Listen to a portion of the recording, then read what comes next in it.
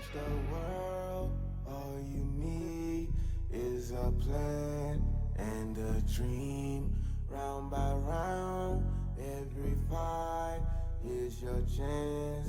Just one night. Use your heart and reach the top. Stay awake, don't fall asleep. You can change reality. Only gets harder. Reach the top. Live and wait in the sea. You the shine on the scene. Yeah. Don't stop giving up now on your dreams. Yeah, yeah. Give it up no matter how hard it seems. Yeah, yeah. You can change the world and all the people follow. You can change the world and make a new tomorrow. Don't give up no matter how hard it seems. Yeah, yeah.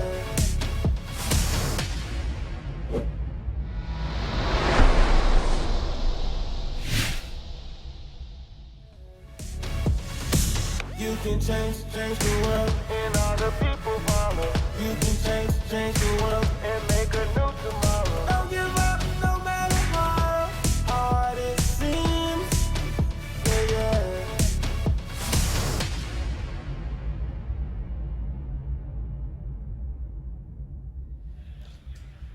Feels like it was just yesterday that we were crowning a young boy from the Dominican Republic as Capcom Cup champion. And yet here we are again 1 year later to find out who is going to be the greatest Street Fighter player of 2019. Hello everybody, I'm James Chen. Hey, I'm Ultra David, almost as old as you are, and I know the exact feeling. It feels like it was just yesterday, but no, we have had a whole other year since then. And today, it's not going to be the full-on top 32 Capcom Cup. We have 31 players who are already in that. They've been qualifying throughout the year. It's been an arduous process, but they've managed to do it. There's one player left. And that's what we're going to be deciding today in the last chance qualifier. Yeah, and it's funny too because you think, oh, okay, so we have the 31 best players already in the tournament. So this tournament, you know, we're not getting who else is left? This tournament is stacked with killers. Every pool looks absolutely ridiculous. There's probably no other, you know, fighting game out there that has this kind of giant pool of talent ready to go at it. I got to tell you, one of my favorite things about watching Street Fighter V is that depth of talent pool. Absolutely. There are so many strong players, and they're from everywhere. Every region has very strong players, and there are so many of them that, like you said, even though 31 are already into the next round, into the finals essentially, there is still a ton of strong players. So you can see for yourself who is in the brackets. Go to smash.gg and search for SFVAE Last Chance Qualifier. You can see exactly what's up. And we'll go through a little bit in terms of who's in which pool. We're going to be doing the A pools to start off with. That'll all be running simultaneously, and we'll try to get the best matches up on deck for you. Yeah, and of course, this is going to be the Last Chance Qualifiers all day today. And then, of course, we'll find out who the winner of that is today. And then starting tomorrow will be the official Top 32 Capcom Cup finale. Exactly. Man, it's been a crazy year so far, though. A lot of ups and downs for a lot of different players, a lot of surprises, a lot of new faces coming in, and we really got to add one more person to that, and I'm really curious. I mean, you know, just from the list of people out there, do you have a particular name that you're looking for right now? My pick to get through Last Chance Qualifiers is in the A pools. Okay. In A1. Okay. It's Toy. Toy. That's my pick. Wong Nation Toy, by the way, because remember, Justin Wong was the one who sponsored him to come to this event because Justin also believes that Toy can take this whole thing. I'm telling you. All right, well, we'll get to yours in a bit and some of the other top players to look for in these A pools. First, we're going to start off with Pool A8, where we have Bunch versus Sal Pacino. Yeah, both players from the U.S., and there is a very international crowd here, so we have a lot of players from all over the world coming here to compete in this. Well, just in this pool, some of the players, Moke, Bushin Style, I Peru, Ricky Ortiz, and Diddy Mo. So we have 3 countries represented just in that. Isn't it crazy just to think that Moke is not in the top 31 already? I know! But here we go. But as we'll go through other top players who are not yet in the top 32, there's a long list. Okay, he's going to get activated, misses the juggle on that. Oh, trying to press buttons after that? Yeah, maybe that was a setup. Maybe he knows that there's a timing that he can use. Oh, the trade will work out. Kind of negates Nadeshko that way. Really trying to get a lot of stuff going on there. Oh, okay. Yep, there. Nice. Not enough. Didn't have bar. And the standing medium kick is going to do it for Bunch right there. So Bunch taking round 1, even though Sal Pacino had a really good start on that round. Then we got the crush into the V-trigger activation, and that worked. I'm sorry, it was the EX Orochi into the V-trigger activation. Okay, there's a lot of reactive play coming out of Bunch right now, and it's working out for him. You see where he's trying to stand. Yeah, he was looking for the charge drop kick. He's playing super reactively. Oh, man, and again, going with that EX or Senha. So, you know, one of those things that Sal's really got to take note of. He's definitely willing to do that. Oh, the regular roundhouse gets the crush and fake the throw. And again, he gets again. All right, what's the mix-up? Ah, see? Okay, perfect. Just as I said, you can tell that he's definitely prone to doing that. Well, I'm worried for Bunch now because the way that Sal Pacino ended that round was that he just had total understanding of what Bunch was going to do. He put himself at the right spot on screen, and he did nothing almost. He was just very patient there, and yet he got Bunch on a couple crush counters. So I got to see something different out of Bunch right now. Got to see a big change. All right, trying a V reversal out of there and trying to get in there with a command dash, yeah. But again, Sal being very wary of it. Goes for that slide. Didn't even have the V trigger. Okay, just like that, everything has changed. Now we have Bunch. He's got a great situation for himself. Here we go. He might get the stun. He's getting a bunch of damage, and there we go. That didn't need to be like that for Sal. He went in, so he was playing that kind of guarded, patient style, even though he was on offense, but it was slow and patient.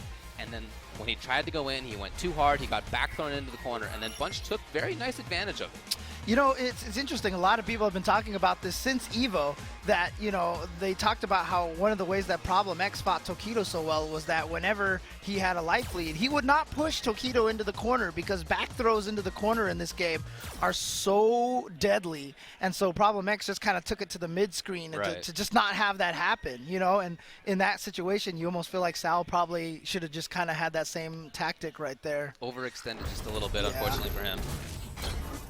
All right. Well, here we go. There's going to be we'll see. Game number 2. No switch. Just taking a bit of time, I guess. This is the first match we have on stream. It's probably, well, I'll check the bracket, but I think it's the first one that they're playing today. Okay. So you're trying to get your head in the game. Yeah, it's a tough thing to do. Everybody's had a lot of chance to practice, you know. It is the first match of the day. And likely that whoever wins this will play against Diddy Mo in the next round. Oh, man. Diddy Mo. Oh, man. Round 1. Amazing to me, another player who hasn't quite qualified. But you know what? He did super well in the last chance qualifiers last year, if you remember. Oh, no, he was qualified last year. Oh, that's right. He made that's right. Yeah, that's right. And he had a good run in Capcom Cup. Yeah, that's right. So every year, there's always been at least 1 or 2 players representing Brazil.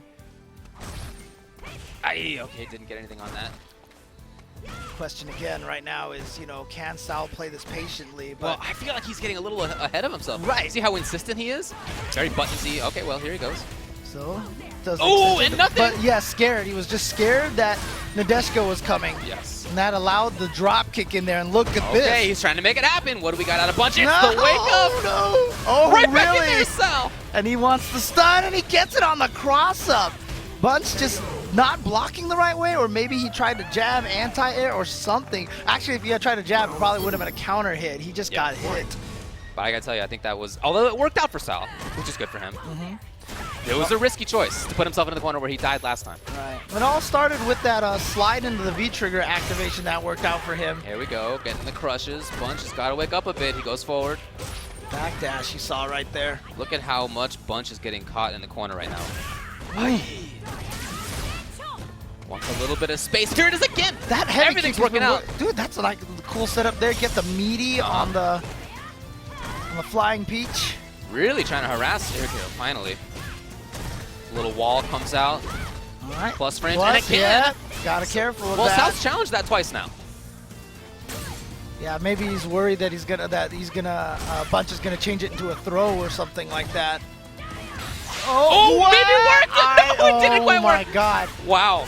In that situation, I almost feel like it was beneficial that Bunch did not have the instant reaction to hit a button. Right, you know? right. Yeah. Man. Maybe that's what Sal was looking for. Yeah. Must have been. It was a nice little call out right there. Well, it's an expensive call out. Yeah, but because now he could have confirmed that into EX if he had it, but he didn't. He'd already spent it. Here we go. Bunch moving forward. He's at match point, even though I think Sal's controlled a lot of this. This is Bunch's match point right now.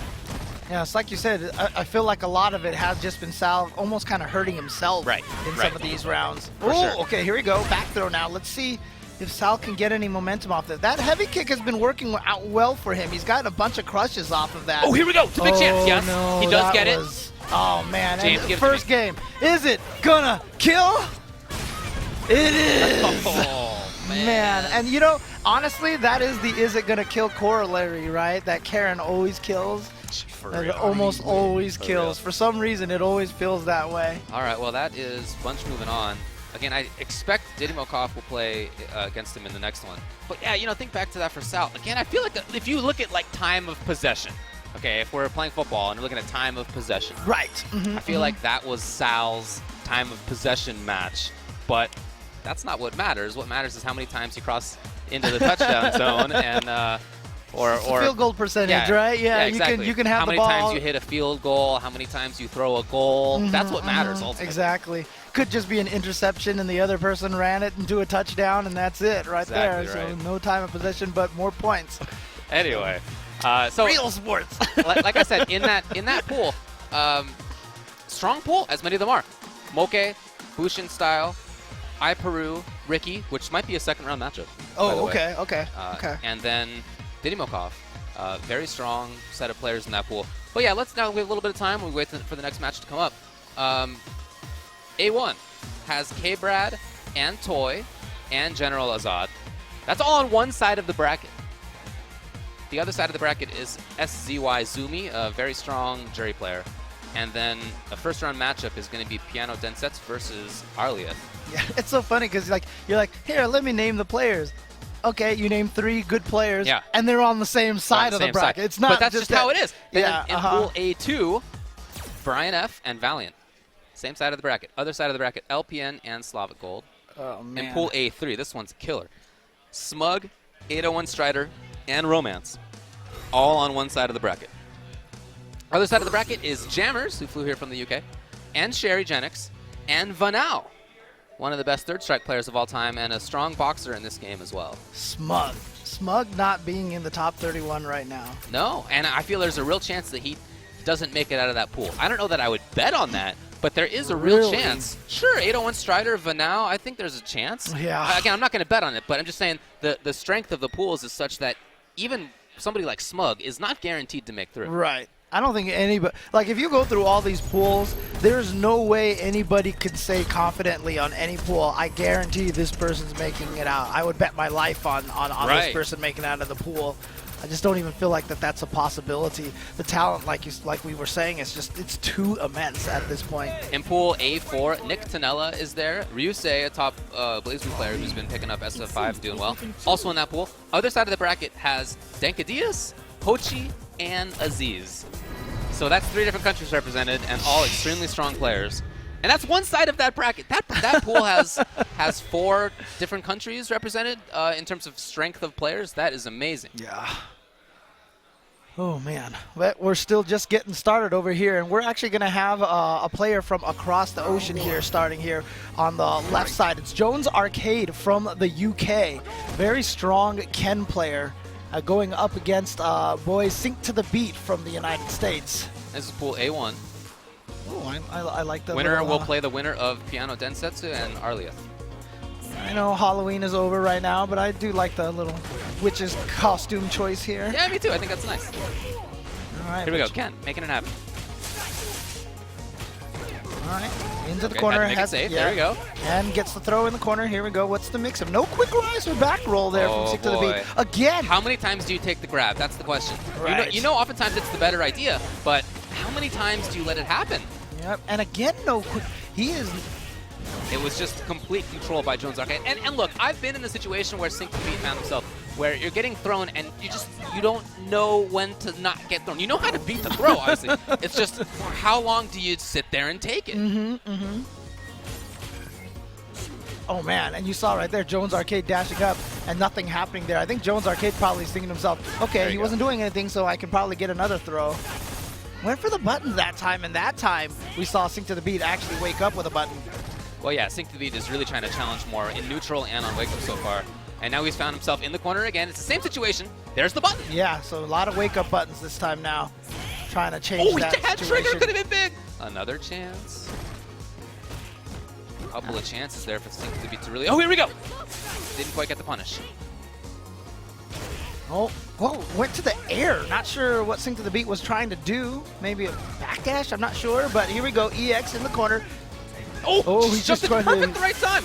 Now, but no gotta make this V-trigger happen. act. Oh, just going for the critical art. Okay. Okay. But he's still got all that V-trigger ready to go. Oh, yeah. He's dangerous right now. Get in there.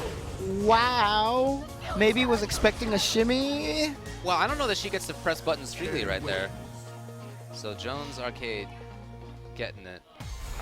Yeah, I mean, thinking back, I think there were definitely some chances there for Sync to the Beat to have taken advantage of things a little bit better. Some punishes missed. You know, the string of getting thrown in the corner over and over again. Like I said, hard to get out of that. Like, it's not literally hard. Right, It's just in your brain, you get so caught up in whether to press a button or not. Oh, here we go. Okay, gets some nice clean jumping here off the forward dash from Jones Arcade. Tries to set up, but look at that. You can tell that Jones definitely has some experience versus this matchup there, knowing that you know, the icicle setup wasn't real, just went right in. Okay. Anti-air, trying to get over the fireball. Nice. Counter hit confirmed. Here we go. Oh, got a punish. Oh, that's punish, Yeah, yeah. for sure. Big damage into the corner with the uppercut. Yeah, legit meterless right there. Here And we go. Could be the round, maybe? Oh, yeah. Oh, I thought it was going to stun. I thought it was going to stun. Me too. I thought that was it. Is it going to stun? But it's not. Well, that's going to kill, though, so. This is a very simultaneously conservative and offensive style from Jones Arcade. It's not like he's making any wild choices or anything like that, but he sees consistently that Sync to the Beat gives him chances, and he takes them. Yeah. And again, you know, as we mentioned, Jones Arcade from the UK. UK is so strong right now. Missed it. Oh, no, but not punished well. Could have been huge. Ken whiffing that big DP out there. You can do whatever you want almost. All right, there's that throw. Oh, he actually got the bait, but, you know, the throw came almost so late that I think Jones wasn't expecting that throw in. Okay. Yeah, all right, there you go. Much more cautious. Didn't want to take any risks. But you know what? He's sitting on all that meter. It's really not, you know, the life lead. Oh, here you go. Oh, gosh. This is going to be some massive damage here. She's going to live. You didn't even try. I can't believe you didn't try. I can't believe you didn't try. I had to try. Well, I did try. But, I mean, kind of. I don't know. It's not the words. You have to say the phrase. You got to give me the words, buddy. Is it going to kill? Well, it's too late now. So I mentioned in that pool. So Piano Densets has beaten Arlieth. That means that Jones Arcade will play against him next. In that pool, like I said, also same side of the bracket, you got K-Brad and General Azad, two very strong players, and Toy as well on that side. That is ridiculous. That's one side of one bracket. I think there are definitely some brackets that I think are stronger, as always happens. They're all legit, but some are obviously stronger than others. That side of that bracket doesn't get any better than that. Yeah, pretty much. Crazy. So. But again, you know, you're watching Capcom Cup 2018. We have to give a shout out to all of the people that are able to make this event happen, including Victrix.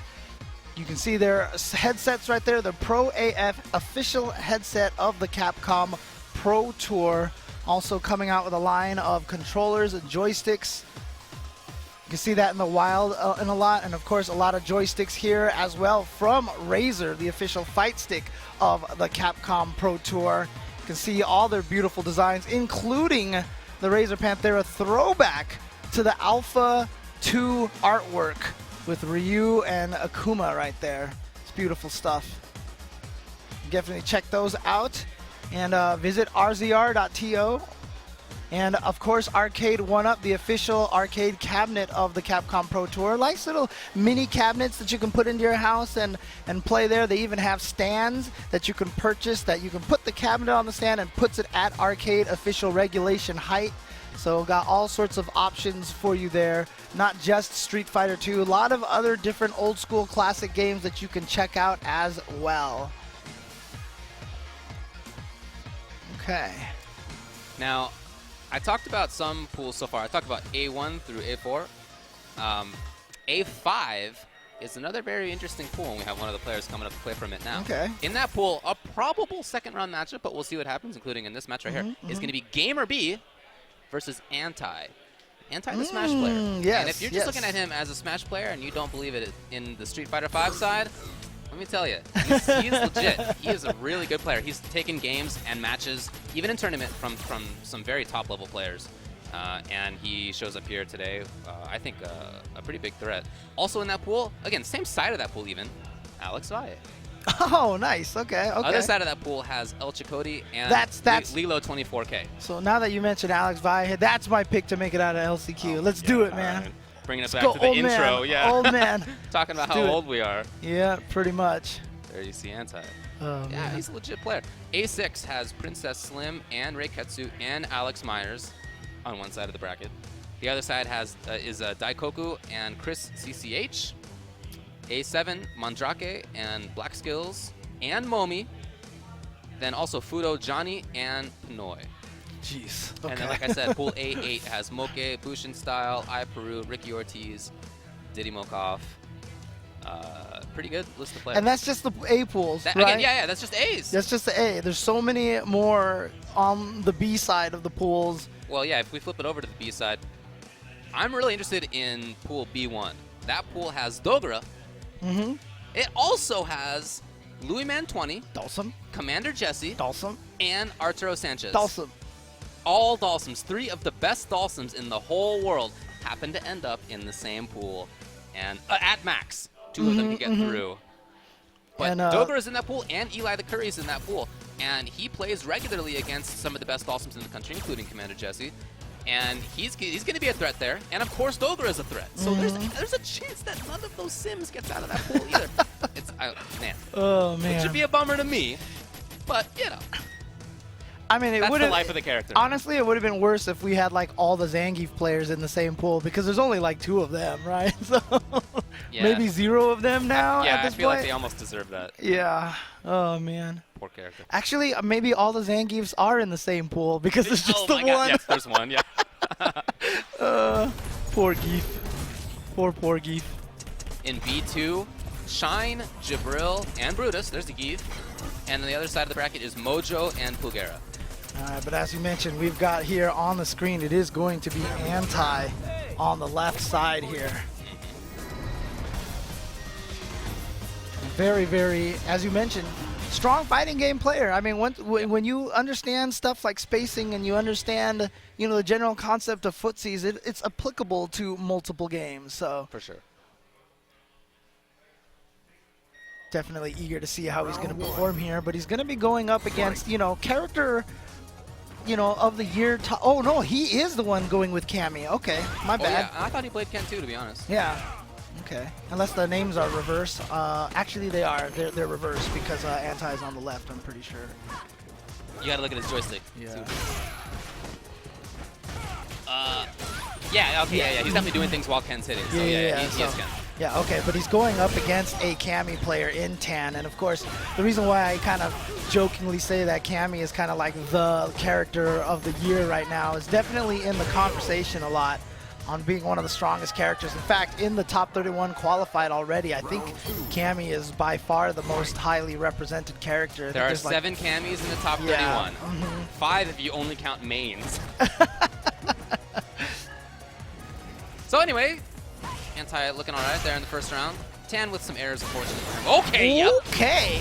And again, no invincibility on those uppercuts, so that's just a mistimed meaty right there. So if you get hit by something like that, you can only blame yourself. That could have been so big. You could have kept the ball rolling. Instead, now Anti's got the offense. Just like if you drop a combo like that, you can only blame yourself there. Nice confirm on the crush counter, and EX uppercut into the corner here. Big damage. Oh, put himself in there. Oh, it was a risk, but you know what? It paid off. Yeah, that's why he went with the back throw, right? That's why that was the first option in his head. Usually when someone corners themselves in those situations, that's like one of the first things you want to look for is that back throw, because everyone's like, oh, I want to go back into the right position. Absolutely. All right, so there you go. So Tan, losing game number 1. You see a smile on his face right there. There's Anti. Appreciate the 90s Nirvana t-shirt right there. Let's go.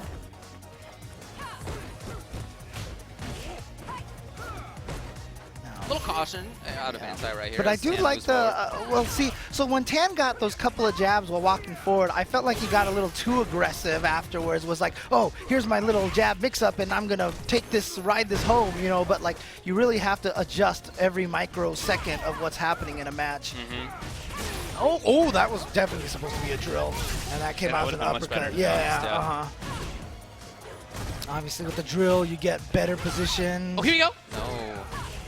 There we go, drill. Now you get the mix-up. Yep, there you are, right there. Although I would like to see Tan dash after the drill, because that sets up the perfect meaty frame kill setup. Okay, anti-air. We've got the anti-air right there. Man, this goes on. I like more of what Tan's doing, but here's anti. Into the corner, just like that. Super's there, and we've already seen Tan bring it out. Yeah, but crush. Anti's not scared, just going for those meaties anyway, and he gets the stun. And no, I don't think he's going to spend the whole bar. No, just for sure the not. EX. Yeah. No need to have done that. But I really like how he moved in the corner right there. He presented a crush, a couple of crushes, in fact. They were both blocked, and he read, okay, Tan's just hanging out. Time to grab. Time to dash in and grab. Also appreciate that both. Oh my God! No, that is not what you want to have happen at all. And now you are in the corner. And there we go, proper meaty. Oh, but he didn't get the confirm. He mistimed that. Oh, but he got that one. Counter hit the counter hit jab. Counter hit as well from Tan this time. Spends both halves. Just goes for the damage right away. Putting up a bit of a wall right there with Tan. Oh my God! Anti's already. Beautiful. It's almost got triggered. It might not even come up. He baited. Oh no! He may lose. No, but no. That would have been. You know what? I don't know that she would have killed in that situation. Right. But still could have gotten the knockdown into one more situation for sure. I mean, it depends on how much meter that Tan was going to be willing to spend. If he had gone for the back strong target combo and the hooligan, EX uppercut, probably could have killed. In that situation, but. I just feel like Tan wasn't ready for that whole situation overall, because Anti definitely kind of got away with that one. But you know what? He'll take it. He'll take it. So the first time I was, the first time that I was reading through this bracket, I somehow missed that Jobian is also in that pool. Oh, so that means that second round on just that side of the bracket is going to be Gamer B versus Anti and Cali Power versus Jobian. On the other side, El Chakotay versus Fakito is going to happen, and we'll have to see what else comes up after that. Yeah, it's kind of funny because but it is being updated live. You can check it out on Smash.gg. It's really funny because literally, the players are sitting right next to us, and so if they don't have the headsets, they're totally listening to us right now. And Anti was definitely not playing with a headset on. No, he was not. Yeah. Who do we got coming up? Looks like Brian F's coming up to play. Yes, Brian F. Definitely one of the stronger American players here. Another one of those players right now that, on paper, if you didn't look at the brackets and everything like that, you'd be like, oh, I'm sure Brian F will do well, make top 8 of LCQ. But again, there's just so many killers here that, at this point in time, it really feels like, appropriate to Vegas. It feels like a crapshoot right now at this point in time. Yeah, man. Now, Mono is listed as being in that pool, but I believe he said that he can't come. Oh, no. I'm so sad. Yeah, I hope that I'm wrong about that, but I believe that I read from him that he won't be able to make it. All right, well, look, if Mono can't make it and he's watching right now, shout-outs to you, Mono, because, Tio of First Attack in Puerto Rico, awesome Fang player, just overall great member of the FGC. Narikun is also in this pool. He's a good Ibuki player. I don't know how I missed a couple of these. I guess maybe things have changed since I last looked. I don't know. Or it's just that you see the names and your eye glances the next name fast that you skipped over one of the names. It's just one of those things. So many strong players here. Yeah. So Brian F is going to be on the second player side, and Shadowken maybe. Okay, we'll do that. From India. From India. Oh, from cool. Dude. India. So there's going to be a DreamHack in India next weekend. That's a scene that I have only ever had brief glimpses of from our perspective here in the U.S. But when I have, there have been strong players. So and there's no surprise about that. I would think so many people, so many strong players, so many chances to have good players. Right. Remember last year, I believe it was at Brooklyn Beatdown that one of the players from India won a trip to ESL. That's right. Brooklyn Beatdown in New York. That's right. And so yeah. So this is big stuff here for Shadowken right now because interesting, and a Zeku. You know what? Zeku, I think, is the dark horse character of this tournament right now because I feel like he's a character that's so good, and it's really only recent that we've been seeing those Zeku results. And we see him all over the place now. So obviously we have guys like Angry Bird, who everybody knows is a Zeku player, but every time I see players from around the world, the more and more I see Zeku being played. I do agree that Zeku was slept on a little bit. I think primarily young Zeku was slept on a little bit. That character is very good. I think old Zeku has some cool stuff, but man, young Zeku really plays Street Fighter V well.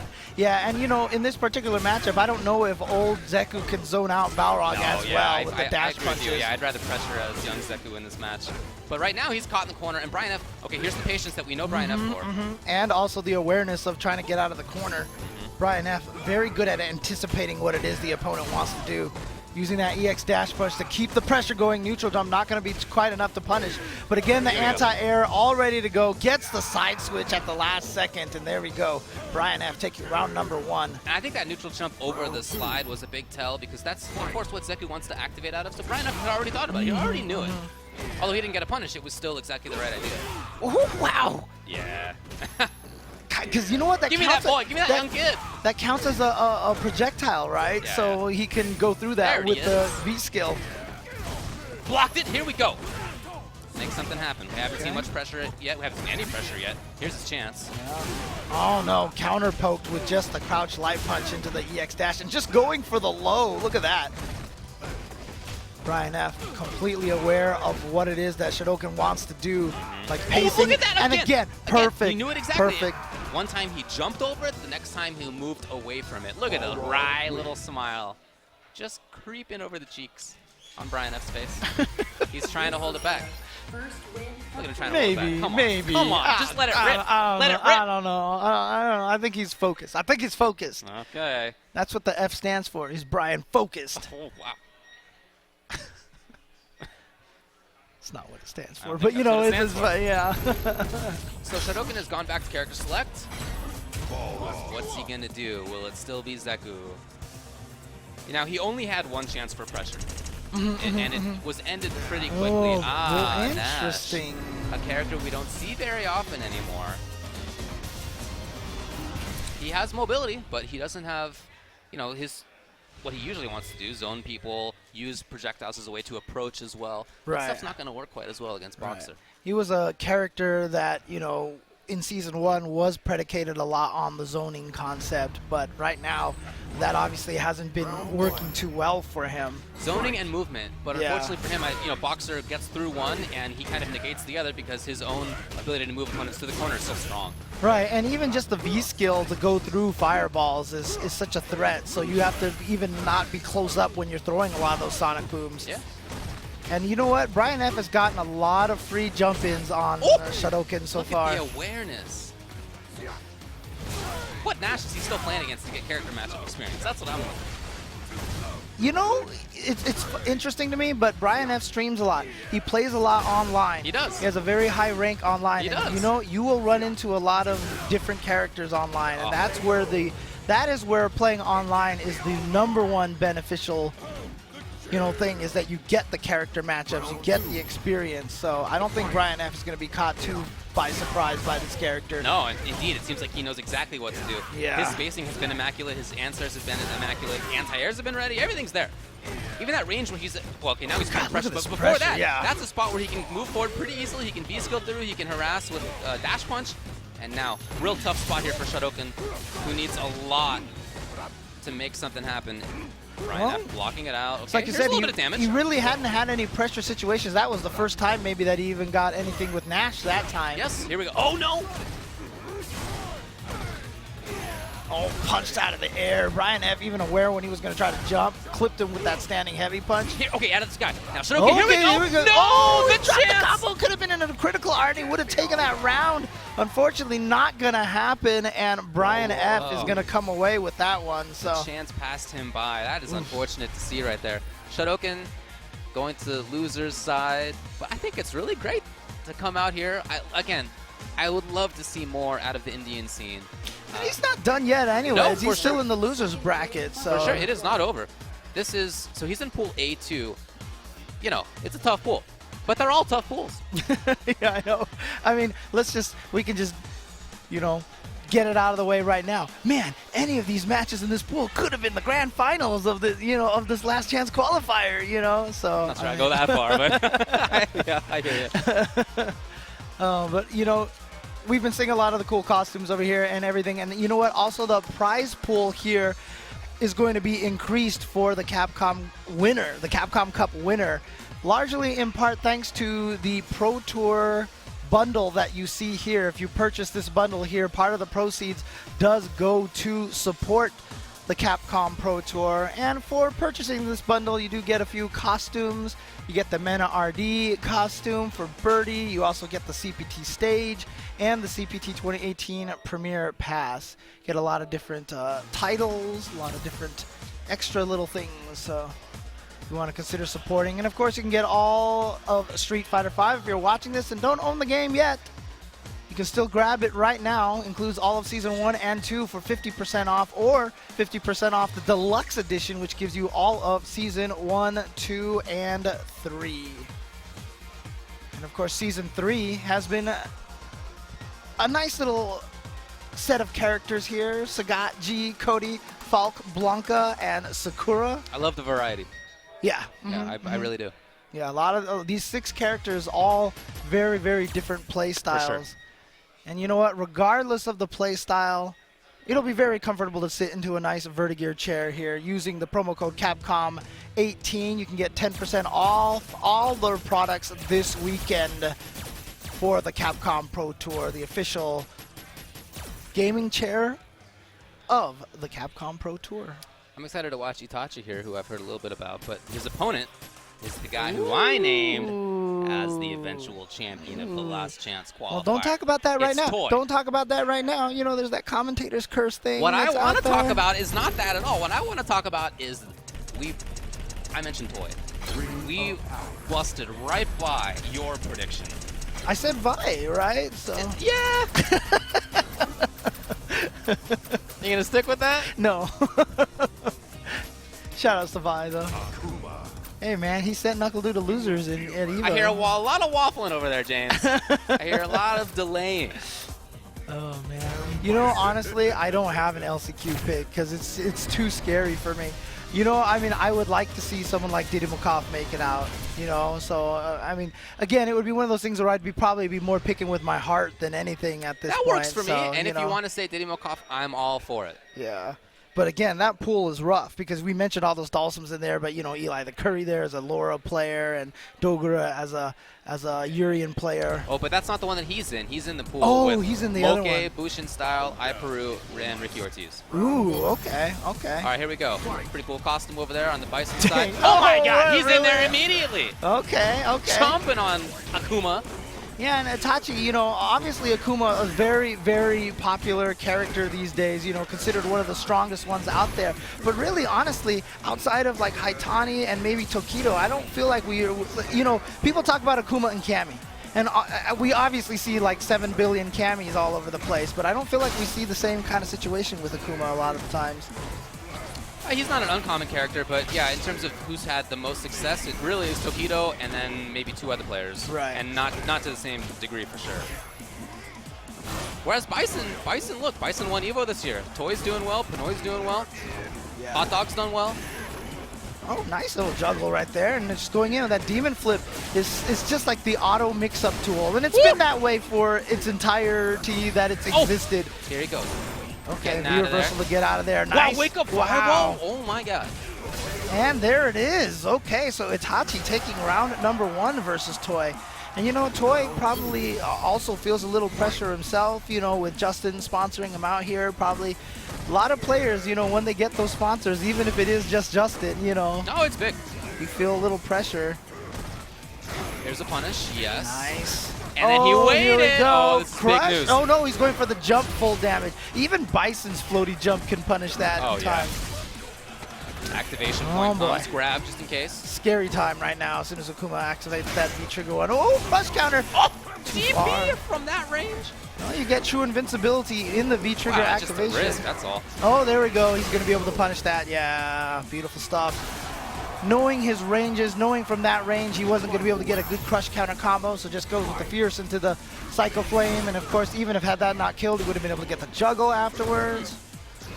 Little trade right there. Not exactly to Toy's benefit, but I like the idea of it. Oh man, we are seeing some good stuff here out of Itachi. Oh yeah, and the combos into the Tatsu, and like I said, this yeah, and he finally got him standing up, and he had the ready. He's in big trouble. And then the dive, he has done every single different option off of that dive kick. That is Itachi's game right now. I'm just gonna dive kick at you, Bison, because you don't have a wake up EX uppercut.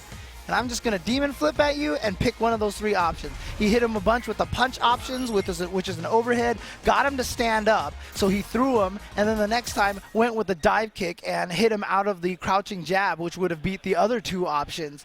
And so Itachi had all the perfect reads. Character Look, is... I didn't mean to curse him, okay? That's not what I want. We'll see what happens here. Like we said, too many strong players everywhere. But again, you know, Akuma, there's a reason why people think that he is one of the strongest characters. Yeah, it feels like basically the consensus is that he's the best. The worst you'll hear somebody say is that he's second best. Yeah, I don't think he's ever going to get any lower than that on most people's there's no way. tier list.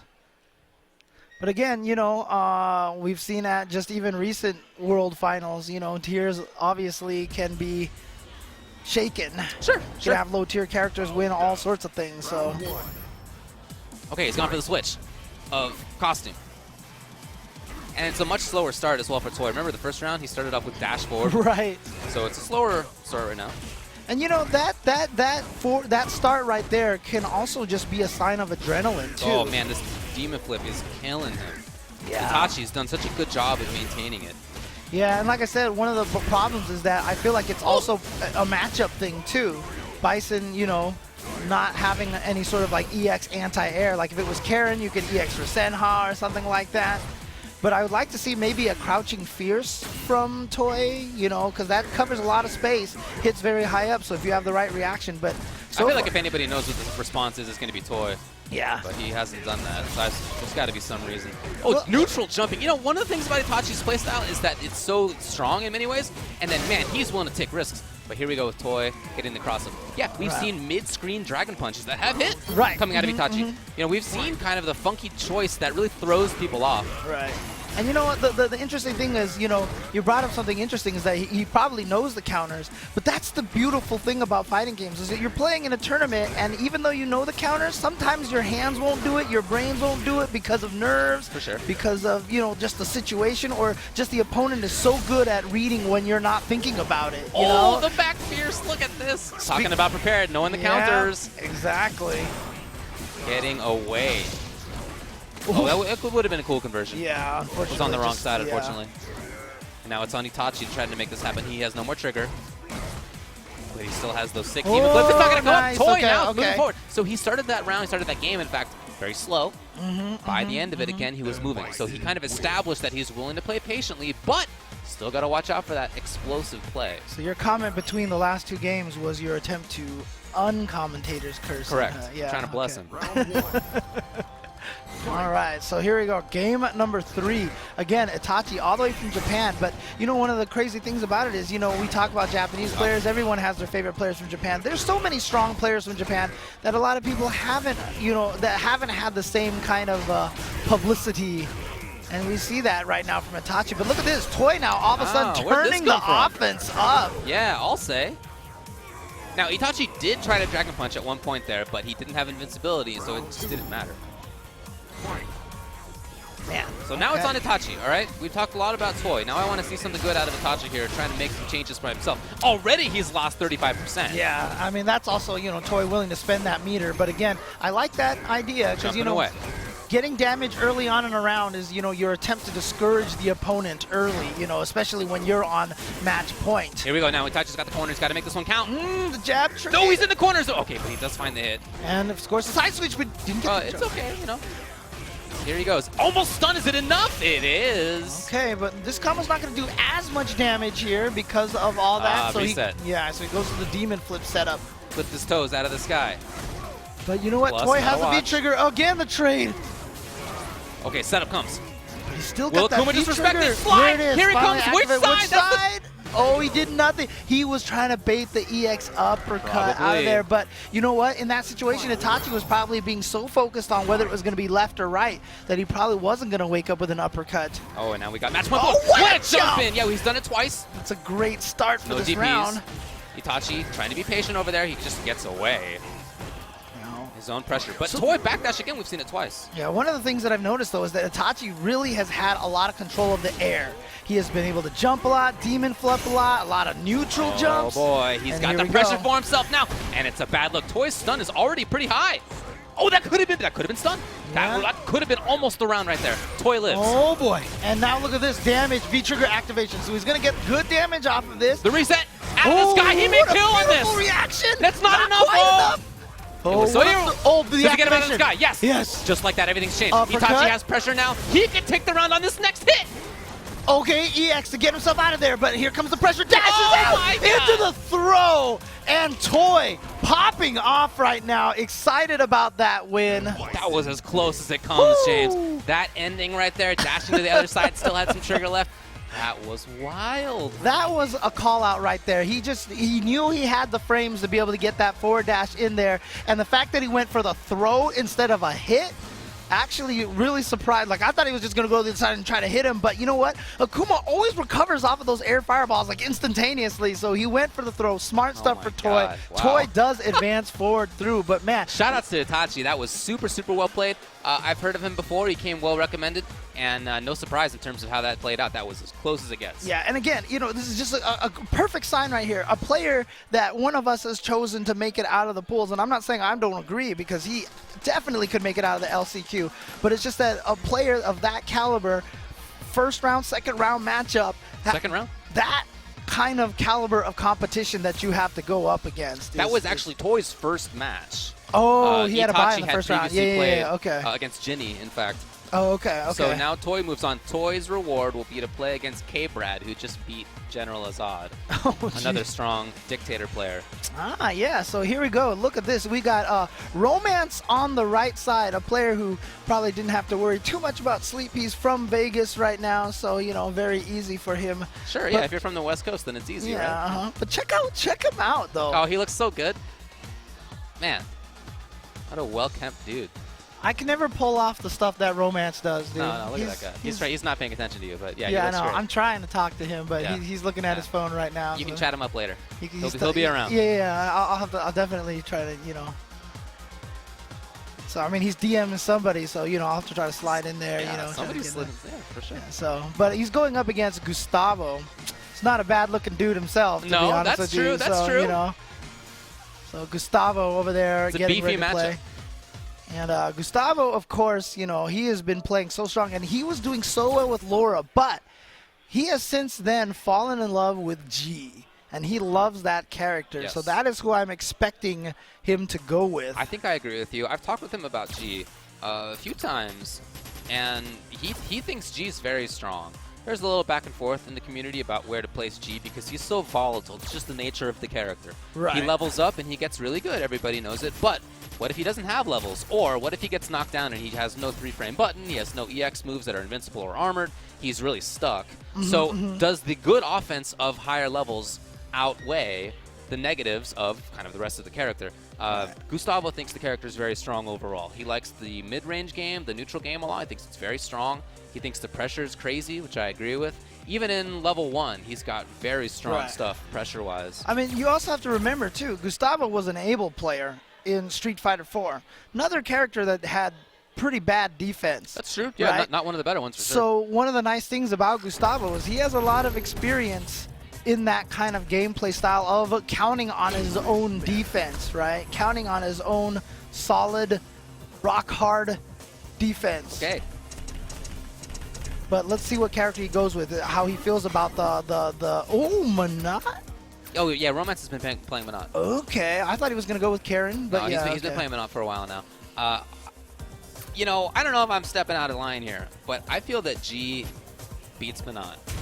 And I feel that he's one of the best characters in the game at playing against Manat. I feel like he's one of her worst matchups. Really? Yes. Okay. Oh, I mean, what's the reason? What's the reasoning? So he does a great job at nullifying the orb. His very easy reaction V skill on the way out. Super easy. So it's not a big deal.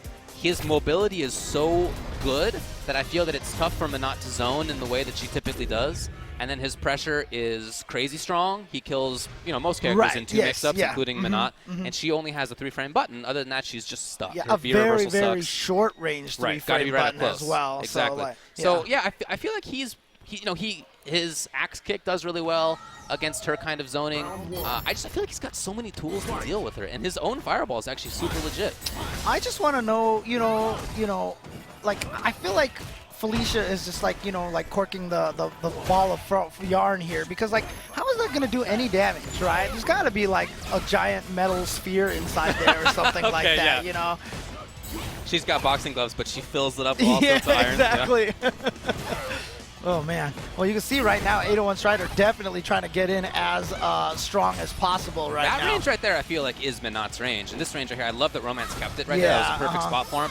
Outside of that range and inside of that range, I like G, though. Here he goes. V-skill all about? That was maybe he was trying to V-skill into activate or something, but it was just right outside of the range. And look at this juggle. You're one mix-up away. She's going to have super. No. Oh, that sucks for. Oh, my God. And just like that, that's it. Think if that had been super, there was a pixel between Minot and having super and having a credible defensive option. Right. And there was not a credible defensive option. Strider got to go in again. That round right there played to exactly as you were saying, right? G gets the knockdown, and then all of a sudden everything goes downhill right away. And you see how much meter G builds as well. I feel 801 Strider's been using EXs liberally, and he still has 2.5 bars right here. You're right. Well, you know what? Speaking of meter right now, Romance has everything in store. Oh, it was too far! Oh, boy. Here comes Strider now. So there was one bar that he used, level up, and that's perfect for the meaty into the commando juggle. I'm worried for Romance. Yep. Here we go. Again. This time goes for the meaty again, but look at the stun right there. But who cares about the stun? It's about the death right now, and that fireball, like you said, such a great zoning tool. Oh, look, he goes right through the orb. I'm telling you, that trigger is so great against so many characters, but G can actually attack through it with Axe Kick. That V-trigger doesn't work the same way against G. I'm telling you. I believe in this. Well, so far, the way that match played out, I don't think anybody is going to disagree with you in the chat right now. So, once again, I want to give a shout-outs to everybody in the chat. Thank you guys for tuning in for the Capcom Cup Last Chance Qualifiers. We are watching some Romance versus Gustavo right now. But so far, it has really just been watching Gustavo at this point because his G has just been destroying Romance. Well, think back to the first half of each of those rounds. What if Romance had not whiffed the slide that caught him put into the corner? Like, very little things like that really could have changed it up. So I don't think Romance is out of this at all. And again, I like the range he's playing right now. I think this is fine for him. He was ready. Time for... Oh, okay. Got caught by the EX there. And again... Just like that, your corner. From anywhere. And then the meaty, here we go, damage, juggles. Romance is in big trouble. Next one's for stun and death. Oh, the empty jump low. Gustavo doing a great job with the mix-up right there. And this is, it's really interesting because, in older Street Fighter games, obviously, we had characters like M. Bison and Super Turbo who was like all offense, no defense. And that's kind of what G is in this game. No, that's exactly why I'm playing him. Because I played Bison in that game. I mean, also he's good Q. There's two reasons. But I love him. Yeah, he's so great. Yeah. He is definitely all about. Look at the spacing right now on those I want to call it crack shoot from CBS2, but that's cool. Here comes EX into the corner just like that. The corner carry is so good now. Romance is stuck. He has resources. Here he comes. Oh, the Strider doesn't want to deal with it. Oh, he missed the command throw, that was big. It was a huge chance. Yeah, that could have been just so much damage. Oh, those orbs. Okay. But not spending the meter just yet, gets the throw. Okay, so one hit from Romance could take it at this point in time. Here we go, perfect. And this one will definitely kill. Yeah, that's a lot of resources used, but you got to do what you got to do. And I continue to like a lot of what Romance is doing, even though many of these rounds have gone to Strider. He's controlled the rounds well throughout most of the time. It's just a matchup of the characters, the two best V-triggers in the game. Oh, I believe that. Here he goes. Gives up the level in favor of pressure. Yes. Counter. Oh, here we go. Already has it. But he's crouching. Yes! Oh, so he goes for the reset. Okay. Look at the stun! It's enough! Just yeah, barely. But so many hits. So the interesting thing about the way damage scaling works with their orbs. Nice. Pressure comes now. Strider has his own super all of a sudden. Oh, the forward throw not going to be quite enough. Oh, the block! What a block. Oh my god, oh my god, no. you could be dead. Yeah, you all bets are off. I've never seen that happen. Side switch maybe? But here we go, into the juggle. How much meter is he going to spend here? I don't think he needs to spend any. Jeez. Empty jump, low, no, goes for the punch. Oh my god, oh, it's just he's just going to chip him. What is that going to do? This is going to kill. No, she's out of there. Oh, she's out of there. Reversal, the V reversal, of course. But why? Gustavo, what are you doing? He forgot. I can't believe it. Look at the smile on his face. It didn't need to happen like that. It didn't need to happen like that. Man. Wow. Like, what if that just hadn't been a block string and he had just done super? Right. That would have been it. Yeah. Oh boy. So Romance lives another day. And like I said before, I still continue to like a lot of what Romance does in the nooch.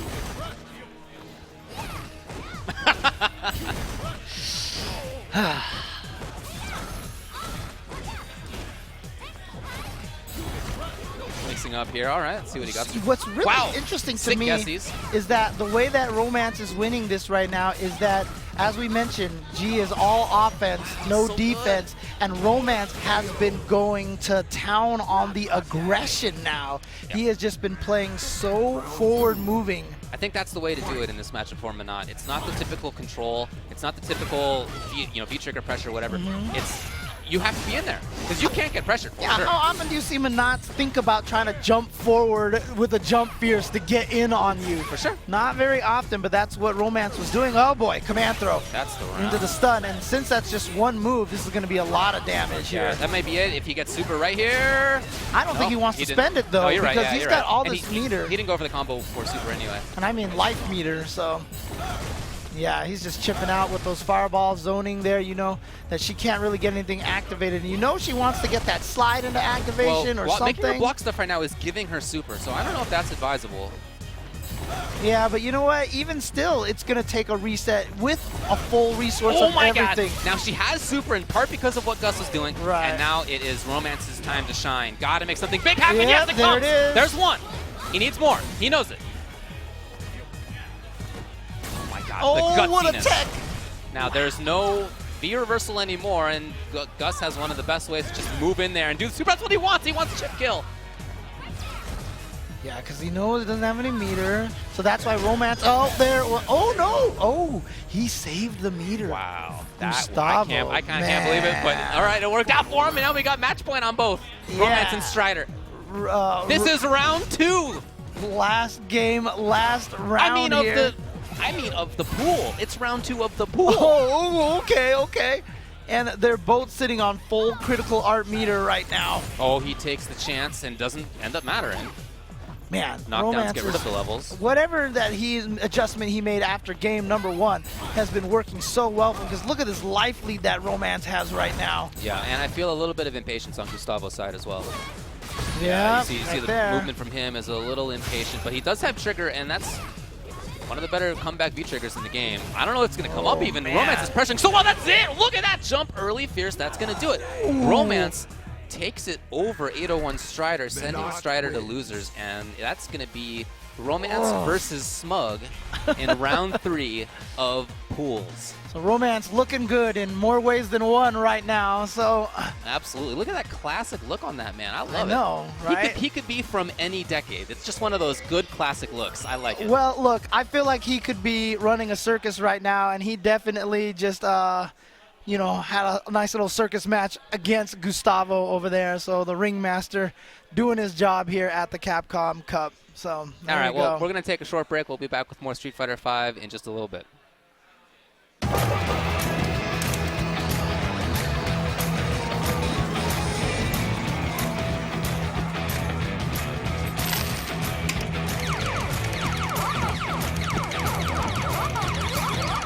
Dad, how do I eat all the ghosts? Dad. I can teach you, buddy. Bring the classic arcade experience home with Arcade One-Up. Cabinets and risers each sold separately. And now it's time.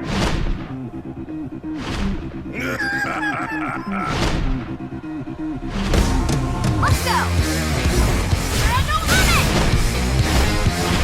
I'd do it if I were you. Let's go! It's all coming up party! Pleased to meet you.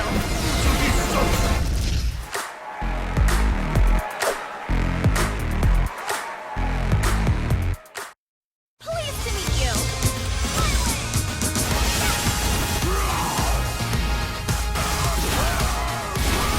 Let's begin. Okay, come on. Power to the people of Earth! Dare you challenge Tokido?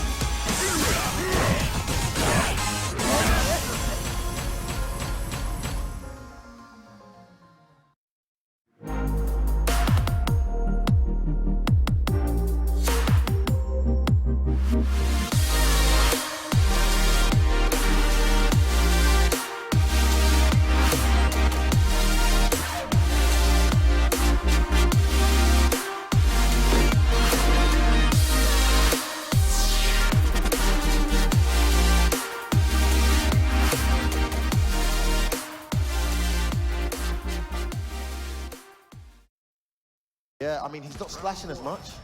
And when he has, he's blocked it. But that jump on the back of the head is causing problems. Yeah, just get perhaps medium kick that. Yeah, he can low profile it and get a full punish. We saw MOV do that many times already. Oh man, the command grab is just coming out here. And it all boils down to it. Oh, that meaty spacing on that down forward fierce. Oh, this is such a good sequence here from Knuckle. Do another stun. How? And here's the stun. Big round. Great hit of builders. And after all the reversals we saw baited out, put the fear in Ricky to let that EX spinning bird fly again. Just needs to not be in that situation. Great whip punish. Wake up Big buttons. with buttons. And again, the momentum is in Knuckle Doo's corner. Looking to go into a 2-0 lead here in winner's side. Now into plan for Ricky if that happens. Great throw. Corner pressure, here we go. Let's see. Oh, the clap! A clap in between the string, it just keeps hitting. Oh, goes behind. Big damage. Oh, that time it does work. Big Oh, hit. Oh, it gets clipped. Sequence. Activate. no! Oh! He was ready. Ricky Ortiz with the read. And that time, Wow. Knuckle Doo did risk it all with a critical art. Ricky Ortiz hadn't pressed anything, had the down charge, was ready. This grand finals. Tap. Gets underneath with the crouch medium punch. Great situation there for Ricky. Not Punish falling on for the that splash, anymore. here we go. Meaty throw. Needs more of those. That clap. Sticking it out. And again, Ricky Looking ready for and we're that. punishing it. Looking for that hard punch. Big punish. Gets it. Good adaptation on the fly here from Ricky. Looking to close this out. Nice whip punch, could be able to close it out, no? Not quite. Oh, no! Great taps, and Ricky Ortiz ties it up one apiece. How much pressure must be going through these two players' minds right now?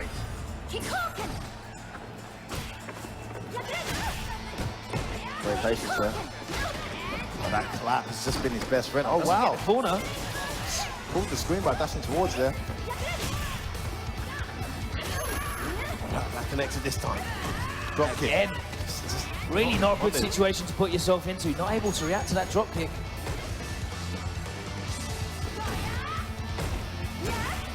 That's fierce. Oh, this time it hits. I really like how he's changing the time up on the charge drop kick as well between the level 1 and level 2. Yeah, it really does keep his opponents guessing. Ricky fighting so well from the corner though. He's dealt with all of that pressure. Generally how Mika plays, right? You just vary your options up until one hits. And then just try to make the most of that corner. Nice confirm there off the medium punch. Here we go. Catches the backdash. Activates. Let's go. She's coming. Oh! Just as she went for something. That's so unfortunate. Probably went to try and throw. Ricky Ortiz just hesitated to punish that whiff splash. Could have done the critical art, actually. Would have won the round, and Nadeshko would have been nowhere to be seen. But just hesitated because of that fear of that V-trigger activation. But now it's in the corner. Oh, tried to press the button afterwards. That light, and you get frame advantage. In this round, big hit. That was a huge, huge turnaround, and the stun's gone as well. Gonna get clipped. Oh, ready. Wow. Nadeshko saves the day. Oh my word, what a sequence. And that was all about Nadeshko turning the momentum round. So ready to convert off of that trade as well. Goes into the lead 2-1. Tournament game now for Knuckle. This young man had such a difficult year, and he's come into form. Really flying the flag for the United States against all the international opposition he's been up against. But right now, it's an all-American affair here in Grand Finals. Ricky Ortiz fighting for a life in this tournament. Thousands of players all year. Of course, she doesn't even have to win this set. She has to win 2. Find out the loser's bracket. Boils down to these two. And it is command grab city right now for Knuckle versus Ricky Ortiz in the corner. Backdash his own wake up to escape the pressure. And another drop kick. Has to be reversal. Doesn't want to take that pressure, especially not in the corner. Oh, good splash. Wow, 2 forward fierces in a row. That's using a jab there to check. No whip punish on the down forward fierce again. And great defense from the corner there from Ricky. She's come out of that one alive somehow. Oh, instant air legs. Oh, that's changed everything. Come out. This is going to hurt. Let's go. Oh, that's going to be the round. And we are going to set point. Knuckle is looking to close it out and get his name put on that cup. His name put on that check. Tournament point here for Knuckle. He's been the player of the last few months, undoubtedly. Looking to confirm it here. Can Ricky do something about it, though? Off to a great start. Lovely hit confirms. I missed that meaty throw just when she could have got the stun. Gets thrown again. Can't let the Knuckle get going.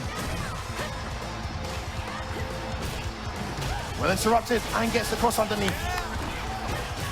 Beautiful round from Ricky Ortiz. Saves himself 1 run for the match point. Can she do the rest? Final round. Fight. Match point here. Tournament point here for Knuckle. Still. Oh, walks into a clap. This is a lot cagier play from Ricky Ortiz. She's playing a lot more reactively, defensively, trying to zone. Oh, this could be the moment, Logan. This could be it. Ricky's got to get out of here. Oh, great choice. again, a great use of that EX spinning bird kick. It's been the real lifesaver. It's keeping her in the game. And that drop kick has been a big problem. No V reversal there again, and not a reversal. Finally. Oh, and still in the pressure. Doesn't really get you anything though. Out of the corner, fought away nice, up. nice. Back in this. Knuckle gets clipped. Oh, Tries that's to so low lucky. profile, but it doesn't work up. No, still alive. Still in there. Tournament point. EX spinning bird kick. I want to activate and try and get something. Here we go. Oh, jab, jab. Oh, and Come on. he Knuckle. Knuckle is your Capcom Cup champion. What This young man. There you have it.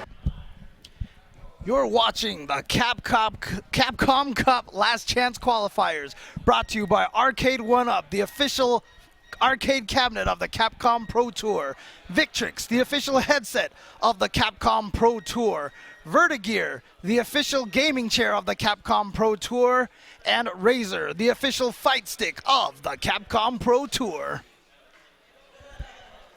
All right, we're back. And it's going to be Jones Arcade. Yep, once again, back onto the stream. We saw him play earlier, doing very, very well. But this is also SZY Zoomi, and I'm really excited to watch this. Zoomi is one of the best jury players on the internet. And that is a character that I think is super underrated. Okay. I think that character is much stronger than people give her credit for. I don't think she's going to be top tier or high tier or anything like that, but I see people mention Jury as, you know, bottom tier character and stuff like that, and I definitely do not think that that is the case. Okay. So I'm excited to see what Zoomi's going to do with this character. I haven't had a chance to see a lot of his matches. You know, I see him now and then on uploads put up by the various YouTubers who just like take good online players and put them on the internet, on YouTube. So I've definitely seen him play a lot. And there's a lot of strength. He does a lot of cool stuff. He really milks a lot out of the character. But we saw Jones Arcade earlier. So this is you know, Japan versus Jones Arcade is from the UK. So we've got Japan versus UK going on over here, and that's actually kind of exciting to me. Very international flavor here, as I mentioned. SFVAE Zoomi. Okay, just like that, he's got the crush. It's a big chance already. Jones Arcade thought that he had the anti-air, was not ready. Oh, almost stunned, it's so close. And backing off. Yeah, I mean, that's a smart thing. A lot of times when the opponent knows that they want that you want the stun, and so they can play this kind of really reactive defensive game. So I like that Zoomi wasn't pushing too hard with that. Sure, yeah, no, I hear it. Look at the spacing right here. Did you see that spot? Yeah. That was a good spot right there. Dude, that's hard to standing medium kick with Jury is like one of the most underrated normal buttons in the game. That button blows up so many things, and it actually has that ability to beat like low moves. You know, it can hit like crouching medium kicks and stuff like that. Here you go. Jones Arcade has the pressure. And what's interesting about the way that it hits at those ranges too is that it's bufferable if they touch a button and not bufferable if they don't. Here we go, Jones is going to spend 1 bar on it. That's great damage for that. Waking up with buttons. It was right. I mean, he had the right call. Just like that now, it's triggered. All right, back dashing away from the throw. But the thing is, the Jury's mobility, especially in trigger, is just so good. It's hard, even if you reversal her away, she's in your face again. She's right there, look at that. Okay, crush counter sweep. Wake up grab. No, wake up back throw. Oh my god, and confirm on one pinwheel, just like that. And even to just think of doing the pinwheel in that situation, you know, that was definitely no guarantee that you had that opening to throw out that move like that. But he just had the read that Jones Arcade was going to walk forward, try to be aggressive. Yep. Wow. Yep. Very, very strong stuff. I love the mobility. I love the pressure. And it was often pressure from just smart spots. You know, he did a great job defensively as well when it seemed like Jones probably thought that a wake-up, you know, EX move was coming or wake-up super was coming. Instead, Zoomi had the back grab. You know, understanding exactly right, the little wheel of options right there. So that was just all around super well played coming out of Zoomi. Hey, I was waiting for you. Very interesting stuff. This is in Pool A1, by the way, which this is to get into winners finals. The other side will be either K-Brad or Toy. This is the same pool as the Toy pool that we saw with Itachi and everybody. So Itachi and Zoomi were both in this pool, huh? Okay. Well, here we go. Jones Arcade coming back in here. He's really got to find a way to get past this like aggressive style of play right now from Zoomi. Okay. There you go, yeah. Not quite safe jump. And then again, it's just excellent defense. Look at this. What an the anti-air was autocorrect, right there. I'm super impressed by the defensive choices coming out of Zoomi. I think that's the thing I'm thinking about the most. I like the pressure from Jury, of course, the movement from her, that's what you expect, but the defense has been so on point. And the great thing about that defense, it is the defense while playing the offense, you know? So she is being aggressive, you know, and able to... Here you go, Jones Arcade turning it around just like that. Not quite dead. Oh my god, wake up back grab. We saw that before. Oh, okay, he said, you know what? I know that that's not a true block string. I'm going to uppercut right in the middle of that and blow you up. So good stuff. The Jones Arcade taking that round. Oh, wow, what a start. This goes right in there. Confirm on one button into the EX. Great spot right there by Jones, and he's looking for something big. He looked like he wanted the Dragon Punch, didn't he? I mean, I think that's why he was crouching. He just got hit during the down forward position right before he hit the button. I love the button places that he's bringing out. Again, the auto press looking good. Uppercut, yeah, good stuff. Oh, the battle of heavy kick right now. Here you go. Jones is a big threat. One more for the stun, maybe the round as well. Oh, no, anti-air right there. Jones Arcade definitely could have uppercut in time, just wasn't ready for that back jump. He's going to get hit. And, of course, the cancel right there from the V-trigger activation. That's match point. SFVAE Zoomi. Yeah, we saw Jones Arcade, as we said earlier on stream, he was able to win his first match, but fighting up against the Jury. And again, you know, it's one of those situations that you kind of ask similarly when we saw Nash. It's like, how often do you get practice against this character, you know? Yeah, it's true. Not a common character. Again, back and forth, out of Jury. I love the movement from her. One of my favorite things to watch. Ooh, the little setup, and there's the stun. You gotta think that's it. And you know what? He's already taken off the headset. Jones Arcade had already taken off. Wow. As soon as the stun happened, he just, I could see it out of the corner of my eye. The hands reached up, he took the headset off, and that was it right there. Well, extremely impressive showing from SCY Zoomi, who will play either Toy or K-Brad in the winners finals of the pool. We'll have to find out what happens. Again, if you'd like to follow along, go to smash.gg and search for the last chance qualifier. And like I said, everything's being updated live. Yeah, and again, you know, Jury is one of those characters that I feel like is going to sneak up on a lot of people, you know, because, like I said, people who play the game, they know, like, she's not a bad character or anything like that, but I feel like she just has this reputation because of Season 2, you know, and Season 1 a little bit, like, people are just like...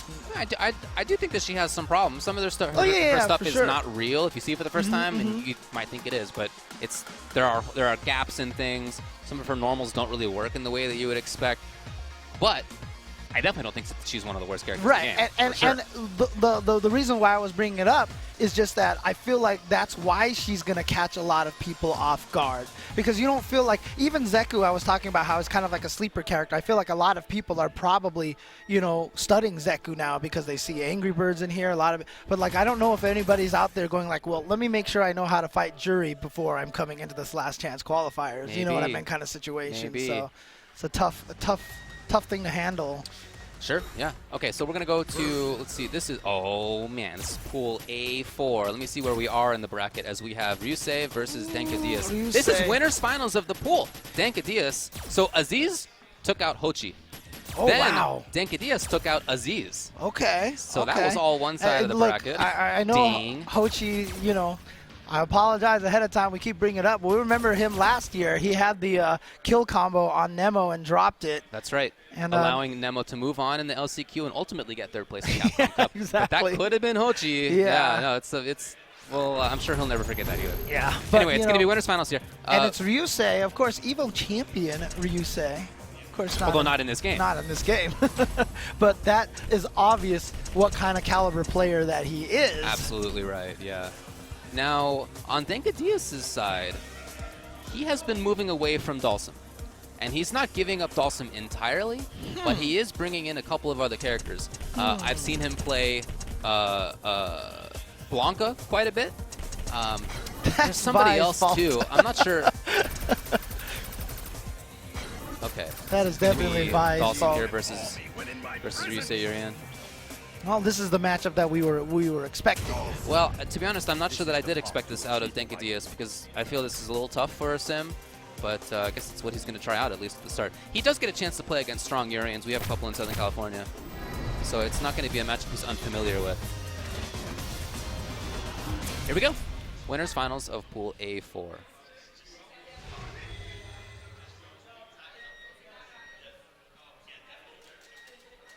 Of course, Ryusei from Japan, Denadas from the U.S. Yep, from Southern California specifically. That's right, and we are coming to you live from the Luxor Esports Arena here in Las Vegas. First time Capcom Cup being in Vegas.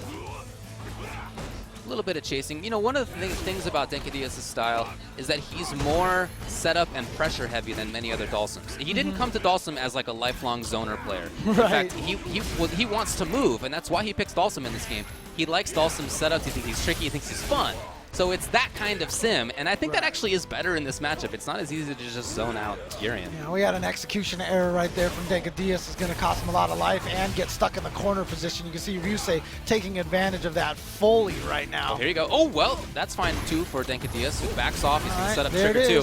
Let's see what he's got. Oh, my God.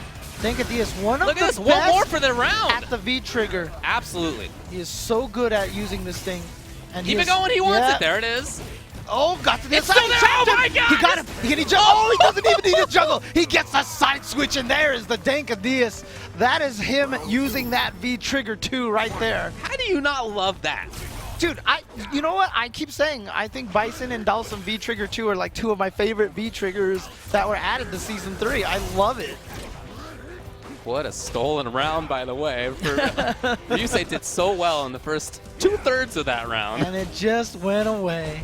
But I like how you mentioned that, you know, Denadas didn't come in here with the traditional Dalsum mindset. He just played the character because he likes him. And so, yeah. He likes Street Fighter 5 Dalsum. I don't know if he likes Street Fighter 4, Super Turbo Dalsum, and those characters. Exactly. So that's one of the reasons why he's so effective with this character, because he can approach the character. You can't do that. You can't do that. Ryusei, chill out, buddy. Oh, man. I love how he just, like, sleeps in the air. Oh, you're going to get hit. Yeah. Now, but that said, I do like that he got rid of it earlier. I think in many cases it's better to just get rid of it, even if it means you take a couple of hits. Yeah, it's not a big chunk of damage unless Dalsum can get like the combo stuff off of it. Right. So a lot of times it's better just to run into that V-Trigger 2 fireball. I've seen people literally just jump into it even before he gets to ignite it, you know. And that's one of the tricky things too, because as a Dalsum player, you want to activate it at a range where the opponent can't just run into it right away. Look at this mobility right now by Ryusei. I love the dashing from him. He's picking great spots to do knees and to do chariot tackle. It's very mobile. And that's you know, maybe a style that works against maybe traditional sim, red zoning sim, but that's not really his opponent right now. Nice setup. Oh, how many times? Oh, the pressure comes out of Dalsum. What's going on? Look at this. The Gale's way plus frames, by the way. Oh, yeah. Super plus on block. Oh, nice charge right there. Chariot tackle right under the jumping roundhouse, but there we go. Oh, it's still there? But only got hit by one hit, and that's great for Denadas. Yeah, I'm worried right now for Ryusei. Boy, Look at here this. we go. Into the sky. Yes, keep it going. Oh, my God. All right, and one more. Uno mas. You got to deal with another one coming here. You want to punish. You have this feeling in your gut, like you see Dalsum slide. You got to do something about it. But you can't. You got to back off. Right, it's not like if Dalsum gets hit, it goes away. You know what I mean? Where's he gonna go? He tries to get out. He can't get out. It's still there. It comes back down into it. It's set up perfectly for the instant air jumping medium kick right there. That was worst case scenario for Ryusei because that activation came so far away, and then Denadas, his approach with it was so slow. He didn't like go in for the teleport immediately. He very slowly forced Ryusei into the corner. And that was so well played by Denadas. What a cool idea for a trigger, because I mean you do that and Dalsum of course can teleport all around the screen, and he's like the perfect character that can take advantage and reignite it and send it ping-ponging around the stage. Here we go. Ryusei finally has the corner for himself. In round one he did, since then not. And again he's got to deal with this. How does he already have trigger? Ryusei in trouble. Backing off. He gave up pressure in order to set this up. You can't press it. You can't, and you're going to fall on that again. But you know what? Like we said, maybe sometimes that's just the better way to do it. You know, take the trade and the wake up EX. Okay. Activation point comes. Here we go. Mirror time. Oh boy. Oh, look at Dalsum. He's just chilling in the sky. Not even worried about it at all. That's somebody who knows the matchup right there. Oh, and he got the standing medium kick in time against the fireball. But was that a fireball or was that supposed to be a V reversal maybe? I think, well, it came out as a fireball, certainly. Right, so he might have been holding down back and then slid it to forward and, you know, punches to try to do the V reversal, because that was a weird wake-up fireball situation. He didn't have the meter for the EX, so it's hard to tell. You can see him really trying to figure out where to stand against Denadas' Dalsum. And so far he has not found consistently good spots. He's only had the corner once since round one, and that was ended almost immediately. So we got to see more out of Ryusei here. He takes the time. God, look at that evasion right now. So as Sim, you can't just V-scale right up into the sky normally because he'll get hit by Chariot Tackle. But if you jump and then do it, Denadas knows you're going to be safe there. Here we go. Gale mix-ups, and he goes for the throw. Oh, look at that! And just teleports away. I love that. The in and out right now, just making it so that Ryusei has to react to everything. He's like, okay, got to prepare for the pressure, and then all of a sudden Denadas teleports away. He's so ready for everything right now. Ryusei is in big trouble. He has triggers, and look, he's got one of those. Here we go, here we go, here we go. Make it under it. Okay, here we go. What's the mix-up? Got to make it big. Okay. Punish! He could have had so much more. And now I am concerned for Ryusei. Don't press the button, friend. Yeah, and it eats it up. Oh, he thought he could hit him from the other side, but the fireball was still coming. There it is, Denadas. And you said that was the winner's finals of this pool? It was. So Denadas makes it out on winner's side of his pool to semi-finals. Ooh. Now, in loser's side, Hochi has made it into loser's semifinals. Got to see if it's a Z's or DGAL. So there's a lot to be done left in this pool. If you'd like to see all the results for the pool so far, again, check it out on Smash.gg. It's all being updated live. You got one of your Dalsums out there in the semis, so Denadas. Are you contending that I was rooting for Denadas just because he plays Dalsum and is from the same area that I'm from? Of course not. We're completely No unbiased. way. We are completely unbiased here as oh, what? We're too biased? I think they're going to kick us off. I think they're going to replace us with a couple of other commentators. Guys, we're going to take a break, and we're going to get some other guys on here who probably are a little more unbiased. So you know, we'll see. They're from SoCal like we are as well. I know, right? All right, we'll see. Okay.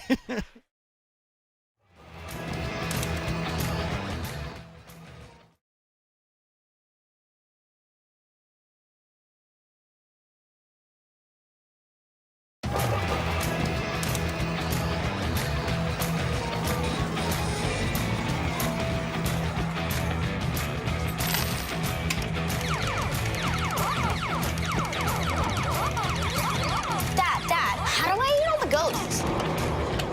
Dad. I can teach you, buddy.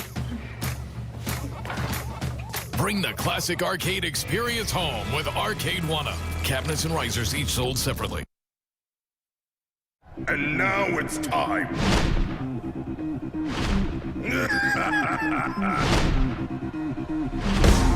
Let's go. There are no limits. I'd do it if I were you. Let's go. It's all coming up ready. Pleased to meet you.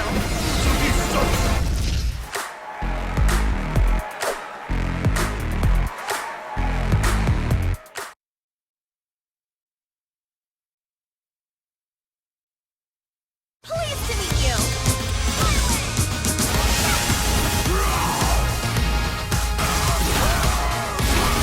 Let's begin. Okay, come on. Power to the people of Earth. There you challenge Fakito.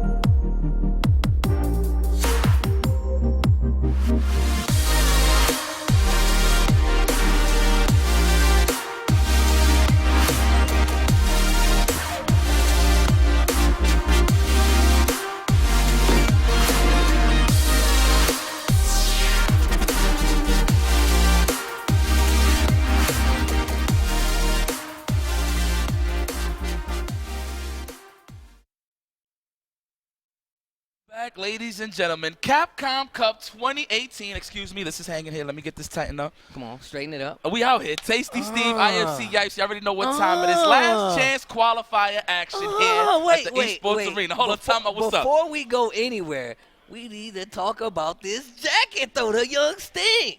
Listen, I asked the Capcom Lords if it's cool if I could rock this, and it's a beauty. They stamped the seal of approval, and we are here. So it's beautiful. Not only did we start off with some drip, we are going to get with the quips. Oh, yeah, let's there you go. boss. Boss. Look, I hope you guys are ready. We already saw James and David up here talking about some of the matches that we already have started, but this is Capcom Cup. This is what everybody's been fighting for the entire year. This is what everybody has been waiting for, and we have another match waiting for you guys, and it's a banger. If you don't believe me, just look at your screen. That is Bushin style. Diddy Mo cough. Diddy Mo.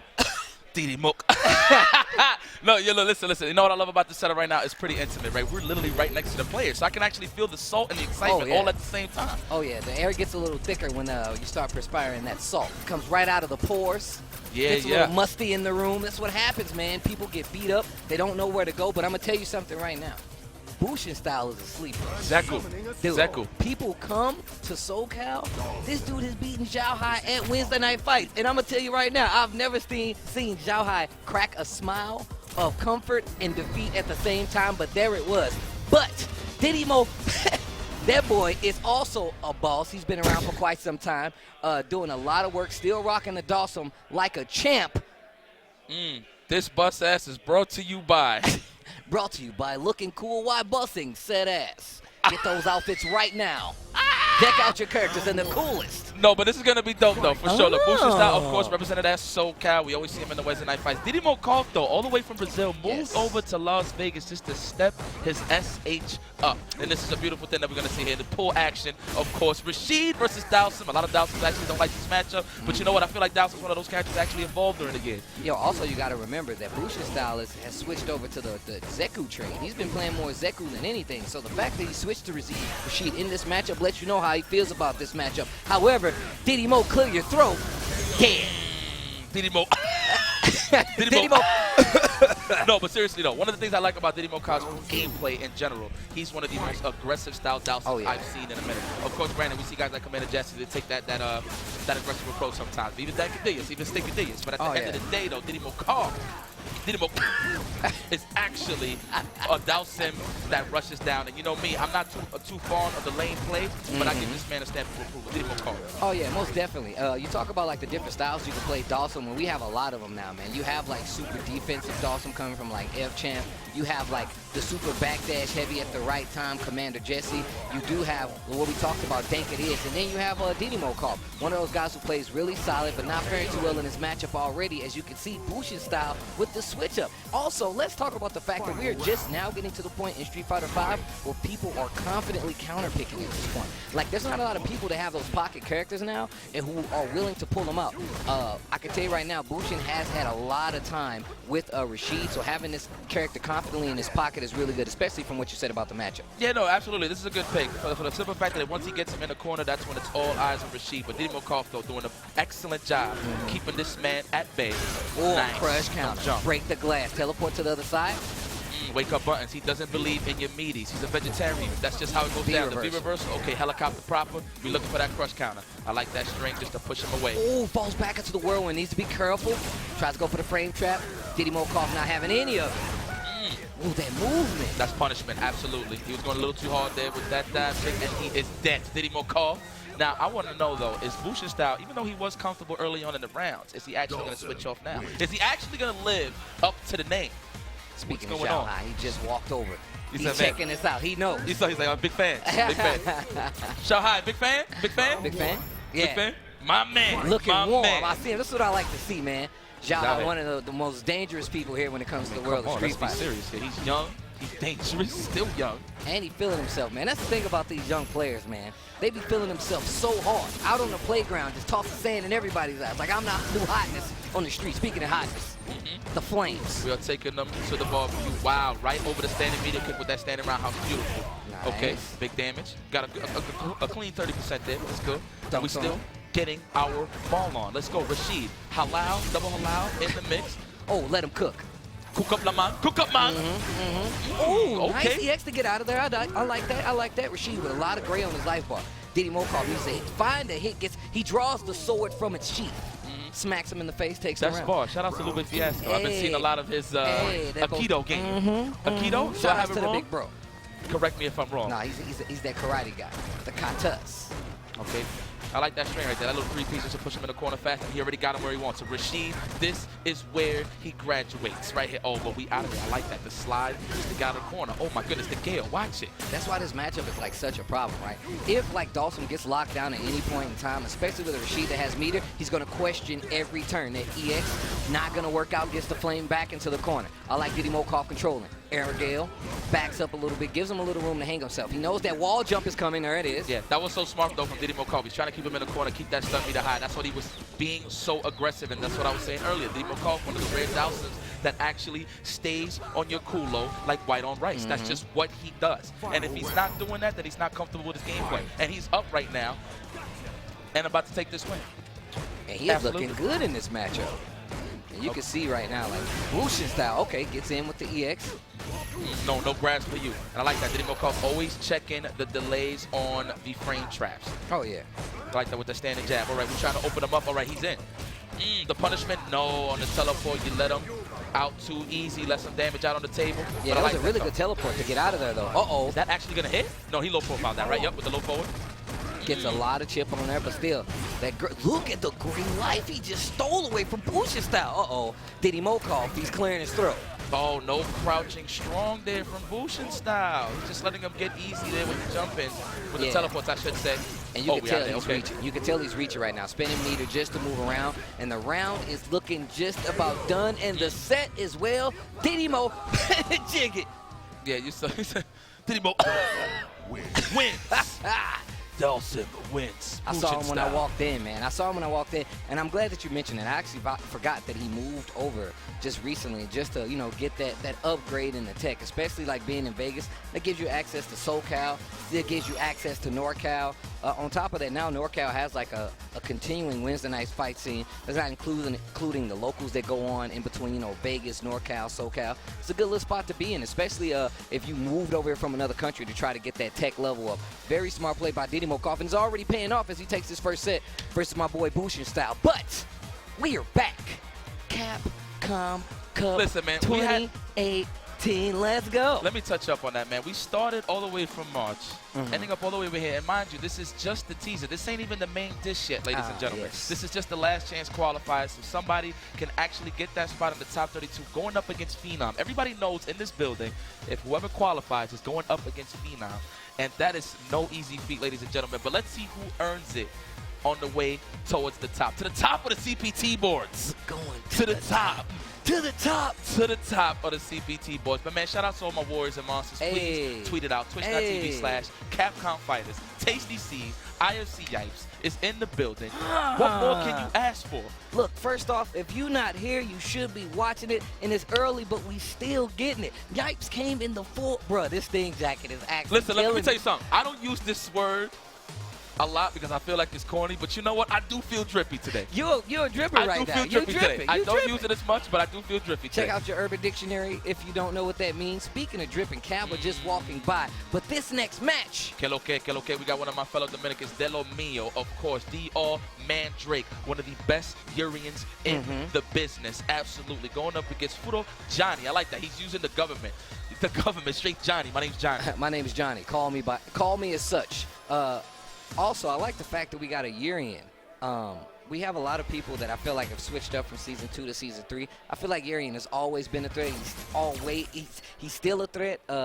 We heard Sanford, your boy Sanford, actually talk about, like, he's still worried about running into a very, very solid Urian. Yeah, absolutely.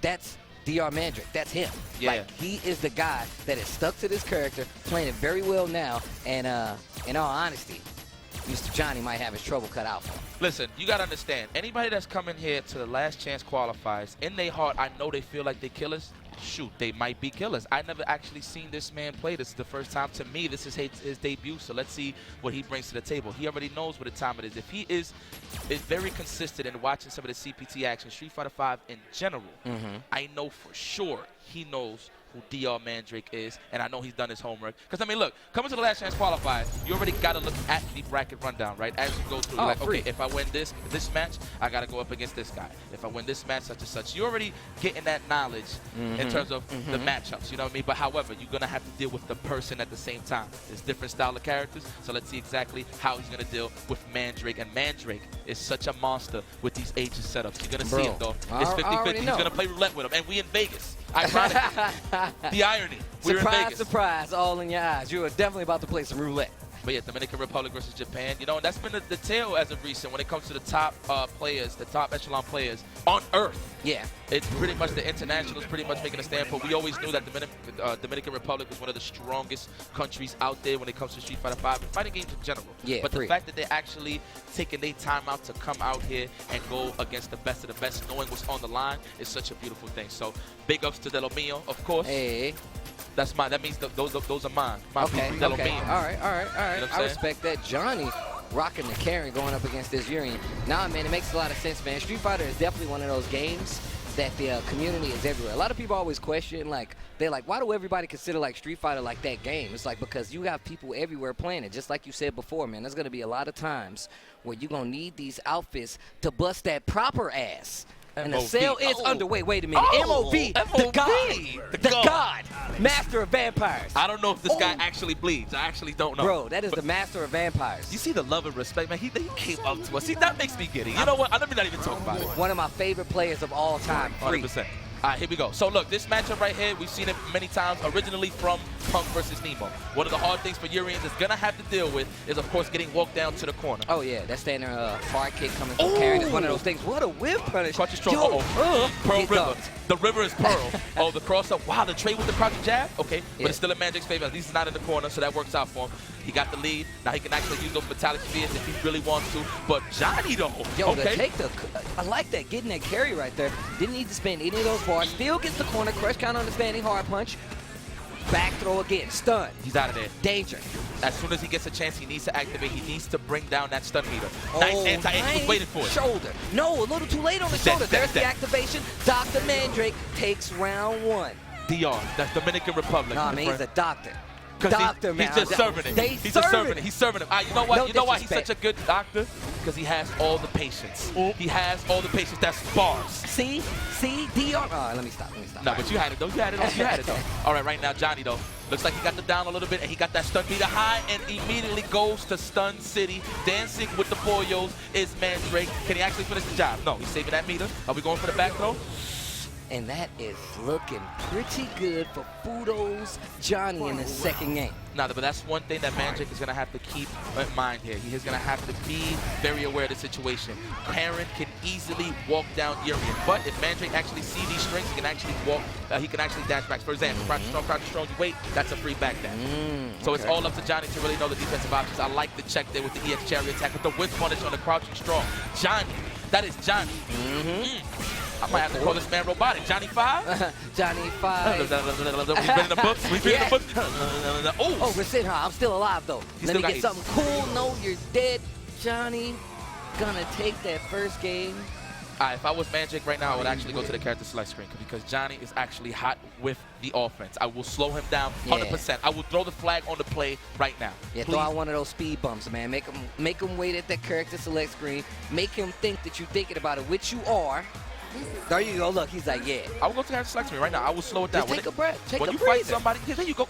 I know my calls, man. Take some time. I know my calls, man. That's just how it goes down. But look, that's one thing that I see Mandrake is actually doing wrong here. He's going to have to wear him down. Obviously, he doesn't have the best of the best whiff punishes, so he's going to have to wear him down until he can actually get a free opener. So metallic spheres, and of course, if he gets that metallic aura out, will definitely work out in his favor.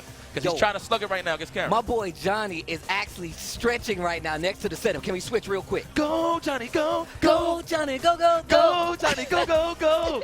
I see you. Yo, David with the nice help out. He left these gloves up here. You know, David, if there was a Marvel 2 around here, I would actually use those just to play. Not even to warm me up. It actually matches me. Bro, I'm saying. And they got the gray to go with the gray shirt anyway. Oh, my God. We going to Sagard stage. Uh-oh. One of the sickest stages brought back. This boss ass has been brought to you by new custom bundles. Capcom Legends Pack. Let's get it. Round 1. All right, Metallic Sphere is in play. Yes, wear him down. Like I said, look, I'm touching it up. I sound like a broken record when I say this, but Urian does not have the best of what punishes. He doesn't have the best footsie tools out there. That's true. You know, there's characters that'll just buffer it, right? In this sense, he's a charge character, so you have to commit. If you're already overcommitted in whiffs, you already lost your turn just off of that alone. And look at the stun meter, already going high. This man is getting oppressed. Oh, he tried to jump back. There it is, the overhead. That is time for the miss. What do you got here? What do you got here? 50-50? Knees. Nice. Oh, he was a little too far off for the Coral Punch. That would have turned into a 50-50 situation. Johnny survives, though. Yeah, just looked like he was a little too early right there. Nice activation off of the sweep right there. Sends out that second mirror. I like the fact that Johnny was prepared and instantly goes to an answer. Yo, Johnny on set point right now. Yeah, he has to be active. The problem with Mandrake is he's a little too stationary. You do not want to stay stationary on Karen. You have to keep it moving. Shave off the health, too. Even if you're not opening him up, just shave that health. Throw those normals out there. Don't be scared. Wow, counter poke right there with the crouching roundhouse. Johnny is just looking over. Nice punishment there with the EX Chariot tackle. So one of the problems here, would you say, is the neutral, right? If Karen gets in, it's going to be a lot harder for Urian to contest those buttons because he's like committing to a punish because he's a charge character, like you said before. He's already holding back, hitting like standing medium punch or something like that just to be ready. There's a V reversal. Yeah, the hard part about this matchup is Urian can contest in terms of the normal gameplay, but the fact that he can't walk away too easily due to the fact that he has walk back speed. But look at this. Is that dead? Dead. And then Johnny with the stern head shake. like a father. Okay, so Johnny is here to play. He just took out one of the most serious threats here in the tournament, which is Mandre, and he advances on the winner's side of things, all the way from Japan. See, this is what I like to see when it comes to the Capcom Cup. The fact of the matter is this, that you bring all of these killers under one roof. On top of that, we're in Las Vegas, so we're taking all the gambles on top of that. It's just, you know what? Whoever comes in with confidence, it just goes to show you that they're that comfortable to come and compete at this high level. What better place to hold a last chance qualifier than Vegas? Yeah, People coming out here cashing in all their chips. This is actually the last place to cash in your chips, because right now you know all the killers are going to be here. This is the absolute last chance for you to get in. And on top of that, you know who you have to face. So that kind of lessens the power, you know what I'm saying? However, that boy Phenom is one of my favorite players and a beast. That dude is actually ridiculous. Speaking of ridiculous. Also, Brian F. UYU's, shout outs to the crew, very own Brian Yeah, but we got another Japanese representative, and just to quote my beloved Chris Matrix, shout out to Chris Matrix, white square, red dot is in the building. You know what I'm talking about? It's the flag, white square, red dot, and we say that with the utmost respect because we know the international competition, especially on the Asian side, it's nothing to play with. We've been talking about the Asians since we've been in the hood, the bodegas, the laundromat. We always, when we play, right, we like, yo, you know, I know I'm nice and all, but them Asians, man, them Asians. You know what I'm saying? We always been on. And that does not only apply to Street Fighter. That's, I mean, you take it across any game. You're looking at Japan, you're looking at Korea, you're looking at Asia, you're looking at these places that are really, really powerful, to have this history that are already instilled. But it does not matter. Brian F., one of the most powerful young and up-and-comers in the world of Street Fighter, representing the US of A, and I'm a fan. Yes. Damn it, I'm a fan. I am a fan. He formerly was known as Kevin Arnold, but we passed down the name to Hook Vanguard. Even though it's more fitting for Brian F., but you know what? It just is more fitting. Just as fitting with Hook Vanguard. Shout out to Hook. I'm pretty sure he's watching. But anyway, what I want to know, we know much about Brian F. Very consistent on last year's CPT for sure. He got top 8 combo breaker, and he's been pretty consistent from the top 32 to the top 16 rank. He has been doing his thing. Early representative of the tech when it comes to the Street Fighter 5. So we know about Brian F. Now I want to know what Narikun, hopefully I'm pronouncing your name right, Narikun, brings to the table against Brian F. I'm pretty sure Brian F. is pretty much baffled. He's like, I never heard of this guy. I know I haven't. Maybe he has. You know what I mean? But we'll see. We definitely about to see. I mean, Narikun, I feel like there's no way if this dude came from Japan, he don't believe in his abilities enough to come to the last chance qualifier. So even if we haven't heard of him, I know there's people who have heard of him. In the chat, let us know, man. Give me some statistics. And not only for me, but for the people watching at home that might short sale my friend, Narikun. Listen, this is the last chance qualifier, a.k.a. take life one day at a time. That's what the wise man said to me. No, let's not get into it. Let's not get into it. You gotta hit them drums. All right, here we go. Balrog is the master. Man, Blanc. Yo, Brian F. No, Blanc. You know what? Whatever makes you comfortable. The hair is matching the skin. Good God. I hear you. Okay, all right. Oh, and he is an Ibuki player. You know what? Oh, man. I know who this guy is. Yo, he's still holding his phone. He took me out. And he's hitting me with the nods. He took me out at Evo last year. I remember this word? Guy. Yes. In 5? Yes. Okay. I remember this guy. I met him in Losers, and he put a foot in my gluteus maximus. This guy's the real deal. I might be confused here. This might not be him, but I just, you know, when you catch you get that feel. You know, it's when like you get to the ass power. and you're like, man, I remember this guy. He's like, yo, I feel the aura. His foot might still be in my ankle. Like, you just get uncomfortable. You gotta adjust to your seat. Like, is this foot still in my ankle? Yo, shout out to Zeus. I see you, baby. I see you. All right, here we go. With punishment with the target combo, beautiful. Nice break. No back throws here for you. Every Ibuki aims for the back throws. Quick damage plus his high stun. So I like it. Oh, okay, the jump back, all right. We got jump back OSs. That don't exist no more, but it does hit grabs, though. So it makes sense. Really good awareness here by Brian F, too. Oh, EX kunai pressure. Keep it going. Wake up target combo. Get off me, bro. And you my God. The reset in the middle and push all the way to the corner. Look at the stun bar. Low. No. Goes for the instant overhead. Nice block from Narikun. Uh-oh. Throw. We got shenanigans. Oh, but we in the corner, though, nicely. Wow, are you serious? In the corner? That's pretty dangerous because you trip running yourself there in that situation. And what's crazy was he definitely could have had a defense against that. He just wasn't prepared for the outcome. Narikun takes that first round. But it's a lot of back and forth, a lot of touch and go. Yeah. I mean, if there was one thing, of course, Brian F. already committed to the jump back short, of course. He should at least just jump forward, just in the case if he gets out of the corner and then Narikun messes up. At least he can reset the neutral from there. But right now, Brian F. is having a tough time. See, that's how you could tell the most solid, right, at the opening game. Whoever can walk down pool the most efficient is pretty much the victor most of the time. Yeah, that's true. But at the end of the day, this is Street Fighter 5. You do have a great comeback mechanic, so let's see how this works out. Brian F, though, still in the game. Yeah, I can tell you right now, these are two characters that require that V trigger to make a comeback, and you're looking at one right now. Oh, still alive, though.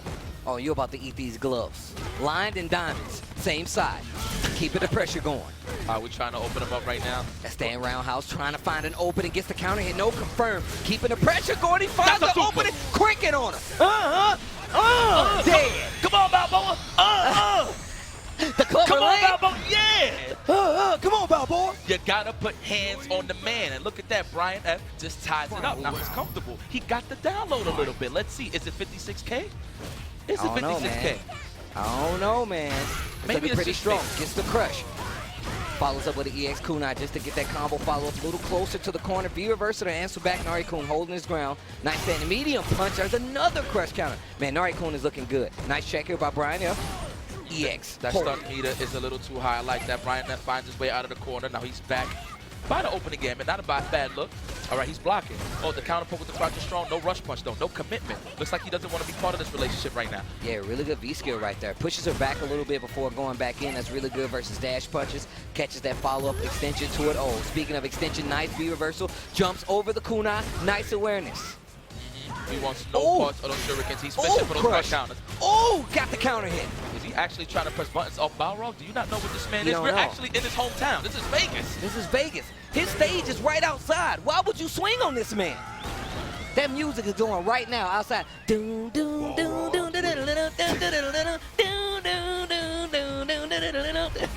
Good adjustments here from Brian F. I thought he was just going to get mixed the whole way through, but you know what? I like the adaptation from formerly known as Kevin Arnold. So look, I'm going to tell you something. Brian F., I feel like he goes under a lot of people's radars, but I feel like he's the thinking man's like Balrog player. We saw there in the match where he did crouch and hard punch, and he did not get the full whiff punish. Now, we look at a player like Smug, he would have got that. But I'm going to tell you right now, Smug is a kind of like a fixed gameplay. Yeah, no, absolutely. He is, right? Like, he likes to go in. But when you see Brian F., like when I tell you he's actively making adjustments, he's always evolving in the middle of the match. That's why you see him do things. You see him stop doing the instant overhead option because he saw it wasn't working out. He was getting damaged, but he had to stop himself. On top of that, Narikun was slowing it down a lot, depending on those V-triggers a lot more, and trying to open them up with it. I can tell you right now, Brian F. noticed that, slowed down a little bit, and that's what got him that round. Him staying sound, him keeping calm under a lot of these situations, because that's how people get blown up by Ibuki. They freak out, but there's a trigger there, and they're like, well, I don't know what I'm going to do now. Yeah. You got to stay calm. Yeah, but one thing that I'm going to have to give to Narikun for sure is that he has good defense, but the fact of the matter is he's not making his V-trigger count. You already saw Brian F. using that V-reversal to avoid the shuriken altogether. So I feel like Narikun, if he really wants that big damage, he's going to actually have to land those physical hits. Because Brian F., naturally, as a Balrog player, he's going to be blocking because he is charging. So let's see what happens here. And he's already reaching. He's leaning in with the punch. It's not a drink. It is guaranteed a punch to the lip. Going for the anti-air, I like the crosser right there, Narikun. And you could tell, like, Brian F. is playing back at a range now where those dash punches are going to be a lot more potent. That means Narikun is going to second-guess whipping in some of these situations. There's the throw. Crouching medium punch. I like that, yeah, crouching medium, just in case Brian F. want to wake up with that three frame. But nice using that body so over there. Good, and that was so meaty. Oh my goodness, we are going to the corner. This is the rope-a-dope. All right, he's looking for the throw bait. And I like how he backs off. Oh, the check. Oh, he's dead. Dead. Oh, yeah, dead. Optimal. That was optimization station. Ribs. Listen, last chance qualify, you don't want to leave no damage out on the table. Narikun. Gotta pump the ribs, man. You hold your arm up. Narikun. Pump the ribs. Excuse me, let me get your name correct, because you came here to play. Right? I think it's Narikun. Narikun, no, absolutely. Absolutely. Yo, Ono-san walking in. Came to check out the business. AKA 1, 2, He's right there, right next to me. Let me stop playing. Right? I get fired right on the spot.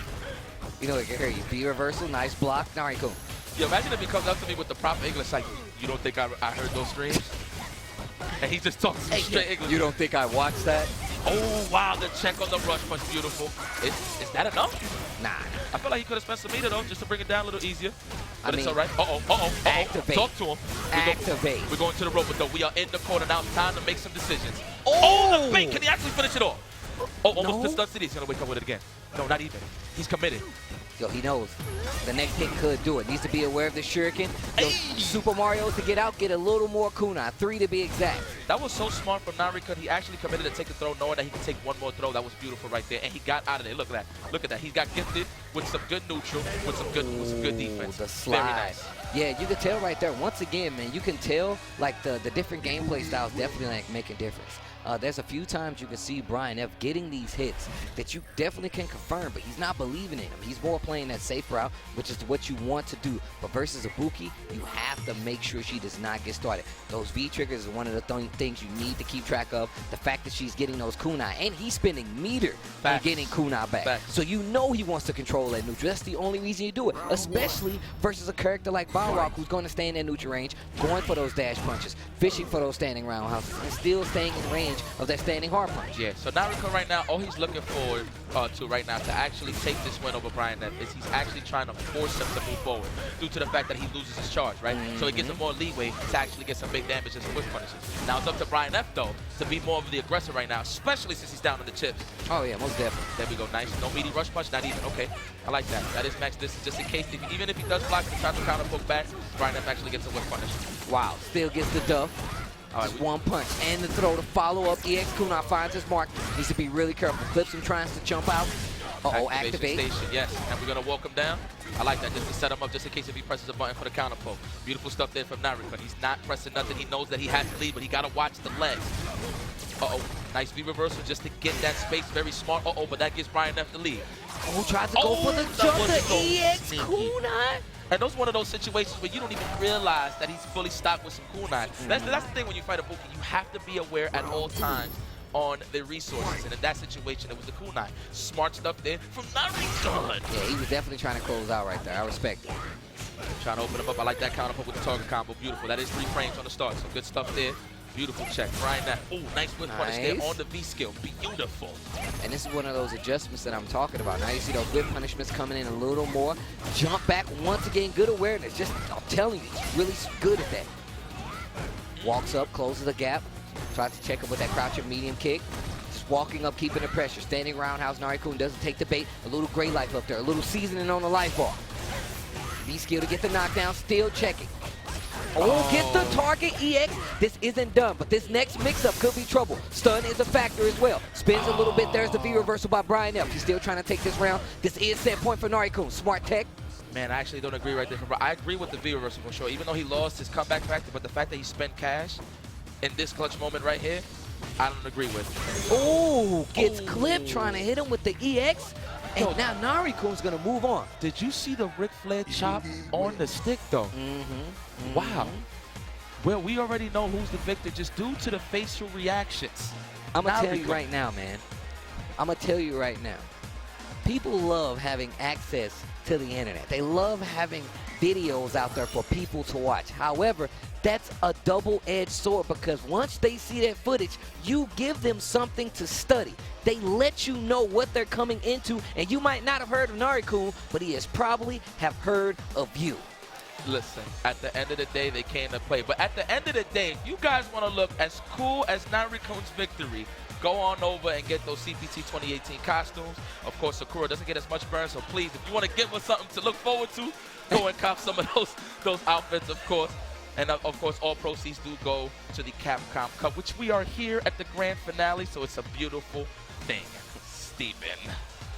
And of course, for a limited time only, 50% off Street Fighter V Arcade Edition. That includes all Season 1 and 2 characters. And if you get that Deluxe Edition, 50% off includes all Season 1, 2, and 3 characters. So if you haven't gotten the game and you're listening to my voice, stop being crazy. Get this game now. And of course, the Season 3 DLC. We talked about Sakura. We talked about Blanca, Falk, Cody G, and Sagat. The King returns, and you can play with him now. 35% off, available on PS4 and Steam if you guys are ready. And of course, if you like playing video games, you want to do it like the Evo champ there. That's your boy Problem X, and that is Victrix Pro.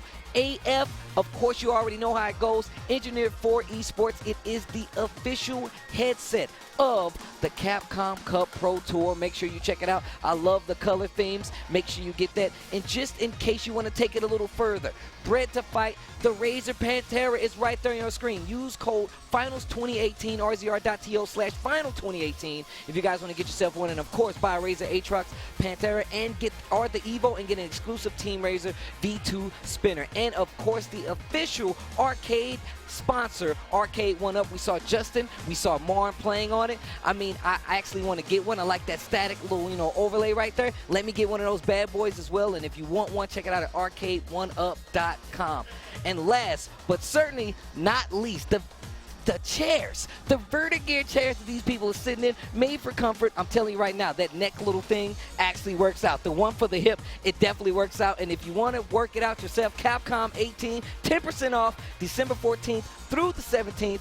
That's of this year. Make sure, if you're really trying to play like a pro, in comfort, grab yourself one of those Vertigear chairs. The MVP, ladies and gentlemen. Listen, I gotta step my Segway game up. This man, you should have seen the whole time. He was looking like he was holding the orchestra down, like, yeah, Vertigear, Arcade 1UP. Yo, man, blessed, man. I'm just having a good time. Know it is. But look, you already know what time it is. We're gonna take a quick break. We'll be right back with some more last chance qualifier action right here at Capcom Cup. Don't go anywhere. We'll be right back. And they've picked the characters we expect. Ultra 2 from Makoto makes sense to get through Tiger Shots. Yeah, once she gets that Ultra built up, then it becomes that much harder for Sagat.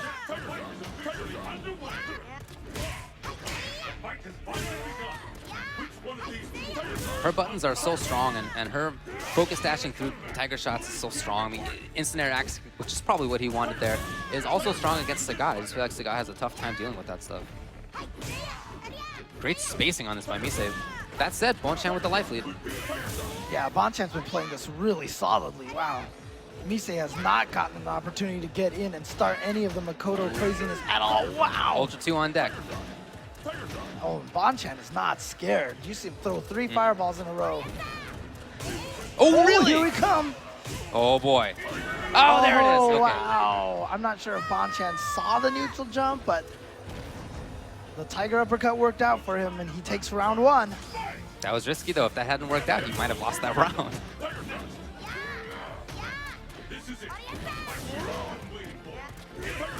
Nice reactions. Here's Bonchan. And playing up, too, not just playing the mid-range. He has made so good use of that Tiger Knee. Oh, wow. Did you see that? How many active frames on that Stand Strong from Makoto? Oh, gets the man throw. Oh, that was enough?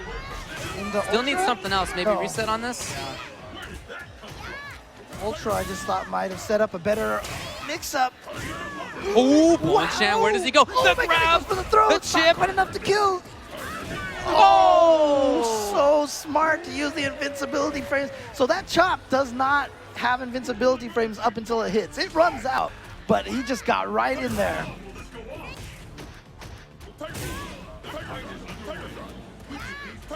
Oh, This is a big one. No, he went with Yanos for the knockdown. A little bit safer.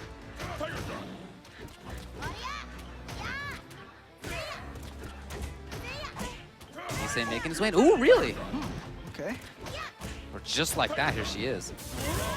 Oh, landing that EX Tiger Shot so nice because it just pushes them from so far away. You see Bonchan pressing buttons in expectation of Misei's dashes. Oh, wow, a jump. Okay. Wow. Smart stuff. Great awareness from Bonchan. Not quite enough to kill. I mean, Misei could make a comeback so easily, but went to the same round ender that he had last time. And it is because she's volatile. You know, it's hard to control. Ooh. Okay. Yep, it's the safer one though. Oh, nice block. And what a punish! Full punish, yeah.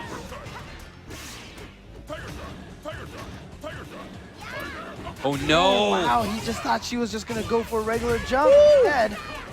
Oh, that might be it. No, he didn't go for the combo one. Or maybe went for a throw, but great reaction from Bonchan. Oh, wanted to chase down the backdash, wasn't there. Misei now has Ultra 2. Again, those buttons in expectation of dashes. And he's been right so many times. Just trying to chip out Sagat. Oh! Oh, wow! Bonchan just went for it with multiple uppercuts in a row. And a smile out of Bonchan.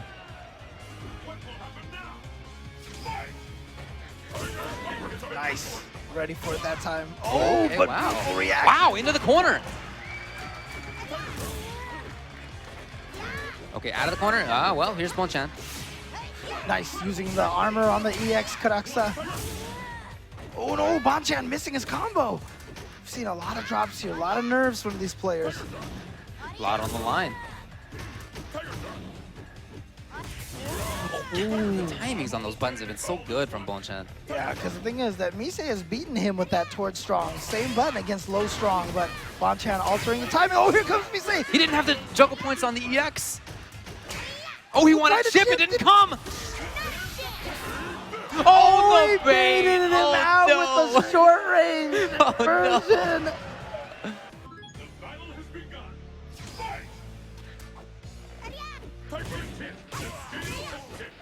It's already a bunch of stun. Oh, patience. But just like that, here's Misei. Ah, okay. So the wake up from Bonchan, he gets out of the situation. Oof, towards Fierce, catching him right before the Tiger Shot comes out. Bonchan trying to stay in. Yeah, there it is. Gonna use the Ultra, try to get as much damage as he can. You can see him trying to stay in instead of just going back out to that mid-range where she might be able to make something happen. All right, no dragon punches, anything, anything. Good block. Oh! A trade, Yeah. and now Misei, match point against Bonchan. Bonchan said he was worried. He had good reason to be. So many of these players considered favorites. A lot of them have already gone into losers bracket. Okay, a little bit more caution out of Misei right now. Oh, well, not there. Once again, using the EX on that Tiger Shot. Oh, gets in there. The backdash is right out of the range of that command throw. Okay, Misei needs one more mix-up. Oh, Ooh, red. wants to stay Oh, in is there. that Yeah, he enough? gets Not it. quite. He has bar. Bonchan almost on 2 bars. He has it now. A lot of danger on both sides. There's Misei! Right in for instant axe kick, and Misei taking it over Bonchan.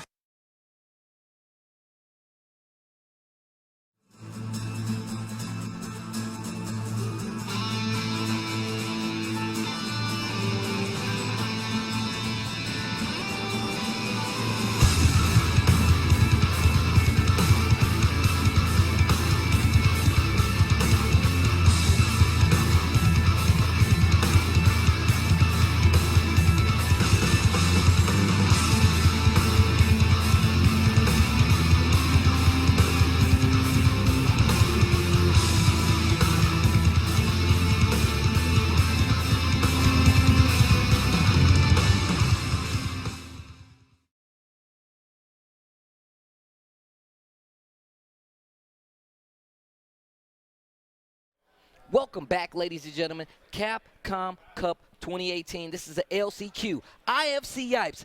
Tasty Steve, I hope you guys are ready. More Street Fighter V action. We already got our next match set up, and I hope you guys are ready. And of course, this is the Capcom Cup Pro Tour. The official arcade cabinet sponsor is Arcade 1UP. We already talked about it. Of course, the official headset of the Capcom Pro Tour, Victrix Pro AF, and of course, the chair. The official chair of the Capcom Cup Pro Tour is Vertigear. The official arcade stick is the Razer Pantera, of course. And like I said before, we are live. Las Vegas, Nevada. This is the esports arena, and our next match is right in front of you, ladies and gentlemen. Man, when I tell you, Oh, gotta hit him with the stick. Woo! Yo, I heard it crack a little bit. I'm sorry, guys. I heard. My fault. It's cool. It's all right. I feel like it was the added pressure of the Steve high tone. But as you can see, it looks like we have a Wesker Urian on the screen. Excuse me. That is Wesker.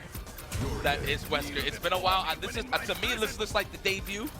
For sure. I've never seen it in action. I've only seen it in action, of course, with combo videos and setups. Okay. But in the actual match, this is the first time. And gosh darn it, Steve. That is Wesker. That is actually sick. Do you understand me? That's actually pretty sick. That is ridiculous. And I respect the fact that there's a sale on the way on some of these outfits. I'm telling you right now, Bearded Ryu, the multiple Chun-Li outfits, the Urian outfit can all be yours. This man got the... he got the... oh, chuck at the plasma. Oh, and he already turned into a different race. Bro, that is actually... yes. Oh, wow. It's a different race. That two-hit sweep actually gets through the V-skill power-up, and now he's stuck in the corner. Definitely, once No Respect gets in space, Metallic Aura is definitely in play right now because Fang actually does have the capability to get his small on Urian due to the fact that he doesn't have a 3-frame normal and he doesn't have the fastest of the reversals on Wake Up. So he's going to have to be careful and get this lead. No Respect already established in the lead, so he's already doing good. He's trying to check the headbutt, a little too late on the button press. No anti-air, but we out of there with the spirit fingers to get out of the corner. And we get him mauled in his corner. Wesker, he's like, no, you're not from Stars, but I'm going to finish the job. Uh-oh, that's not a good sign. Low. That dual shock low, bro, and I can tell you, Mercy, it's you. I'm telling you right now, if I was No Respect, I'd take the longest time in the world. I hope you got a charge cable, bro, because I'm finna lame it out. Actually, it's Mercy right now that needs a little bit of that battery pack. But you know what? This should work in Respect's favor, because in the middle of the match, if he dies out due to the battery life not being there, that is a free win for No Respect. So just for the dramatic effect, I want to see it happen. Because you got to be prepared when it comes to the last chance qualify. It's in the game, Steve. It's the last chance. Oh, we're trying to open them up. Okay, immediately into the Batista bomb. We looking for the shimmy. I like the check there for Mercy. Low profile to EX headbutt. Crouching medium kick. Oh, No Respect backing up. Gets the crush counter sweep. Turning into crazy leg right there. You want to talk about the essence of hip hop? Fang is all about it. Oh, we're going for the legs. All right, close. No, close. Okay, now it's a sandwich. Definitely it's a sandwich. Yo, the reflex. Urian in trouble. Anything is going to do it right now. And I can tell you right now, Fong is one of those characters who's really good at just getting a straight hit to close out these rounds. Like the facial hit for No Respect. Oh, but he got a little too thirsty there with the metallic spear, which is okay. But he definitely should have advanced. You know, one of the things that you can't use against Fang, so of course Fang's actually just like throwing the poison to reach him on the end of the screen, right? If the Urian actually knows that it's coming that way, he can actually fierce headbutt to get in faster. It's actually a good option to have, for sure. But that is Wesker. Why I keep saying that's Urian? That is Wesker. All right, he puts himself in the corner. Nice jump over to get over the fireball. Yeah, No Respect is a little too weary of just wearing him down when he can just be a little more offensive, especially if he's that close to Fang. There it is. And still your will. Press those buttons. Ooh. Yeah, pardon my back. EX. Punishment. I love it. He had ages, though, but it's all right. Close. There you go. Don't let him feel free to jump out. He had that floaty jump, too. Tries to go for the charge over here. No. The dash, he wasn't ready. I'm pretty sure Mercy was looking for either a crouching short or standing fierce, but nonetheless, though, No Respect. That's Wesker. Wesker wins. Yo, bro. Okay, he put his charge cable in. Yeah, he knew. Yeah, you know, mid-ages combo. He put it. He plugged it in. Okay. No Mercy just got that look on his face. Like, do I have the answers? Concerned. He does look concerned. I'll respect with the pop, smile? though. All right. Okay. All right. I definitely respect the pop. We don't see that many Pac shirts, man. We see a lot of big shirts, man. I feel like we don't see that many Pac shirts. Tupac lives. You always was a black queen, mama. Fakito, represent. Okay, we going. All right. He's thinking Outfit about change. it. Put the ads. Why not? Let's chill a little. My man got the Darkwing Ducks on.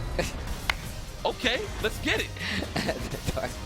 On December 14, 2018, I am trying to not go to the losers bracket. Right? Stardate 2018. I don't want to go to the losers bracket. And this mix-up has been brought to you by the new custom bundles. Bro, why does this do? Oh man, that is too sick. All right, the Urian outfit is actually pretty powerful. Knees. Yo, my man Fang looked like he's from Cypher Filter, though. Oh, the overhead, I like that immediately. The classic. Yeah, the classic. Yo, the that night game was vision. gone. Like, anyway, sorry, let me stop. He's trying to see the metallic aura with the night vision goggles. Oh, my man took off the cape. Yo, he looking extra fast now. We out of there. Yeah. I like that. The knee drop just to get out of the corner. Very smart. Oh, that's punish. Oh, punish, yep. Crouch and medium punch, EX, tackle, hold that. This is going to be set point for no respect right now. Man, I cannot wait till I actually look like Bianin and rock carbon fiber. Oh, you trying to... That is carbon fiber, yes. You gonna have the glasses on too? No glasses. Oh man, come on, man. You look, man, you can't go halfway, bro. Ah, you got it. Right? I'm just saying, man. You got it. It's true. We out of there with the knee drop, so smart. And it's at that angle too, to avoid the poison, very smart. There we go. You'll savor this, all right. You're gonna save it for later. I like the usage of V-skill. Looking really good. And that neutral jump, that would have been good had he not hit a button on the way up. But now, Mercy gets a chance right now. Still poison, gets the crush, counter, no confirm, and the punish. This is not good. 50-50. Let me see what you got here, respect. Oh, you thought, what was going to happen, bro? It wasn't a mix. I'm going to just have to say Mercy was blocking with his face there. And it worked out. And no, oh, not like this. It's your last chance. I see you. What? Oh, no. That was poo-poo. That was poo-poo. And he got triggered. And, okay, all right, see, he messed up. He definitely should have just did sweep, activate. That would have worked out in his favor. Did you see the professional dismount there from respect? He put the stick down. Immediately removed the glasses, folded the glasses. Now he goes for the handshake. There you go. The fist pound. Okay, no respect. And it's germ conducive, man. You don't want to worry about those. You don't have to worry about those germs after that, coming from the stick or none of that. Hit it with the hand pound. No respect. I just saw him on the clip with my boy Julio Fuentes when he tried to activate mirror, and he hit him with 3 EX. Oh, you saw that right? It was on no respect too. That was on no respect, but no respect. Getting the W this time around to move further in this LCQ bracket. Ladies and gentlemen, I hope you guys are enjoying yourself. This is Capcom Cup 2018. I'm with my brother from another mother, Yipes. 100%. The IFC Persuasion. We're live from Vegas, man. Like, it has been a long, treacherous year for a lot of these people playing in the Capcom Cup tour, right? Like, there's a lot of people playing in the Pro Tour that have actually seen the ups and downs. They've been to multiple countries just to get to this point, and some of them didn't make it. Hence, that last spot that's going on the line here today, and they still have to go up against Phenom, and that little dude is a monster. Listen, man, I just came from Justin's house yesterday. You know what I mean? Obviously, I chilled there because I had to check in. Check-in was today, but that's irrelevant. The fact of the matter is this. These guys was playing, and Phenom is just looking phenomenal. That's bars. He is literally looking phenomenal, dude. I did not know. You know, in the Cali, you always reach that ceiling where you're like, what more can you actually learn with this character? He's pretty dry, straight down the middle, but he gets the job done. Phenom is actually reached that next level with Nakali, and it's just amazing to actually see the character level up, especially in this stage of the game. So, everybody knows that they're going to go up against the phenomenal with whoever it is that qualifies. But Pugera from Japan was known for playing Ibuki in Street Fighter 4. I don't know exactly who he plays in Street Fighter 5. I wouldn't be surprised if he actually plays Ibuki. But it's just so cool to see that these guys know what's on the line and what's at stake. They are trying to cement their name in history, Steve. That's why they're out here. All the way from the land of the rising sun is Pugera. So this is going to be great. And of course, it's going to be going up against Turbo Pascal. I am not familiar. I can tell you that right now. I know he's a USA representative, but I can tell you right now he definitely has his work cut out for him. Because if you've been around fighting games in the last, 5-6 years, you know who Pugera is. That dude is actually ridiculous. Trouble is afoot, if I do say so myself. However, man, we don't know what Turbo Pascal is bringing to the table right now. He could be OD. I'm not familiar with this man, but he might actually be a problem. Listen, I'm all about the new name and new faces. You already know what time it is. Every time we're on the mic, we are always encouraging some new faces to come in here, especially in this stage of the game where we're in the last chance qualifier. Let's see what my man brings to the table up against Pugera. Yeah, but like I said before, man, one of those guys who's been around for quite some time. When it comes to like the newer versions of Street Fighter, it's always good to see those guys that carried over, right? There's people who are carried over, and you still have those people who do extremely well. You got your Justins, you got your Daigos who do really well, like almost seemingly no matter what. But it's rare that we get those players that aren't trained by a specific person that come up and still want to try their hand at that LCQ. Not saying that, you know, that's Turbo Pascal or anything like that, but that's like the whole premise of the LCQ, right? This is your last chance, and it might very well be an unknown that wins this tournament. You know what I'm saying? And Turbo Pascal might be that person. I would love that fairy tale story, man. Look, I'm all up, like I said, I stressed it just now. I love the new faces because it brings up the new story and the storylines. Because now you're going to have to be worried about a new guy that steps to the plate. Of course, that is the best case scenario. I would love somebody unknown to win this last chance qualified to go up against Phenom in the top 32 tomorrow. And again, guys, this is just the side order. Oh, yeah. This is just the appetizer. These are the appetizers. Tomorrow is the main shindig, which is going to be crazy, man. Steve, all right, let me ask you this. Now that you're here, all right, who do you have winning Capcom Cup? I could pick the top 8, but who do you have winning? I already got my pick, but let's see what you bring. Yeah, I already have my pick. I mean, you should know me. You should know me, and you already know who I picked. You should know me. So real talk, this is hard for me, right? Because I've legitimately been having this discussion, like, for the past 2 weeks. People like, Steve, man, who's going to win Capcom Cup? And I'm like, real talk, I honestly, I legit do not. I don't know. Like, I'm not, and I'm typically one of those guys, if you say, Steve, pick a horse and take it, I'm like, yo, I got it. I mean, I'll give you 2, possibly 3. But, like, in this bracket, like, the way this is going right now, I feel like it's up for grabs. Real talk, I feel like it's up for grabs. I'm not even joking, I feel like it's up for grabs. I look at it like this, man. I'm a plátano eating bandit, and I'm all about de lo mío. I am 100% putting all the chips on Kaba. Men already had his rise to fame. That's balls because his sponsor is Rise. I'm just throwing it out there. But I'm going to have to put my chips on Kaba. We'll see what happens, though. Let me not jinx the man. So we got Pugeta, of course, rocking that Ibuki. All right, we was correct. Going up against Turbo Pascal, a.k.a. Blue Streaks Speed by Sonic the Hedgehog. All right, no. That's for the karaoke. That's for the karaoke. Later on. Oh, do not reach. Pugeta will be teaching. That is Shimmy Shooty Stunt 101, Class 101. Hold these bananas in the high top. He put the bananas in the flying. Good God. This man, Pugeta's not playing no games. Already sniped out the EX Sonic Boom. All right. He's ahead of the game. Oh, the cross-up. Yeah, and he waited on it, too. That was a really good timing right there. Let him stay down a little bit. Goes for the cross-up. Nice EX flash kick to stop that pressure. There's the booms. The boomage. I respect that. Bodega at his finest. This man had that move for 32 plus strong. 2 moves. Finally gets the expansion, and now this dude's a problem. That's why you don't need to give him new stuff. Gets the target and the knockdown, takes the hop back instead. Make him use a little bit of those kunai. Not going to work out. Gets the press counter on the whip flash kick. Oh, no. That's a mix, and he does not have no EX. Oh, wow. Nice B reversal right on time. That setup looked very, very sneaky. That was going to be a meaty shuriken right there. Uh-oh, Turbo Pascal giving himself another chance. Spins his last EX bar. Not good. Probably not going to get, like, triggered before this round ends out. And Pugeta knows it. Goes a little more offensive. Turbo Pascal holding his ground. And the slide to close out.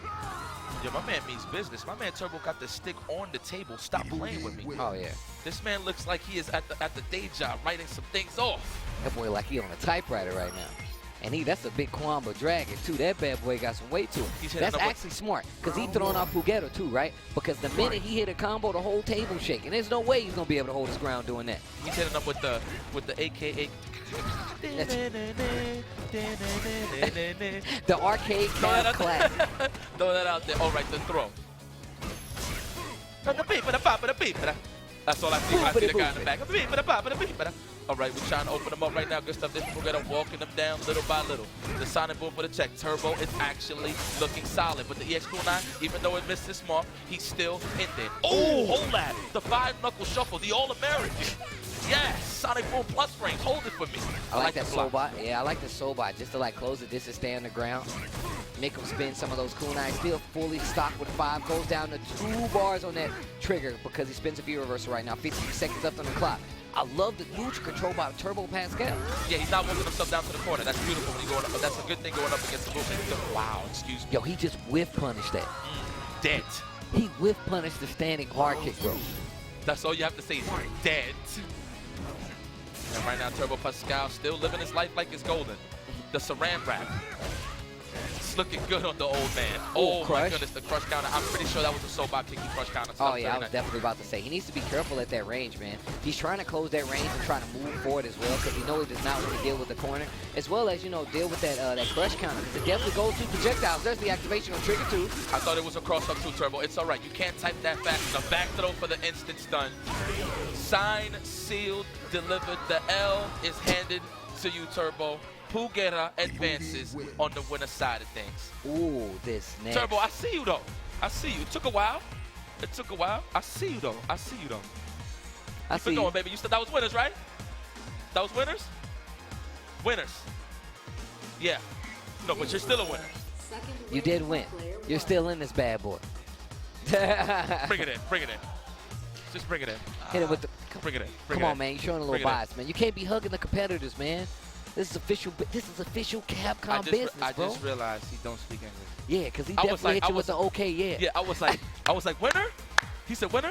He said, okay. Man. He hit you with the okay like he could barely hear you. And you can definitely hear if you're using the Victrix Pro AF. If you're sitting on that stage, you never have to worry about the ears being in danger because I guarantee you're going to hear every word, every Hadouken, every Shoryuken if you're rocking the Victrix Pro AF. You can see my boy Problem X. That's the Evo champ, ladies and gentlemen. Take it from anybody, take it from him. And take these deals from Razer. Finals 2018, RTR.to/final 2018. If you guys want to get one, get yourselves one of those V2 spinners as well. I mean, I just got that new Evo Razer Pantera, and that boy is sexy. Pretty cute.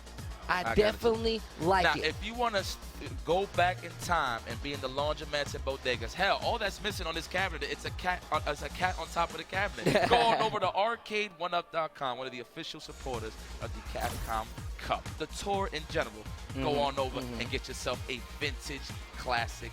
Absolutely. So, I'm a little torn right now.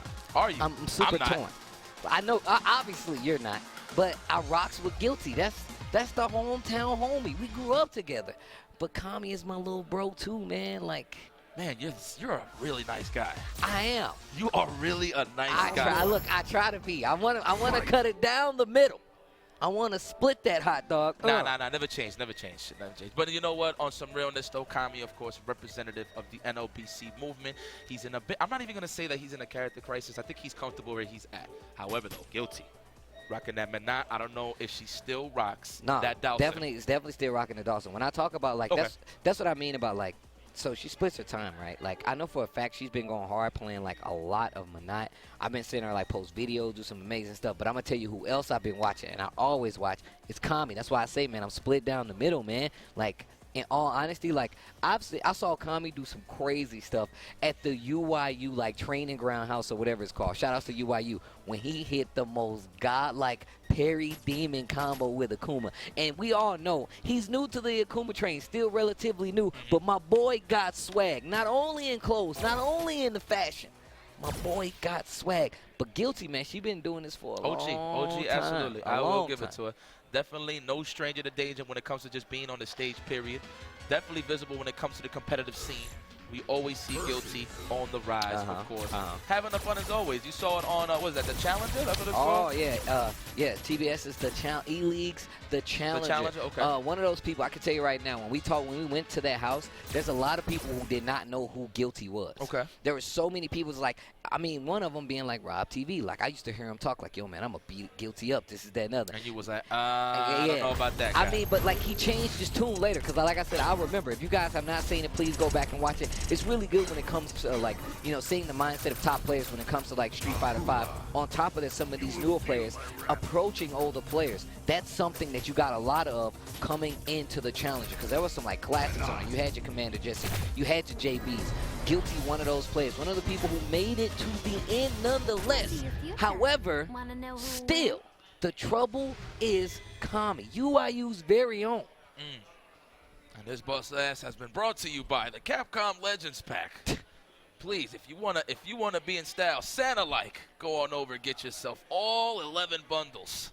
All of them. Bust ass in a multitude of costumes. Holidays, Christmas, Halloween, Thanksgiving, July 4th. School time. It's all there. All right, Pool B6, we're continuing. Let's go. All right, you know, but no. But no, listen, Kami definitely has a lot of practice against this character due to the fact that he has been staying at Justin's crib for about 4 or 3 days now. So definitely has been on the grind going up against Manat. But this is Guilty, though. Look, at the end of the day, you can have all the practice in the world, but at the end of the day, you have to play the player, not necessarily the character. That's definitely true. Okay. And I mean, you talked about like having like the training versus like Justin, right? Like that definitely plays a part, especially when it comes to the Manat game. Nice slide, like I said before, man. Guilty has definitely been in the lab. Oh, drops it though. Drops some nice DP. Yeah, she's prone to go for like resets in a lot of these situations as well. So. Oh, I like that. The aggressive nature that is Guilty. Always known to be a little aggressive from time to time, especially with the lane character. When I mean lane, I mean by the defensive. Okay, the hard knockdown. Now it's time to make a decision. The hypothesis, is it going to be checked? Oh, that is plus frames. Oh, there's too much to look forward to. And I keep thinking myself that that is a palm, but he does have access to a command throw in that demon flip. Very cheap. Yeah. Kami, round 1. And it was pretty touch and go. I like how close it was for the most part, honestly. Yeah, absolutely.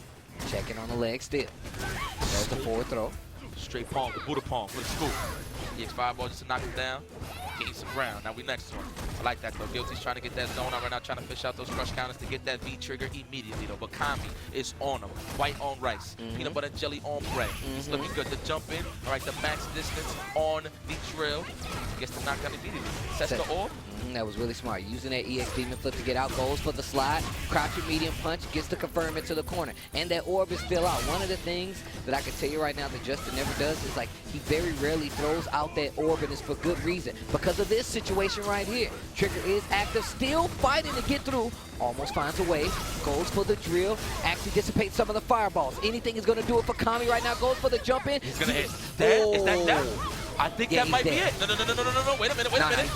No, not at all. Not at all. I don't know if you should be talking to your master right now. Right? Oh, that was a dangerous slide. That was a super dangerous slide. Red fireball. I like the slide right under there. That was so smart there, Guilty. Staying alive, and we're going for the open up good block. That could have been a throw right there. That's a dangerous situation on a free jumping, especially when you got a pixel of health. Oh, we're going to finish the job. Look at these guys. Oh, got a little too thirsty. Oh, man. Call me now. Call me now. Master, I need your help. I need more defense. Oh, the counter hit. Spins the meter and gets the carry with the EX Demon slide on the end of that combo. Gets the trade. Really? What a challenge there. Oh, crush. That jump Guilty was looking for. Beautiful. And we in the corner. And that stun meter is high. Oh, hold that though. Demon flip it to the slide. That's plus frames, but we get the hit anyway. Are we going to go for the throw? No, we are getting greedy for the crush counter. Kami retreats. Wants no parts of those orbs. Guilty right now trying to find that opener. Oh, crush counter. That's what she was looking for last time. Confirm. Dunk him. Hey! Tries to go for the instant overhead a little late on the button. This is going to give Kami another chance. And you are dead. Dead. Don't look at me. Kami looked right at me. Kami looked right at me. The do-rag king, aka we esports now, so we don't wear do-rags. It's only at NLBC exclusive. Exactly. Buy the costume pack. Supported by NLBC. Costume pack, do-rags. Yo, that'd actually be OD. If they gave Balrog a do-rag, I'll be playing the character. Of course you would. Listen, man. At the end of the day, we represent the hood, all right? Right, exactly. That's People don't know that. I told people all the time, like, yo, Steve, what you want your fighter to look like? I want him to have a loose do-rag on his head. If Street Fighter would ever make a character, like a where you can make a custom character, I would just straight have a do-rag, Timberland boots on, no laces. Yo, basketball shorts and a jersey. Yeah. That's me. With the do-rag down. All right, let's get back to it. I'm sorry. Let's get back to it. We talk. The people love us, man. All right. Shout out to all the Warriors and Monsters watching right now. Please check it out. Twitch.tv/Capcom Fighters. We got the last chance qualifier action. Kami right now. It is up a game up against Guilty. Nice slide right under the fireball and gets the counter hit. I'm pretty sure Kami tried to break the throw right there. That's why he got blessed with that counter hit standing short. Beautiful work there from Guilty. Showing signs of life there, Steve. This is a pretty even match, actually. When it comes to like the skill, I feel like it's looking really good on both sides. It can go either way at this point, man. And that's why I said, man, I was 50-50, man, split right down the middle, man. Both these guys are really good players. And it's like, I would be surprised if either one of them took it. Nice back throw there. Tries to go for the reset. Like I said, man, Guilty's one of those players. If she feels like you're not blocking the reset or you just feel like you've already trapped in the combo, she'll check you with the reset and still take that pressure right after. Gets the jump in with a jump hard kick. Not going to work out the dash up. That's a lot of confidence on the side of Guilty. We talked about how aggressive she likes to play, stays on the same side. Kami double Tatsu combo really close to that corner. There's the back hit. Neutral jumps. Trying to call it out. Yeah, it's in motion right now. Yeah, no, for real. It's like I'm bobbing and weaving myself. I'm shadow boxing. Okay, the big person doesn't connect. Oh, okay. We in there. Kami though still looking great, but Guilty is almost home with that V trigger. Look at it. Already he's trying to snipe out. Oh! Tried to go for the throw, and I actually thought that was. I thought that was like critical art. I'm gonna be 100% real. I thought that was critical. I thought that was like delayed wait critical art. Yeah, and I like that Guilty adjusts her seat, knowing that she potentially will be going to the losing side of things here. Full B6 and lands the dive kick immediately is Kami, and we pressure him. We trying to put him to sleep. Make him count those sheep. Make him count those sheep. 4 hard punch to try to find an opening. Sends out the orb, and that's what I was talking about, man. That's actually one of those things that Guilty does that not a lot of Monots do. She sends out that orb, lets you mess around with that offense just to see how you react. That's why she's so like drill heavy, because she wants to see how you're gonna react. Oh, nice air throw, yep. Nice, just to breathe some time. That was so smart there from Guilty. You know what? This is actually a win-win here for Guilty. She actually got the V trigger off early on, and she still has about 55% of that health. And about to finish the job. Like I said, what did I say? Down the middle, back and forth. These are two players. Like I said, I've been watching both of these players. Like, people think I'm joking when I tell them. I'm like, look, man, when I get to travel a lot, but when I do, like, I always keep track of certain players. These are two of the players I always look at. Kami, he's such a good player. An up-and-coming player that's constantly riding into a lot of these situations. And Guilty's been around for quite some time, coming from St. Louis, Missouri, playing with a lot of the OGs in the game. One of my best friends, man, one of those people I keep real close. And like I said, man, this is a 50-50 matchup right here. Standing hard kick combos. Look at the damage. That was on Akun's life bar right there. I did the problem right here with Kami. He's a little too stationary. I think it's just he's looking for something specific. I don't know what exactly he's looking for. Maybe a standing spin so he can get a free jump in. Not too sure, but he definitely needs to be on the move. Nice. I thought he was going to cross him too. I would have spent that cash for that stun. Oh, most definitely. Going for the throw. Nice break there for Guilty. Stays alive, and I like. Oh, no. Wow. Sent out 2 of the orbs, though. That could have been a lot worse for Kami. Still alive. Slides to keep the offense going. Weird. Really good V reversal right there. Sends out the last orb, and you can tell how, like, kind of impatient Guilty is, because she called back and like sent out those orbs almost immediately. Oh, nice reflect early on. Got to be careful with the fireball game here. Nice DP. Waited for his whole life for that jump in right there. Good awareness there from Kami. We got a bunch of the DR crew watching this match right now. Yeah, they got to snipe out the competition, man. There's so many DR players here to that last chance qualifier spot. Okay, Kami puts himself on the board. The activate after the W? Yeah, just in case if finish the job. You ain't think so? All right, here we go. Set point for Kami right now. And I was talking about those drills being a factor. Jumping back at that range is actually pretty good, because Kuma's fireballs don't go full screen. But that's why the drills are a lot more called out, because now Kami knows that you're going to go for those drills, and that's why those fireballs have been clipping a lot, working out. Nice side switch to get the Tatsu back into the corner. Tries to go for the meaty setup, goes for the target, not gonna work. Guilty still away. Neutral jump to try to find it out, but gets the slide. Walk under. Kami in control right now. Air throw. Nice, makes him spin some bar on top of it. This is looking really good for Guilty. Still has that trigger active and 2 bars on top of it. There's the reset. Kami's defense holding up really good. There's the seasoning on the bar. Activate. There's the DP. Gets the hard knockdown because of the trigger. What's going to happen next? Demon flip. Hold that, goes for the crouching medium punch. What a read. What did I say? That dude has been making some tech. Young Kami, I see you. I see you. I know we ain't talked in a minute, but I see you. Guilty, I know it's hard out here on these streets. I know it's hard out here on these streets. That was so smart on the demon flip. He just let it rock. No matter what side he was going to be on, it was just going to, it was pretty much a homie missile at that point. So it was really a good decision right there to punish the V reversal. Very smart there from the do-rag King Kami. So oddly enough, the setup that I was talking about, it was a V reversal parry demon setup on some craziness that Kami did. Man, that boy Kami, you got you guys a winner. That boy Kami. Don't say it. Don't say it. Now you son of You know what? I wasn't going for you for real. I wasn't going for none of y'all, to be honest with you. But you know what? I respect that. I respect that. See? Get the hell out of here. Smell like old do-rags. Yo, old do-rags are the best smelling do-rags. Not for him. Not for him. Not for him. I know talk you about know that because you later. got braids. I know you know because you got braids. I know. It's all about the seasoned do-rag. It's like that old pan that got the grease embedded in it that you use. That's how do-rags work. You just got some black history right there. Don't First tell of all, everybody about when it, are we man. gonna get the return of Tasty Steve? See, this is Steve. Yeah.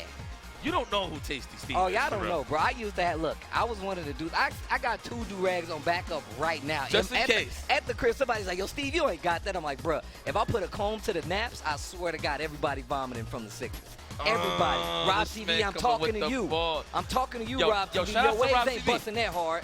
Yes, they are. Yeah, They pretty sick. I give it an 8 out of 10. Oh, yeah. Oh, Wait. yeah. Oh, this is a godlike match. Let's go. Shut up, jammers. Get out of here. This is these are the kinds of matches that I watch Street Fighter for. This right here. So, look, I know a lot of people do not think that I play a lot, right? But I'm going to tell you. Oh, no, you play. I can give you the seal. I can give you the seal of approval. I'm going to tell you who busts my ass on the regular. Comes to the crib with the tickets. Mirror. When I tell you, it be hit me with the light. She's like, yo, Steve, you just got to. And I'm like, don't talk to me like that. You just whoop my ass. Don't do that to me. That's who Mirror is. She is ridiculous. The Ibuki is powerful. Plays with Eli the Curry. Of course. I'm telling you right now, move to SoCal. Eli Curry moved to SoCal, and that's when I started seeing Mirror a lot. Man, a beast. The growth, a beast. And when I'm telling you, has the whole system sorted out. I'm telling you, you block once the wrong way, and Mirror's going to take you out. But not to be outdone. Of course. You already know what time it Tell is. him, This is DRA. Look, at one point, I didn't even know. Obviously, DRA stands for Dominican Republic, but not in this case. He is an actual doctor, my friend. He's an actual doctor. You know how I know you're you're doctor? Because he took off the jacket before he played. He's like, that's some doctor-like ability right there. He's like scalpel. He's like scalpel. Tourniquet. Sponge. Towel. Yo, but that is DRA, ladies and gentlemen, one of the best players in Dominican Republic. If you want to talk about early representation of Dominican Republic when it comes to Street Fighter, it was definitely DRA. First time I seen this man was in EVO 2011, taking out the likes of Justin Wong, Ricky Ortiz, all in smooth fashion. He made it all the way to the top 16. But then, of course, it balances out with him exploding with Deadpool against Mike Braun. Shout out to my beloved Mike Braun. But all jokes aside, this is what I was going to call right here, that this is going to be an Ibuki Mirror. This is interesting because I didn't think DRA was with the mirror matches. I figured he would go with Vega in this sense, due to the fact that Ibuki does get outpoked by Vega in terms of the footy department. But you know what? We're gonna go blow for blow when it comes to the damage because this is the last chance qualifier. We are not leaving no damage out on the table. We are going for the mix. And you already know Dominican Republic is hype. Kaba, the DLC is on the side. Speaking of DLC, limited time only. Sale underway. Yeah, save up to 70% of this bus ass in the main game. Hey, speaking of dripping, my boy Kaba dripping hard, and he is about to drip some words all over this matchup. Man, this is my chance This right song here. actually Yo, goes. look at the Dominican flag go. Fire.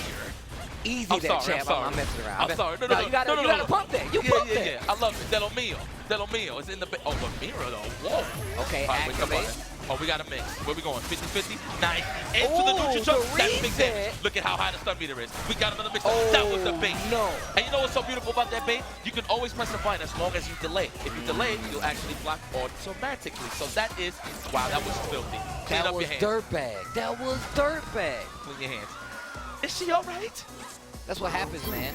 That doctor just left some tools in you once he was done operating. That's messed up, man. Left the scalpel and ass. All right. All right, Mira already going for the plus range. I like the approach of Mira, trying to put him in the corner immediately. All right, what an air to air. And now Mira, you can tell. Mira's looking at this a little different now, playing the ground game a little more confidently. Nice anti-air right there. Somebody else's cable. That's the doctor.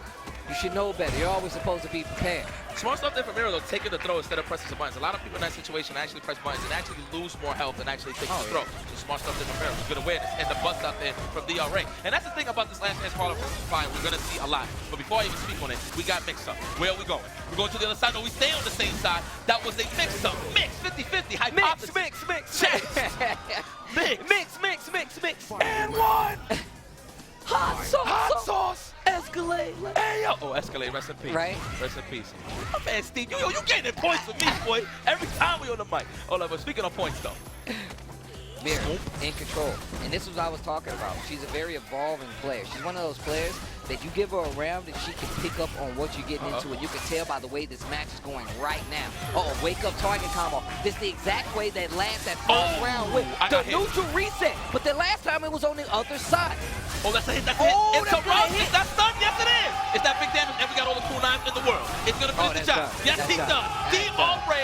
so clutch, left his hands on the steering wheel, and he parked the car. Did you see the Tiger Woods? Did you see the vintage Alex Valle? Why is the entire DR is standing in front of the setup right now? They came out of nowhere. Eli the Curry coming out to support his baby. Look at him.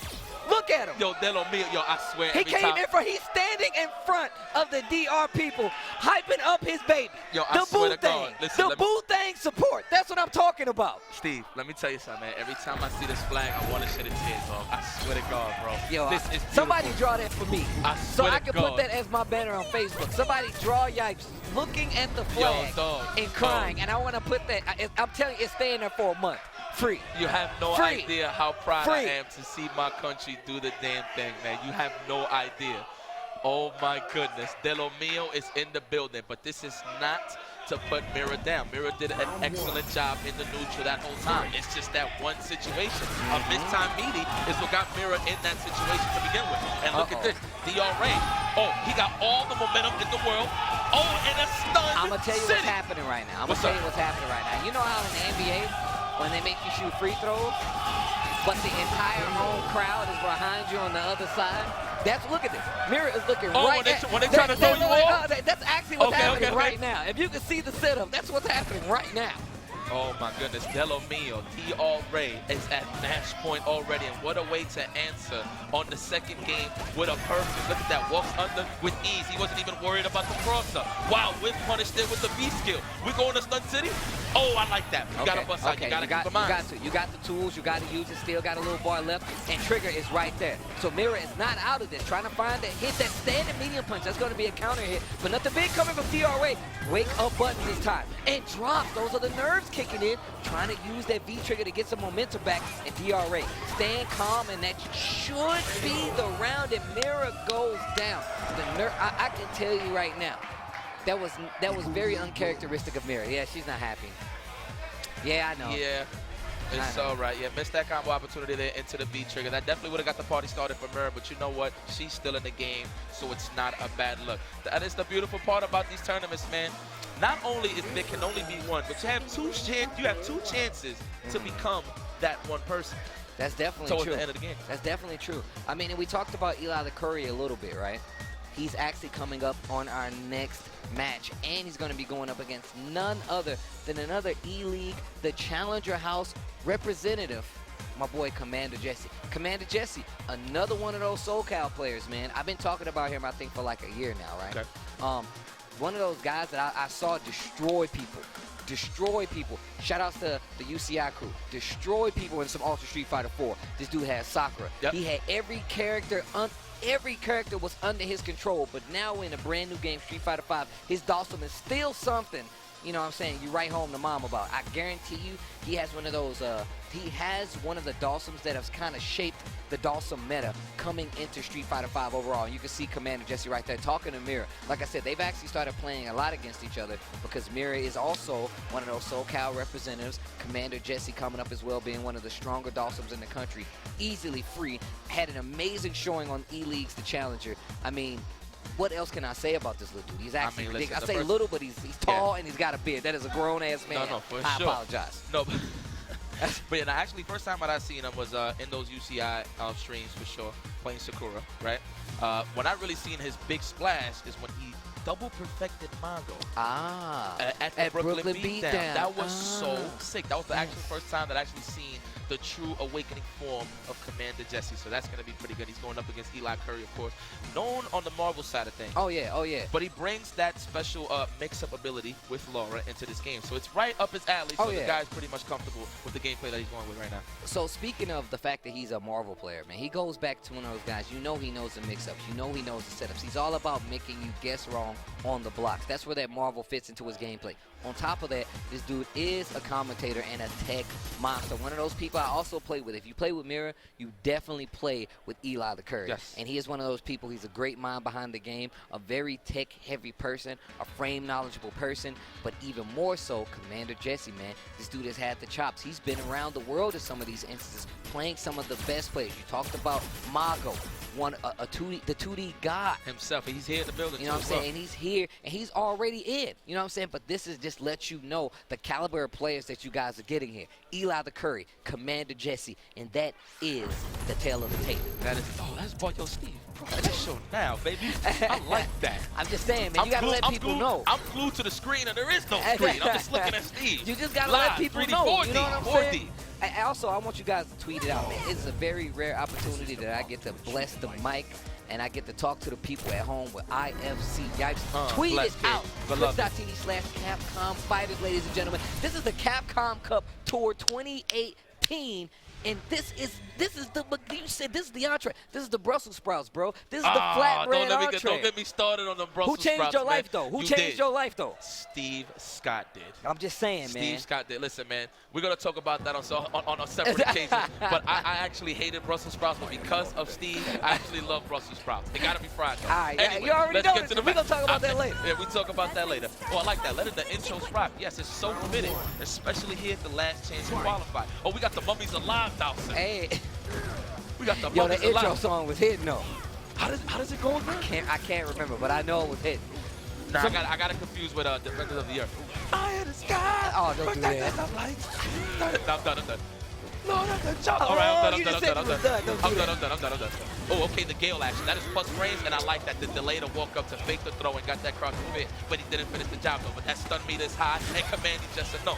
Yo, you can tell there's a lot of history in this match. Commander Jesse actually confirming 2 hits and still not believing that he can take that offense on top of her because Trigger was there. You don't want to get crush counter when she has Trigger because that's what starts her momentum. We talked about the comeback factor properties of V-Trigger. Laura is one of the main people that gets away with that V-Trigger comeback. Nice block on the overhead there that's going to give him some offense. Actually went to the other side and the throw. I'm going to tell you another thing. Commander Jesse, the master of backdash in the corner and get thrown. It's actually crazy. My man, will you'll be in the corner and you'll be like, yeah, I got him. He's going to like backdash, twirly arm, throw back into the corner. Hit you with the Twizzler, back into the corner. I like the approach Eli Curry's taking. I was just about to say that he did not sneak in a command throw not one time that first round, just to test Commander Jesse's hypothesis, but now he's sneaking it in.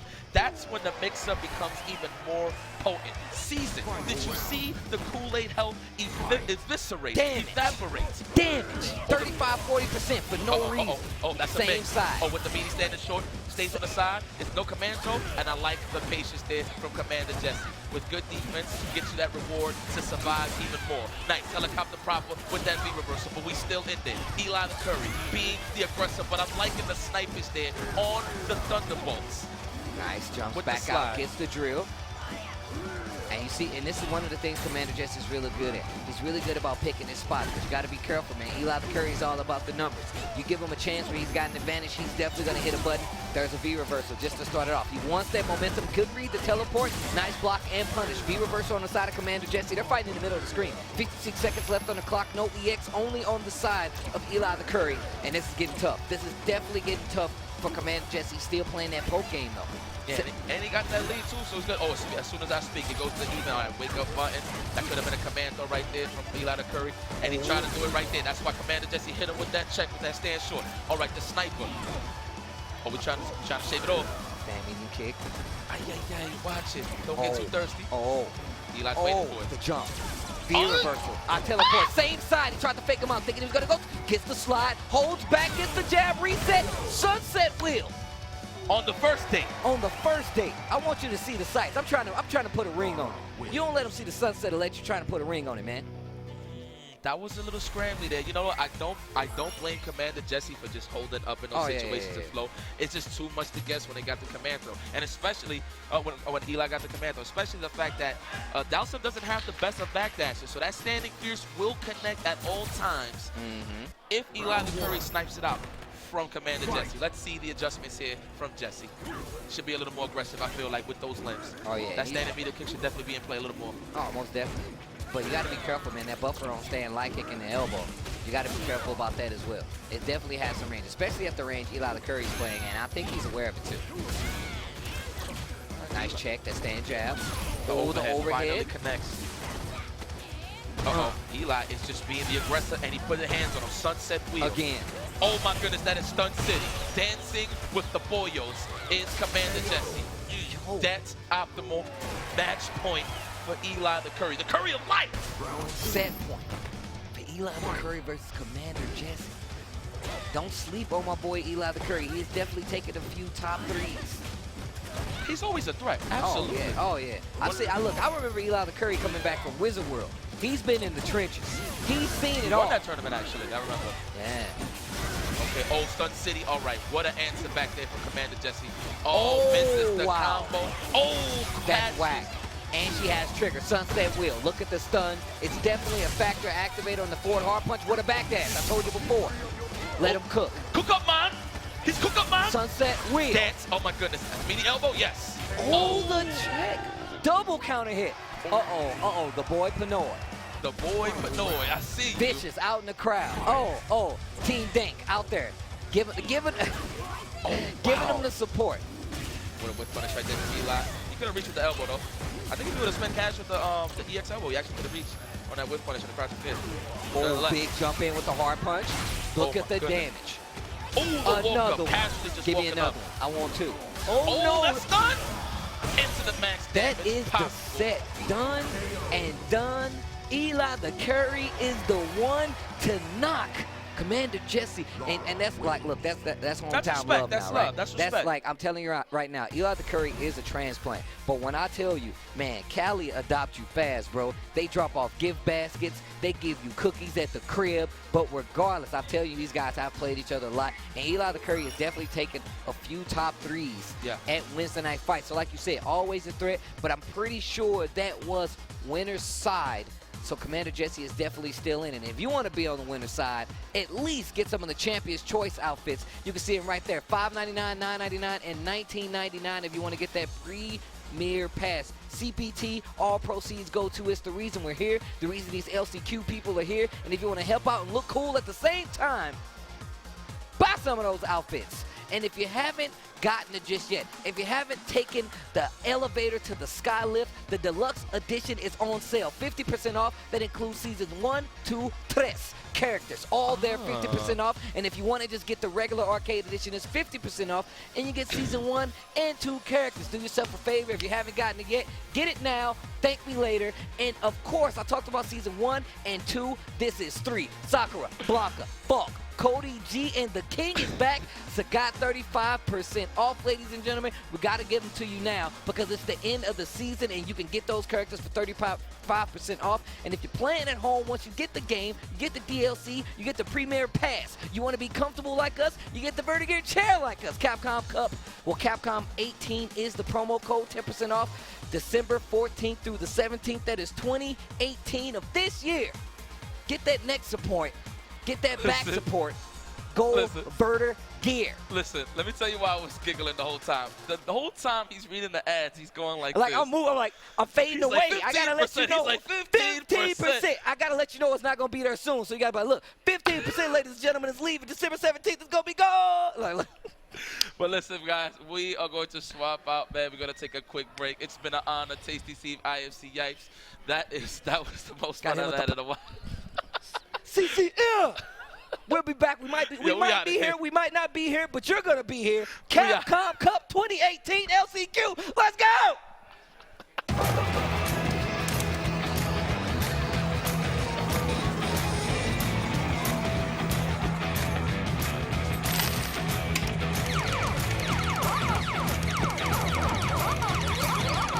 Dad, how do I eat all the ghosts? Dad. I can teach you, buddy. Bring the classic arcade experience home with Arcade One-Up. Cabinets and risers each sold separately. And now it's time.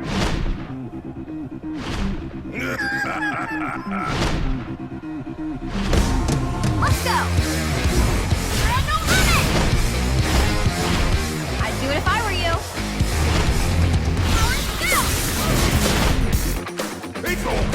ready! Pleased to meet you.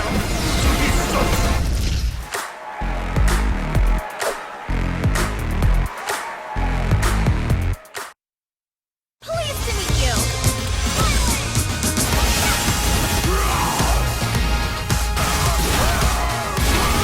Let's begin. Okay, come on. Power to the people of Earth! There you talented people.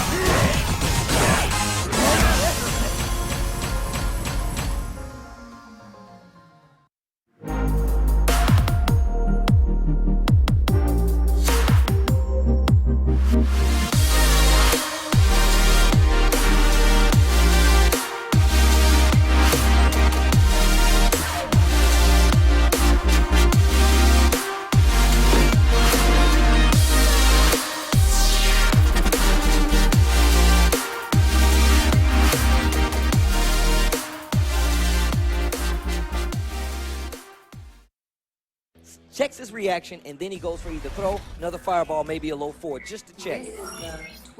Man, it's such a crazy game plan from Daigo. Like, the plan is to do almost nothing. Yeah. It's such a hard game plan to execute, right? Like, you naturally when you play games, you just want to do something. But to do absolutely nothing is so impressive. Solar plexus. Nice. Oh, got him. God, that big roundhouse right there. Oh, missed the jump. The murder jump setup. Nice dash up behind the EX fireball. Sako gets the sweep. Daigo down a lot now. This round, I think nothing cannot be the plan. Yeah, gotta be a little bit more active. Needs to be careful. Sako getting really close to that E trigger right now. There's the trigger from Daigo. Solar plexus. Jab, fireball. Not a combo. Nice activation off of that standing fierce. The jump out, yeah. Nice. First time we've seen him use that Tatsu to get out. Still gets clipped by the EX legs. Patience. Oh, okay. Just out of range. Here comes Daigo. He does have critical art available. No trigger, though. Oh, yeah, Nice. the float. Good work from Sako. Oop, The tech. right off of me. You gotta No be doubt. so oh wary. my God. Look, this is so dangerous, and now he's in kill range. Yeah, one critical art to kill. 30 seconds, a long time for Daigo. Oh, he thought he had it. Unsafe. Yeah, and there's the Nice. roundhouse after. That would have killed. That definitely would have killed. So Sako had to be careful about that. Had he walked into it, it would have been dead. Sako hitting back at just the exact moment. There's that slide under the fireball. Right in the range of that fireball game again. So crazy to throw so many close range fireballs. And Sako, the patience to walk and block the whole way. And you see Sako still not committing to that slide to try to get under him this time. Tries to go for the overhead.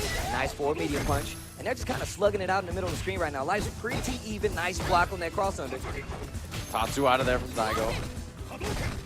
Punish. Yeah, Sako was in range. Nice. Go for it. EX fireball. Here comes the push. Nice tech. Daigo fighting back with the normals. He's got V-trigger on deck, which means he can go for that sweep. Wow. Suddenly really close to trigger. There it is.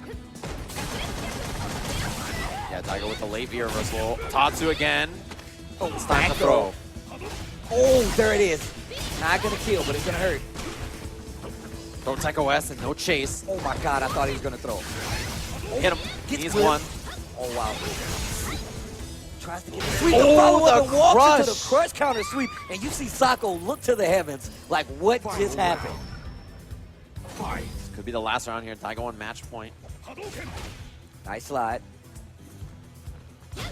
And now you see Sako going back to that range where he can counter react and then walk forward. Try to make Daigo react to something. That way he can get the crush counter punish. And right now it's looking good for Sako.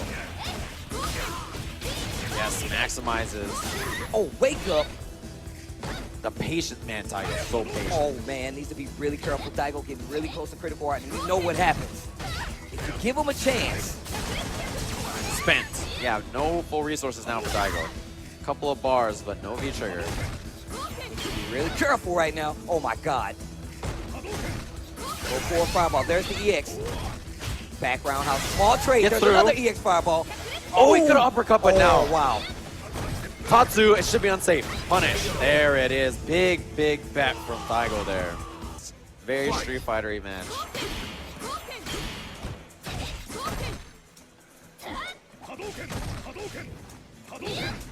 Over, yeah. Daigo ready. There's only been a few times the air approach. That's staggered low. Look at the stun he's built. Now Daigo's turning on the offense. Needs to be really careful with range. We've seen Daigo control the games that he's won strictly by this fireball range that he's playing at. You see Sako try to push to the corner. Staggered low again. Man, Daigo really much more active, and there's that low again. It keeps connecting. This is going to be too good. Lots of life lost there by Daigo. Needs to be really careful. Anything is going to kill right now. In the front. One more. He's so close to stun. Stun. Oh, wow. And there it is. Just like that, Sako brings it back. Win. The disappointment that's happening right now. I'm looking at people in the crowd shaking their heads like, no. Big nice jump in. Oh, wow. Confirmed from Sako. Forward medium punch confirmed. And look at this pressure. We saw this in the first two games that Sako took pretty convincingly. An exact same way to get out. There's Tatsu, and there's the punish. Things not looking too good for Daigo right now. Down one game, or 2 games in a round. He's gonna need it to stay alive. Walk up EX legs. Really close lucky there with EX fireball. Another from Daigo just to check. Big jump. Back throw. What's gonna happen? Trigger is available. Oh. EX legs, yes. What's gonna happen right now? Just one mix up. Get off of me. Press counter. Activate trigger. Oh got her. My God! Why would you dash up? Because he's Daigo, Steve, and it's final round. What? Daigo versus Sako. No meter left for Sako. It was all committed in the last round. No uppercut either. Wow. Oh, the Tatsu. What a block from Daigo. The Tatsu. Overhead good block from Sako. Sako gets to confirm off a forward medium punch. Let's see what's going to happen. Huge, huge swing. Nice re-reversal, and it's blocked by Sako. He keeps the pressure up. He's out of there. Daigo with the patience. The escape. V-reversal. Now Daigo has space, but he goes in. Yeah, that V-reversal knocks out the rest of that trigger. Oh, surprise bird. Oh my God, no trigger though. Gotta be careful. Daigo with full critical art now. Oh, he walks up. Oh my God. Gets the throw. Oh. Spend some bar. Another. It was whiffed. Oh my God. Whiffed at the last second. Look at Daigo. He's like, yeah, man, what happened?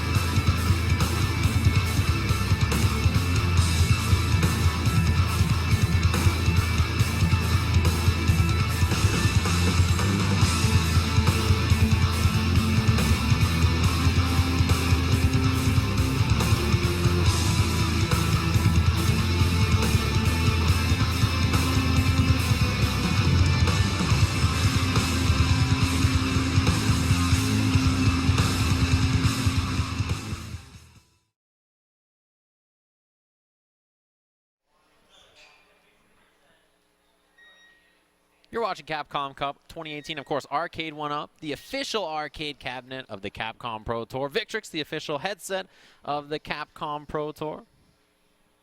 Vertigear, the official gaming chair of the Capcom Pro Tour. And, of course, Razer, the official fight stick of the Capcom Pro Tour. What up, everybody? Welcome back. We got a good one for you guys. Snake Eyes versus MOV. That's right. Yeah, for those of you following along at home, that is Pool B4. And man, there was a couple heavy hitters on the way over. I was actually very surprised to see one familiar name, Nasser, from San Francisco, who fell to MOV 2-1. He's been making a mess in loser side. So obviously there's going to be a lot going down on that. But in the meantime, we have the winners finals. We got Sajam on the mic and myself, Vicious. We got a good one. Hopefully you guys have been enjoying Capcom Cup so far. If you forgot, it was on the Capcom Pro Tour. It's on every single monitor in the background in case you were curious. So it's been a good time so far. There's been good matches. In case you guys are curious, you're following along in the bracket, top 48 is starting in about 20 minutes or so, right? We're going to be jumping into top 48 for those of you guys curious. This is the last chance qualifier. One person today will qualify for the top 32 tomorrow. And we're going to find out who that is. A lot of people, I think, have been betting on the man on the left side of the screen, MOV's Chun-Li. Yeah, you can never ever sleep on a guy like MOV because, you know, although it's using Chun-Li, not really talked about as much in Season 3, MOV's just always been that guy to pull out all the surprises here. Yeah, I mean, the character, you know, in Season 1, everybody remembers her being extremely strong. You guys saw that match, Sako versus Daigo. That was a back fierce anti-air that got turned into a red fireball. That happens with Akuma sometimes. But yeah, she was so strong in Season 1, and now in this version of the game, obviously not nearly as strong. She's kind of like just an alright character. And so we see people like MOV still kind of trying to use her, the pioneers of Chun-Li from, like, you know, back in the 3S days. And standing lightning legs with one button. With MOV. one button. Yeah, you were telling me about how he used to do it with like one hand. It was the first time I've seen it at Denjin Arcade. I remember those days, man. He did the one-legged, or the one-buttoned lightning leg. You know what? Yo, MOV has a very, very hefty life lead right now. He's really putting a stop to Snake Eyes so far. A lot of his approaches have been airborne, and Snake Eyes still hasn't found an answer. MOV getting the first round of Game 1. Yeah, and you saw him try to hit confirm the crouching medium kick, got the Tatsu off the hit, but the hit was not anything clean. It was a backdash. Sometimes that happens. Snake Eyes' zone reactions working against him. Yeah, throw after the air legs, you gotta challenge it. Oh, I like that conversion too. Kind of meeting him up mid-air. Nice check with the stand jab too. Dude, MOV's ground game is wild, right? He's so good at like really controlling the ground. Obviously, that's Chun-Li's strength. Thought he had the counter hit there, but it was just that standing medium punch regular hit, catching Snake Eyes trying to jump out. There it is. Yeah, the anti-air he needed to maintain this momentum. But still, MOV fires away. Either that was a hit or miss position, he was still going to get the advantage and move over Snake Eyes towards the middle. Yeah, he's going to activate VT2 also, right? So it didn't matter. Sweet counter! That is the sneaky stuff right there. Again, he's been able to cancel that, what, Season 3 for a while now? Yeah. Ever since V-Trigger 2 came out, been in one of the sneaky ways to get that V-Trigger 2 out there. Because obviously, naturally, everybody in the chat room knows. If you try to, like, you block a sweep, you're like, oh, let me just hit sweep back? Yeah, I'm going to just hit my sweep or my standing medium kick. And just sort of out of habit, you try to do it. Right there, Snake Eyes trying to go for the punish, gets clipped. What am I talking? I said the chat room like the chat room plays fighting games. You guys are all here to just watch Capcom Cup 2018. What's up, everybody? Hopefully you've been enjoying it so far. I wonder how many of them have been right on their predictions thus far for the LCQ. You can make a fantasy bracket, yeah. Double down jab into the bird. And he does it again. MOV is just so uppercut. No. Forward throw. Keep him locked down. Nice check with the jab. No conversions, though. He's still stuck in this corner. Yeah, that challenge was perfect. I mean, you know, I really thought he was going to do the air legs right into EX spinning bird. You know that sometimes Chun-Li players have to take risks like that, or they feel the need to try to do stuff like that. And again, firing away after that light, crouch short into EX legs, activation, good amount of damage as well. That down medium kick cancel, and then, yeah, he went for the sweep with the crush counter from Snake Eyes. Hard knockdown. Is there a wake up or not? Goes for the back throw. That extra damage doing just enough to take that round over MOV in Game 2. That's like the guess you have to make, right? Like, is he going to just wake up crouching line kick again into EX legs? And he's been doing that so much, and Snake Eyes just has to sit there and guess. But he was willing and able to commit to that, gets the job done. Counter hit confirmed from MOV into the medium bird. And the check, catching with the low forward afterwards, close to stun, and he pushed himself just far away to bait that. Nice and easy, MOV. Optimized.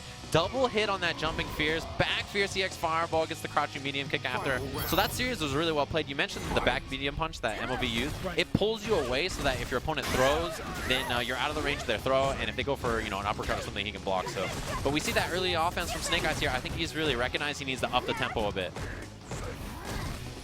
Backing him up with that red fireball.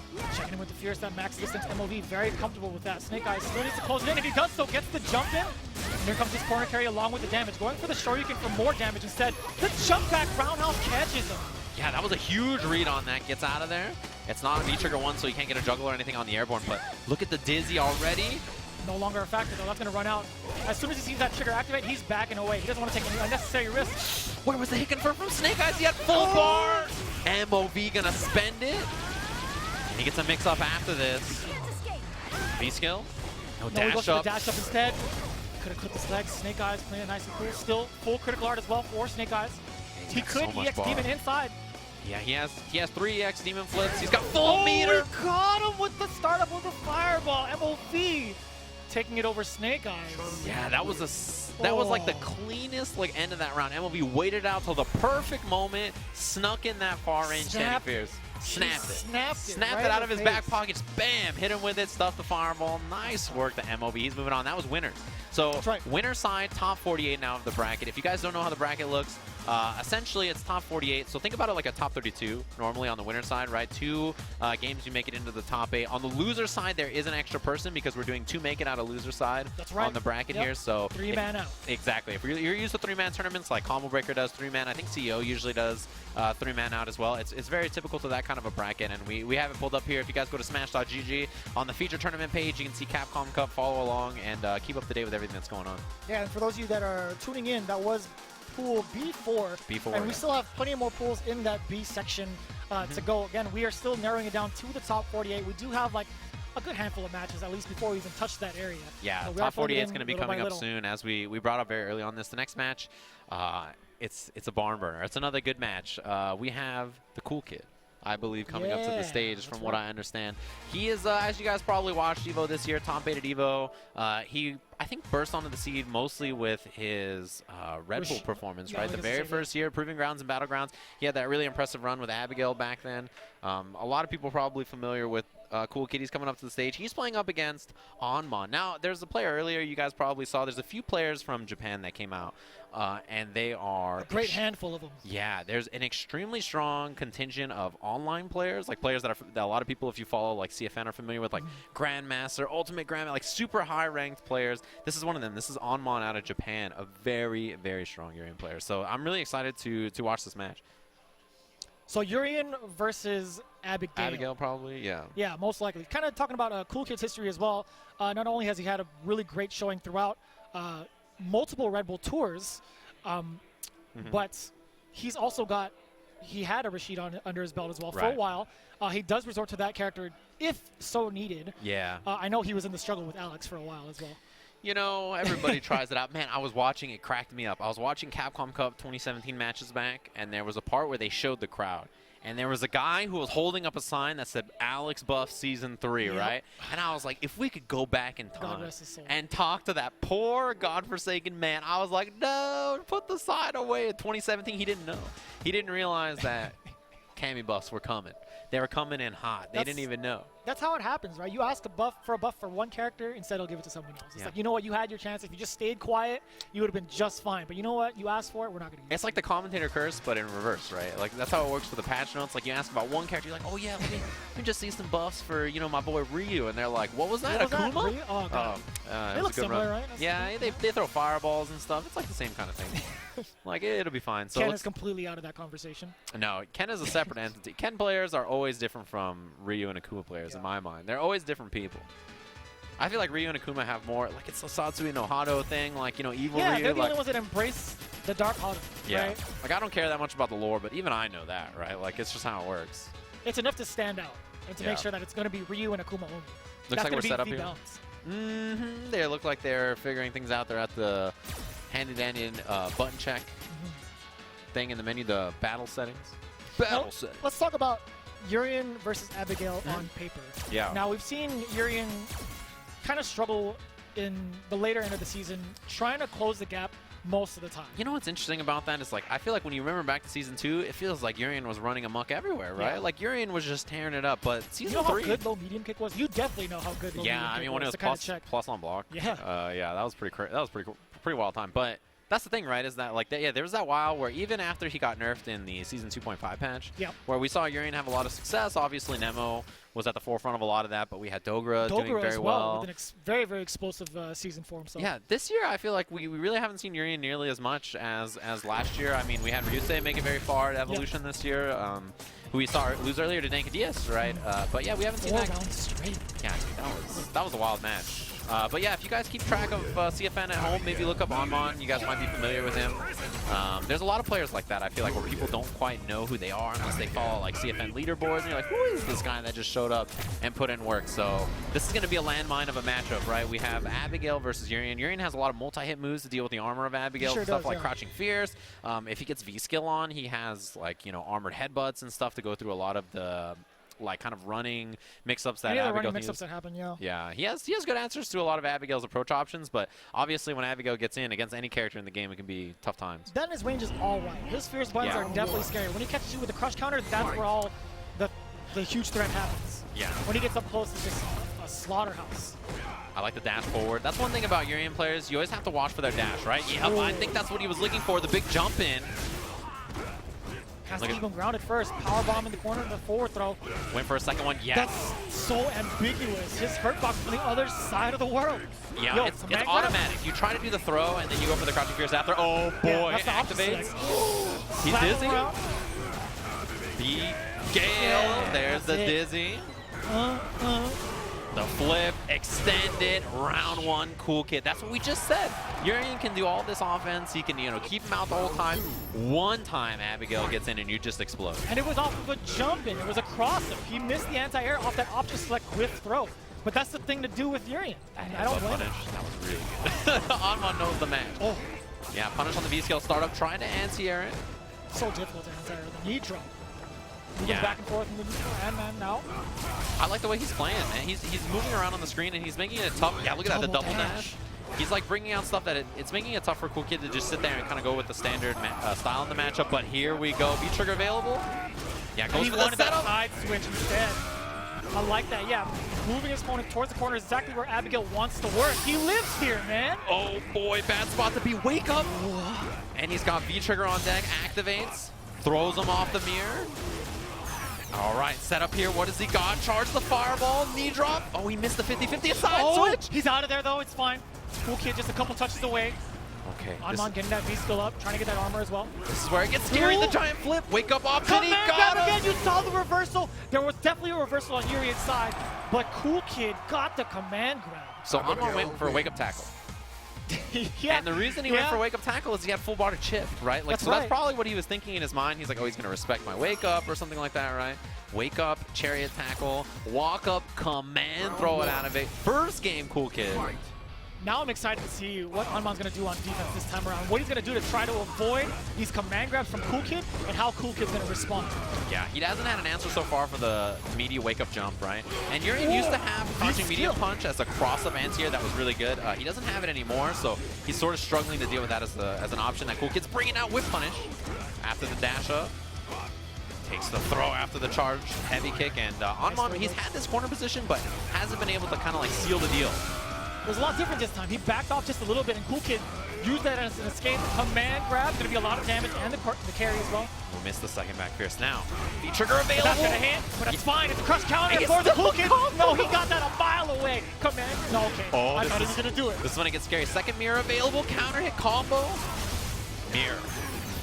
Goes He low. got the no, and he went for the overhead. This guy is a sneaky Urian. The double reset. He was so sure that crouching line kick wasn't going to hit, so he just committed to it. But round for Onmon on the board, and yeah, all this dashing throws him off with the EX tackle, regular hit standing medium punch, and he's kind of throwing off his momentum. The charge fireballs, the tackles.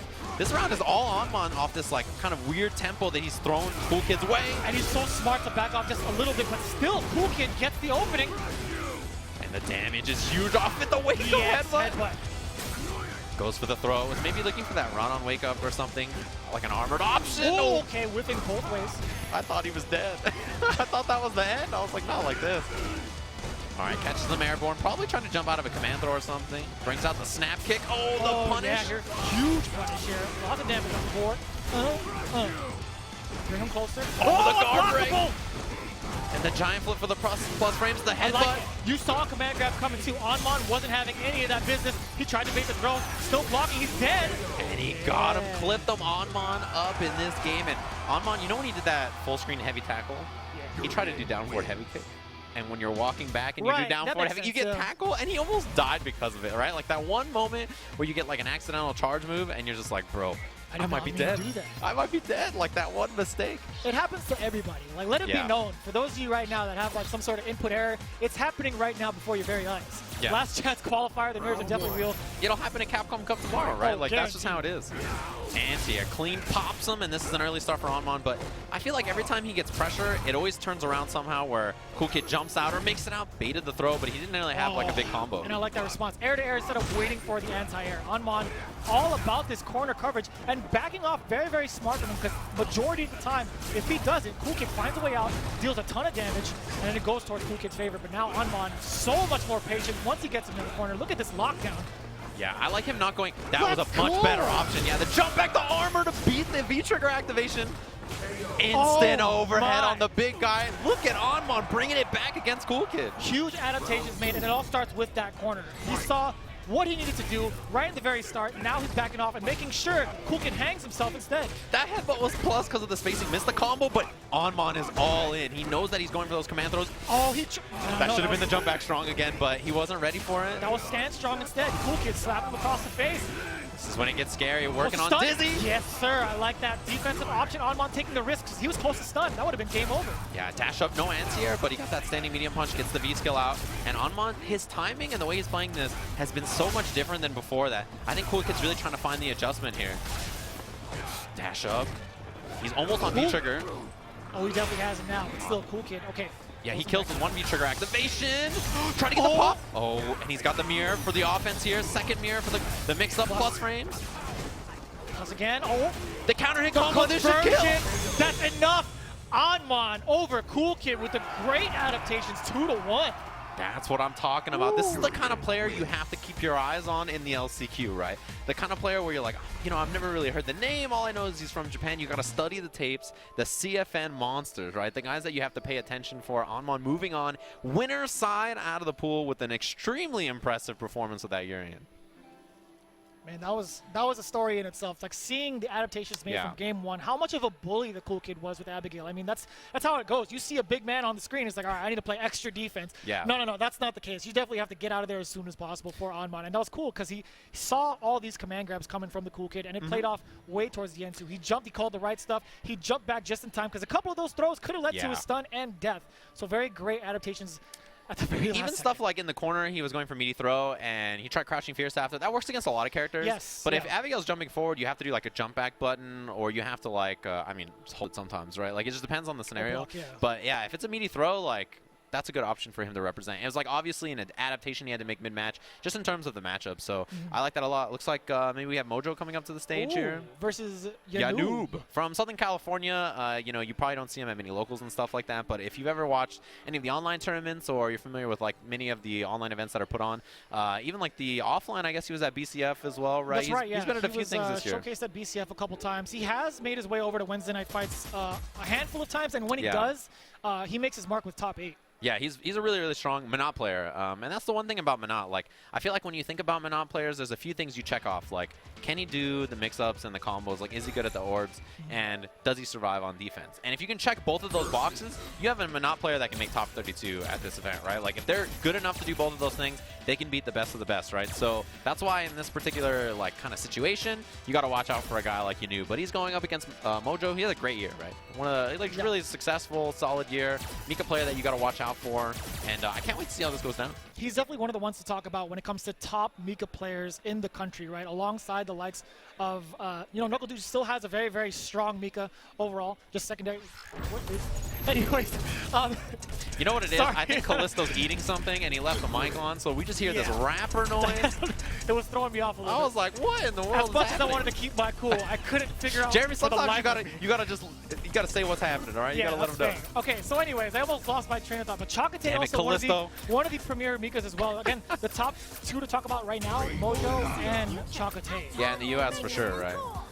And he runs VT2 a lot of the times. You see it here. The chair. He's got so much tech on his social media with the chair. Yeah, the chair's solid. The thing about it is it's a lot like, I was talking to Jammers about this, it's a lot like Urian's mirror, where if the first mix-up doesn't work out, the second mix-up tends to also not be as strong, right? So if the first part of this mix-up goes well, then he's going to be like in a really great position. So yeah, that's what I'm looking forward to seeing here. Mojo really strong, but a lot of people probably familiar with him. Yanoo, I think, on the other hand, maybe less known. Just to let you guys know, Mojo actually beat Pugera to make it to this part of the bracket. Beat 2. Mojo took it over Pugera 2-1. Okay. And then Yanoo had to beat Shine. Shine, gotcha. Dang, that's a tough path to try to deal with, right? Obviously, if you guys watch NLBC, you're familiar with a lot of the East Coast matches or East Coast tournaments. You're familiar with Shine. If you're a table, you're probably familiar with Shine. You know. If you've ever been to a barber, you definitely know Shine. Yeah, you're like, all right, just make sure that my hair doesn't look like So this is gonna be very interesting. Mojo versus Yanoo. Yanoo is very much so on the patient kind of defensive side. For a West Coast guy, he's a very patient player. Yeah, you know what's funny is like West Coast players, it's funny because they're kind of known for that RTSD, but we always have like 5 Monot players and a billion Dawson players and like Guile players up in the Northeast. Like it's just, or Northwest. It's like, one of those things you gotta watch out for. V-skill to observe that. Yeah, early on, like you have to bring out stuff like that against a character like Monot, the dash, Brimstone. And the extra damage from that V-skill as well. And the orb is far away. This is one of those positions where if Yanoo doesn't, you know, kind of like survive this real quick plus frames. I think he's done. Oh, yeah, he's done. He's definitely done. Again, not having that orb available is a huge deal. Mojo understands the matchup. He knows that the longer he sits back and waits, the more Monot gets to take advantage.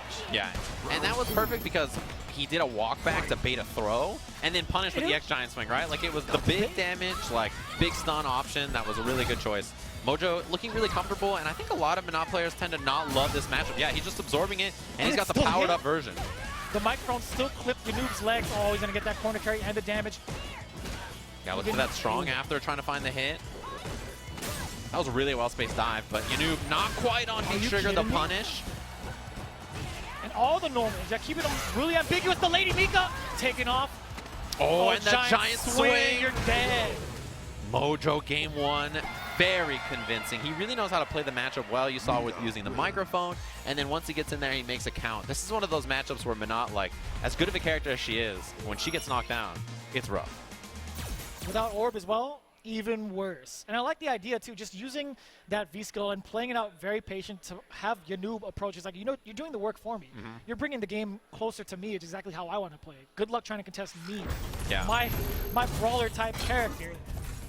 Yeah, I mean, like, what are you going to do? You just get knocked down as you're going to wake up 3-frame? This is the character he played back in the day.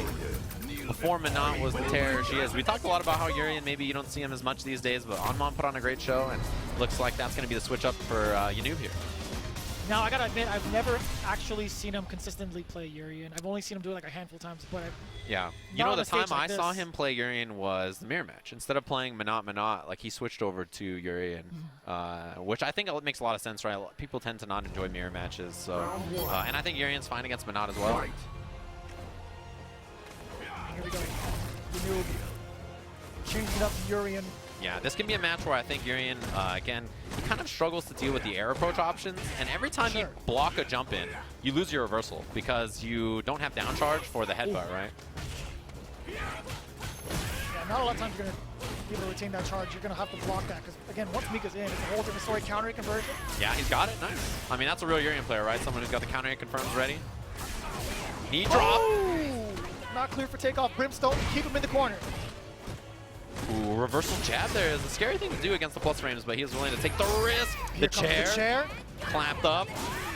Side switch. Oh, and the EX beach to get the kill. So beautifully executed. Mojo, what side was he on? You can't catch this man. Yeah, neutral jumps, and then you see Nadeshko push the character forward, gets the mix up after. Steel chair is a beast. It's a really solid V-trigger if you're ready for armor. Standing light kick into the headbutt. Fancy stuff, yeah. Getting that stand short into the headbutt, not an easy feat. Brimstone. Yeah, Yanoo has the execution right. It's very obvious when you watch him play Monot. Reversal giant swing. No tech, he takes full damage. Whoa, out of range on the fierce. Frames, yes, I like that, especially after that drop kick. He wants to not be part of any of it. Keep him in the corner. Another one. Do it again. I thought he was going for the cross-up knee drop and the jump low, and he was standing, so he got the headbutt. That was really, really well played. Yanoo getting himself on the board. Yeah, his name just feels good to say. Oh, just about as good as that Fierce buffered into the critical art. Steve could barely contain himself. Yeah, he just missed. Yes. Sometimes you just miss, you know, that's life.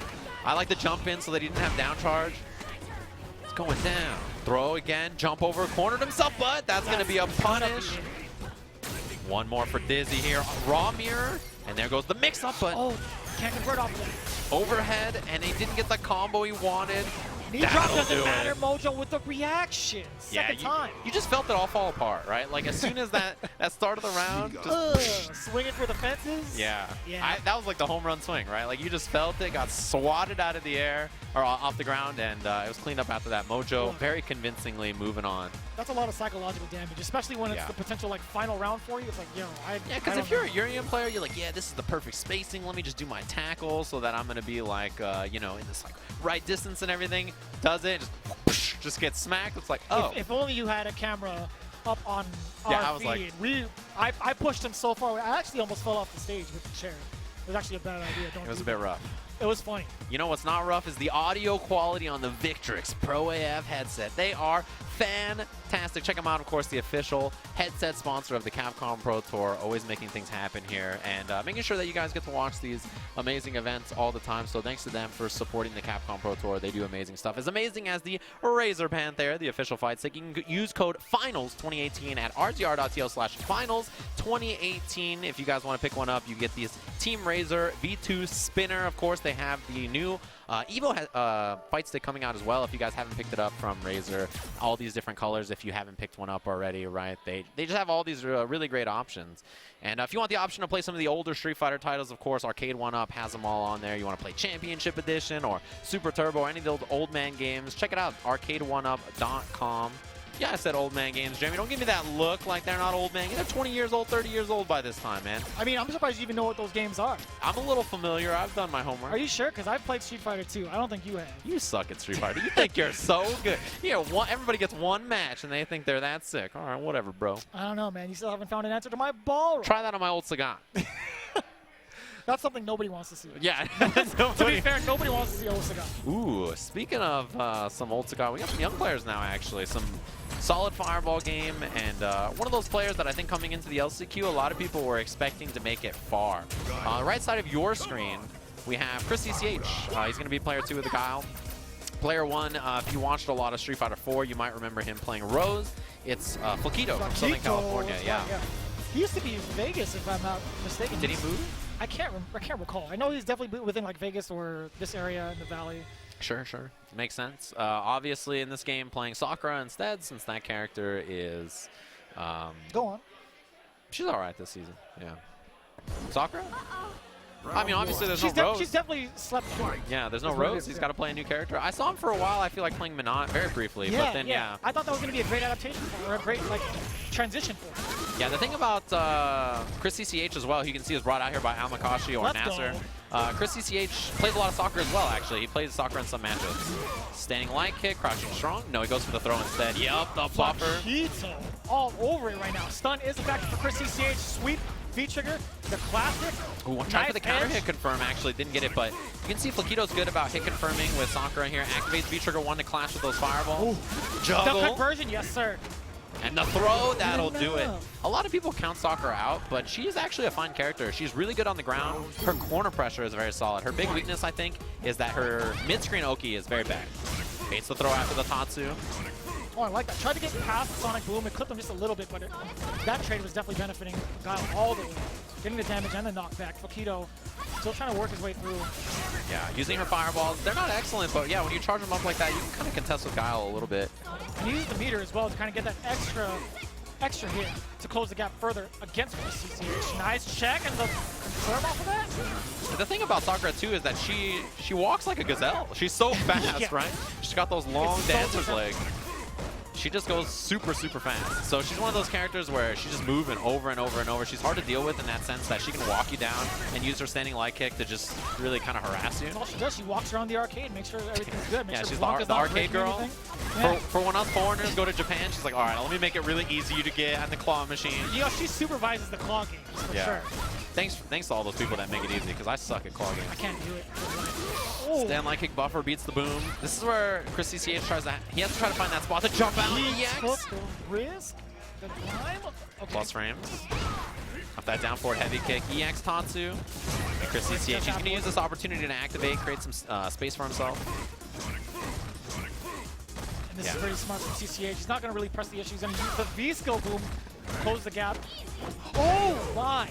The back throw after that. Fakito game 1.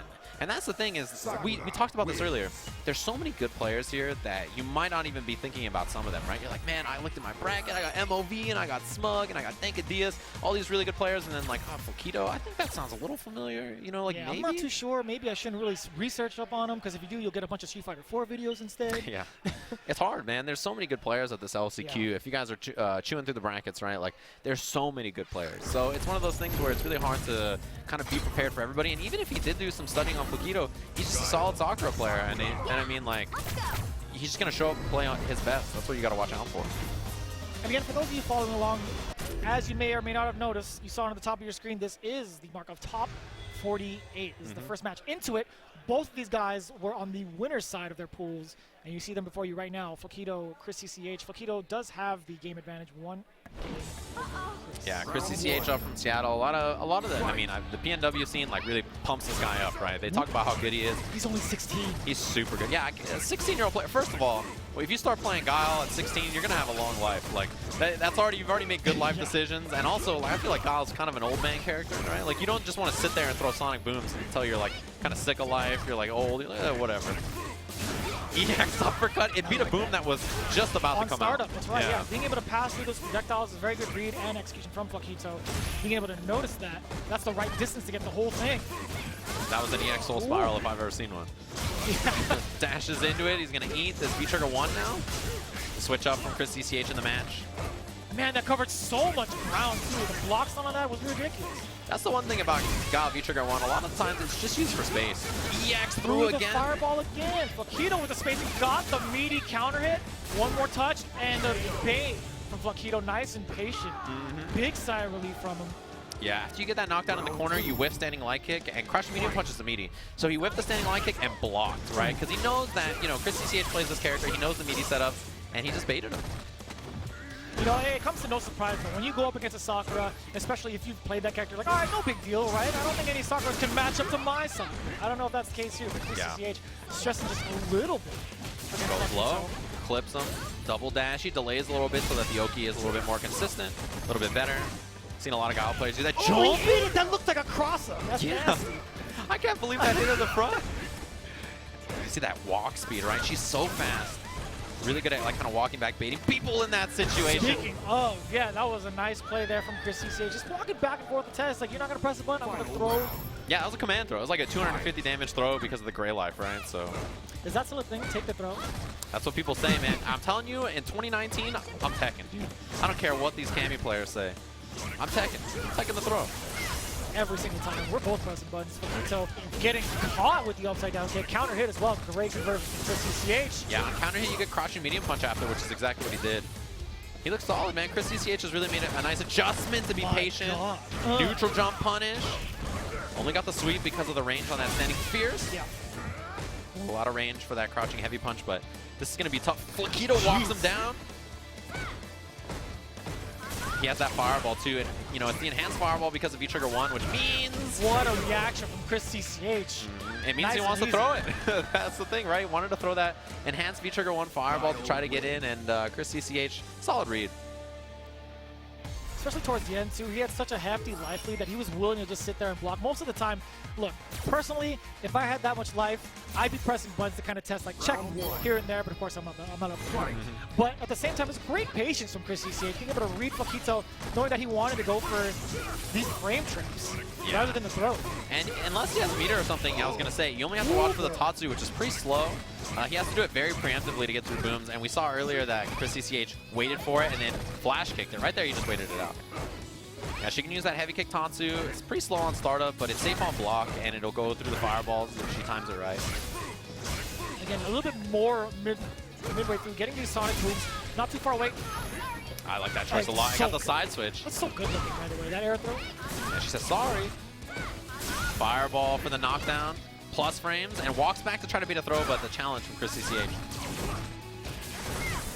Look at how much life he got. Still jumps out. Yes, Chris CCH. Walks back, really boom. that issue. The combo, and he got the sweep. One more. Tried to bait the throw. Fakito. Oh, and he baited him again. You saw the startup of that throw and low medium kick puts her through the bathroom. That was a great choice. Chris CCH was just like, I'm not going to walk up and throw. I'm not going to take the risk. I'm going to shoot crouching medium kick, nice and safe. The guile player alive. Jump over the fireball to try to, you know, kind of maybe look for forward movement or whatever. Chris CCH has made a good adjustment about waiting until, you know, something's out on the screen and then handling that afterwards. Chris CCH hasn't thrown a single boom, by the way. Just to let you know, he's really trying to test Fakito's patience and reactions. He's throwing out a bunch of normals, a lot of fake out normals to see what he's going to do, how he's going to react. Check him. And I like more jumping against Sakura, too. Unless she's close, she's not going to get, like, you know, crouching heavy punch or something as an anti-air. Those crouching medium punch, she's trying to buffer the uppercut into it just in case he dashes forward or hits a button. Activates. He got clipped. Yeah, didn't get a confirm or anything, right? Or didn't go for pressure. He didn't know it was going to hit, but Chris CCH, look at him. Chilling on this life lead. Again with that jump, and Fakito needs to make it happen now. Yeah, V-Trigger 1's almost down. Double dash, no check from Chris CCH. Yeah, she's such a fast character. Fast dash, fast walk speed. But this big EX to get that extra corner carry. Try to check him again with that roundhouse, taking the throw once. And wow, he woke up with it, and that's the kill off the counter hit. Last round between Fakito and Chris CCH. The only time he got really antsy was that last hurrah. He went for the EX flash kick, put it all on the line. I understand it's Vegas, but you don't have to gamble too early. He was all in, man. He thought he was going to walk up and throw or go for a meteor or something fierce. Backdash, I like that choice. He was expecting a throw. All right. You know, that forward throw I think is okay because you get yourself out of the corner. And yeah, Chris CCH has got room to walk now. Heavy Tatsu, the backdash. You can tell he didn't want to go for the flash kick after it hasn't worked out a few times. Look at the leap for Fakito here. Backs away from danger. Yeah, she is so fast. She's fast, back walk speed. Ugh. Wow. And she closed the gap so well, too. She doesn't have to do anything but walk. That standing line kick buffer to Fakito with a huge lead. Man. This is where it starts, though, right? That jump in. Huge amount of damage. Chris CCH can do a lot more. He does have a full critical art as well. Yo, traversing underneath. Oh, he could have got it. He didn't have the trigger. He got clipped. Not if he yet. canceled into V-Trigger, he might have killed Baited. Oh, he got it. And the fist pump from Fakito. Chris CCH in disbelief. But man, that was way too close. Yeah, Fakito Sakura, he's in top 16 winners now, right? He's moving on in the tournament over Chris CCH. That's a huge win. Ooh. And as we mentioned, this is top 48, right? Think of the winner side as a normal top 32. So if you win in the winner side of top 32, you're in top 16. The loser side is where it gets a little bit hairy, right? It's like kind of this weird bracket down there that people have to traverse through. What are you looking at me for? You said hairy, that's all. You know a lot about hair. Look, Jeremy has a... Keep it together. There's a disparity in follicles here, all right? We have different life experiences when it comes to this. You used to have hair. You know what's is this true, chat room? Here we go. When Street Fighter V came out, you had hair. But I believe the stresses of this game really caused a lot of it to sort of leave. It vacated the top of your head. And I can tell you right now, it's a lot colder when you're bald. Yeah. It is cold here at the esports arena in Las Vegas at the Luxor. When you were a young player, you had follicles because you were putting people through all the awful things. 5 buttons, you still get a command throw after. I wasn't stressing out at all. I was living the dream. I could do whatever I felt like. Can I just say, for the record stream, young players are bad people. That's fair. They're bad people. They always have been. I will co-sign that with all the authority I have in Street Fighter. Yeah. If any. Top 48 here. Yeah. Smug. This is NLBC versus WNF. We got Smug. A lot of people in the chat, big Smug fans out there, right? Obviously, people watch his stream with the greatest of ease. They turn in on Twitch.tv. And he has an excellent stream, right? Everybody loves it. Very entertaining. Of course, if you guys watch WNF every week, you know Denka Diaz, right? They're very consistently in the top 3. Really, really solid player. Smug is trying to figure out what he's going to do to the camera right now. Look at him. He's like, what do I do? He knew already. Yeah, see, I knew it. I knew it. He looked up at... Smug is one of the only players that always looks up the projector to see if he's on screen, to see if he should start acting. That's the biggest tell. Yeah. That is the biggest tell. And when he does, he delivers it. He understands. His hair looks clean. Oh, yeah. He looks ready. Nice shape up. He's just giggling. He knows the tech. Yeah. I miss the days when people wouldn't give each other handshakes against Smug. Like against Smug would always, Smug would always give him the mix-up with the handshakes, and people would always try to guess. My favorite ones are Smug versus Marn. Yeah, Smug versus Marn. Those are easily the best handshake matches. Smug versus Marn and Smug versus Knuckle Dude. Those are always like Knuckle is the most ruthless handshaker when it comes to him versus Smug. It's because he's very disrespectful. Just look it up. I promise you. It's very entertaining. Yeah.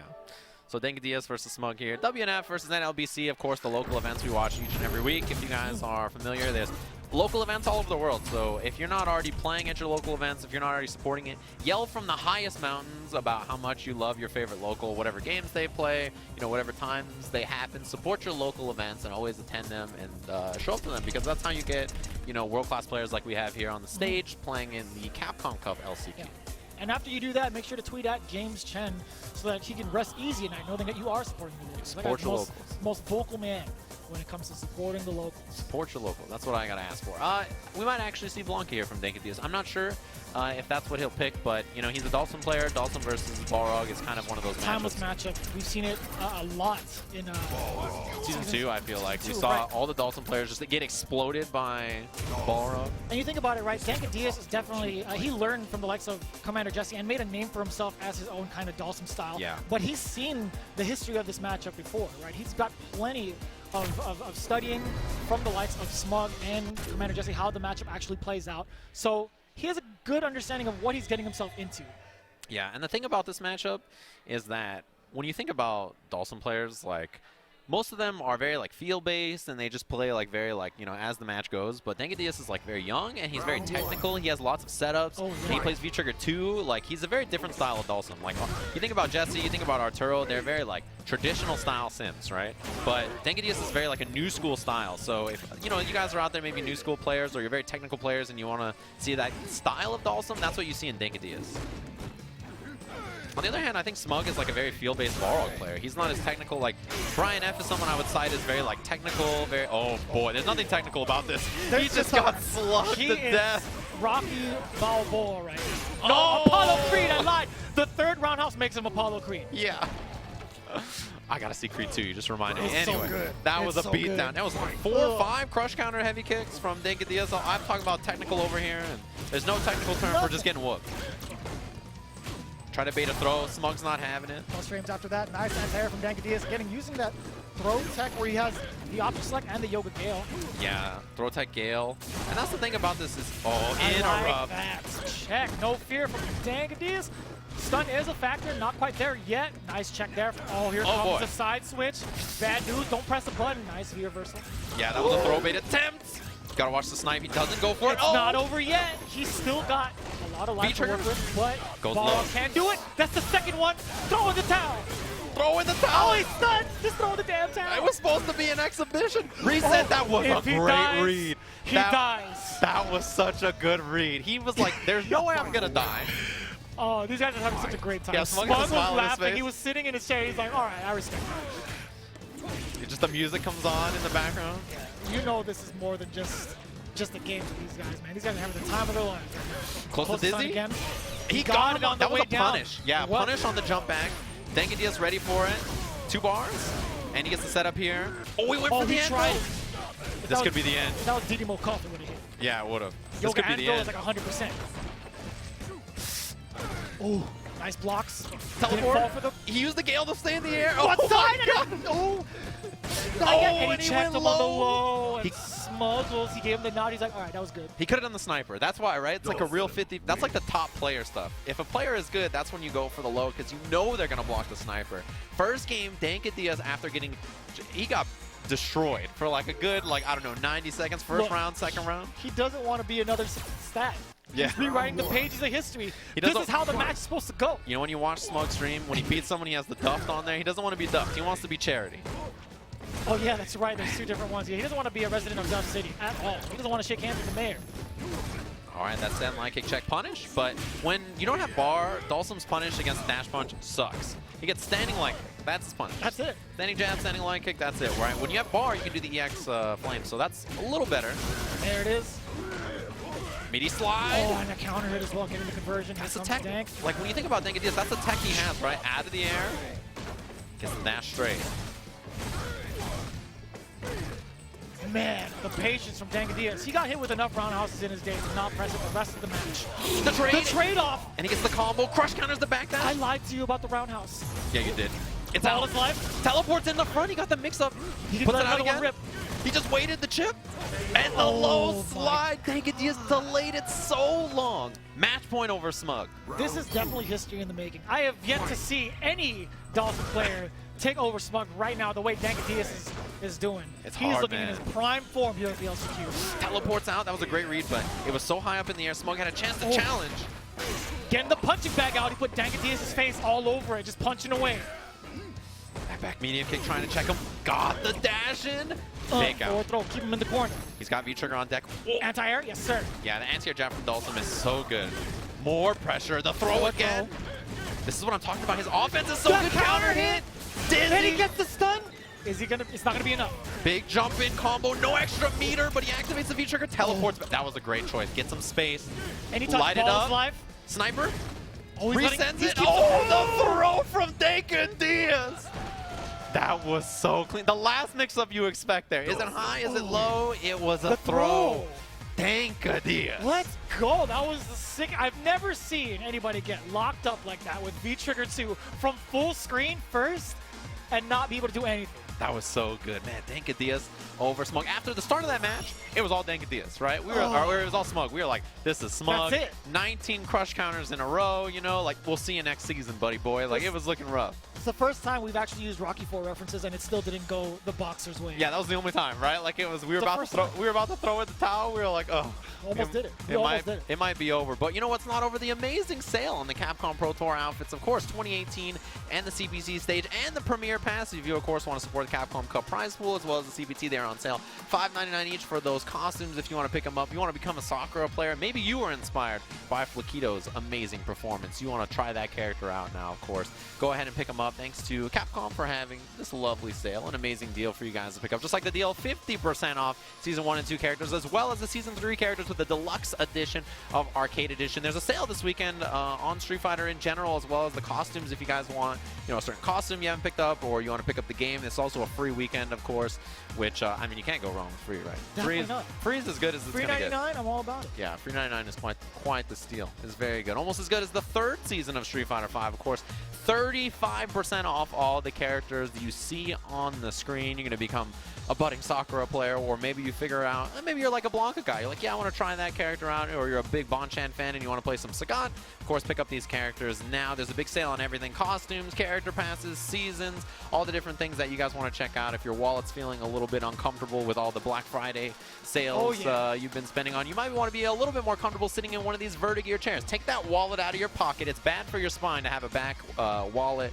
So take that bad boy out. Get 10% off with code Capcom18, of course, over on Vertigear chairs that you and I are sitting very happily in, of course, as we speak. So, now that we've got that out of the way, I dust my hands off. Hopefully you've been enjoying the Capcom Cup LCQ so far. Reminder for the schedule this weekend. Tomorrow will be the top 32. Sunday we'll have that top 8. We're getting into the top 48 now. We're going to run all the way through this top 48 into the top 8. Finish that tournament today. Find out who's in the top 32 tomorrow. Before we do that, we're going to take a very short break. We'll be back with more Street Fighter V in just a little bit.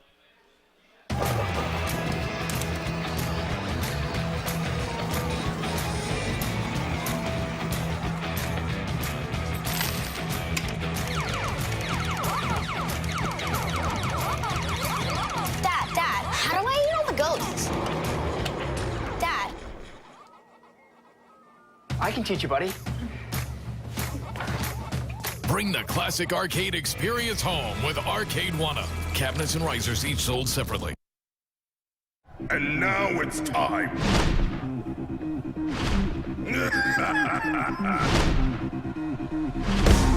Let's go. No limit. I'd do it if I were you. Let's go. It's all coming up ready. Pleased to meet you.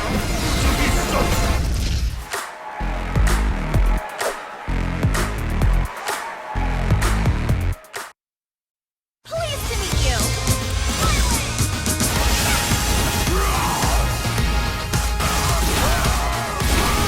Let's begin. Okay, come on. Power to the people of Earth! There you challenge the king.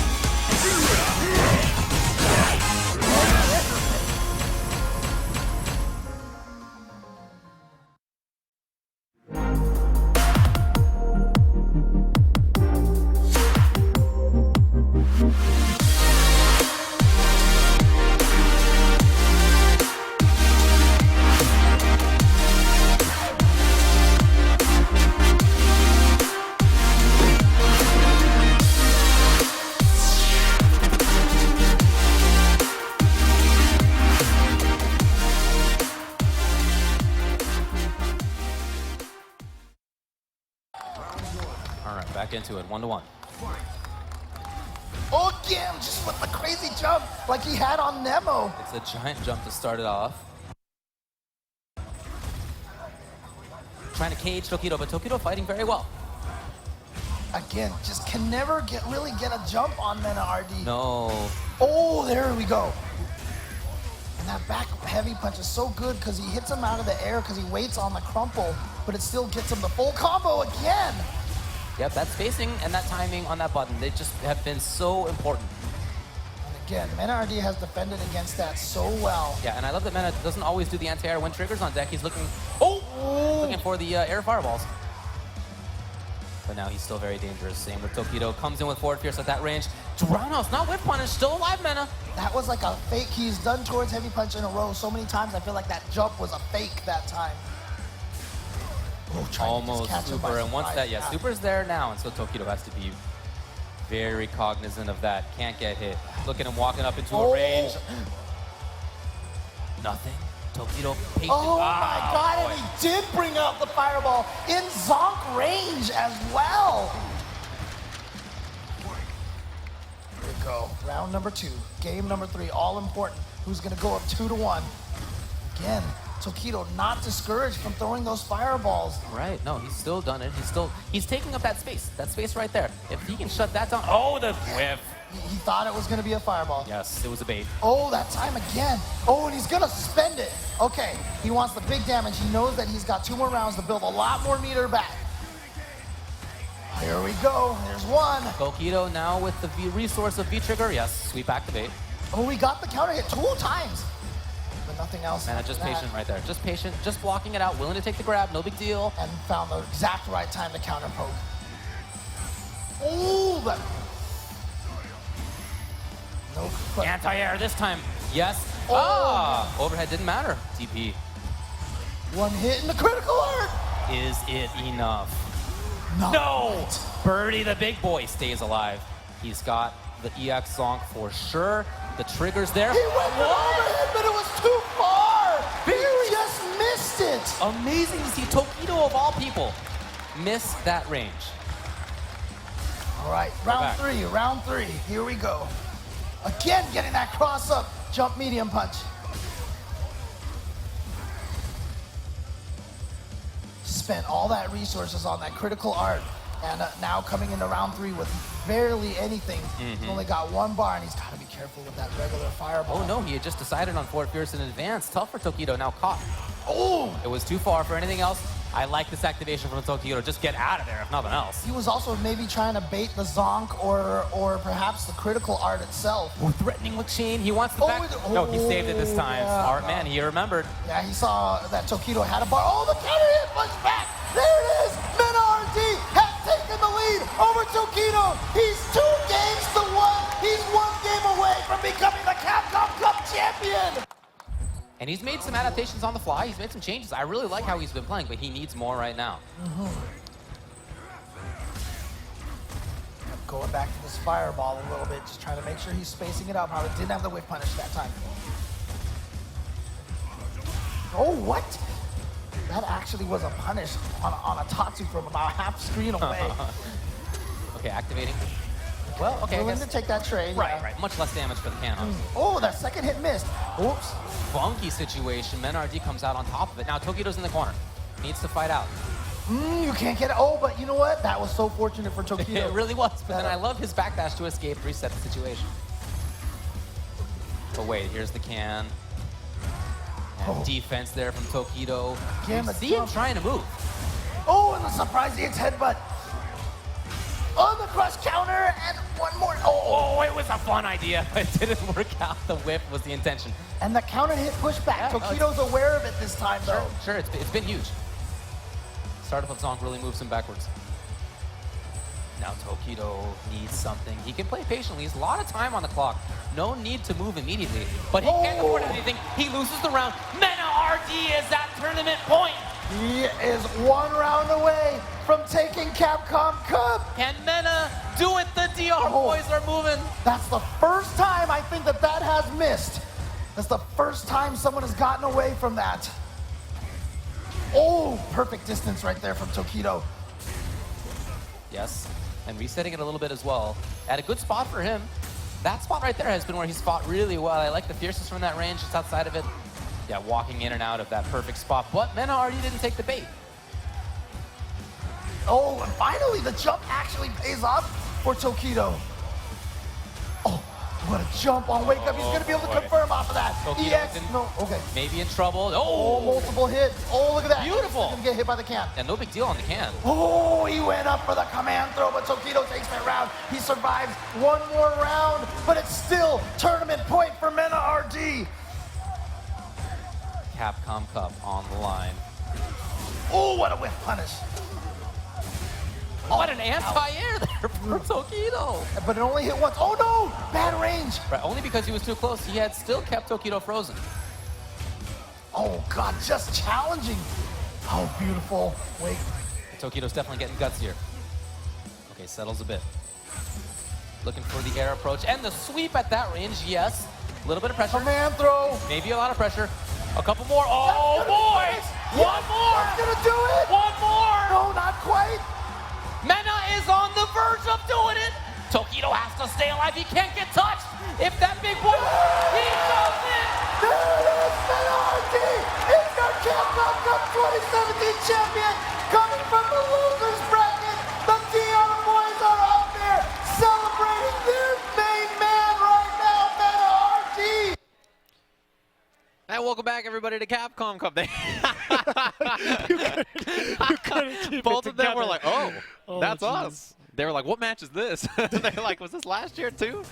They were like, oh man. So we got Dogra versus Mojo. This is top 48, yes? That is correct. Yeah, this is still winners round one for those of you tuning along. We did have a couple of matches. We saw Danka Diaz versus Smug. We saw Fakito versus Chris CCH. And we're moving on nice and steady with Dogra versus Mojo. We got Wesker for Dogra here up against Armika. It's funny that we always see this outfit from Mojo. Like the kind of the outfit, fancy bunny, yeah. What part of that, what costume package was that a part of? I gotta look through this whole thing. Dude. There's a lot. You see it right there. 11 bundles total. That's too many. I don't think I'll be able to use that in an entire season. No. I want this Wesker outfit though. I'm a fan. Yeah. Code off or on? Probably on. The code off. I own a coat like this though. That's why. He has the speed boost. Oh yeah, all right. Oh, that's true actually. You got to take off the glasses for that. Ooh. That forward strong challenge. That's a really great button from Bianin. It's tough to buffer things into it because of the input, but yeah, forward strong. You can get a potential headbutt off of that. Yeah, good anti-air. You know, we talked about this earlier, right? When we saw Yanoo against Mojo, but I tend to like this matchup for Mika. You thought it was going to be a command grab. I don't know what it was, but any sort of movement, it was going to get clipped, and Mojo off to a great start. Yeah, the thing about this matchup is that Urian's anti-airs against Mika can be a little suspect. They're okay at some angles and not good at others. It just depends on when she jumps. And once she gets in, she really mauls this character, right? As you would expect, right? She does that to almost everybody, but... If you don't have a lot of defensive options, not a three-famer either, it's going to be a tough time. Yeah, and so for that reason, when she gets in, it's tough, right? Yeah. I mean, that forward medium kick is really good, and then all of a sudden, like, she just does jumping heavy kick or jumping fierce, and then Urian's not ready for an anti-air. He can't reversal because he needs down charge. Oh, and I was just thinking about that body splash. I honestly knew that was going to be the way to close the gap against Dogra. He's going to try to anti-air him as early as possible. Yeah. Mojo thought 2 steps ahead, and now look at this predicament. All corner for Mojo, getting the command grab. On the way out, the knee drop still got him. Yeah, maybe reading a command throw or whatever it was. All right, side switch here if he wants it, but he's just going to take some damage. Second mirror is still available. Power bomb. Yeah, let it rip. Yeah, chair try to chase. This chair was just kind of like a countermeasure, right? Sandwich between the mirror and the chair. And he's still brimstone right through it. Perfect spacing for Mojo. Oh, the wake up. Witness. And she's doing a crouching jab, the jam session to get the kill. That'll do it. Dogra was willing and able. He was like, I'm committing to this wake up super no matter what. It was either EX headbutt or it was going to be a critical. And I like the latter. That was a great choice. Dogra tying it up here in game 1. Getting the clothesline. Here comes Mojo trying to get... Before it got counter hit, he was still hitting that button, and then he still hit it after he got reset. Didn't matter. And Mojo almost had that early dizzy. Brimstone. Missed it. Yeah, one normal just too far. And here comes Dogra. Yeah, V-reversal. You get some distance on that, even if someone blocks it, which is pretty nice. Takes the V-skill. Yeah, you want to get the V-skill instead. Spends it real quick, which would have been nice for something like that or that headbutt that we just saw on the drop kick maybe, but instead, Dogra has to guess. Yeah, he tried to get airborne. The throw not going to be enough to kill. He's got Aegis available. The chair's coming out. Close Aegis, deflector. but the chair eats it up in the anti-air. Aegis. The look on Dogra's face, he's like, oh, I can't believe it. He was actually very surprised he got that. He was like a few frames from losing that mirror. Sometimes the mirror, you try to do the second mirror, and it doesn't start up in time. It just gets eaten alive, but he was just in time to get it out before Mojo clipped him. Significantly longer start up on the second one. Not the same as the time-stopping first activation. Yeah, the first activation is real good. Another Brimstone. Mojo on point with those command grabs thus far. Man, Dogra does not want to sit still on defense. Fight. And neither does Mojo. Wake up buttons. Yeah, you see that Dogra's constantly like doing buttons or reversals or knee dropping. Yeah, like he does not want to sit still against Mika. His strategy is to try to scramble and make it as hard as possible for Mojo to get the hit. He clipped him. Yeah, he saw that coming. Mojo understands that he wants to get out of the corner as much as possible by jumping or even a reversal. Boom, into the mirror, other side. Back throw onto the mirror to get the bounce. Crouching heavy punch. Another reset, side switch, but Nadeshko's coming. Not in time. The chair doesn't matter what your name is. It didn't matter. She just came out of nowhere. I thought he was going to do like crouching heavy punch into like the knee drop or something to get away from it, but he just shot the fireball and the trade happened too late. Mojo still died. Match point now for Dogra to move on into top 16 winners. All right, reversal. Look how much space that gives you. He's been so on point with that anti-air. Caught up jumping again. That Lady Mika always going to stop that option. It's so good. If it doesn't get the crush counter on whatever button you do, it'll catch the jump out. And put you in a float state too. Yeah, so you get the juggle. Dogra with a walk back. No challenge on the drop kick, but he goes to the back dash. Oh, and he clipped that crouch short on the way over. Counter Juggle him up. And there's the reset. This is big. Side switch for Mojo. The chair's coming. The setup. The wake up Aegis. He tried to command throw. He tried to grab, but he got the mirror instead, and he got the tackle on the whiff punish. Dogra taking out Mojo. 2 games, and the look on Dogra's face is like, he always makes that face. This guy, Dogra. And you can see the strategy even there was no matter what happens, like when I'm on defense, panic.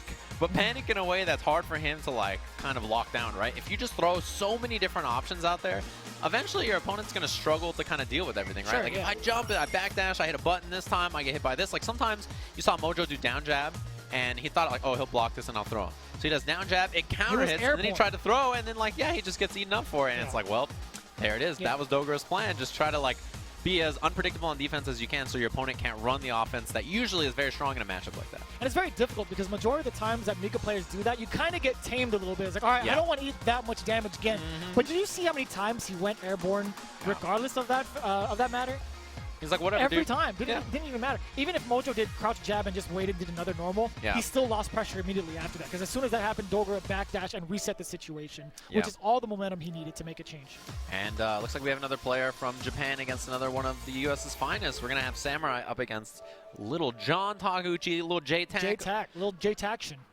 He's coming up on the stage here representing Liquid. Obviously, his teammate Nemo is already in Capcom Cup, right? He's qualified for the top 32. So this is now on John to try to get the other spot for Team Liquid. Of course, thanks to them for supporting the fighting game community forever, right? Used to be Knuckle that they were sporting as a team, and now they have 2 of the stronger players in Japan. We have John and Nemo wearing the white and blue. A lot of strong names under that organization, and you could definitely see them continuing in 2019 with the likes of these guys. These guys have been doing so well this season, and I have no doubt in my mind they're going to be even better. And John was one of the players that was very close to qualifying in terms of points, right? Like he almost didn't have to play in this tournament. He was very close to being in that top 31 that we already have qualified in terms of points. He's probably one of the first 4 players outside of it, I'd guess. Right. And let's talk about the other guy. Samurai. XSK Samurai. The person that everybody walks up to and, wow. Don't do it. I love your commentary, Samurai. I knew it. Big fan. Oh, vicious. You know, I legit get that when it's like, hey, man, your Akuma is really good. I'm like, I'm not going to take that for sure. I would definitely be like, that's definitely Samurai. I am not him, ever. I don't really know how they get you guys confused either, to be honest with you. I don't have glasses on. Yeah, you don't wear glasses. You also keep your hair shorter, and you guys, your facial structure is very different. Mikey definitely has hair. He could grow it if he wanted to. You guys He's got a good head of hair. You guys have different facial structure. You dress different. It's like, I don't know. But he's such a soft-spoken individual. But let's talk about Samurai. He's been doing a ton of work in the online circuits. Yeah. As well as at his Wednesday night fights, his locals up in Oakland. Man, when you say Wednesday night fights, I'm like, I haven't seen him, but then I remember that there's Oakland, right? That's right. One of the other esports arenas where one of them currently, and when we talk about top 3, he is always in that conversation, either first or second, never third. Yeah. As much as I've been following with them, it's like I've always seen Mikey out on top, unless he doesn't show up or something. yeah, he's an extremely solid player. I think this year alone, in terms of results, right, when he goes up offline, we see he's had a lot of success. Even at big tournaments, he's almost always that guy that you see in every top 32, top 16, trying to make it into the top 8. We saw him do really well at Rebel Conquest. Obviously in the main event, as well as the Street Fighter part of the portion that he was playing in. Right. So, yeah, I mean, I was really impressed with his play there. And you mentioned online. I think he has made, in all the online circuits he's played in so far, I feel like he's earned at least like 10,000 or 15,000 in prize money alone from these online events. Like, he has performed so well. You could expect nothing less. Honestly, XSK Samurai, he's really taking his game to the next level, not only from the physical, studious aspect of it, but he's really taking the psychology behind it and really making it work for him, really. He always takes the time to meditate. We're watching him right now. He'll take his time to meditate, assess what's going to go down, what the game plan is, and really take his time and really emphasize his breathing. Man, this guy looks like a real professional. Yeah, he's very serious about it. What cracks me up is that he doesn't use the headsets here. You see John with it on. He always brings this little portable speaker everywhere he goes. And, like, that's what he always uses. And, like, it's one of those things where, as a player, if you guys play in tournaments, you're probably familiar. You always wanted to, like, replicate the same kind of environment every time. That way you feel, the way, like, the sound is, all these little things, like playing on your, controller or arcade stick, all these little things add up, right? And that's what Samurai tries to do. Minimalize the differences between all the competitive, like, environments. Whip punish. Man, that was right on point. Caught him jumping out. Already off to a great start is Samurai, really locking down J-Tac here in this corner. Yeah, and I think a lot of Rashid players this year have had success against a lot of strong Akumas. We've seen a lot of the Rashid players do pretty well against Tokido this year. He's kind of had like a very 50-50 record with, Rashid players, and I think that this is a matchup where Rashid fights really well. Particularly, it's tough for Akuma to always whip punish this character, and also deal with the jumps.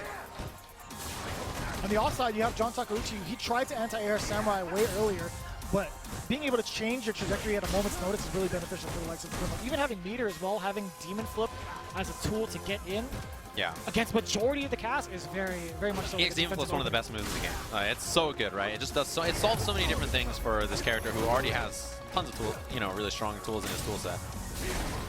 EX Air Fireball and the jump out of there. Oh, and he clipped him with a fierce mixer. Yeah, but didn't pull him back to the front. That's like one of the only times I've seen Heavy Mixer not do that. He was so high up in the air that it didn't get that suction in the beginning. Anti-air always ready. Samurai on the offensive, backs off just a little bit. Yeah, played very safe. Whip punish on that standing medium kick. Caught him, but didn't expect it. It was a regular hit. All right, no interrupt from Samurai.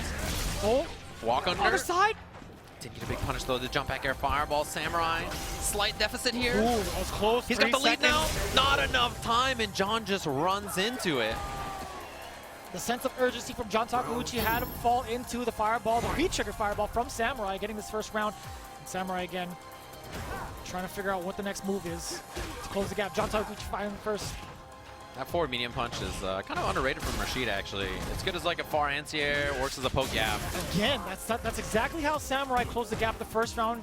Does so again with John Takuchi with the follow-up and the jump in from J-Tag. Important part about this matchup, at max range, crouching medium kick, if Akuma cancels into a fireball, close to Dizzy. And that's going to be the round. So at max range crouching medium kick, if you cancel into a fireball, Rashid can actually jump and do fierce early and punish it. He's one of the few characters that has a jump button that's low enough that allows you to do that against Akuma. John Takuchi already dashing up to Samurai's face, putting him in the corner, getting this combo. Yeah, cornered early. Locked down. EX Demon Flip, he has an answer for it, and I like that. Still moving way past the way part of the screen to kind of push Samurai again towards his corner. Throws the V reversal. A lot of Dizzy here. John was looking for the throw. The challenge. Yeah, he does jab DP to get out of there. And this is a big lead for John, although losing a little bit of life and positioning on that knockdown. Slight hesitation there from Samurai. Got thrown into the corner. Mixer again, keeping him in this corner. Activation from the fireball. No button press from John Takuchi. All defense right now. Air fireball to try to get in from Samurai. He's almost out of V-trigger now. I never get used to that drop from the Akuma song. Oh, the medium could just tax Samurai getting the first game. That was a good adjustment from John. He really kind of slowed down, and when he pressed his offense, he was very careful about it. Like, he didn't overcommit on offense, but he still got the job done, right? He still made his mix-ups count. Saw that Samurai was trying to demon flip or jump out a lot, so he was like, all right, I'll just back up, heavy mixer. You know, I don't want to take any crazy risks. I don't want to get back thrown. It was really kind of like, you know, part of the procedure, right? It was like he checked every box on the way down and was like, yeah, this is exactly what I need to do to win this matchup. I gotta say, out of all the times I've seen EX Demon Flip come out, I've never seen anybody combat it just as well as JTAC just did. That was good. He understood and reacted to those options, right? There was the first one where Samurai tried to use it to get out of the corner and just go for that +1 scenario off of the slide, but instead he caught him midway through with that fierce and then exited out immediately after spending that bar. I thought that was very slick. Yeah. The second time around, he saw the Demon Flip kick all the way, and he just sat there and blocked it. I was like, man, he still gets to keep the corner positioning, doesn't take that much damage off the mix-ups, he's just sitting there blocking.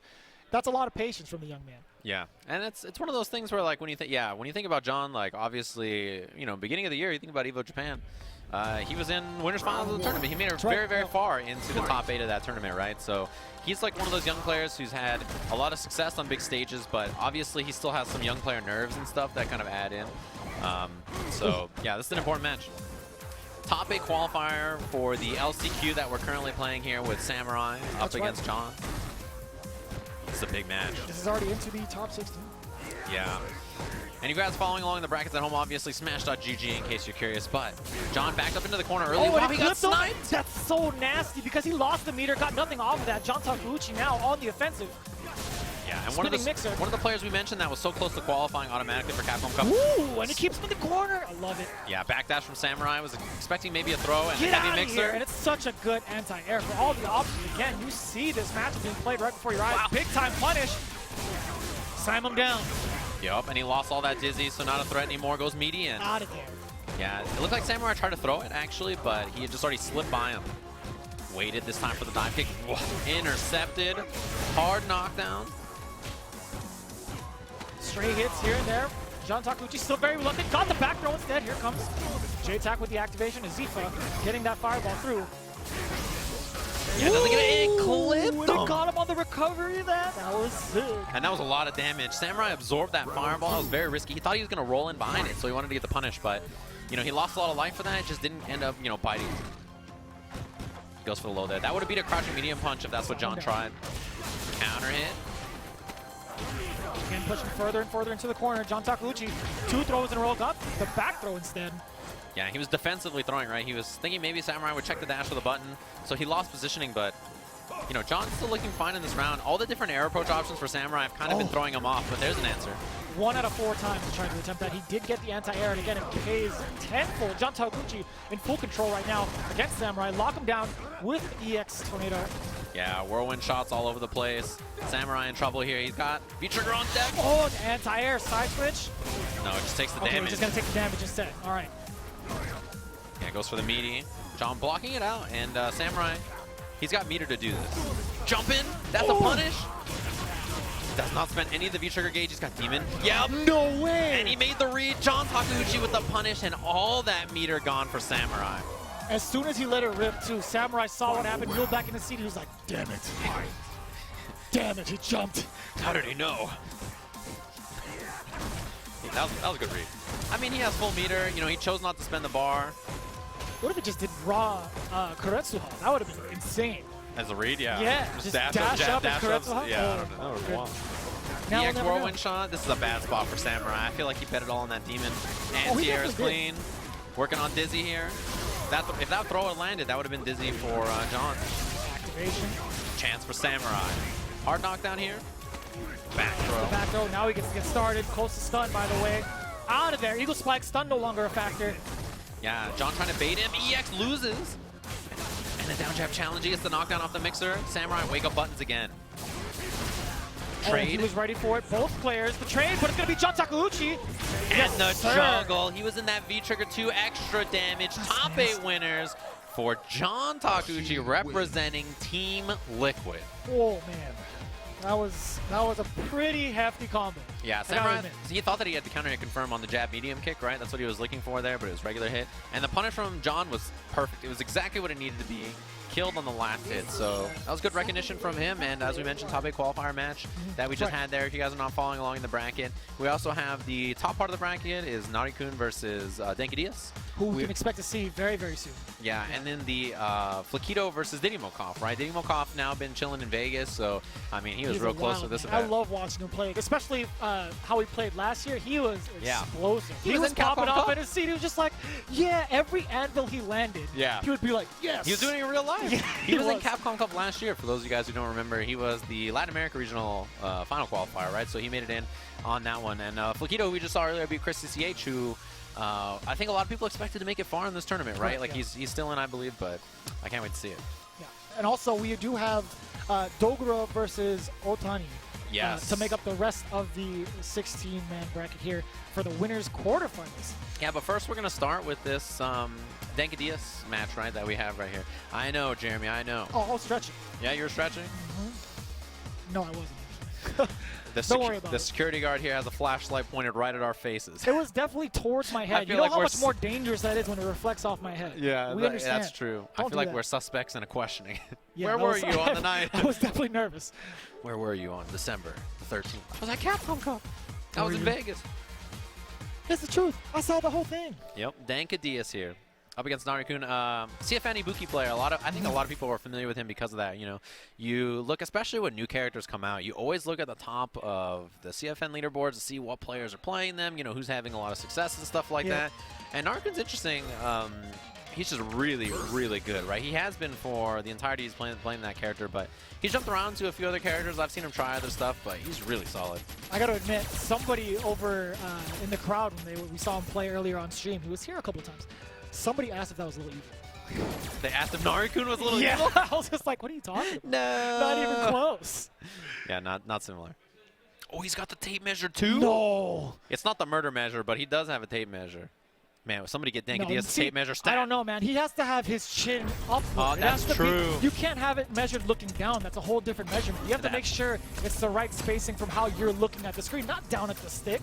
He doesn't have the murder measure. It's true. I see what you mean. So Narikun Ibuki, it's going to be Denki on the Dalsum. We saw him defeat Smug earlier in a tough matchup. I think in this matchup, Dalsum has a lot of good ways to pick the angles that Ibuki wants to approach at, right? Like even her jump kunai and like her different jump approach options, I think Dalsum is okay at kind of handling that. Obviously the 50-50s and stuff after the V-Trigger 2, that's always tough to deal with. But I think a player like Denki is very good at, you know, finding answers and solutions and stuff like that. Yeah, and he's on an absolute roll right now. He's on fire. He 2-0'd Ryusei, and we saw him right before we took a break into top 48. He took out Smug in the Balrog matchup, which is famed. It's infamous towards Balrog's favor. Yeah, for being tough, right? I mean, it's one of those matchups that's easy to get steamrolled in. And he was getting steamrolled, to be fair, at the very beginning of the match. Yeah, he ate 3 roundhouses in a row, and that was it. That was rough. That was literally it. So you see here, Denki is defying all the odds right now, and he's going up against Narikun. Well, yeah, one of the stronger players to watch out for in the CFN out of Japan, of course. And yeah, I'm really interested to see how he deals with Denki, right? Like, Denki is a wall, and, you know, Narikun is really the one forced to move in. And so it's like, what kind of, like, option? Yeah, early. He was ready. Did you see that? He jumped back and jumped strong. Met him air to air. Denki is never scared. That's what we had to see, right? Like, I wanted to see at the very beginning of the match how Narikun was planning to get in. And that was like an early sign from Denki. Like, yeah, look, buddy, I'm ready. I've got an answer prepared. And that jump back medium punch will beat jump kunai as well. So that's why, you know, he's looking for that specifically to snipe the jump EX kunai, to snipe the jump options. Oh, and you can expect him to go airborne as soon as Ibuki decides to, now that she's got meter. Look, man, this guy, Denki had a setup for quick rise, and then when he had that delayed rise, he was on the ground, he had something ready for that too. And that was very good that the kunai didn't clip him grounded. It was very good. But the mix-up, he's still going to take a lot of damage here. He got caught midway through the Gale. Yeah. The reversal out, excellent choice from Denki. But I like that he put himself airborne so that, you know, he didn't have to deal with it too much. The Gale and the counter hit combo. Denki round 1. Let's go. Denki is playing as solid as ever, starting out the first round of game 1. Yeah, as we mentioned, top 8 winners qualifier, right? So a lot on the line here. I think that check on the dash. I definitely flinched. Anytime the command dash happens, you're so reluctant to press the button because sometimes it can lead to a counter hit combo. Yeah, and for Ibuki, that could be the end of the round. She's a really strong character, just, you know, forcing those situations, taking the knockdown off like air target combo after EX kunai. It's a dangerous character to deal with. I like that choice to backdash, or back out, excuse me. Yeah, back teleport is a good option. You see jump strong. We're going to see that a lot from Denadas. It beats a lot of the different options from Ibuki. That was a beautiful angle to check with the jumping heavy kick. Hits diagonally up, which is not an angle you usually have to hit, but against Ibuki, you know, high floaty jump arc. Covering all the angles right now is Denadas. Narikun hasn't had a real chance to shine offensively without the use of V-Trigger too. Teleports in and he just caught him. He's a little unawares. Denadas looking for the jump strong, looking for that air approach option. And that's a perfect, what a statement to be made. Denadas getting the first game over Narikun. A 52-second perfect the entire time, just waiting, playing clean. And that's what we mentioned, right? Although Ibuki, I consider one of the strongest characters in the game, you know, she has to get in against a character like Dalsum. She has to take the initiative, and Denadas did a great job of just waiting, reacting, answering. He's not giving him a chance anywhere near like that mid-screen position either. Denadas is trying to stay as far away as possible, and you can hear the likes of SFVAE just yelling for his nephew yapping, right now. dude. He is going in. For the nephews. He's got a battle for the nephews. As soon as he sees his boy up there, he's claiming everything WNF. RTSD, the nephews, wins the night fight. He's the physical embodiment of RTSD. Yeah, he is. He RTSDs everything. Verbally, physically, in-game. Grocery shopping, it doesn't matter what he's doing. He takes it very serious. That's Back to character select, Narikun, he was thinking about it a little bit, right? He was kind of looking at the phone, maybe taking some notes, maybe somebody's texting him some advice, but he's thinking about it. Don't worry about it. You play your game. You're doing just fine. Yeah. I mean, he was really struggling to find a consistent answer. And I think if your opponent is Denadas here and he's reacting to everything you're doing, he's just sitting and reacting, right? Then I think you have to throw something that's tough to react to. You have to be unpredictable, unreactable. That's kind of the way to beat that, right? So, you know, you got to expect like quick dashes or like command dashes or like, yeah, just being a little bit like fast on your toes and unpredictable for Denadas to react to. Oh, I like that, yeah. He spent a lot of time on the ground to kind of wait for this air approach, and the 2 times he took off, did manage to get a little bit of life from Denadas. And Gale beats the crouching line kick from Narikun. And yeah, you see that jumping medium punch to beat the kunai. You know, even though it whiffs, like, it's not too bad of a spot. You get yourself off the ground. Kind of a good solution. Punish. What a target combo from Narikun. On the way down from that drill kick as well. All right. Here we go. Narikun really changing it up here. Yeah, he went for the counter hit confirm, but it was a regular hit, and Denadas, you know, he just kind of survived, got that V-trigger activation. Oh, he walked into it. He was anticipating just a solid block. He didn't think he was going to teleport behind him. Oh, the explosion caught him. He's got V-trigger available, and that's the round. No bar needed. Narikun very, very patient on the V-trigger activation, and it paid off. A lot slower gameplay from Narikun, really taking his time out to see how Denadas is going to react, what he's going to do for his movement. You see start of the round, double dash, right? This is what I mean. You have to throw things your opponent's way. Like if you're trying to react, double dash is a good thing to throw their way. Then when they start to look for the double dash, that's when you jump. That's when you command dash. That's when you kunai, right? You start to bring out other options. This is kind of like how you rotate your options in the neutral game. -2 scenario after that target combo. Way to make it safe. Narikun a little bit too far out to get the rest of that kunai to hit. That's why Denadas is able to challenge. If you don't get the explosion, then you can hit a button after. Crush the backdashing. Yeah, and because of that crush, he's got V-trigger available with only half life gone. The V-reversal's a no-go. Denadas has got to fight his way out of the corner without it. The snipe, but doesn't get the combo. It was the up shuriken. Despite keeping him grounded, didn't really get to do much with it. Narikun really trying to chase Denadas down. He's got so much room to work with now behind him. Try the jumping strong. What a block. Yeah, he just waited it out. That heavy kick, the challenge. Oh, he tried to sneak one in there. Denadas didn't teleport to the back, and he lands on it. And what happens right there is when you teleport back, you cut the screen off. So Narikun couldn't jump to avoid the fireball. He pulled the screen away from him, so he had no way to get out of there. Wow. Cutting off the screen. That's like an old school trick, right? Cutting off the screen like that, preventing your opponent from escaping. Back, you get clipped, you get jailed. Back throw. Ooh, that heavy kick was very close to crush countering Denadas. You know, Narikun had the right idea. Check on the dash. I think Denadas has recognized the dash is coming in a little bit more. Oh, what a check there, too.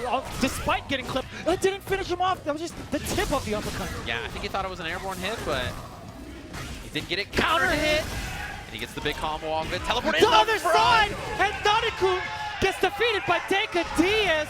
Southern California Dalsum player in top 8 winners of the last chance qualifier. Can't sleep on the kid. Took out Ryusei, took out Smug, took out Narikun, and he is working on top 8 winners. I'm in disbelief with that last setup though, because he back recovered and ended up on the other side, and he did it to himself. Yeah. That's like the classic Dawson setup, though. You see it so many times, the float, fall down, heavy kick all the time. Oh. And that's what we talked about Denki Diaz. His big strength is that he's extremely technical, extremely new school style on a character like Dawson, which is like a very unorthodox mix that we see there. Yeah, he's a real handful when it comes to trying to take on a character like that, especially if you're new to the system, new to the game, right? But Denki Diaz really made it into his own skin and really. And this is his first Street Fighter game. That's right. This is his first Street Fighter game. That's right. He played other fighting games before. This is the first Street Fighter game that he tried to take very seriously. So nice work to him. He's moving on. It's not going to be the last time we'll see him, actually. We're going to keep going forward on with the bracket. But before we do that, we're going to take a quick break. So do not go anywhere. We're going to go and pretty much top off the rest up to 32. And we'll see you guys in a bit.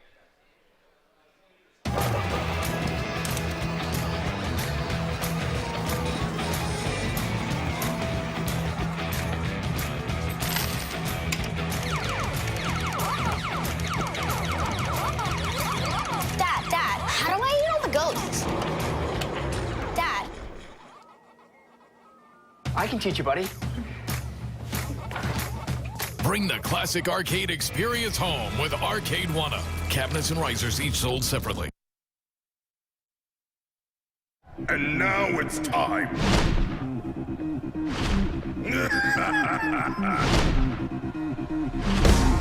Let's go! I'd do it if I were you. It's all coming up ready! Pleased to meet you.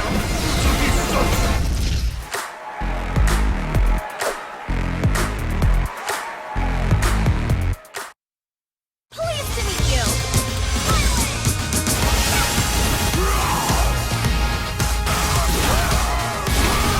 Let's begin. Okay, come on. Power to the people of Earth! There you challenge Fakito.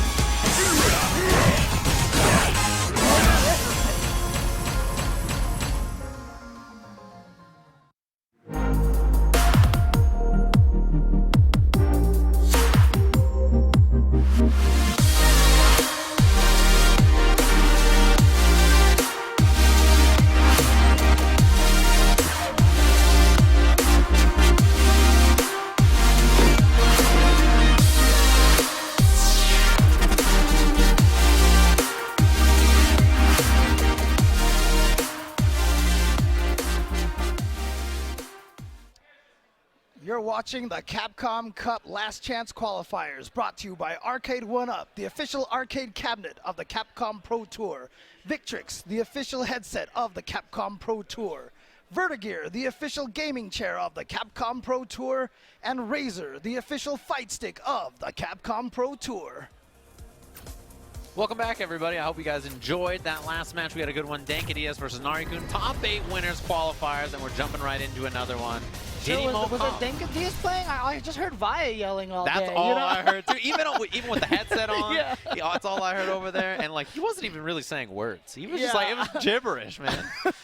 He's like, he just like old man yells at cloud. That's what to say. That's what happens when you get old, man. The words just start mumbling. And eventually, that. And we get into Fakito versus Diddy Mo. Diddy Mo qualified for Capcom Cup last year, as a reminder. So he's one of the players that has been in the hot seat before. Very familiar with that. Out in Vegas now, and he's been having a lot of success in the tournaments that I've seen him enter since then. Yeah, David was asking me earlier who was my pick for LCQ. I didn't really have one, but like my heart wants to say Diddy Mo, you know, because I just want to see him in there, and he's obviously strong enough to make it there. So. Jab short, pick up, Fakito, and V-Trigger activated. We saw him earlier against Chris CCH, and he was playing that V-Trigger 1, right, to get in against Guile with the enhanced fireballs. Now V-Trigger 2 for this extra combo potential. And against Sakura, just one of those characters that a lot of people I feel like have been sleeping on, you know. I feel like she's a better character than people give her credit for. Obviously not going to be one of the strongest, but... I think the best description of her is, she's alright.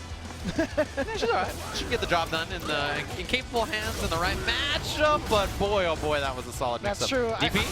Oh, yeah, there we go. True invincibility on that, so... Yeah, if you're knocked down in that situation, and you're Fakito, and you have a pixel, you got V-Trigger, why not? Just spend it. It doesn't cost you any meter, right? It's just a V-Trigger gauge, so willing to commit to it. the buffer, but he didn't get punished, and didn't get a punish on the landing frame, so kind of a net zero situation. All right, getting out of that corner now, Diddy Mo, teleporting to the other side and trying his best right now to zone out Sakura a little bit. She can be kind of scary once she gets in on you. Yeah. A lot of plus frame buttons. Her big weakness is that her knockdowns mid-screen are whack. Yes. She doesn't really get much offense off of them unless she keeps you standing with Tatsu.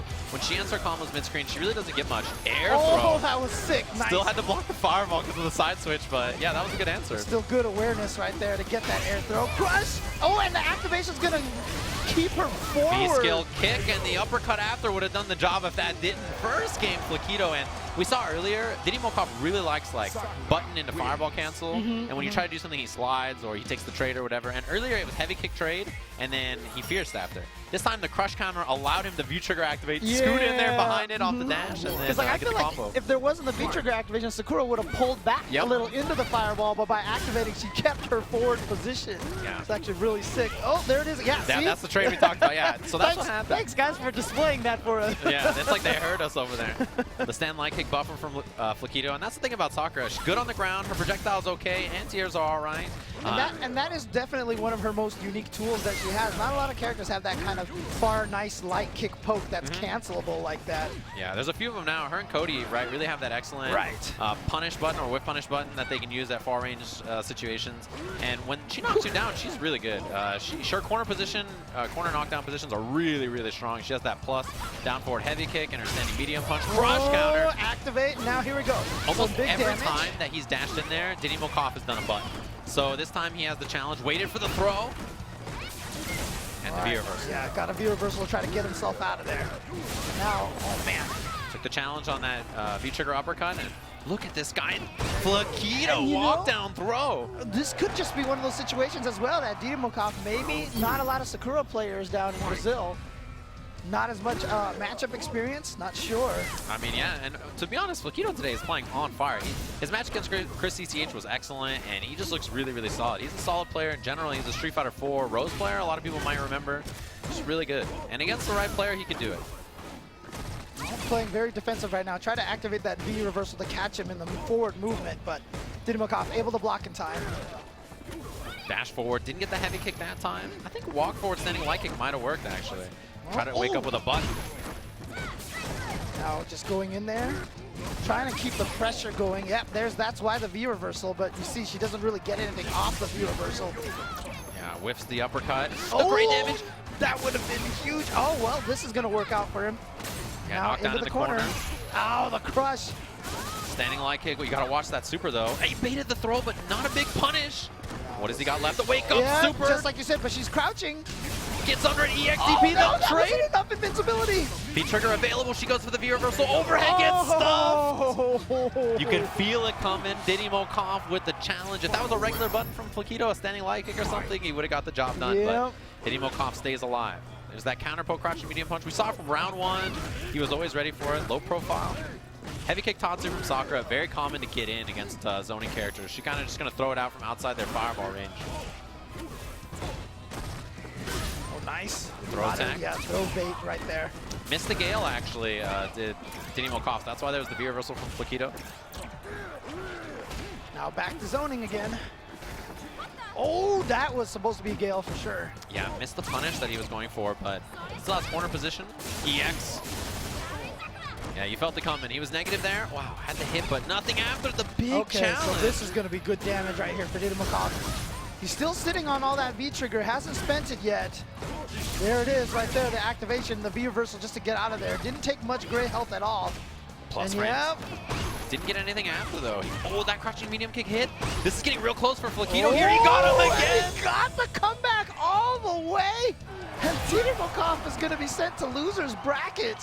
Yeah, he gets counter hit on wake up 2 or 3 times there after Sakura's forward throw. We mentioned her mid-screen pressure after she gets knocked down is not that great, right? Like, she gets crouching medium kick Tatsu or crouching medium kick fireball. It's not a lot, but it just clipped him a couple of times, and he's in top 8. Another Southern California player somehow qualifying up there. In fact, it's going to be Denadas versus Fakito in winner side top 8. Okay, that was the same pool, huh? Yeah, wow. they're on the same side. So winner side top 8 of the tournament. The Denadas has been going through so many strong players this tournament here. And so, wait, but, so has he qualified in the top 8 now? That's top 8 qualifier. Okay, okay. Yeah, so Denadas is on winner side top 8. He's going to be playing up against Fakito. On the other side is John Takuchi versus the winner of our next match, which is Dogra versus Otani.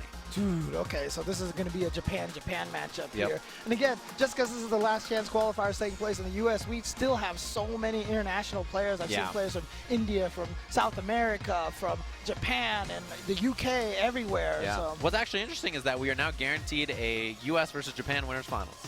Oh, yeah? Because the top part is US, bottom part is Japan, oh, no matter what. Okay. So we have winners. There you go. Winners finals will be Japan versus the US. It's just what player it's going to be. It's going to be Denadas or Fakito. Japan versus SoCal, you said? Japan versus SoCal. If you want to put it like that, James. But, you know, I mean, when me and David were on here earlier, they had to kick us out because we were being too biased. SoCal so I have bias? I have to make sure that, you know, I keep myself away from being biased here. Oh, I see Mojo over there. I'm going to have to kick you off for Mojo song. Get Mojo on commentary for the Japan part. Like, let's go, Mojo. Exactly. Actually, I heard Dogra doing English commentary not that long ago at Really? Fighting Tuesday. Oh, dang. He was on with Giuna. Okay. It was cracking me up. That's awesome. Dogra's a funny guy, so it's cool to see him out here, obviously. He was very close to qualifying as well. He's one of the players that was close in terms of overall points on the leaderboard. Didn't quite make it. Him and John Takuchi were both very close, and now both of them potentially playing each other here. But Otani from Japan representing Team Fudo, if you guys are familiar with him, it's probably through the lore that went into Kimono Michi. When Daigo was training for that event, Daigo's weird, right? He's such a strange guy. Like, so imagine, you have to get ready for the best Akuma player in the world, right? You live in Japan. There's tons of really good Akuma players. So what do? You find a young Akuma player who is not as good as the top level player, and you train him to be the best against Kyle. That young Akuma player that he trained to be good enough to train him for Tokido was Otani. Yep. This is the Akuma player that he was like, all right, I will train you to be strong so that you can train me to beat Tokido. Like, Daigo is that drunken master where he's so unpredictable in all the ways that he lives his life, and for that reason, we have Otani, who probably now is so good against Guile after all that practice. The thing about it is, though, I mean, that's actually really telling about one thing, though, because oftentimes I've talked about people who play in the same scene. Yeah. A lot of times you'll kind of keep things from them because you like beating them every week and you want to win the weekly or whatever like that, right? But honestly, the strongest thing to do is do what Daigo did. Find someone and tell him everything he's doing wrong. Tell him how you're beating him so they can get stronger, so they make you stronger. Yeah. You know, that's one of the keys to building up a strong scene is literally helping each other. Helping people beat you is always going to be better than holding that one thing that they fall for all the time that you can always rely on. Because it forces you to improve. That's the thing, right? Like, exactly. if you're losing, then obviously, you know, there are things in your game that you can step up and improve. And that's exactly what you see from play. Look at this guy, Dogra! what is this? Oh, dude, okay, we need to, like, get that. In the world? We need to motion capture that and put that as a taunt for Urien. So now we need just to have Urien to sit here and just... Urien does Aegis Reflector? I can't even duplicate what it was that he's doing. Like, I'm trying to do something, but my hands just don't move that way. Oh, man. I love Dogra. This guy cracks me Oh, up. yeah.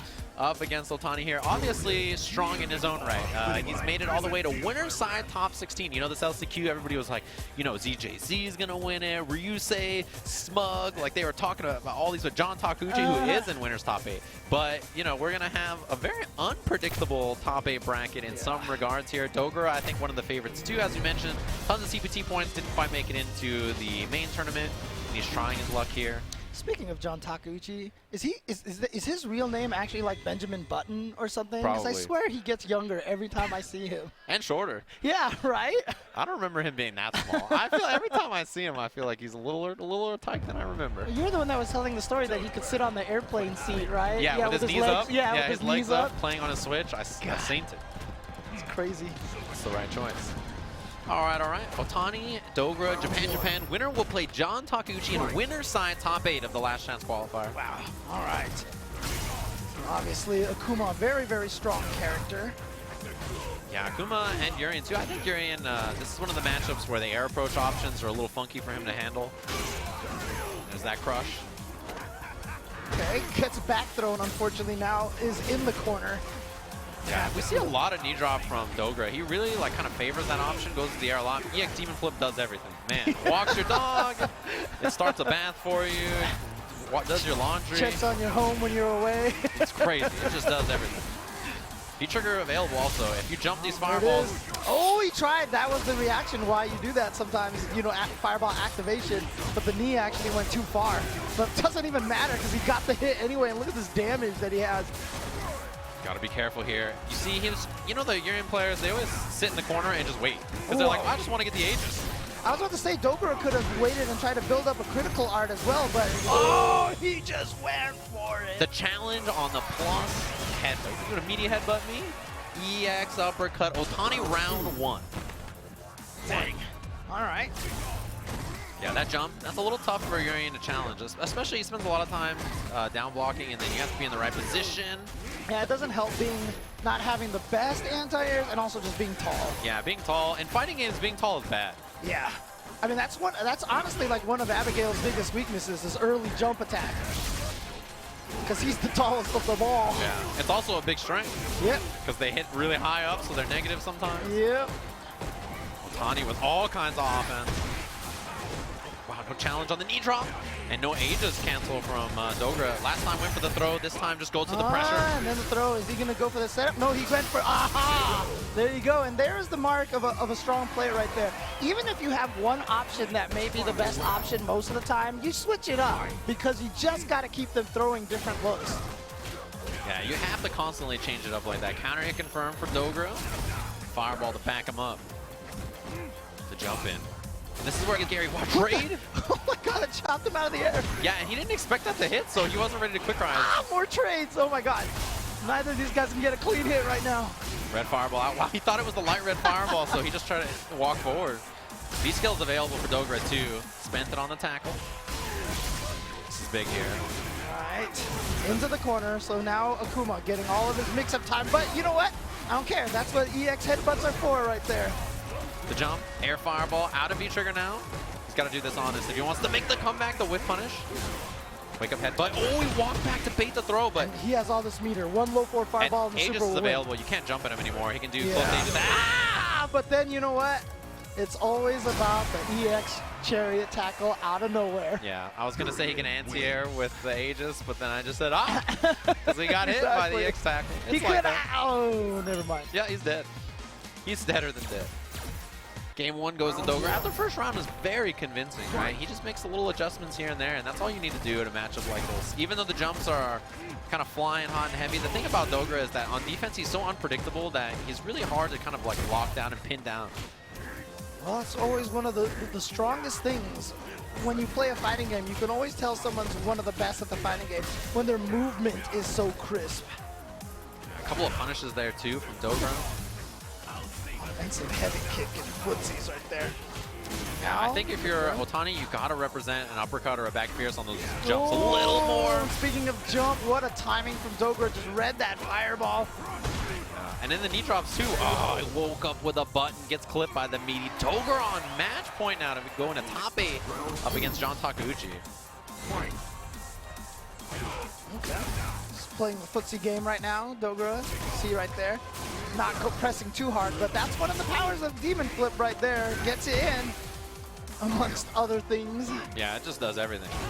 That snap kick again, kind of an underused button from Urian. You don't see it too often, but it reaches a little further than most of his other normals. And it's like that great range that moves him just that small distance forward, so it covers good distances. Again, no challenge on these knee drops. I think that's going to come back to be one of the big things Otani's going to have to watch back and like kind of look at in this set. These knee drops just flying. Okay, which knee drop did he do? Doesn't matter. EX gets clipped, but that wasn't even a super attempt. Oh, he clipped them anyway with the second fireball. I don't even think that was a super attempt. I think he tried to DP it. And he just got raw super anyway.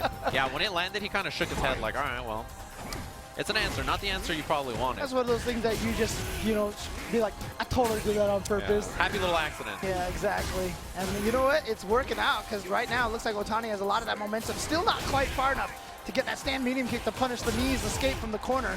Empty jump low. Dogra in trouble, but he's got the mirror available, and you know how dangerous he can be with it. Yeah. Oh, but he's not going to get a chance to activate? Nope, not quite stunned yet. Tatsu didn't quite do it. The neutral jump from Dogra, stun not an issue, but the DP. He was pumping and ready. EX headbutt, mirror, reflect, reset here off the forward medium punch. Oh, he was waiting for some sort of action from Otani, maybe an EX uppercut or something like that. So, like the standard mix-up there is back throw back onto the mirror. And you get the combo after, but I think Dogra trying to like walk back and bait the throw, but he didn't walk far enough, so he got back thrown for it. It was one of those like, I know that you know, so I'm gonna try some newfangled option, and it didn't work out. Medium kick Tatsu, that was perfect. That's exactly what Otani was looking for at the start of the round. Yeah, I mean, it's one of those situations that, you know, he's obviously seen Dogra go for a lot of fireballs in the footsie, so, you know, trying to discourage that a little bit by landing a Tatsu from time to time, but I don't think the Dogra is really going to get discouraged at all. And those jumps, such an important part about the Akuma game plan in this matchup, making Urian uncomfortable on the ground by approaching in the air. Building up like gray health.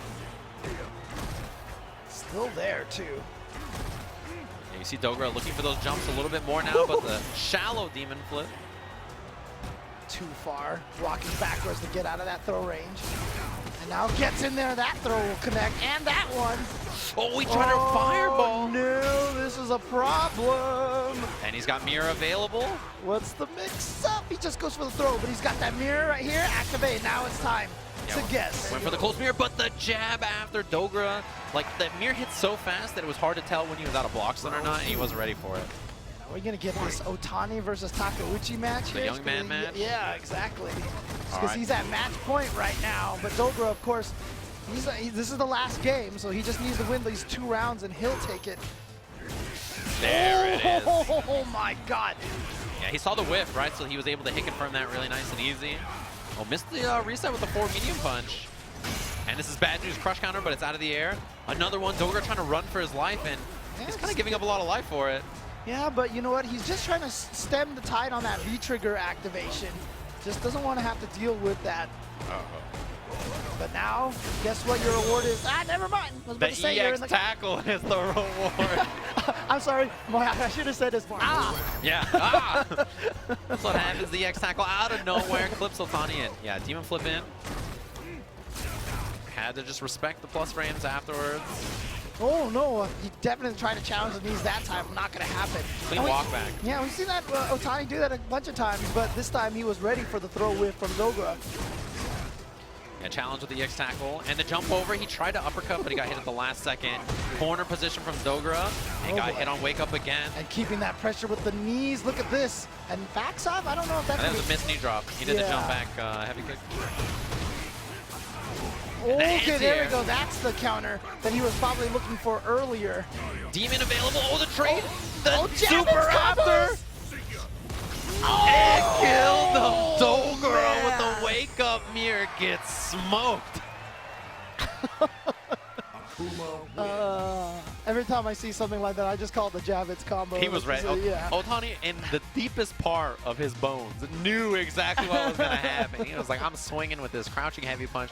Wake up, mirror, buddy boy. I dare you. Oh, man. Beautiful stuff right there. And indeed, I mean, although Dogra is going to loser's bracket, but we are going to get the young man matchup right now between Otani and Takuchi. So that's what I wanted to see. So on the other side, we have winners. We have the Denadas versus Fakito. Yes. Right, Southern California players, so U.S. players that we have over there, and then we have Japan, with Otani and John Takuchi, young players in this top. Like this top 8. Oh yeah, Denadas and Fakito. This top 8 winner side is very young. I don't think anybody is like older than like 25. I don't know how old Fakito is. He's probably the oldest at like maybe early 20s. Yeah, maybe. Oh, man. Yeah. But again, if you guys want to follow along with the brackets, you can always find them at smash.gg. They're being updated in real time, which is very, very nice. So. Yeah. And I believe that top 8 is starting in about an hour. So we're going to catch up on the loser side of the bracket. For those of you guys curious for top 48, loser side were the likes of like Chris CCH, who I think just lost his Yeah, ZJZ. he lost ZJZ. And so he's basically waiting for Dogra. So he's going to be playing against Dogra. Samurai defeated Smug earlier off stream, I believe. Was it on stream? I'm not sure. That was it was off stream. Yeah, so we've had the winners matches so far. So we haven't seen anything from the loser side top 48 in general, and loser side top 48's been catching up. Okay, and then Mizuha going up against Narikun. Oh no, Mizuha beat him already. Yeah, Mizuha's a really strong player. Ah, so look at this MOV. It's going to be MOV and Diddy Mo. Yeah. MOV definitely probably one of the premier picks for most people to make it out of this LCQ. I mean, this guy is what, three-time Evo top 8 in Street Fighter 5 right now. Made it in there with Chun-Li in a season which everyone thought that she had been nerfed really badly. Well, they weren't wrong about that. But he's still a really solid player. He's a world-class player. Been around forever, right? Like, this guy has been a top-level fighting game player, especially with Chun-Li for so long now. She's super, super good. So that's one thing about MOV you can always count on. Extremely technical, extremely solid, and I'm curious to see how he does against Diddy Mo here.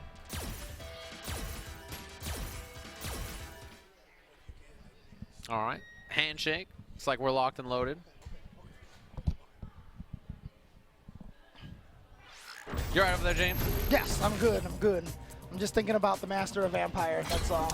The Master of Vampires. I forgot for a minute. Dude, I can't see MOV without thinking Master of Vampire now. Yeah. So that's the sickest name, right? Like, he's MOV. He's already pretty he's a sick guy. That's solid. And then you find out his handle actually stands for Master of Vampire, and then you're like, okay, he's literally the best. Yeah, he's up against Diddy Mo. We saw him earlier on the screen, earlier on the stream against Chris CCH, right? And he just had that kind of like momentum where he just couldn't keep up with the pace that he was playing earlier. Sorry, against Fakito. And now he's in losers bracket. We mentioned that he was Capcom Cup qualified last year. We'll see how he does in this matchup against MOV. Traditionally, this match has not been great for Chun-Li. Even back in Season 1 when she was an excellent character, Chun-Li players tended not to like this match. Yeah, it's largely because of the fact that Dawson could sentinel his way up in the upper far corner, basically. It was really hard for Chun-Li to deal with that space, but right now that's not even been the case. Diddy Mo has just been playing pure offense so far on MOV. Yeah, jumping back to avoid as much great life as he can, but he's still losing a lot of it. Ooh, that's a lot of damage on that one move. V-trigger available, gotta watch the slide into V-trigger. Nice teleport into the air. Just covering that space, making it hard for Chun-Li to get in. Neutral jump, looking for the teleport just in case. She's such a floaty character though. Even if you jump, a lot of the times, you know, you can still land in time. Crush, that's big. That's actually one of the biggest weapons that she has in this matchup is that crush counter back heavy punch. Because thanks to priority system at ranges, you basically can't get hit. It's just no matter what, it's either gonna miss or the priority system will take it. You'll never trade. All right, sliding in, trying to find an answer there. And I like the jump back from MOV. You know, that's a Diddy Mo special is the fireball cancel up close and the slide after. He really likes that. And you saw forward dash on wake up from MOV. I think he was reading a Gale, maybe. Trading with the drill with the crouching light punch. He's going to fall on that fireball, so here he is. Plus frames for Dawson after that Gale, but look at that. Reading the shimmy. Yeah, and it's a single hit confirm on that crouching medium kick, and MOV is super good at it. It's that third strike stuff going on there, crouching medium kick. Yeah, let me confirm it. Yeah, you have 40 years in third strike to confirm it. The neutral jump. Oh, yeah. He's got one of the only unique neutral jump moves. Hits on both sides, but not going to work out for MOV right there. Diddy Mo taking game number 1. Yeah, and you see why this matchup can be a struggle for this character, Chun, right? Like, really can't find the position on screen to battle from. She's got a floaty jump, so it's hard to jump in over the limbs and stuff. A lot of times she'll still recover, and he can be pretty tough, I think. Even though you have neutral jump heavy kick that hits on both sides, like, he can teleport in with his jump button and then anti-air jab you. And it's like, well, okay, you got me. I tried my best. It's interesting. Just look at MOV right now. It just looks like he's thinking about it. He looks like he's figured something out. He's definitely nodding his head. He's definitely happy about something. He's nodding like he's got something figured out, but I find that in fighting games, that oftentimes is as big of a bluff as you can get. What's interesting is that this match is a top 8 losers qualifier, actually. Winner of this will play Mizuha on the other side of the bracket. Samurai is in the top 8 losers. He'll play the winner of Dogra and ZJZ. There's always that thing that you do, you know, that gamesmanship when you're playing locally. You're like, oh, I remember what I was supposed to do, and then you don't say what it is, and then you know, you're like, or the nod, the classic, the fighting game nod. Like you get hit by something. Yeah. All right. Fair enough. You got me. Round 1. So we switch it up here. Again, this is one of those matchups you gotta look for the approach options from MLV, right? Like, how does he get in, if at all, against this character? It's always a difficult question to deal with. He's gotten in right now and just using jumps and dashes, so doing it the old school way so far. But yeah, that's the danger right there. If the Dhalsim gets wary of it, anti-airs you every time. With punish sweep, but unfortunately he can't even get in after. It's like so hard. You have to cover so much distance. Counter hit confirmed. Well, that'll be a good way to start right there. A spinning bird kick does give you enough time to try to keep the pressure going, but then unfortunately jump forward, and Diddy Mo smart to slide so to get out of the corner now. Yeah, you saw that fireball trade. MLB tried to get a combo after, but if he did EX legs, it might have worked. Right there, though, a little too far. Wow, that killed. It was enough. MLB gets the round. A lot of that was not really like finding his own offense, but countering what Diddy Mo did and then starting up offense after. That's the unfortunate thing about Dhalsim. Not a lot of help there. Oh, chased him out of the air with that air bird. I'm sorry, air lightning kick. Yeah, the air legs to beat the wake up Gale, actually. I don't even think that's what he wanted, right? He probably tried to beat a throw with it, but if it works, it works. You don't complain why. EX fireball, and look at that flow, man. It's so good against almost every option. Very few normals are designed to hit the top of the screen. That wake up dash again, looking for the Gale. The reversal. Diddy Mo wants to keep the screen position exactly where it is, right? But he went in right there. Wasn't expecting MLB to get that neutral jump. V-skill in. Tried to get in with the V-skill. Yeah, not going to have him, but does get the counter hit light punch confirmed. And so now here we go. Okay. Yeah, look for the guard break. And that's why you see the delayed rise. Right. Diddy Mo walks under. Second EX Gale's gonna kill. That was clean. Walk under after the instant stomp into the legs. It's good matchup knowledge from Diddy Mo. Ow. Again, can't trade in those situations, which is why it's so nice. Oh, here he goes. He's in, and he's going to get the full combo in the knockdown. And the towards heavy kick, crush counter. Look at this damage that MLB has set himself up right now. Well, didn't get the super. Maybe didn't want to spend it, I guess, but... Yeah, maybe we just wanted to keep the EX for utility. He could have supered that fireball. That's what I was thinking. But super probably would have killed in that situation, at least been really close to it. Yeah, chip is now a big problem for Diddy Mo here, but you know what? I think MLB has his own problems to worry about. He tried to bait out an EX bird kick, but just did the delayed rise. Oh my god, it was a mistake! I don't even think that's what he wanted, but Diddy Mo goes into the top 8 on loser side over MOV. MOV is out. Out of the tournament. He's Ninth out of the place. tournament. The Master of Vampires. Not quite there. So Diddy Mo will be playing up against Mizo in the top 8 loser side. On the other side, we are going to have that Dogra versus EJZ match. And tough loss there, but not as tough as trying to play games and listening to these annoying commentators. That's why you have the Victrix Pro AF headset to cut out all that noise. You don't have to hear James Chen and Sajam yapping it up over there about spinning bird kicks. Yeah, nobody, they're not trying to hear old man that. mumbling. That sounded like Alex Vine when Naked Diaz was playing. That's what the headsets are for. So thanks to them for supporting, of course, the Capcom Pro Tour and Capcom Cup, making everything happen. And you can happen to pick up one of these amazing Razer sticks with code FINALS2018 over at rzr.to/finals2018. You get this Team Razer V2 spinner. You can go pick up the Panthera, my personal favorite fight stick.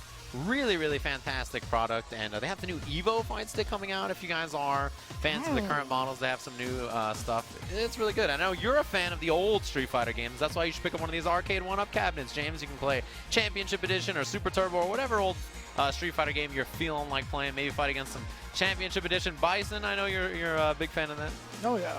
Just like you're a big fan of sitting in these comfortable Vertigear chairs, using code CAPCOM18 to get 10% off all the products you know and love over there from Vertigear. Valid through December 17th, so go ahead and head on over to the website, shop all weekend, do some window shopping, figuring out which chair you want to get. Do I want that one? Or do I want it in blue? Do I want it in red? Make your choice, of course. Thanks to them for supporting the Capcom Pro Tour. And thanks to you guys for supporting by picking up the season 3, the Season 1, and 2 characters as well. 50% off on everything, the Deluxe Edition. They have all kinds of amazing deals over there. So thanks to them for kind of selling it. There's free play all weekend for Street Fighter V, I believe, right? Like That's you right. can play the game Yes. for free. Mhm. Of course, you can play against all the amazing Season 3 characters. 35% off on the Season 3 character pass. It's like there's a sale on everything. You can get all the costumes. You can get the game. The game's on sale. There's a sale on all the characters that are coming up. So if you want to play against all these new characters, or you want to play in style with these amazing Champions Choice costumes, you can pick them up as well. $5.99 for the Sakura and Champions Choice costume that'll be coming out. And you want to support the CPT, of course. The DLC goes towards Capcom Cup and CPT, obviously, making sure that there's big prize pool for this event, making sure that we can have the Capcom Pro Tour all year long and support the players, support the viewers, support the spectators. Whew. Well done. That was a lot, James. That was a lot to chew through. I think after all that, to be honest, I'm going to need a break. I'm going to need to get some water, get some food. We're going to have more Top 48 as well as the Top 8 coming up in just a bit. Don't go anywhere, guys. We'll be back with more Street Fighter V in just a little bit. What he said.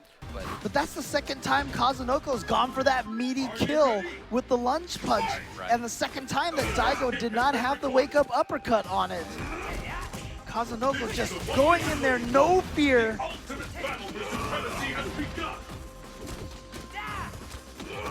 It just feels like Kazunoko has been able to get away a lot from when Daigo wants to get in, and on the other side, it has not been the same. It's been the opposite. And like I said, he has just been so perfect on his command grabs.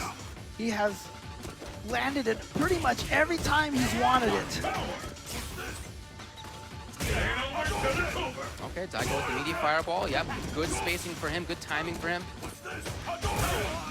And Daigo with control there. Oh, jump to ward. Actually, that was not a great trade for him. Oh, but I love that anti-air fireball. Oh, and Kazunoko just goes right in there with that lunge. And Daigo patient. Oh, not in time. Oh my God, just caught him right on the toes. Daigo just pressed the button too early. Kazunoko with the mix-up in timing is really what that was. Oh, beautiful focus. Punish through the shoulder. Knows that's not a true block string. Trying to keep the pressure going. Okay. Kazunoko crouch tech is a pretty good situation for himself. Nice struggle though. Here's Daigo. Oh, he did not take the Daigo, bait. yeah. Not this time. Daigo with the patience. This is the last round. Fight! Oh, wow. What's next? Kazunoko now with knockdown. Okay.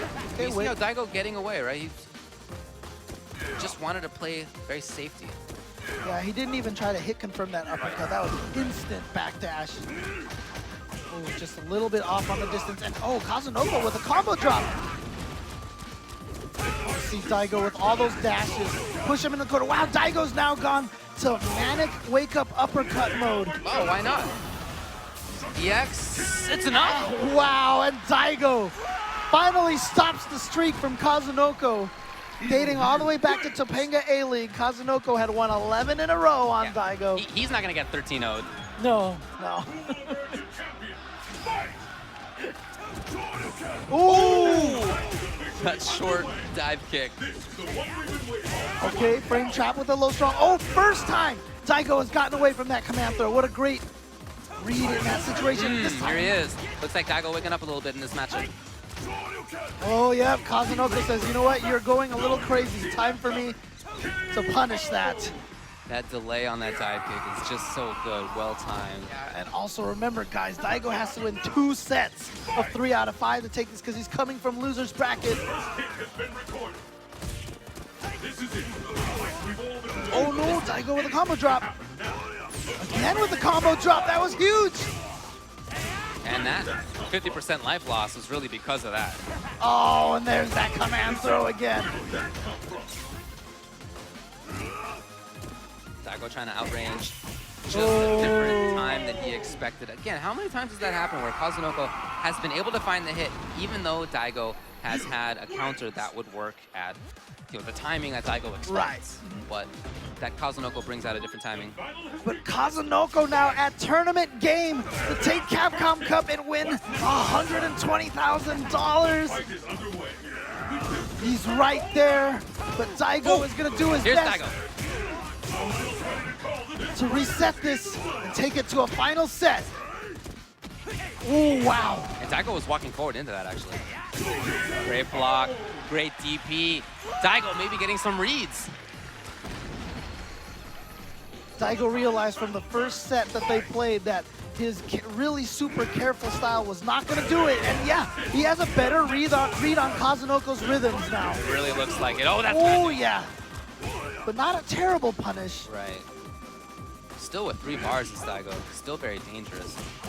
Kazunoko's about to get it. He has 3 bars now. Ooh, really wake up, huh? Hop kick. You don't see that very often. And Max can do it. Daigo is going to tie it up 2-2 here in this last set. He's trying to reset the bracket. Can he do it? Or will Kazunoko win this game and take Capcom Cup right here, right now?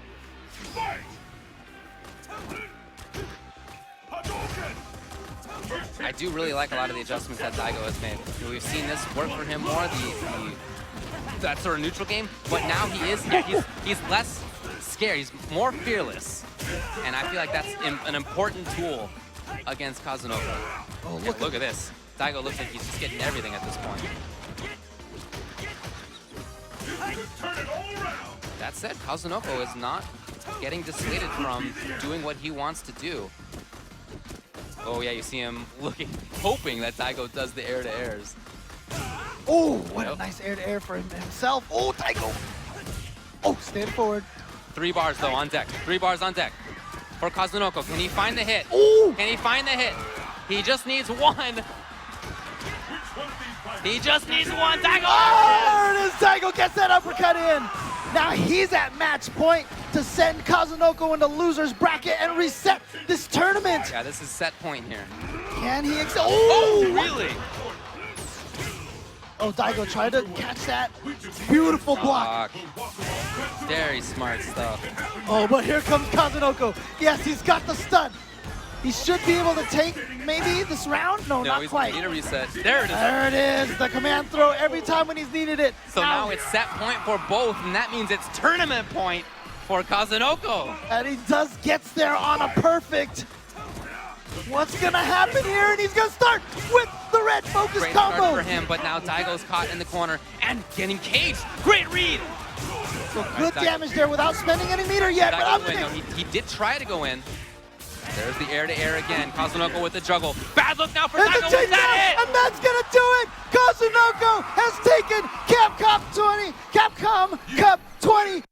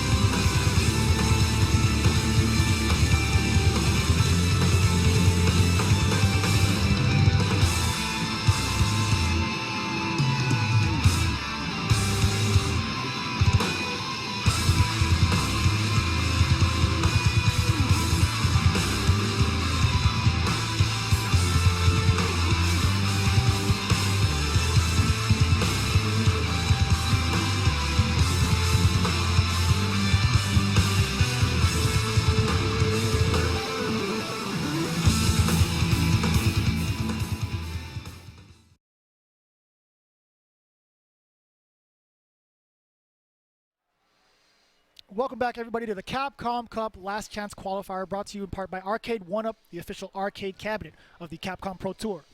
Victrix, the official headset of the Capcom Pro Tour. Vertigear, the official chair of the Capcom Pro Tour. And Razer, the official arcade stick of the Capcom Pro Tour. Hello, welcome. We are nearly at top 8. We have one more game to go in losers before we decide the final 8 who will be fighting it out for that 32nd spot in this weekend's festivities. I am Logan Salma. This is Vicious. What's going on, everybody? We will be guiding you through until the end. That's Only right. one may remain. For those of you guys tuning in, maybe you just caught it up until this point, but just to kind of remind you, for those of you going into Smash.gg, we have Dangadius Fakito up on the winner's side alongside Otani and John Takuchi, right? West Coast versus Japan versus Japan. And then on the bottom side, again, we see Dogra versus ZJZ awaiting their fate. Whoever wins has to go up against XSK Samurai. Of course, you can follow at home on Smash.gg. Capcom Cup is, of course, on the front page. And you can see exactly how these players got here. But we are going into this, our final top 8 qualifier match in losers bracket. Dogra, who's been rocking that awesome Wesker costume. He is going up against it's a pretty nice costume. The Punk-sponsored ZJZ. Who's been a problem for a lot of the qualified players already, right? He's been the talk of the town this week. Top 8, I think, was it Japan? Japan Cup? He's taking a lot of names down with him, and he's already, you see him right before your very eyes going up against Dogra, who had a pretty close set against Otani right before this one. Otani's the one that put him into losers. And already in the corner is ZJZ. Here comes Dogra. Nice space on that chariot tackle, but interruption from ZJZ. Fighting his way out of the corner. That heavy punch, so oppressive. 3 of them. Back to the zoning, but big jump fierce. Side switch. And putting himself into the corner and might be at a disadvantage, but he knees his way out of there. Other side. Trades. And I like that. Yeah, nice and easy. Dogra doesn't want to take any risks with a hefty lively air to air, and he gets it. That was a really strong opening round for Dogra, and anytime you can make one have to make back a life lead, you know that's an uncomfortable situation for most of the Manaf players. Obviously, some of them are a little bit better at bringing it back. Oh no, for sure. You can never just rely on that. V-trigger 1. They want to rely on just using normals, getting that nice safe damage in. Yes, the anti-air, ZJZ. Very much so aware of Dogra's approaches. EX tackle on the way over. Getting that V-skill going. Dogra really trying to close the gap. in this matchup to have that V-skill up. The armor allows you to get in through a lot of that zoning. Oh, on the same side. He thought it was going to be on the side. Stun. Not quite there yet. Fighting his way out. There's the activation. Here comes ZJZ. Nice patience from Dogra. He's going to back off just a little bit. Ooh, boy, was I wrong on that one. Let's just rip. Oh, that was you. Oh, yeah, it was me earlier. Yeah, you're right. Here we go, Dogra. In the back, nice side switch here. ZJZ. Now He's he got gets to control the that bar in pace. case he wants to try and get in with the chariot tackle and activate. He's not able to use his V-skill at that range, though, with the orb out. Dashes in, and that should be the round it is. Now, having that orb out at that range just means that Urien cannot V-skill up. He can't get that hit of armor on his specials, and it's really difficult for him to then traverse through. He has to go back to the projectile zone. And as soon as you saw Dogra go for the double dash, ZJC immediately recalled and just sat there and blocked, wait for Dogra to get clipped by it, getting that second round. But here comes Dogra again in the same fashion as round 1, keeping ZJC locked in this corner. The activation is going to be in time. And here he comes just walking out the corner. The orbs fly, trying to get an opening. Not quite. Dogra's defense is just immaculate right now. Gets the V-skill. No, not quite. He gets clipped midway through. Oh! That time the dash up does work. And he's got the corner and a massive life lead. Very reminiscent of round 1 here. ZJZ definitely not out of it. Lets it rip. And you see Dogra, anytime the orb comes out, he's trying to close the gap. He's dashing in every single time, and ZJZ just recalls as soon as he sees movement. Yeah, he's aware of the gaps, negative frames at which can't follow up with buttons again. Especially if you wish that with that heavy punch. There you go. Oh, he was so patient with that jump in. Okay, I got to admit, I don't know if that was a reaction because I saw the look on Dogra's face. You can't react to jump There's no way you can. So you saw a big giant smirk on Dogra's face as soon as he jumped in. He's like, it was just a really clever read. Yeah. You can see Dogra smirking. Yeah, he was definitely smirking on the way up. As soon as he let it rip, I looked at his face and I was like, yo, damn, I can't believe it. ZJZ Not impressed whatsoever. But he's got a lot to work with. He's doing just fine. Round 1. I'm really impressed by the way Dogra has locked down ZJZ in this corner time and time again. But he needs to... Yeah, just raw zoning's not working for ZJZ. Right. That Aquaman in the building as well. Denied. Yeah, denied entry. Go back to the seas from whence he came. All right, big change up here for ZJZ. Gets the life lead. He jumps over the charge fireball. Metallic Sphere, no go. A lot better start for ZJZ. Nice spacing on that chariot tackle again. And you can see Dogra is so aware of the space. Look at that little micro walk back to make the fierce whiff. And at the same time, he's still finding a way to maintain the charge and let it. And his defense on the V trigger as well. This is really impressive. You can see that he's put a lot into this, but even with all that knowledge, all that defense, still a huge life lead now for ZJZ. On the death it is Dogra. He's really trying to press the issue. He's trying Dogra wants to get sneak in. Just dash up throw. Okay, what's the setup going to be? Time. Take another throw. It's going to be meaty this time. Oh, no! The air reset worked out. He was definitely looking to activate off that EX Metallic Sphere. That would have been all kinds of plus frames. What a good call from ZJZ, just jumping out, even in the corner, right? Again, yeah, it's ill-advised to jump in the corner, but it's a good read. After a dash up, you're always going to be minus after a throw anyway, so it's not like you're going to be grounded. You're always going to get air reset, unless they make the hardest of reads and do like a dash up crush kick or something insane. So backdashing in the corner is not the worst thing in the world. Wisdom of Thought activated. Oh, wow. And still clipped the headbutt. This is going a lot more in ZJZ's favor. Gets the stun. It's going to save the bar, I believe. Woo! No, he just got clipped by it.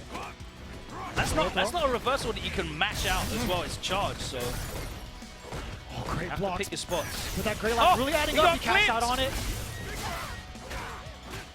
Oh, the counter hit, but no! Oh, and he goes to the low board. I can't believe it. Dogra gets barely living. He actually dropped it for the reset and still survived. Yeah, he went for the throw bait, that light headbutt. Or fly out here. ZJZ not biting in the chariot tackle again. Alright, gets the knockdown. Using that here. bar. Oh! Tries to air-to-air, but that violence knee. It's so difficult to even try to contest that. It's just a big flying hitbox. A lot more active is ZJZ, meeting him air to air.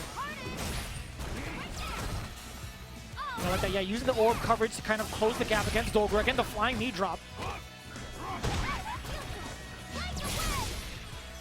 And here comes ZJZ with that V-trigger as well as full critical art. Yeah, everything gets put on hold as soon as that V-trigger is activated. This is all gonna be Dogra on defense. He's managed to weather the storm. He catches with a low forward. Gets a side switch as well. That's a brave jab.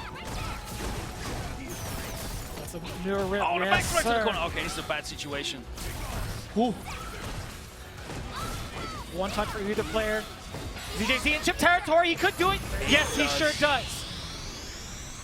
No possibility of V reversal. He almost had the meter too. Yeah. He was just like one pixel away If he'd have from done that being off at two one. taps, that would have been the bar he needed. Very clever stuff from ZJZ. Very much so well aware of the meter.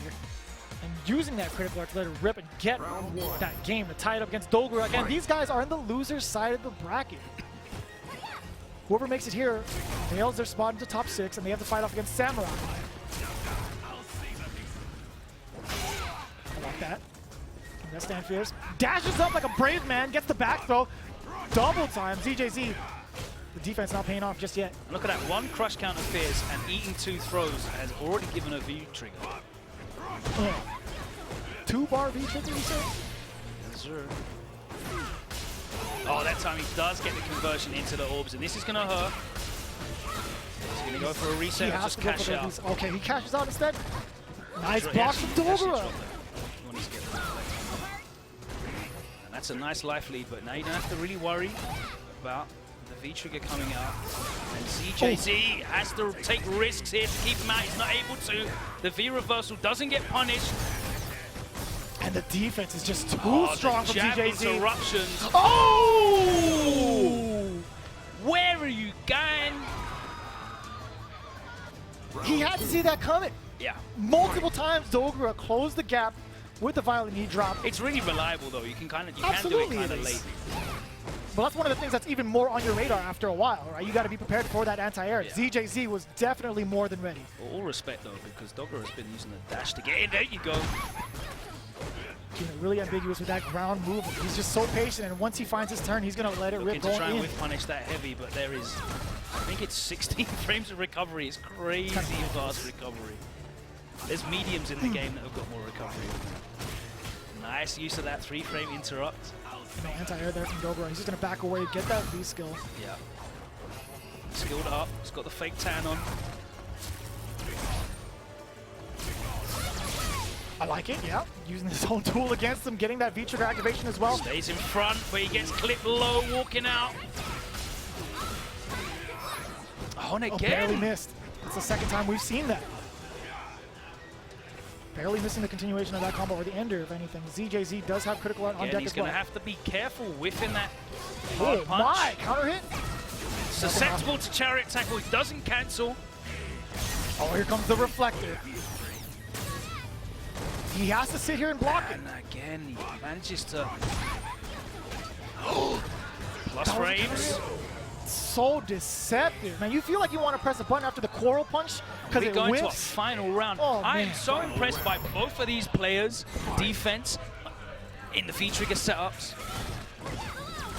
Hardly seen any openings at all. Really come down to the wire, especially in this last game here. ZJZ and Dogra. ZJZ with a hefty amount of meter over Dogra. Combo patience here. Nice air-to-air check from ZJZ, converting off the crouch jabs. Dogra throwing in the corner. Yeah, jab interruption. Yeah, it is a minus scenario after that. Those two tackles, the EX With tackles. punish. Ooh! The jump back in the corner wasn't quick enough to catch the recovery, but still fought out. Got that space. And you're seeing just Dogra dashing behind anything with recovery at all. Yeah, a little bit that too was high. badly spaced. That was, I think that was guaranteed. He tried to go for the side switch, still manages to save himself out of the corner, but here comes that activation from Has to ZJZ. respect. He blocks the fuzzy Whoa. guard. Oh, He caught He gets reaching. caught reaching. He's going to get the CA. That's it. And that is ZJZ. it. Dogra out. ZJZ advances into top 8 and takes that final spot. He is going to be going up against, is it Samurai? That's right, yeah. Samurai awaiting the opponent ZJZ on the loser side. Top 8 has now been finalized. And let's go through that for all you people watching at home. It is going to be a West Coast showdown. Dankadias against Fakito. That's right. Otani against John Takuchi. Great to see those young players that have flown in doing really well. Of course, John Takuchi's been very, very heavily traveled this season with a great sponsor like Liquid. But Otani, who's representing Fudo, which is Momochi's team, right? Right, yeah. They've been yeah. with, I know he's been doing like a school of shinobiism for a while. Yeah, too. I remember them coming to like Evo 2016 when they were like literally school kids. Him and Haku's the Bison player. There was a as well. Karen player as well. Yes. A really wild Remember what Karen his player. name I was. can't There's- remember. I know there was 3 of them. He's here though. I know he's here. Yeah? Yeah, I know he's here. I saw him play earlier throughout the day. I Awesome. don't know if it was on stream or not, but I did see him play. And losers bracket, as we just said, is going to be ZJZ against Samurai and Mizo, the Colleen player, against Diddy Mo, who had such an impressive performance there against MOV, which we just saw to qualify. Yeah, for top MOV 8. barely missed the mark too. I remember that ender. He was just about to close it out against Diddy Mo, and Diddy Mo took advantage of that and barely slipped it out with a.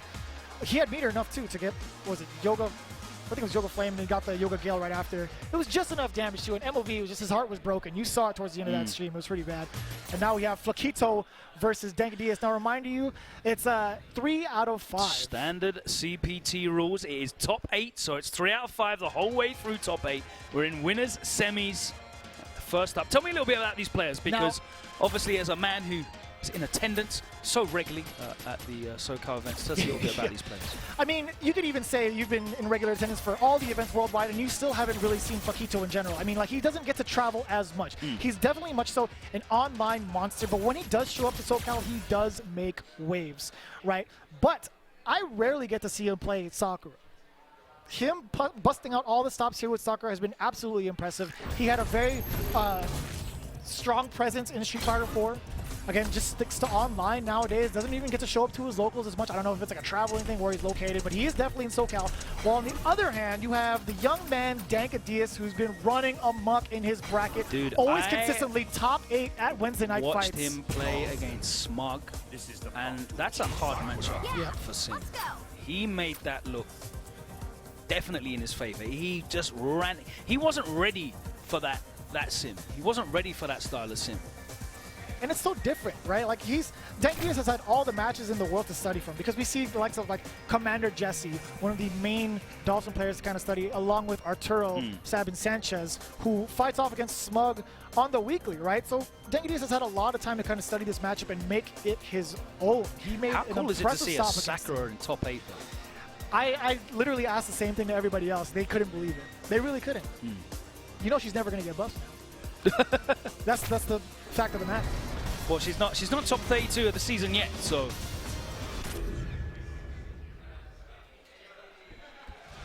All right, and here we go again. 3 out of 5 between these two individuals, Fakito and Denadas. Pretty sure they're familiar with each other. Don't forget to pick up your costume bundles. Okay, here we go.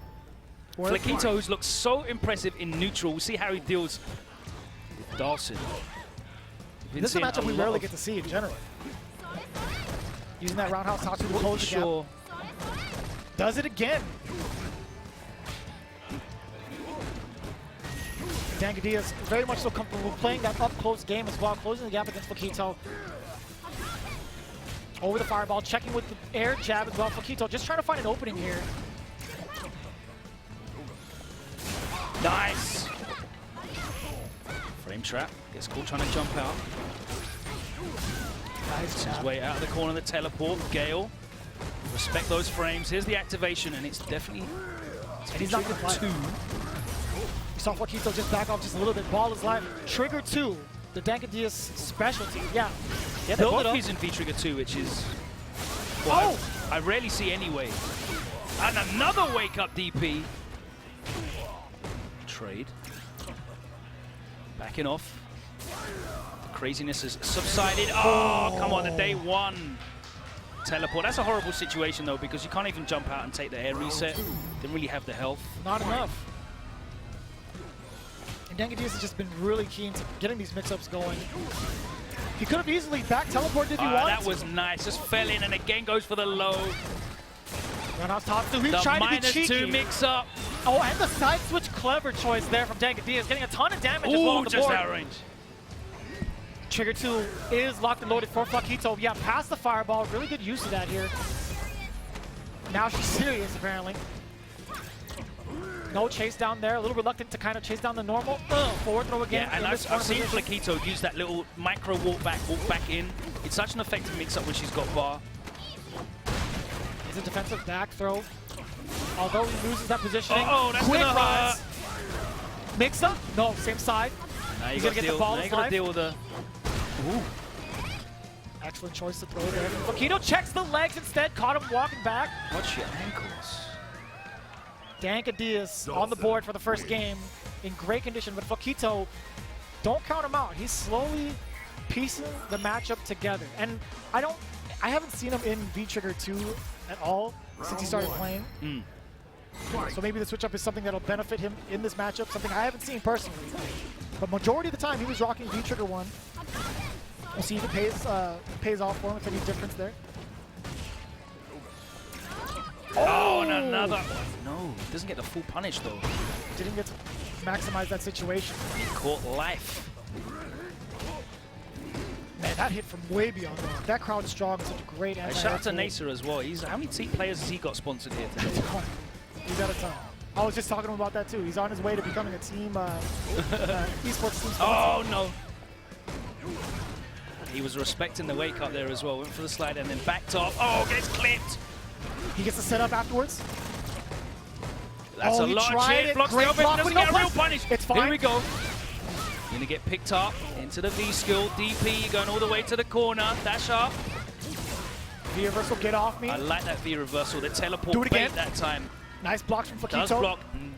Oh, the move up throw. Oh, they're flinching. The overhead is blocked, and the punish from Diaz.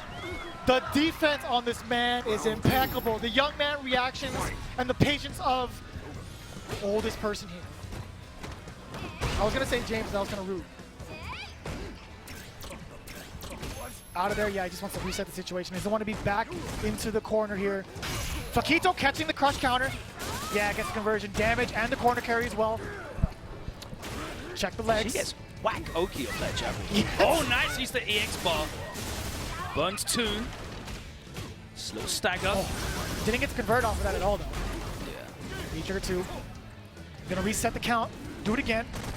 That's a lot of plus frames. He can do it again. Yeah, he gets to reset it as much as he wants to, as long as it's still out there. Yeah. Let it rip. Yeah, he's gonna absorb that. Get the mix-up going. Excellent block from Fakito, but not enough. Respect the plus frames on the Gale. Oh, the throw bait! And Danka Diaz goes 2-0 up now. Of course, reminder that it's 3 out of 5. It's top 8 here, so standard CPT rules. We're playing first to 3s. And you can really feel the presence of the crowd here. They've gone like in full attention towards the main stage. Something like 50 people here in this atrium wanting to watch the action in front of the players. Oh, it's clipped. Diaz is refusing to stay still. He's either interrupting with jab or teleporting out. That was a fair enough read there from Fakito because Diaz has been so active. He's got that life lead as well with on the Gale. Could have got a grounded punish. But that life lead is still there. 2 good trades. Oh, what a whiff punish! Yeah, I saw that earlier. I was trying to work out whether I'd seen these two play because I've definitely seen Sakura and Sim on the big screen earlier today.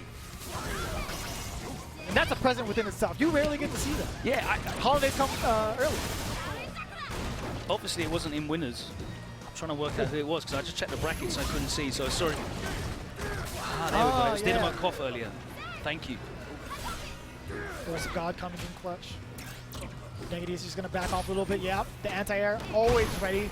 Fakito getting that throw. He's had a lot of throws. A majority of the people here, man. Nice. That time, the button had been pressed, so the teleport wasn't on the cards. Take the throw. Poking away. Meaties. Again. Another throw. He's respecting it. That time he did try and stand up. And that was a big statement from Fakito. A lot of reluctancy to press buttons from Diaz this time around. Might have been a lot of fear from the way Fakito was really trying to like pressure with the normal first and changing it all to throws. The pressure was really well mixed up, and it's just a case of rock, paper, scissors. I mean, you know, the times at which Fakito did walk up throw, we'd seen Diaz wake up low jab. Times that went low, seen him try and jump out, walk out, backdash, stand throw. From what it's we've just seen, a rock, paper, scissors in that situation in the corner. A lot of the time, Fakito opts to go for the meaty and then the frame trap. Majority of the time in this set, we've seen it time and time again, and then really changing it up into the throws, and it paid off tremendously against Diaz, getting him this the first game on the board, really. And it's just such a threat, man. Fakito, very much so slept on. I have to admit it. You rarely get to see him. Even as a SoCal resident, I rarely get to see him. The irony of a Sakura player being a rarity to be seen, on top of being a Sakura player as well. Yeah. So it is a rare treat here in winners semis, but winner's side, man. Yep. Winner's side. It's still set game though for Diaz in this all West Coast affair. That was a big statement. We had a little bit of a cool off there. I don't know if there was some icing going on. Going back to the character select screen to just stop that momentum. It was a very quick 2 rounds from Fakito, and right now it looks like it's worked for Diaz because there's a ton of stun on the screen and a big 60% or more life lead. I think that great life add up, Fakito, yeah. There it is. Good amount of damage on all that the plus frames. Takes the throw as well. Plus frames again. More plus frames. Good spacing, and he disengages. I really like seeing sim players that know when to disengage and don't just overcommit. You know when they can't help themselves from teleporting back in again? Oh, that was nice. That air gale. He's so good at escaping those situations and then neutralizing any sort of forward movement that the opponent has. Yeah, we've seen Fakito try and do her version of the DP to catch him out of the air, but it's very difficult to be able to react and do it guaranteed because you got the risk of the teleport. And then you saw there that EX Gale in the air. Back throw in the corner as well. That was horrible. The spacing on that drill. Oh, that's going to hurt. That's just fine. He gets another one locked and loaded as well. He's not going to let it rip just yet. Dashing, all of the dashes in the throw. Goes for the low, slack delay. Okay. Yeah, he's scared to try and fling out that DP, even in V-Trigger with the invincibility on it. Yeah, we saw him a little bit more. Oh, there's the counter hit conversion into the drop kick, and you're in the corner, and that doesn't matter because he gets the kill. I'm always surprised by how much damage that V-Trigger combo does. You rarely get to see it. I don't blame you. Still at set point is Dankadias. Fakito on the board here, trying to keep himself alive. The trade-off, benefiting Fakito and letting it rip immediately after, putting Dankadias in the corner. No contest there on the teleport out. Nice plus frames, pressing buttons. Spacing right at the on that drill was immaculate, right on the toe caps of those work boots. Yeah, back throw. Oh no, just forward throw. A little bit too high up. You heard the teleport come out. Fakito still managed to get the throw. I don't know, man. That trade-off is just a little bit sus. A little suspect there. He's going to get a huge setup here. Oh, okay. If he held it, he would have been a little bit more dangerous, but still, Fakito manages to escape. That's a big waste. If Fakito can make it count, but and there's the stun, and that is it. 3-1. It was a good idea. In the end, Dankadias made him pay for trying to chase him down. It's got amazing horizontal range at DP. It sure does, yeah. But it's still a risk. You've got the risk of the teleport if a button's not pressed. You even saw him use EX Gale, which is just a big, giant, flaming hitbox in front of him. It's kind of nasty. And she just doesn't have enough invincibility, even on the EX or in V-Trigger, to get through that. Dankadias with the patience, too. Mid-air, didn't press a button, barely missed the EX uppercut, and sealing himself into Winners Finals. Winners Finals, Dankadias. Who would have thought it? I saw a really interesting post on Twitter the other day, which was talking about which characters had the best chances of making it through. And out of all the top players that are here, there's more top Dalsim players than any other character. They really come out in strength of numbers. And I think right now, Dankadias, obviously by results, is the best. But in terms of form as well, really, really impressed with all of his progress over this year. He's really come into his own. Impressed me when I saw him playing at EVO, and just always looks so consistent on Wednesday night fights every week. Yeah, he's definitely gotten stronger and stronger each and every event, man. He doesn't take it for granted. He's always in the lab trying to improve himself day by day. And you know, believe it or not, he does have a very, very intimidating Blanca, if need be, right? But you're not going to see that happen. You're not going to see that happen, especially with the way he's been steamrolling people with Dalsim. Man, I don't expect him to go to Blanca whatsoever. Listen, I knew when I saw him play against Smug on stream earlier, I knew that he was definitely in the right form. He was in the right form for this tournament. And that's why he's in Winners Final. Now, really, really impressive stuff. So we're going to have the young boys up now. It's going to be Otani and John Takeuchi, who has just rejoined us. And Otani getting a very, very solid victory over Dogra, sending Dogra into losers. Yeah, there's a lot of Japanese players here, and you'd try to think that, you know, Otani wouldn't be the top of your list of those that you would expect to see in Winners Top 8, but he's here, and very well earned as well. That trade combo that I think he got against, was it Dogra? It was against Dogra. Sick. It was a heartbreaker. That was well executed, and you know. Yeah, the wake up Aegis. There's loads of tech for that wake up Aegis, where you can get all kinds of crazy trade combos. Like I've seen some sick Ryu V-Trigger 2 ones where you just keep getting parry to parry to parry. And it's like the scaling is kind of off the chart, so you're doing a ton of damage each time. It's so cool. It's really cool. I saw that for the first time on my timeline. I was like, oh. Otani, though, he had no time for such frivolities. He just got the crush counter, crouch fierce, and then went straight into CA. Beautiful stuff. If you missed that, I'm sure High Fight must have clipped it, along with many other things that have happened so far today in today's festivities. Amazing action here coming to you from the HyperX Esports Arena in the Luxor Hotel, Las Vegas, Nevada. As we work our way through this top 8 to determine who will be the final 32nd name in that bracket for tomorrow's Capcom Cup 2018. And if I'm not mistaken, the winner of the last chance qualifier. What's he putting in his eyes? Is that like some limitless kind of stuff? Visual enhancers. That's right. Slows down time. Can see into the future now. It's better than LASIK. You don't need a tape measure if you have those eye drops, right? Exactly. Yeah, the winner of the LCQ has to face off against the Norway monster himself, if I'm not mistaken. That's right. Phenom has the pleasure of not knowing who he's going to play against. And he actually, you know, when you were mentioning who would make it into the LCQ, like who would be the ones to make it when you talk about like the Dawson players. I definitely know that Phenom was talking about that the other day. He was like, if it's going to be any Dawson player, I'm going to destroy them. That's very confident. He had that conversation Wednesday with all of us. You were part of that conversation, actually. He's very much so ready just in case a Dawson. He played the numbers game right. He understood what he was potentially up against. And look, man, he's about to fulfill his destiny if Denadas can keep it up. But he still has to fight up against the winner of Otani and John Takuchi. That's right. We are going to determine who is the second player in winners final right now. Fudo Otani against Liquid John Takuchi. It's going to be Akuma versus Rashid.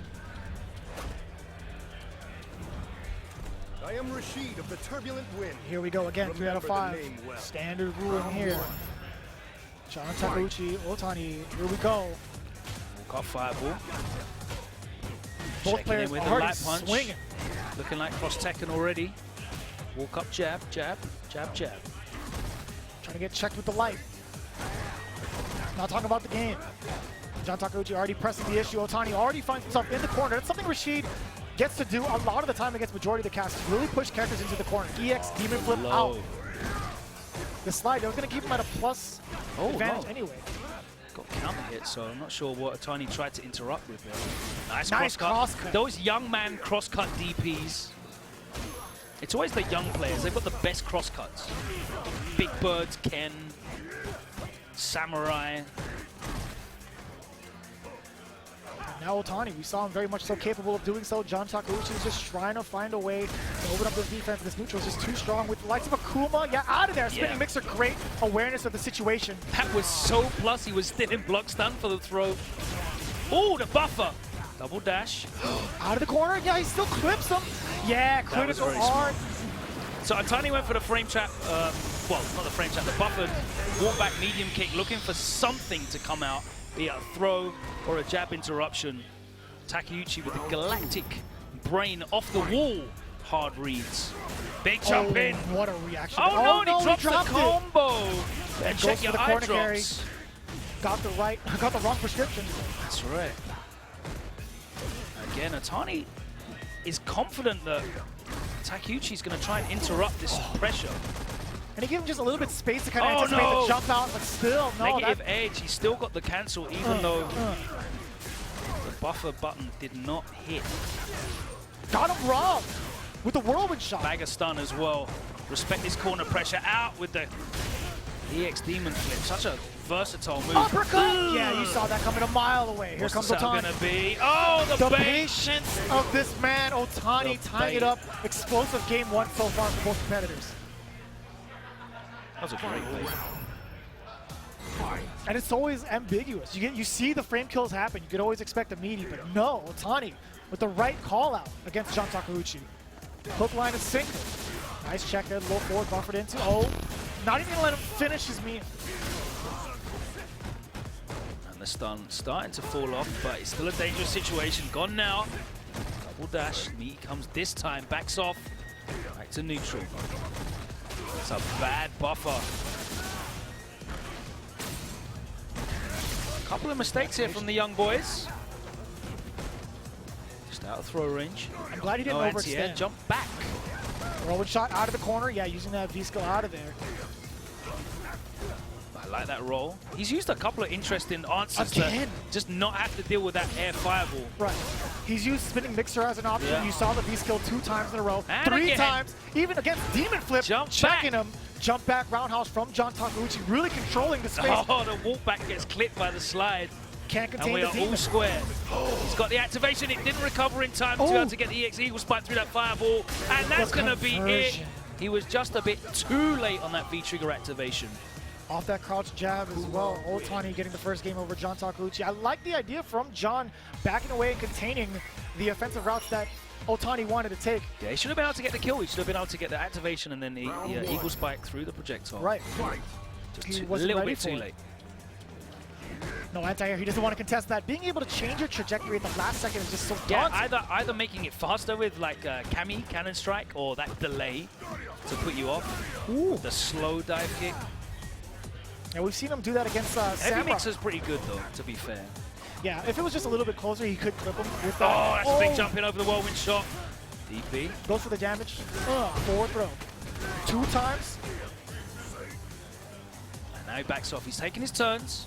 He's going to go and reset to neutral. Doesn't pay off though. Otani now stuck it in the corner. Dashing his way through, clipped again. Again, he gets clipped by that jump back EX air Hado. He got it this time. Crouch strong. Very brave of him. Yeah, that's a hard read. EX uppercut, not going to maximize. He didn't recover. He could have quick rise and got a big punish. Out of there. He just wanted out of the corner.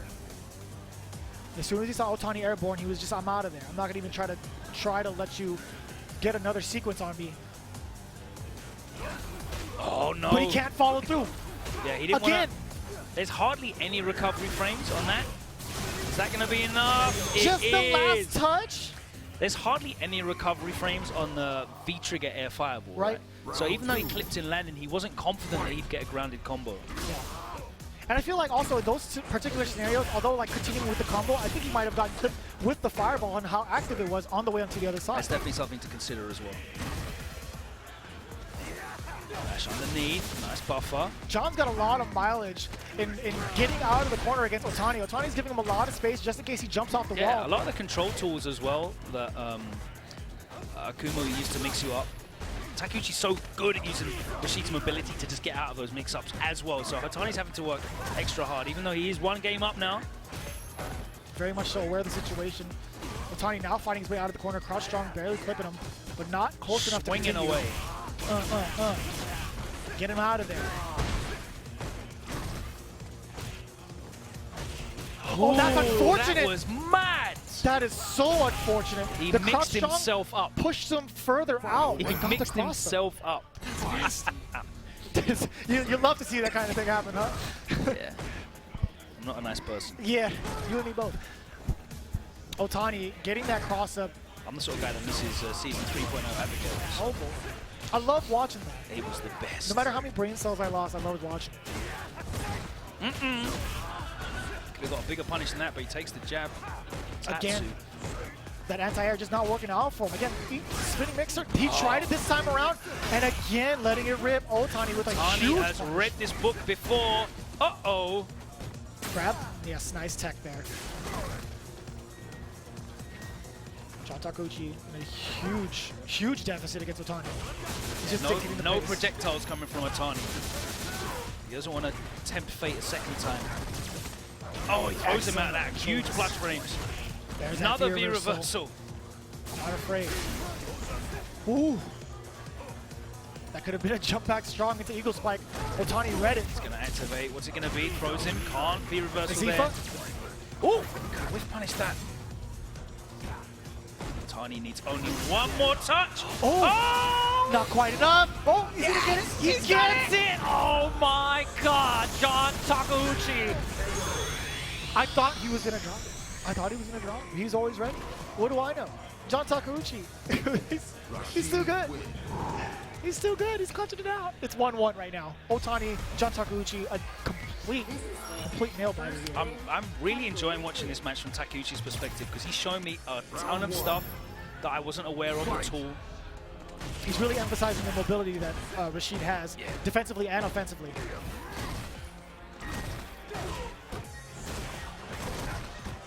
He's obviously well versed in this matchup, as you have to be if you want to compete at the highest level. This is the finale. The man with the best win rate in the world, of course, using the Kuma, so you're most likely to see Tokido somewhere in the top 8 in the world.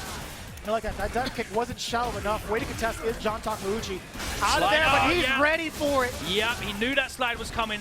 Otani getting greedy, wanted that corner back. Uh-oh. Side switch? Yes, sir. He gets it this time, and you're in the corner. He's got V-trigger ready. Yeah, here it is. Plus frames. Backs off. Plus frames again. Trade. Sweep activate. Eagle Spike is out there. Oh! Yeah, just in time with that. Oh, are you kidding me? Yo. That could have been the round. Air from John Takuchi. So and he gets caught reaching. Round 2. Fight. As Rashid's theme kicks in. That's the best. Nice anti-air. Yo, sit him down. Demon flip throw. Yo, you get one of those a set and it's guaranteed.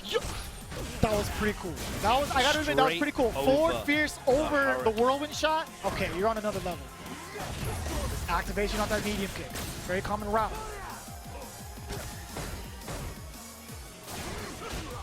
Always ready for the demon flip options. John Takuchi on a rampage right now. Nice. There's the Heavy mixer. And he keeps him on the same side. Forward throw, all the momentum for John. Yes, for the start. He's not dead.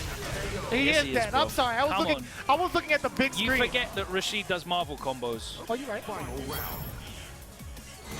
You're absolutely right. There's a lot of damage. Versus game combos. Down to the wire here, just about tied up. That's another bad buffer. A couple of those so far from Otani. And he's put himself in the corner. The throw bait. Nice footwork there from John Takuchi. Stun is a factor once again. Ow. Doesn't even want to let him finish. Into the mixer. And you're dead. John Takuchi, explosive game 3. Getting the lead over Otani convincingly. How amazing is it to say that I think the experience of John Takuchi is carrying through here when both of these guys look like they've just come here from, like, what do you guys call it? Middle school? Yeah. That's just about right. I'll give him a little bit more benefit of the doubt. Obviously high school. But Takuchi has been all over the place. Yeah, he's been traveling the most, right? That's why we've seen a lot from of... season 1, right? We saw him appear in one of the Latin America events. One of the first Rashid players we ever saw alongside Gachikun. He did so much to innovate that character when so many people overlooked him in season 1. Oh, and right now he is just running all over Otani. The momentum has definitely swung round, and after being 1-0 down in this set, he is set point. Taking him really far right now, John Takuchi looking to take it over Otani. Using that V-skill to traverse past the projectile. Really keen eye there from John Takuchi. Him in the The drop's as well, finally settling in. Oh, that was raw. Delayed. Get that corner carry and the damage. Spending the stun. bar. The storm is coming out of there. No, he tried to check with the Eagle Spike. Nice stand He's out jab. of the corner though, so he'll take that, and the stun is now basically gone. Yeah, spinning mixer. Great anti-air choice. Throwing him into the corner. He's ready for it. Again, that dash forward to completely remove any ambiguity of the Demon Flip. Oh, that's going to be stunned, and that should be the game. Takuchi advances 3-1 against Otani, and as I said, the experience of this young world warrior who's been all over the place over the last 3 years. They both really enjoyed that set. And so did I. It was a pleasure to watch. There was definitely that look of surprise from Otani as soon as the match was over. It was like, wow, damn, that was pretty impressive. The levels were set, and now winners final is set. Team and it's going to be Young Danko Man. Diaz up against John Takuchi. John Takuchi, of course, many people's favorite to win this last chance qualifier. Just like how Thank you very much. Oh, go on, I'll let you get the segue. It's too late. It's too late. You got it already. But I'll tell you what. Player Choice Victrix Pro AF, the audio peripheral of the Capcom Pro Tour, available now. Again, the official headset has been used throughout the entirety of this Pro Tour, and for a very good reason. You got to check it out for yourself, Victrix Pro Even AF. by the greatest player in the world, like Problem Mix.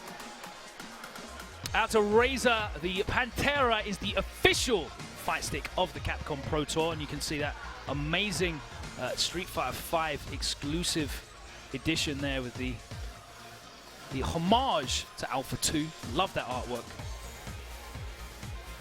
And of course, that's part of the classics, just like this classic edition arcade one-up cabin that has all the classic Street Fighter 2 Champion Edition, Super Street Fighter 2, and Super Turbo. They're so all cute in one as convenient cabinet. Yeah, we saw those over at Justin's Like, it's place. not an enormous cabinet that's going to just take over your whole room either. It's like, it's definitely Nice and manageable. compact. Yeah, we've seen it. You know, it's a little, you know, they have a little stand for it as well to kind of make it like perfect, like arcade size. Not too bad. And you can get that sort of kind of like arcade muscle in. You get the VAE elbow. Yeah, I don't know if you've ever experienced that call before. it? Yeah, that's exactly what we call it, the cheater's elbow. But I'll tell you what, hey guys, look, we've got plenty Don't let him more hear you say matches to go. That was all me. But I'll tell you what, do not go anywhere. We have nothing but non-stop action. You don't want to miss it, so we'll be right back after this break.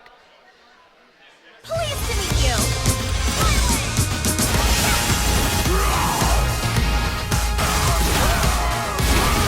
Let's begin. Okay, come on. Power to the people of Earth. Dare you challenge Fakito?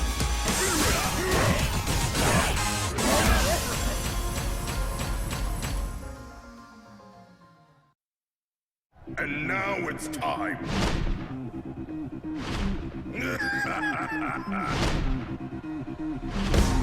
Let's go.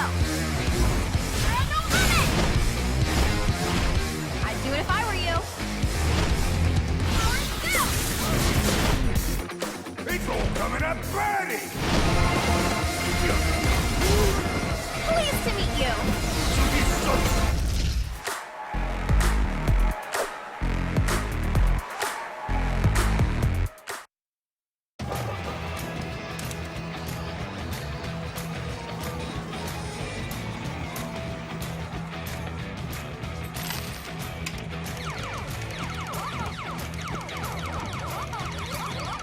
Dad, how do I eat all the ghosts? Dad. I can teach you, buddy. Bring the classic arcade experience home with Arcade 1-Up. Cabinets and risers each sold separately.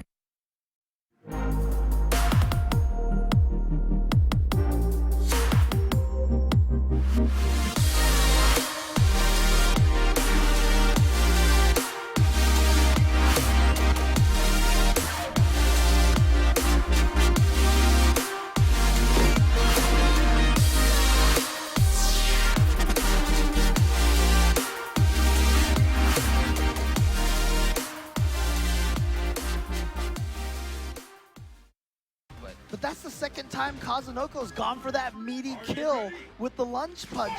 And the second time that Daigo did not have the wake-up uppercut on it. Kazunoko just going in there, no fear.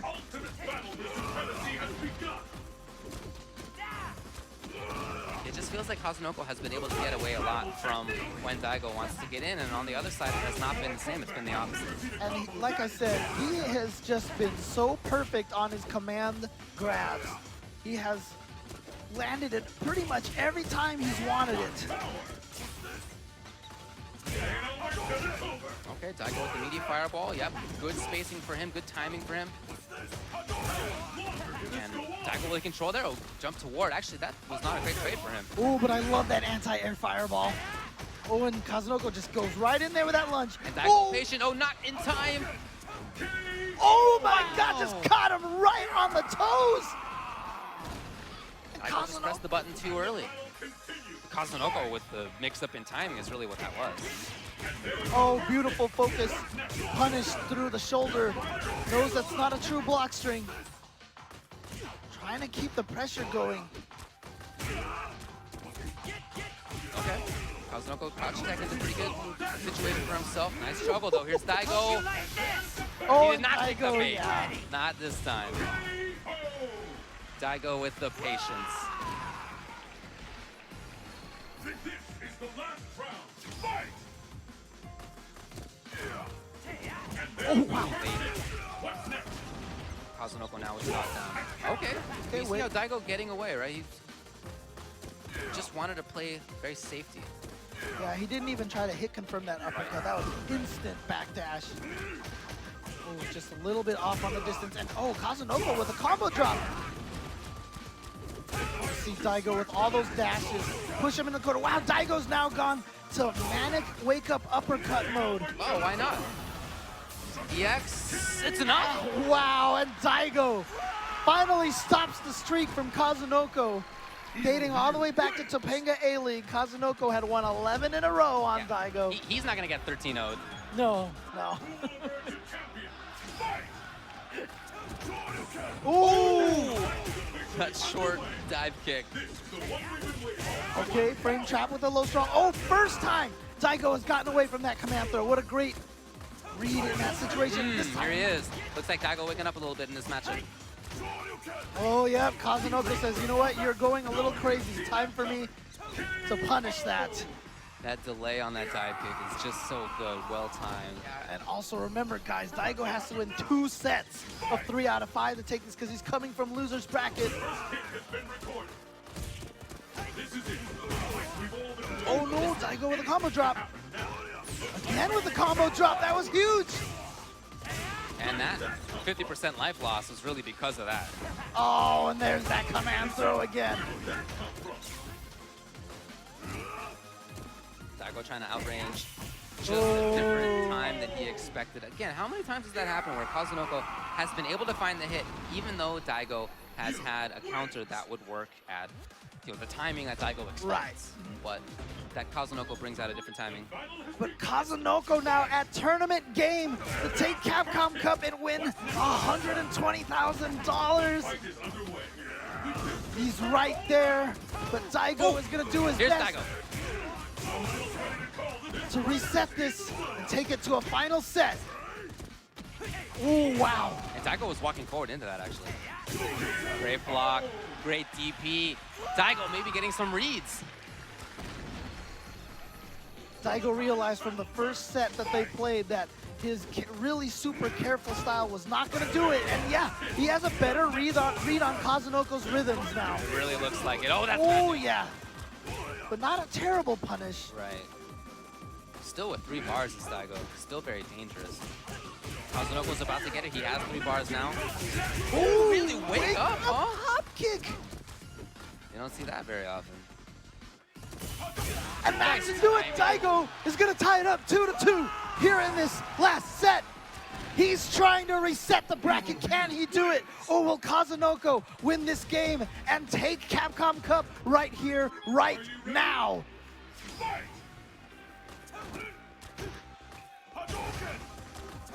I do really like a lot of the adjustments that Daigo has made. We've seen this work for him more, that sort of neutral game, but now he's less scared. He's more fearless. And I feel like that's an important tool against Kazunoko. Oh, look at this. Daigo looks like he's just getting everything at this point. That said, Kazunoko is not getting dissuaded from doing what he wants to do. Oh yeah, you see him hoping that Daigo does the air-to-airs. Oh, what a nice air-to-air for himself. Oh, Daigo. Oh, stand forward. 3 bars though on deck. 3 bars on deck for Kazunoko. Can he find the hit? Ooh. Can he find the hit? He just needs 1. He just needs 1. Daigo! Oh, there it is. Daigo gets that uppercut in. Now he's at match point to send Kazunoko into loser's bracket and reset this tournament. Yeah, this is set point here. Can he? Oh, really? Oh, Daigo tried to catch that. Beautiful block. Very smart stuff. Oh, but here comes Kazunoko. Yes, he's got the stun. He should be able to take maybe this round. No, not quite. Need a reset. There it is. There it is. The command throw every time when he's needed it. So now it's set point for both, and that means it's tournament point for Kazunoko. And he gets there on a perfect. What's gonna happen here? And he's gonna start with the red focus Great combo. start for him, but now Daigo's caught in the corner and getting caged. Great read. So good damage there without spending any meter yet. But up no, he did try to go in. There's the air-to-air again. Kazunoko with the juggle. Bad look now for Daigo. Is that it? And that's gonna do it. Kazunoko has taken Capcom Cup 20. There is the glory of winning Capcom Cup, and we are going to be determining who gets to join those other 31 players tomorrow. But right about now, Arcade 1-Up, the official arcade cabinet of the Capcom Pro Tour. Victrix is the official headset of the Capcom Pro Tour, and Vertigear, the official gaming chair of the Capcom Pro Tour. Razer Pantera is the official arcade stick of the Capcom Pro Tour. Ladies and gentlemen, we're getting closer and closer to crowning our last chance qualifier. But before we do that, the action does not stop. ZJZ versus Samurai here in the loser side. Yeah, after fighting past Dogra to make it here in top 8, ZJZ faces off against Samurai.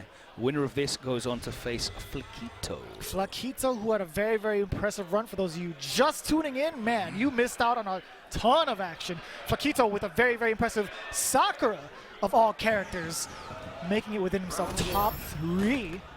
And here we go. Minot Akuma, ZJZ, sponsored by Punk versus Samurai. This is a matchup we've seen quite a lot as well in the top 8s of various Capcom Pro Tour events this season, but not with these players. So it's very interesting to see how they'll both approach this. Of course, 2 Akumas in top 8. Samurai as well as Otani, who's still in. Yeah, Samurai very much so well-traveled. We've seen him time and time again in the tour. ZJZ, we rarely get to see. Such a well-respected Shoto player in general. Nice, the side switch. Shades of Sako there. Side switch afterwards, yeah, nice. He could have gone for a normal afterwards, but ZJZ was kind of fearing it. Still gets the throw instead. And here comes the presence of the orbs. Yeah, keeping all of that space. There's no risk of getting opened up badly if you're going to just stay full screen against those orbs. Yeah, a little bit of damage, something he can afford. Samurai with the damage mitigation, which is really important in this game. You don't want to put yourself in a situation where you're the potential. Way to traverse past that. I'm pretty sure that was minus. That's the 3-frame rule. Yeah, a little bit high up there too was that drill kick, but still Samurai wasn't sure of himself. The demon flip, but no. If that was a jump in, I'm pretty sure that would have hit.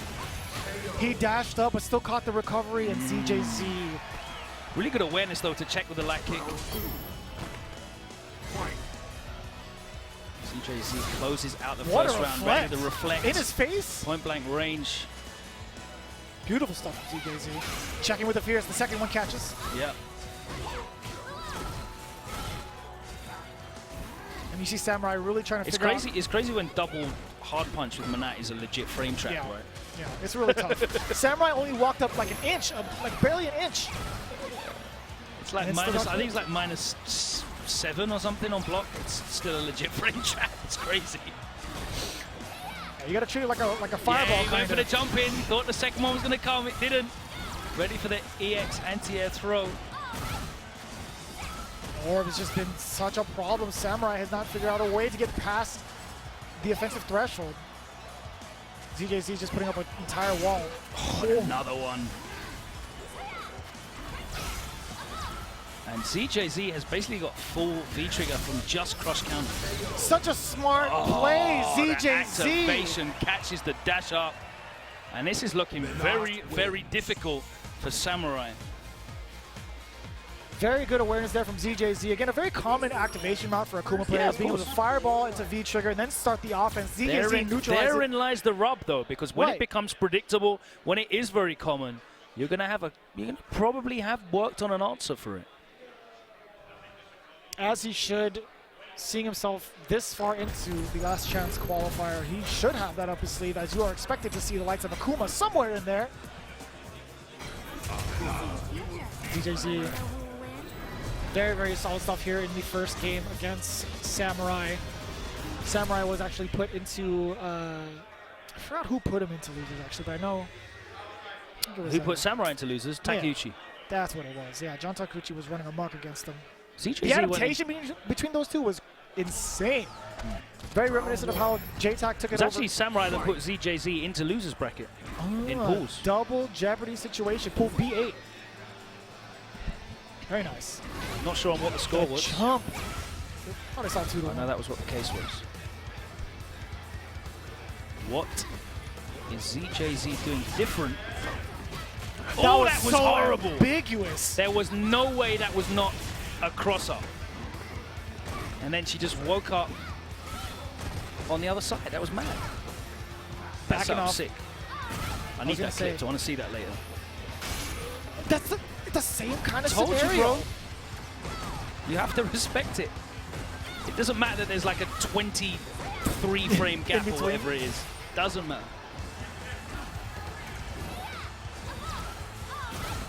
Again, a very familiar situation as we saw game 1. ZJZ really controlling the momentum here against Samurai. He hasn't found a really solid way in just yet.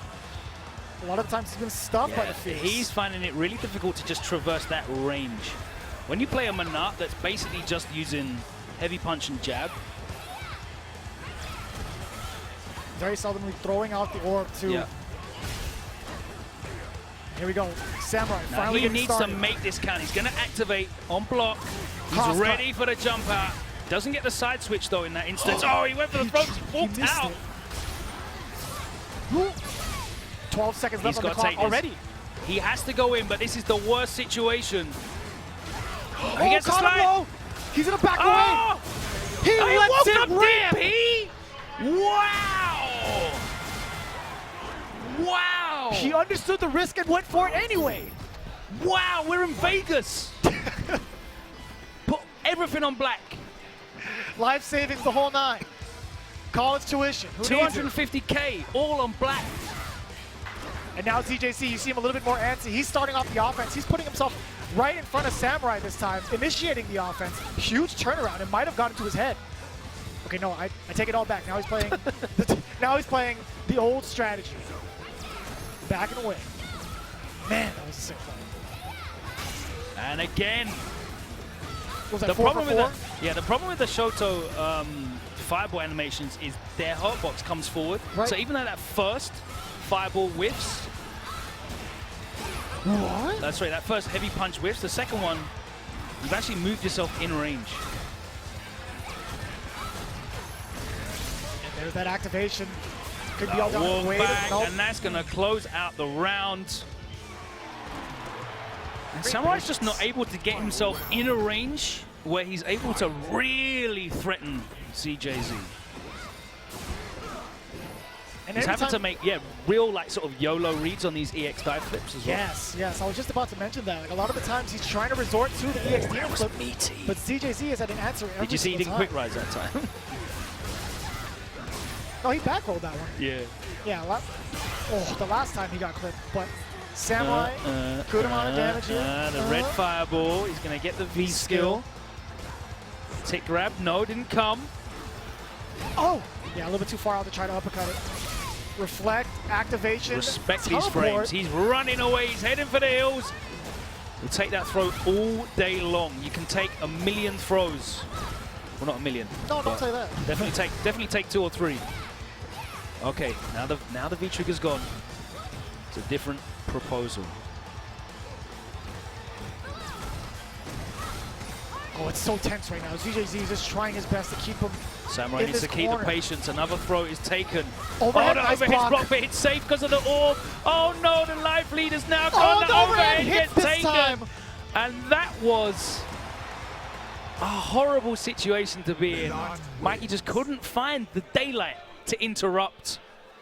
There were very little gaps for even him to jump out or even use the meter because ZJZ was at Do you know what I a really prime liked as well? spot. Yeah, the spacing, exactly right. That prime spot where, there might have been a gap frame-wise to fit in a line. Yeah. You weren't close enough for that. Again, that pocket, he's so comfortable in that pocket to keep that oppression going. So smart from ZJZ, putting him up 2-0 against Samurai. Man, that was so sick.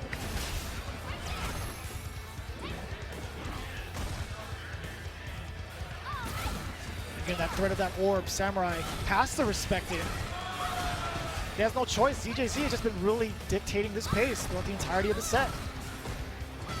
He's really changed up his zoning as well. That was It's sick. all orb now. Back throw in the corner. Orb again. Oh, he gets popped and that switched up as well. Very dangerous spot. The orb is behind her. No, she still managed to recall There it. we go. Samurai didn't get to emphasize that knockdown.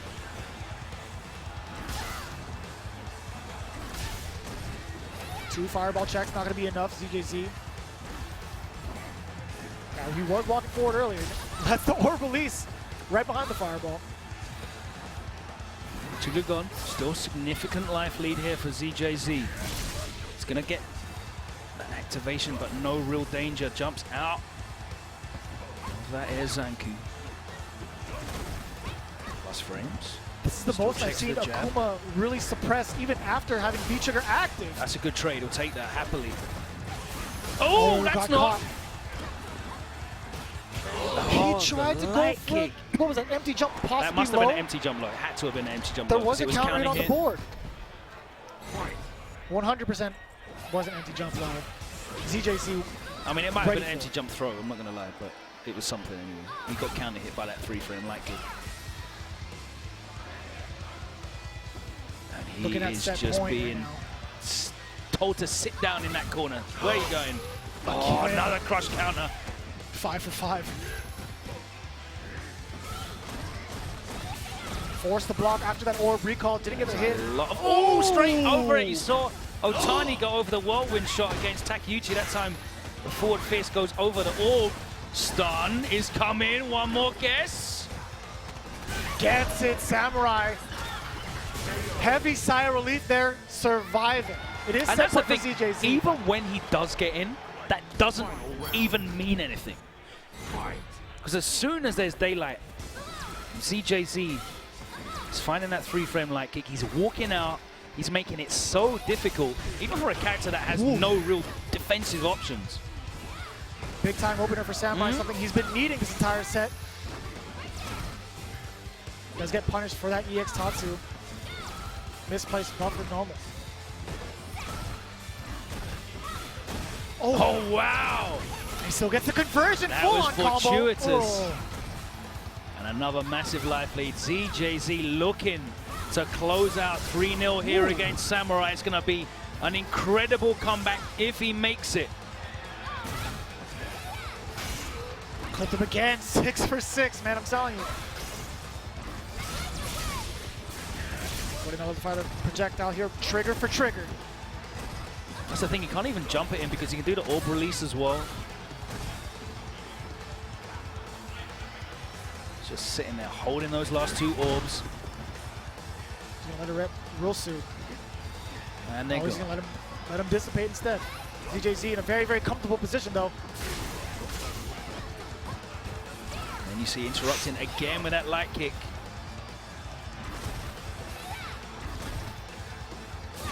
Anti-air ZJZ 1000% prepared for it, eliminating XSK Samurai. Absolutely torrid for Samurai.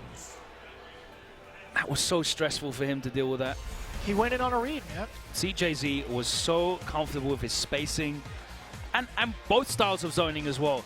With orb and sending the orb out as well.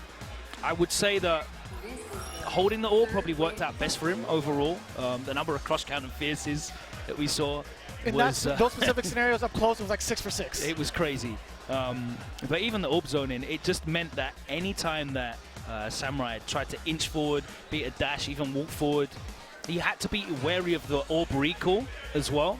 So it just made Samurai take so much damage to get in.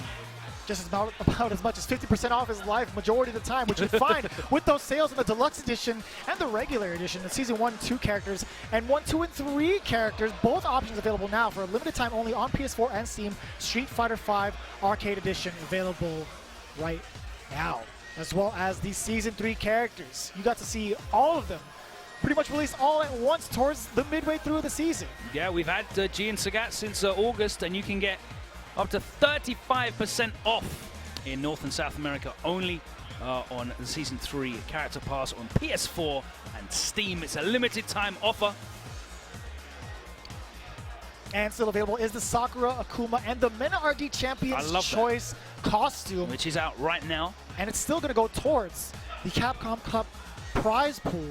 Again, the CPT stage as well, and the Premier Pass for the entire bundle. It's $20, $9.99, and then $5.99. Each of those options still available now. Of course, we are staying very comfortable, as are the players, with these Vertigear gaming chairs. And you can use promo code Capcom18 to get 10% off all products during this weekend. That's valid until Monday through Vertigear Direct. Capcom18 is the code to get 10% off. And right about now, we are going to go. Oh, I lied to you. Oh, what? What did you do? What did you do? Oh, no, I was... Okay. It's Mizo and Diddy Mo in losers top 8. Mizo actually eliminated my guy, Bolt Strike, who was representing Winner Stays On. That's the name. I was trying to think about that. Like, who did he fight on the way over here? But yeah, no, I was way off in terms of how many players are left. I'm already excited to see who's going to be the last chance qualifier. But we have Diddy Mo. Man, this guy was an absolute nutcase in 2017 during the last chance qualifier. You know how many yoga anvils he hit on the way over towards that last chance qualifier? And every time he hit, he would pop off in his seat. I remember because me and Tasty Steve were going nuts each and every time. Who is he going up against? Mizo, who is the Colleen player. One of the first Colleens. It's always nice to see these players that kind of used the character before anyone realized that they were good. Then they got maybe got a ton of buffs, and it happened to Rashid as well. We just talked about Takuchi and Gachigun, who are like the original Rashid. Mizo, one of the original Colleen players. She got those crazy V-Trigger 2 powers, that standing heavy punch. It's still very good. It's definitely been toned down, and a lot of players have sort of moved away from her, those sort of glory hunting tier enthusiasts. Ah, yes. That's the I was trying to think of an alternate word to use. Took Tier you a while. enthusiasts. But Mizo was definitely one of the OGs, and he's here. Put some respect on his name. Again, this is the top 8 side losers. Oh, went for that V skill. Shout out to my boy Tyrant at home. Oh, still using he Colleen. tries to get the whiff punch. Each and every.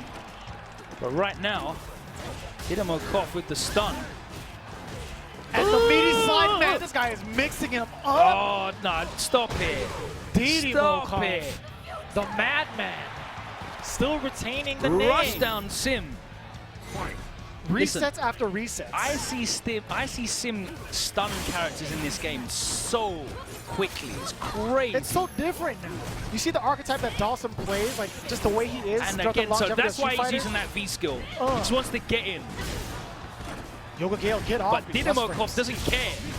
He thinks, what, you're in on me? No, I'm in on you. You did the work for me. You brought yourself closer to me. Oh, the interruption and the misstep. Here comes that very much so feared V-Trigger 2. Diddy Mo backing off significantly. He's just Heavy teleporting, punches. staying airborne. Rock bottom. Prepared for that V reversal. Ooh. He still didn't get clipped. He could have let critical He could have got rock. CA. That would have definitely killed. Oh! No vanity step here. Stay there. Stay there. Can't even really afford to use the V skill now. Oh, that was clean! That was clean! No teleport setup for you, and that is match-up tech right there. Projectile invulnerable. Vanity step, EX. Beautifully executed from Mizo. Meaty slide again from Diddy Mo. Not happy about what happened in the last set. All offense here, all aggression. Vanity step, no way to contest that. Or at least he wasn't prepared to, at Fights least. out, pressing buttons after that crouch medium punch on block. Plus frames. Very, very deep dive kick. And he's in again, Mizo. No baits. No walk-up throw for you.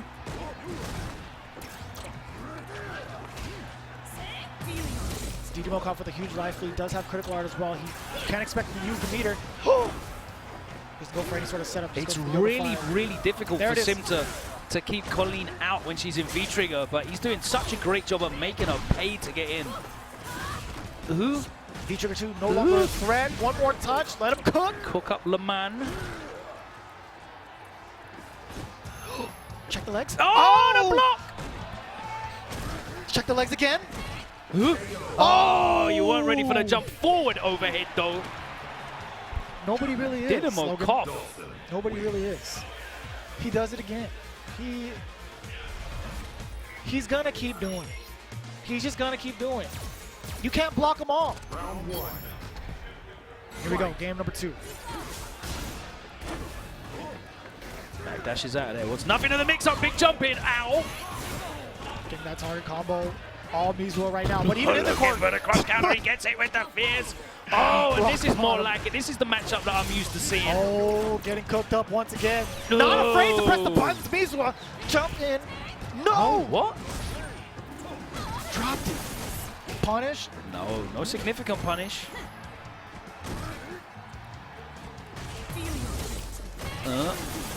Get a real punish on it this time. No, flops it again. That was the most raw slide I've ever seen in my life.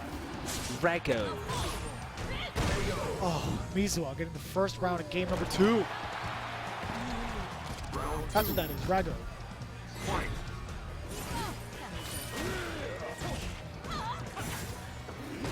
Barely off the mark using that V-Scar. I didn't get to use that really much throughout the set. I'd expect him to use it to kind of catch a limb, but he hasn't been really successful with it. Diddy Mo just putting up this wall.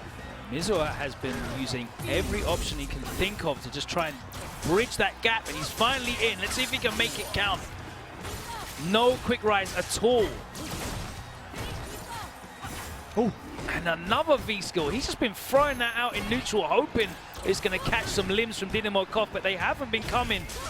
Big jump in. He doesn't get the conversion that time either. Teleport. Trade, and he's out of the corner. And the V-trigger's gone. Ooh. Wake up, Yoga Flame! Are you kidding me? It worked out. And I've just got no idea when Diddy Mo's going to press button. None I at all. can't tell. Oh! Listen. Are you kidding me? Listen. He's real. That was so real. Mizo is just convinced that he will get that opening that he needs. This is a slobber knocker. This is a real windy slugfest right now because Mizo is doing anything he can to get in. Anything he can to get in.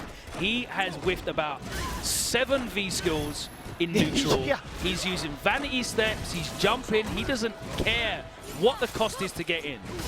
But as we said in the first game, Diddy Mo, you think you're in on me, I'm in on you. This match is definitely getting the most clips, I guarantee you that. No. Yeah. Ooh.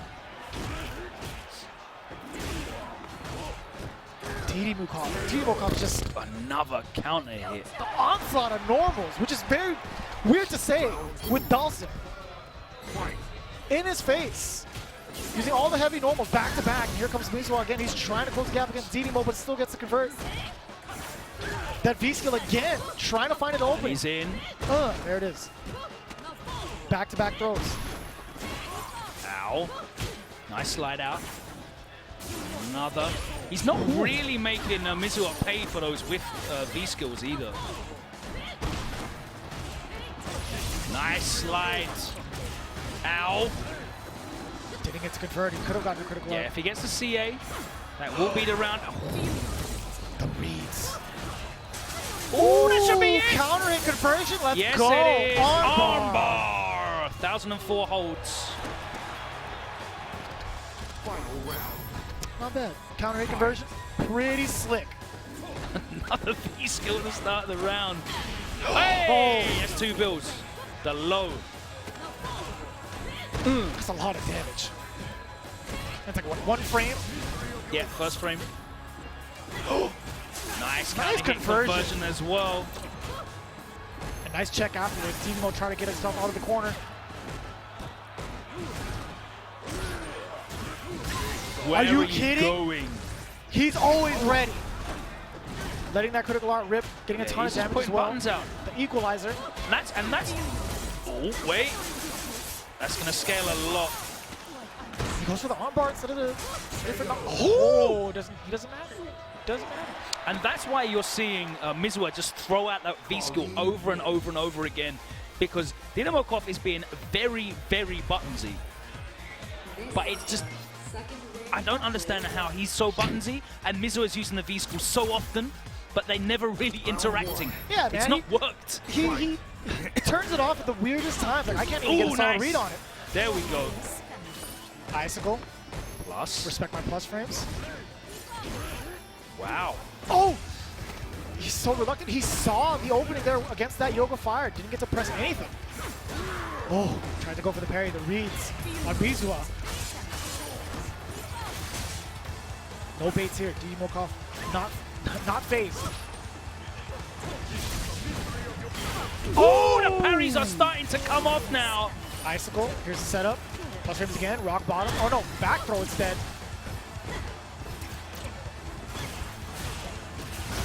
Oh, the counter hit conversion. Diddy Mo still. Even though he hit, what, about 3 parries in that round?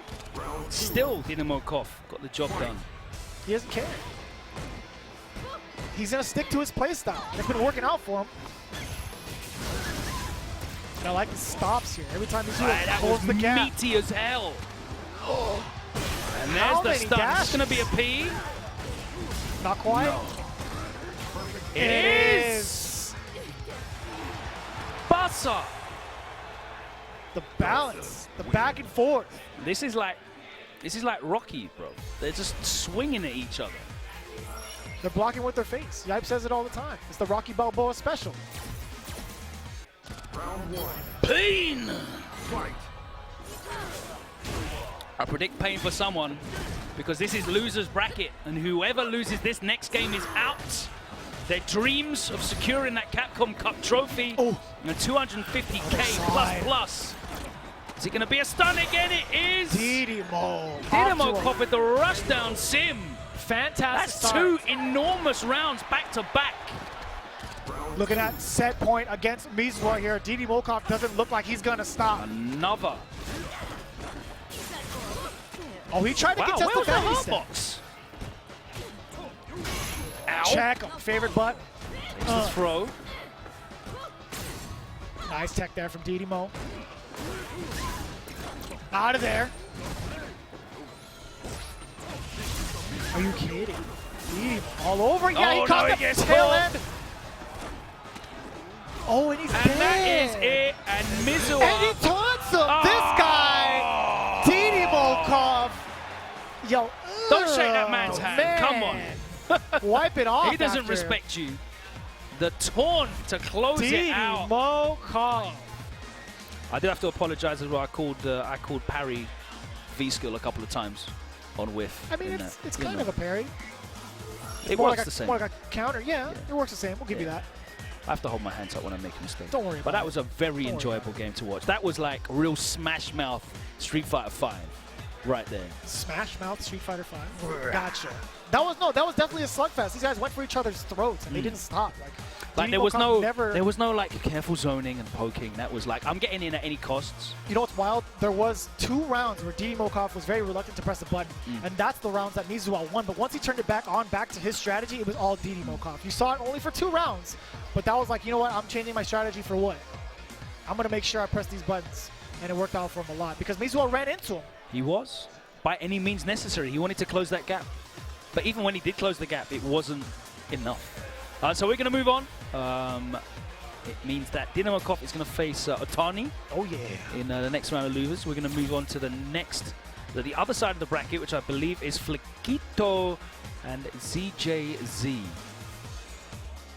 And again, any matchup with Sakura is something we rarely get to see, so this is very much so a treat for not only for me, I mean, I would speak on behalf of Logan as well, for us two here at the desk, as well as everybody here at the HyperX Esports Arena at the Luxor. And Fakito making big waves with Sakura. I'm not going to lie, until today I had never heard of this guy. Which is what I love about these kind of events, you know. I got to admit, I didn't even expect him to come out because he rarely comes out to anything Southern California related. I mean, he'll come out to a few majors here and there, but not really a lot of the locals. That's the truth. I only see him online. That being said, we also have ZJZ on the other side of the board, sponsored by Punk. Flew him out here, and he's been a topic of conversation a couple times going into the LCQ. Huge, threatening, but not. I know you had a lot of conversations against with some of the players here with the likes of ZJZ. A lot of recon on him. Me? Yeah, you guys have talked about ZJZ for a while. Yeah, I mean, I was really impressed by the stuff that again, another player until this year I'd never heard of. He came over for another game. He did, yeah.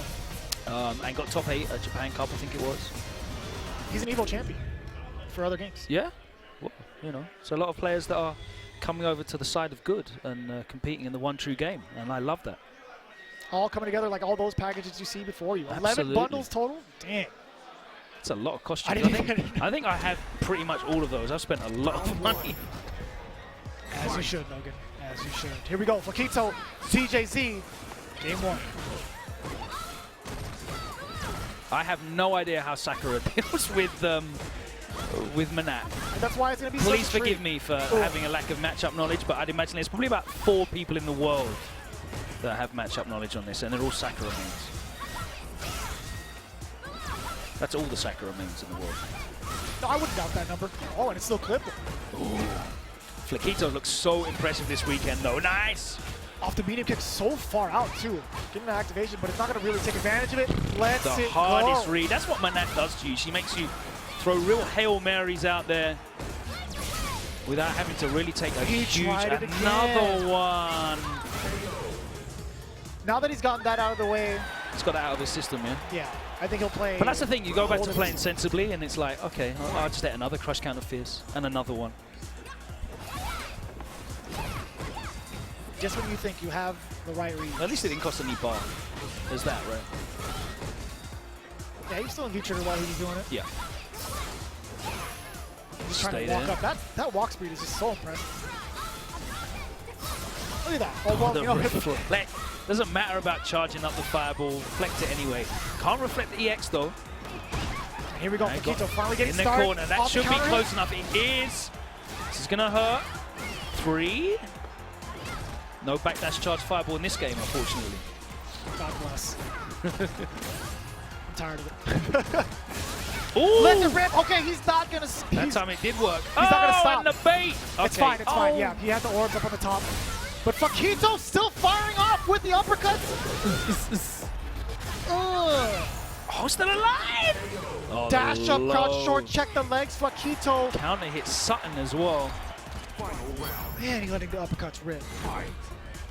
On another level. Out to my boy Edward, who's literally just touched down on the tarmac after booking his flight for the wrong day. Come on, man. Sorry to all the guys that had him in their fantasy brackets. And here comes ZJZ. Well, he tried to lock him down for a certain amount of time, but Fakito, again, using that roundhouse Tatsu to kind of traverse past the orbs has been really, really beneficial. Isn't it like online Kens, I guess? Ooh. Nice spacing on that drill. Poking away, and that's back to full screen. Dashes up as soon as the orb's out. Yeah, gets a couple hits in and just backs off to safety. Very smart plays from nice. DJZ. Nice double jumps, avoiding the orb. Oh, yeah, that was definitely minus. That was a badly spaced drill. Got clip on the forward dash very high. Use it to try to avoid projectiles. Dashes out, gets counter hit. Here we go, lighting the way. Plenty more orbs left to get a reset going. Or not a reset, taking all of that on block. He's not flinching. Oh, he finally does. And that is it. He kept his patience for so long.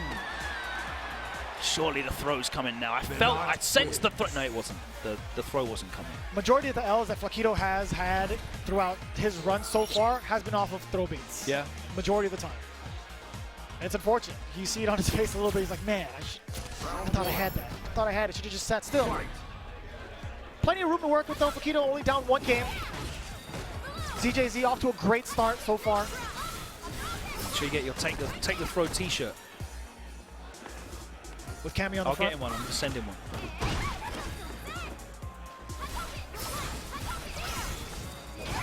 The jump in is successful, man. There's a ton of damage from Fakito. Oh, he wanted to throw afterwards. A lot of the Asian players just won't tech in the corner. If they think the flow's coming, they'll up forward rather than tech. Right. Because that way you just don't get throw baited. You could eat a crush counter. Oh! Not for doing up forward. Bring up forward? Okay. Especially now the frames mean that it's very rare that you can get a true meeting after a throw. Yeah. I kind of want to see how Fakito uses the roundhouse. Ooh. Or that stands up straight up, back roundhouse to kind of catch situations like that. Yeah. Yeah, we saw him use it a few times against Diaz in that winners bracket match. Oh, yo, he dashed back. Diaz got clipped trying to jump a few times, but there's not really anything after it. Ooh. Back to the zone in.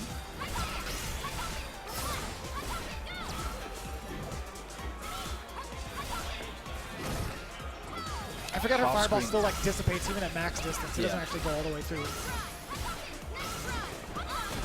Ooh, that was almost a massive punish. A little bit too far away out. to get anything. That's the problem. Ooh! Down, he presses up button already. Oh no, the V reversal gets punished. Oh, you thought the blocks were there. The cross up was so hard to deal with. He threw again. He had no reason to. He had no reason to. ZJZ gonna clear it out. Yeah, harvested. That V reversal punish was sick. Beautifully done from ZJZ. Got him out of the corner. Dealt a ton of damage, and the high stun racking up. Fikito down 2 games. Again, throw. Throw is his deal breaker. One of the issues is, of course, with Sakura, like a lot of her situations, when she does get in, it's very difficult for her to get good conversions. Either her knockdowns don't give her great Oki, or she has to risk being a -2. And you see how willingly ZJZ is to interrupt or press buttons as soon as he sees any light. So it's just difficult for Fakito to stay in.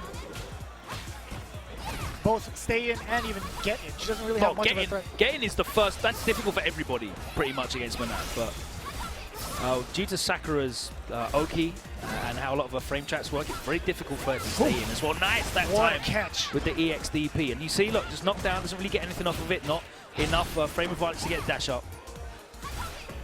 You see a lot of work done. Oh my gosh, that's going to be close enough, catch. but that standing light kick goes very, very far. Oh, and another interruption again, just the walk back. This is going to hurt a lot. Thank goodness they nerfed that meter build, because do you remember when she first came out and every V-trigger combo ended in super?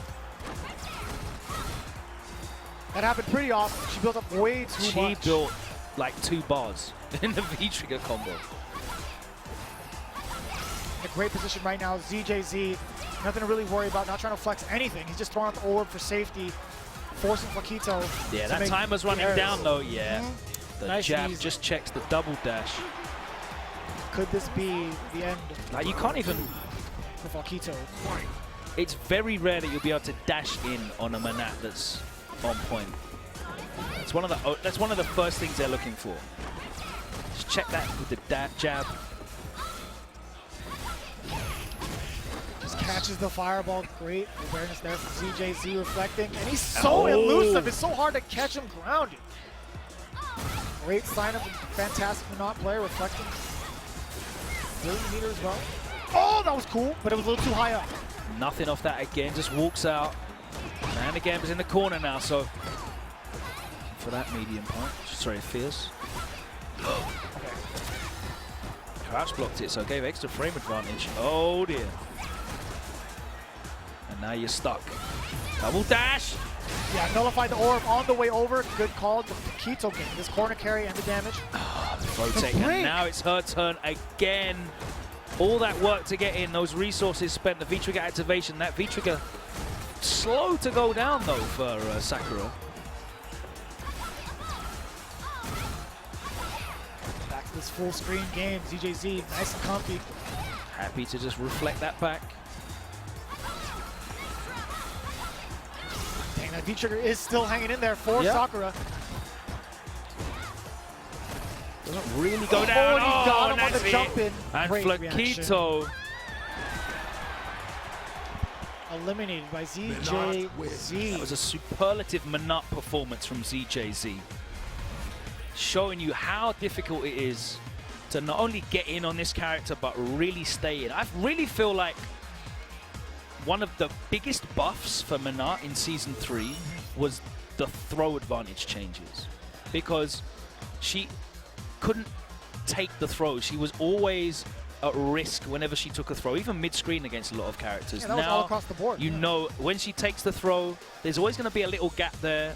You have to overextend if you want to throw again, and she's got the 3-frame light kick. Mid-screen, she can just walk out of pretty much everything. She's got that great walk speed as well, so she can get back to what she wants to do, which is zoning you to death. Yep. And it just proved too difficult for Fakito. But big congrats to him for an amazing performance, making it top 8 in a stacked tournament here at the Last Chance Qualifier. Shout out to our sponsors, of course, making all of this possible. The Victrix Pro AF is the official headset of the Capcom Pro Tour, engineered for esports. And the Bred to Fight Razor Panthera you see before your screen, paying homage to the Alpha 2 throwback.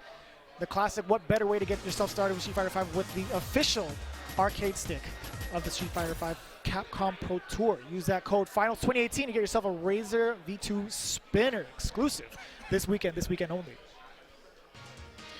If you want to take it retro, then you can do in your very own home. The Arcade 1-Up official Street Fighter 2 arcade cabinet comes with the Champion Edition, Super Street Fighter 2, and ST. Available to play in the authentic style in your own home. You got one of those? Elbow to elbow. No, I definitely don't. Oh, not yet. You're flossing. I mean, I'd like to. I thought you'd had a couple of those. What are you talking about? No, not even close. No? I would love to get one of those, though. All right. Yeah, I've seen it at Maybe Justin's one place. I've seen Justin and Martin playing Justin's those. got a few. He has like 2 of them right next to each other. Yeah, they got like a range as well. They have a number of other titles available as well. But you want to get Street Fighter 2, of course. So it is now down to 6, I believe. So we're going to go into our next... Oh, down to 5. So it's going to be Otani and Diddy Mo, the crazy Dalsim player. They're going to be going at it to determine who is going to be... going up against DJZ. But we're going to take a very, very short break as we take a pause for the cause, and we're going to come back and close it out for you right here. Top 8. Only one may advance and take their place amongst that final 32 this weekend at Capcom Cup 2018. We are live in the HyperX Esports Arena, and myself and Vicious will be back after this very short break where we've got Otani against the madman Diddy Mo. It's guaranteed to be hyped. Go and get yourself an energy drink and come straight back because we're going to be hyped. And now it's time.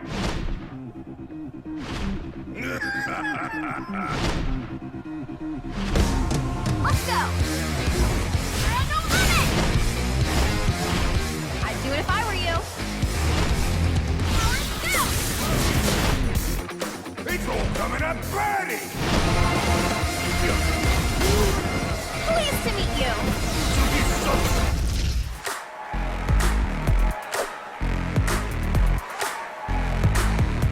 Pleased to meet you.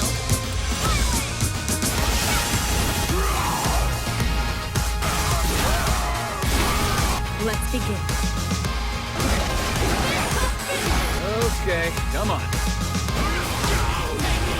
Power to the people of Earth! Dare you challenge Fakito?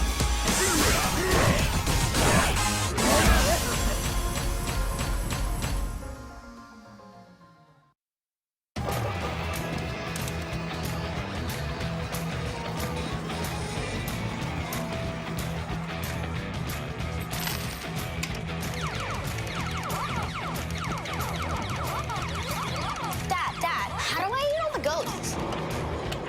Dad. I can teach you, buddy. Bring the classic arcade experience home with Arcade 1-Up. Cabinets and risers each sold separately.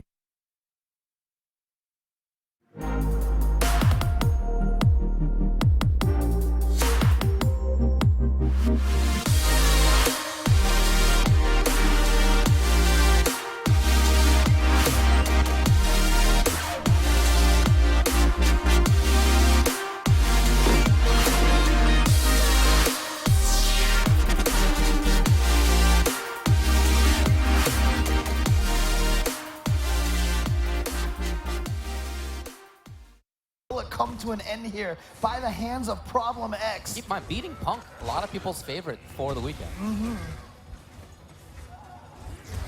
Try to get the whip punish. You say, well, no. All right, gets him with the Psycho Ball now into the corner here.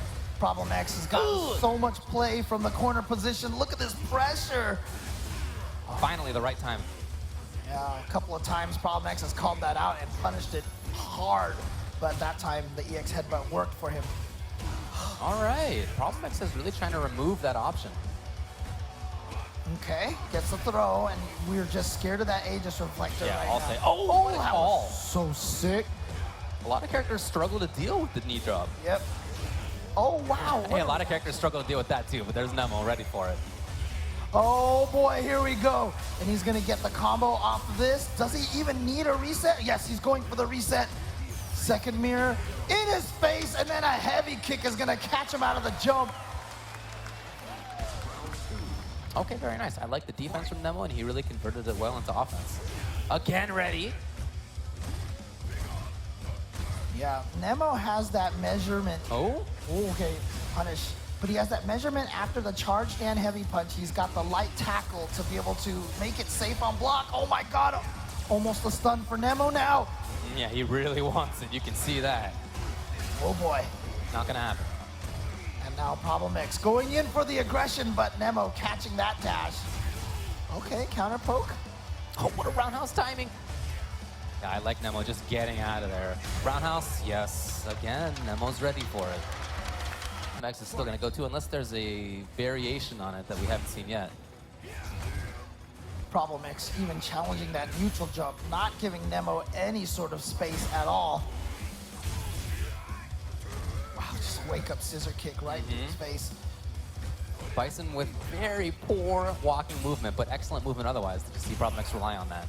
Man, Nemo has had that standing heavy kick reaction on point. What a short. Nemo still with pretty good. Okay, here comes Problem X. His turn to move. Oh, here we go. More pressure. From the front, I think. Is that oh, yeah, a stun. And that may be the round. Yes, it is. Meterlessly even. Problem X is at match point now. He has activated the Problem X factor and is ready to take this. Okay, he's got the armor up. We've seen him try to get anti-air with it. No, Problem X is ready for the movement. Looking for things. Nemo with a little bit off on the range. Oh yeah, a little bit bad time. Beautiful. Look at that juggle was ridiculous. All right, but full meter now for Nemo. Gonna spend one to get in with his knees. Nice walk back from Problem X to walk out of it. Yeah, and he's gonna punish that sweep. Lot of resources. Oh boy, Nemo's in trouble right now. He can't get hit. Okay. Oh boy, here we go. Activation. Oh, the overhead reset. He's got one more mirror. Is that anything there? No! No! And he's gonna push him right back into the mirror. What an expensive attempt, but Nemo was looking for that as well. Good job to Nemo. He's staying alive. Oh, dashes right into Problem X's buttons. You see the patience from Problem X. Ah, okay, EX finally. We haven't seen him use it in that situation yet. Yeah, enough active frames to catch that teleport. Oh, look at these buttons, almost a stun. Oh! I think that was a setup before, and he didn't quite get it. This time, dunks him out of the air with the follow-up off the head stomp. Oh, he's gonna be able to convert, and here comes Problem X. Still has advantage. Nemo respecting. He has. Oh, this time nothing. Just a lot of blocking. No, Nemo with the back throw into the corner. Will there be Aegis? Yes. Yes, here's the trigger, and you are stuck here. He throws out another one, and again, the same finish, that standing heavy kick to catch him out of the jump. And Nemo ties it up. If he had just hit a button when Problem X went for that critical art, we would be in a very different situation here. But instead, we're tied here. It's game number 5 between Problem X and Nemo here for 7th place. Nemo trying to play with this movement. There's a lot of activity from him, dashing, jumping. Does not want Problem X to know where he's going to be. If you let Bison dictate where he can stand, where he can be, where he knows the opponent is, it's tough. So he moves instead. Every time you block that standing heavy punch at max range, he's got the light chariot tackle followed up right away. Something, oh wow. That stopped the cross up. Oh my God, here comes Nemo. This pressure is immaculate. Will there be an activation? Here comes Problem X now. Oh, we got the clutch. Good start, went for the throw. Oh boy, very close to stun. He got the stun. He doesn't have meter. He will build it. Is this going to be enough? No. Oh, it's too much damage. But that's a lot out there. Look at that. Oh, boy, Nemo. Oh! Extremely fast. Safe option. Would have canceled it into Aegis anyway. Nemo, good call. Match point. And the Problem X spent so much resources to get that stun. I feel like he probably should have went for a reset instead of spending all that for the stun. All right, Problem X now. On the danger of being eliminated, Nemo at match point. Nemo again moving around very well. making it difficult for Problem to know where and when to approach. Trade on that anti-air attempt from Problem X. No jump that time. There had been jumps there before. The armor comes into play. Nice block on the overhead, but then whoa, it just follows up with a throw. And now, Problem X running low on life. Oh, here we go. Press counter. James, you know this is doable. There's 2 mix-ups left. Advantage there. Throw, and what's the mix-up? Oh, he's gonna convert off of it. Why? He's got the hit. Is this gonna be enough? No, not quite enough. Very close. Safety. Yeah, actually advantage. He chases. Still has advantage. Nemo is very close to doing it. Roundhouse. No, he didn't want any part of that. Oh, there it is. Air fireball from Nemo is gonna take it.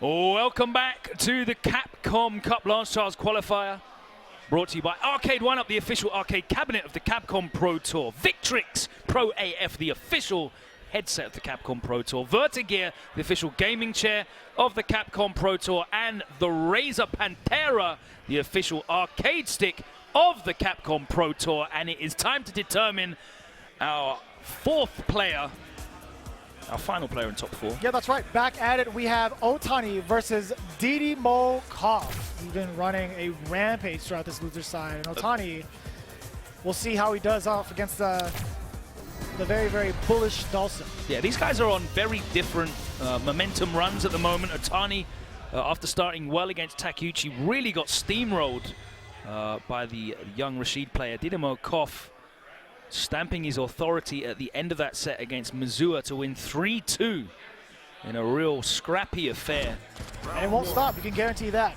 Diddy Mo expecting to do just the same against Otani. We'll see how it plays out. Game number 1. Definitely a difficult one for Sim, but it is not a straightforward matchup for Akuma either. Nice punish on that bad Yoga Fire. And waking up with that Yoga Gale, catching Otani off. Trying to find the approach. Nice clash. Nice awareness of that interaction as well to press a button. Nice check on the way down. A little bit of damage in there. Diddy Mo. Big life lead here for Diddy Mo, yep. Oh, wow, just let him jump in. That was an early jump medium kick. It should have been a dive kick. Back up, Yoga Anvil. He's ready for it. Lots of time to convert off that. Yeah, damage, the carry, and the knockdown. Here comes Otani. But he's got that CA. The checks.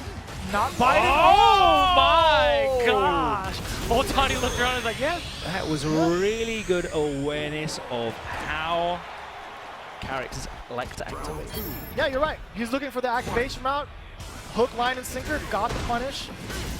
Very great start for Otani. Again, he wakes up with a Gale. Nice.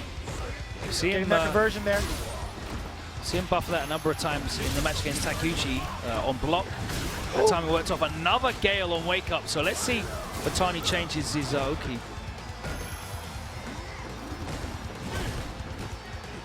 Oh, just out of range. Oh! Still manages to check with that crouch fierce afterwards. No anvil this time from Diddy Mo. And again, he lets him get away with it. The back throw. 2 in a row. Really reluctant to try to contest. Oh, okay. No punish. Ooh. What? No way. Oh, that was a shame. Sick. That was a shame, man. I thought there was going to be some crazy interaction there because he definitely did that on reaction to the V reversal. It was just in time for him to knock him out. But that was right no. That was a no. Yeah, it was a hard no. Denied. No, you may not. Yeah, Diddy Mo, I was just looking over on the other side. He had that facial expression where he's just like, come on, man, how did that not work? How did that not work? I reacted to that. Just a little bit too much startup on that critical art. Not enough invincibility. Ooh. Oh, nice use of the parry. And he gets a side switch as well, puts him in the corner. That was a lovely whip finish on the drill. Drills. Ooh. Ooh. Yeah, he caught him this time. No, same side. Nice back recovery there from Otani, just diffusing the situation. You'd expect the fireball, yes sir. Nice slide. All the way out. Got caught. Otani, damage, and the knockdown once again. The frame kills. Oh! No! Is he going to be able to teleport out of that? Yes, he is, and he gets the punish. Nice and easy. Diddy Mo. The saving grace from the normal that didn't reach. So what I think happened there is he tried to do a chip string, and they traded. And you know when you buffer a button into a cancel and you don't get the button, but you get the cancel? Pretty sure that's what happened. Which meant he had a gap, he was able to teleport out. Very detrimental going into that next round. Diddy Mo comes with a lot of momentum on his side. Yeah, wasted the entire CA. Nice check on the teleport. Otani trying to make things happen, trying to break the defense of Diddy Mo, trying to keep him grounded as well, but still. Man, every time he's airborne, he's always firing back with the fireball. No pun intended. Activation, but stops him. He runs into the Yoga Fire. Anti-airs still ready from Diddy Mo. Life lead. This is going to be very, very difficult for Otani to bring it back, but that's what he needs at the start of it. Here we go. What's the Oki going to be? Oh, Jump he went for the throw, the medium. instant jump back. Fuzzy. Diddy Mo Koff tying it all up. I like that. Firing right back. Diddy Mo Koff is getting in the spirit of it with the Capcom Pro Tour title belt around his waist. I like that a lot. Yeah. Hashtag ad style. It's on the skull, of all places. Yeah. And his turban as well. Oh, okay. No, not really the punish, but not really much you can get anyway. You can get an extra 12 FM, I believe, for every game you play. That's what you can get. Somebody's going to have a lot of fight money at the end of this. Guaranteed to buy all 11 bundles. All of the medium kicks. Ooh. He tried it, yeah, he baited it this him time. out, and he gets out of corner as well. That was meaty and a counter hit, but he didn't get the link afterwards. I like the use of the fear reversal, but he still managed. Oh, are you kidding me? Wild. Oh. That was about to be a crazy interaction. I like that last sequence. He didn't Diddy get Mo. sucked in by the so good right V-trigger DP. Demon flip right off the bat. Oh. Yeah, he doesn't stay still. As he should, honestly. Nice check with the medium kick again. Yeah, I want to see him just try and just go do a crouch fierce. Do a crouch fierce on his wake up. He's jumping, he's doing wake up gales. Slide again, catches it. There we go. Like I know what I'm talking about. Wake up gale again. You still can't stop him. You can't suppress the nature of the beast. That was lovely, the counter hit conversion. Oh, and the meaty slider. Diddy Mo Koff. It's going to get a chunk of damage. The fire builds up as well. Yes, brother, the fire rises. Oh my, Diddy Mo getting game number 3. He's just looking down. He's like, all right, whatever. Yeah. Yes, I man. like that a lot. He's like, I'll take whatever you give me, brother. That's fine. He saw that misstep on the medium kick Tatsu. He's just like, all right, I'll take those. But man, what a sequence, what a game, what a set for Diddy Mo right now. I like that way to counter the drill. Even if it's just a little bit too far out, not to get the parry from the V-skill, he goes for the punch option instead. There we go. Out of there! Yo, I like the maneuvering from Diddy Mo. He slides right out of danger and gets a side switch. Gets the throw bait as well. V-reversal, get off. The slide to counter. Right, he's got some really nice answers to these EX Demon flips. My man. Ooh, straight underneath. You're not dashing behind that fireball. The yoga anvil to stuff him midair. Do it again. Okay. We'll take that trade. Happily take that trade. Oh, the side switch.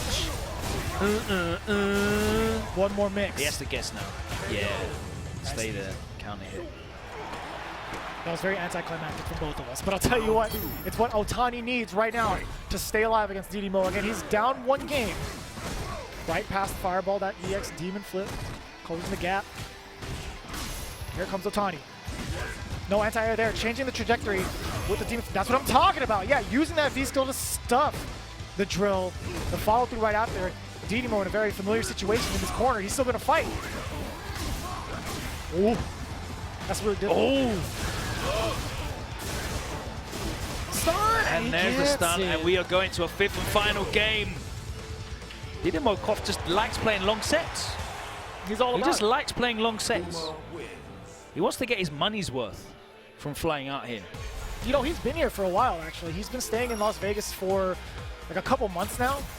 Okay. He's been hanging out with like Justin a lot, trying to really level up his game. Cool. Yeah, he's been spending a lot of time here in the States. I respect it. You see the fruits of his labor right now as he's sitting in loser's quarters against Otani. All tied up here, 2-2. Ooh. Just at the tip, yeah, not a lot to convert without the meter. Just the tip. Gets the damage conversion. Otani back here, slams him back down. This lock. Oh, yeah, he's out of there. Ooh, big time punish. Diddy Mo sizing him up. Yep. Ooh, that was a nice walk on the block. Oh, speaking of going under. Backing off. Okay. Ooh. Yeah, up close that fireball knocks down. That was a pretty crazy interaction. Oh, he blocks it. Is he going to be able to get the kill? Yo, he's... Oh, what do you mean, Logan? Damn. What do you mean? Where what is do you he? mean? He wasn't even on the screen when he got What is KO'd. that? Oh, and he's in again. Set point now from Otani. I mean, like, I know that interaction exists, but it's so rare to happen. Nice parry. Ooh, and it's all looking Otani right now. Back-to-back reversals. Double. And the 3 third in a one. row. Third time's a charm. Oh, and he wakes up with a gale again. Man, he is He not will gonna not stop. stay there. That's how he went for that. He worked for him before. But that time the timing was off. The slide. One more touch for Diddy Mo. Oh, he gets that. Snipe his legs. A tale of old as time fireball interaction. Snipes him underneath and closes it out for the final round. The final round. 5th here. game, Shin final round, I believe you call it. Is that the new meta? Is that what you call it? Apparently so. That's what the kids are saying. Oh, jeez. 4. 5th. 5. You got hit by 5 mediums and it did nothing. Yo, even on the other Akuma. side. Thankfully. Man, Diddy Mo has just been on point with the spacing in his fireball game. Oh, the hard read, but no real punish. And another one, it was a little bit too early. Oh, okay, he was sitting on another perfect, but Otani in very, very big danger. And he gets hit with the wake-up jab. Overextended. Diddy Mo cough. Don't know what the gesture was that he gave him there, but he wasn't impressed, and he advances into the final 4. Diddy Mo cough with the stand jab on wake up. No respect. He did, like, to be fair, he did have a ton of life. Everybody in the arena is just doing the stand jab. Everybody's doing it. But okay, granted, he did have a ton of life left to take that risk, and it paid off. Paid off greatly. Otani was not expecting that at all. He just missed time to meet. Well, Otani hadn't been really trapping with meaties anyway. A great deal. Couldn't keep him contained to do Diddy Mo it. was super mobile. We saw, what did we see? Wake up gales. There's a lot of wake up Multiple gales. times, yeah. Like 4 or 5 times. He closed the round out with a jump back medium as jump well. forward medium kick. Yeah, and a jump back medium kick as well when he went for the dash up command grab, dash up throw. Command grab. Number of button presses as well. He was super active and he just wasn't able to pin him down. It's ridiculous. Everybody in the arena is kind of shook right now with Diddy Mo's performance. All the Sims. Yeah. All the Sims are running rampant. We have 2 Sims in the top 4, and one of them's already lining up to play. Danga Diaz, the young gunner, the kid, making huge waves with a stern look on his face. You know he's out for blood. In the young boys bracket. That's right. The 21 and younger. I don't know how old J-Tac is, honestly. There's no way he's 21. You think so? I don't know. That would be the biggest swerve ever. But either way, these guys are all significantly younger. I would believe he was 12. I don't know I about would believe he was 21. Diddy Mo Cuff, though. I don't know. He's a little ambiguous. But again, that being said, so we do have Dankadius sitting nice and pretty on the winners finals. So let's just go through this top 4 just to catch up with you people at home. Of course, you can find the full bracket on Smash GG, but we're about to step into winners final, which is Dankadius against John Takuchi. And then in losers bracket is ZJZ against Diddy Mo Koff, Dalsim, a Rashid, a Manat, and another Sim. No Camis anywhere to be seen. No Giles. No. Let's take a look. The Akumas have fallen by the wayside. Any Cami players in have been top vanquished. 30, top 48, actually. We're looking down the list. In the winner side, I haven't seen one. No. Not a single Cami player. Losers, we got K-Brad. K-Brad. In the loser side, was top 48. Let's see. And there is a point to be said, man. We did see a lot of Alex Myers. And that was it. Yep. 2 Cami players. And she's been like the topic of hot conversation, especially towards the end of the season. She's been they all qualified, obviously. That's what it was. You're right. That's what. Yeah, that's why they're not. Okay, that's a fair trade-off. I guess Gamer B didn't make it to top 48, so. I mean, to be fair, he got Crouch Fierce on Wake Up. Yeah. Against the ball. I hear it works around the world. Shout out to TKR. Very well done. It's a worldwide strat. But here we go. Winners final. It's going to be John Takuchi as Rashid against Dankadius as Dalsim. That's right, ladies and gentlemen. This is the winners finals, man. The winner of this gets to move on to the grand finale for the LCQ. With that buffer of a 1 set lead, of course. Well, 1 set extra life. Yes, sir. In the grand finals. Yes, sir. John Takuchi looking incredible against Otani after that. Oh, full for sure. start. Yeah, nonetheless. Winning 3 straight to make it 3-1. But Dankadius has just been on a tear all the way through winners bracket, looking incredible against Narikun. He looked great against Smug. Ryusei, he 4-0'd him. Yeah. Like 4 rounds straight, I mean. Not just 2 games, it was 4 rounds straight. Jeez. This kid's he on is fire. another Evo champion in another game as well. So, yeah, and Dankadius again taking out one of his hardest matchups, Smug, and he's here, man. He's here to make a statement. John Takuchi, let's see if you can stop him. Dankadius, game 1. See how he deals with the hypermobility of Rashid and the incredible pressure as well that Rashid's able to put you under. Corner carry. The gaps, he knows already. He understands the matchup. He's stopped every time. Well, he must to play get a JB a great deal as well. That's right. JB's obviously correct. a very talented young player. East Coast and West Coast JB. Huge life lead right now for Dankadius, really setting the tone against John Takuchi. Nice. Forward throw. Trying to lock down now. Activates, so he's got to take all this, and again, that's fine. He'll take that. He could have put it back in the corner if he done heavy mixer though. Let him cook. He just wasn't ready for that option. Dankadius with a huge life lead right now. J-Tac. Oh, and he gets caught with the mix-up all the way out. That was a counter hit. Yeah, he tried to jump. Didn't matter. Got caught on the way down. Anti-air ready from Dankadius. John Takuchi hasn't got started yet. Backs off. And nice the interruption. He was ready. He saw that yellow flash. And now changing it up. Yeah, getting the frame traps going. John Takuchi. Counter hit though. Anti-air is ready. Backs off just in case. John Takuchi trying to close his gap. Dankadius is out of there. Throws him into the corner. Stay there.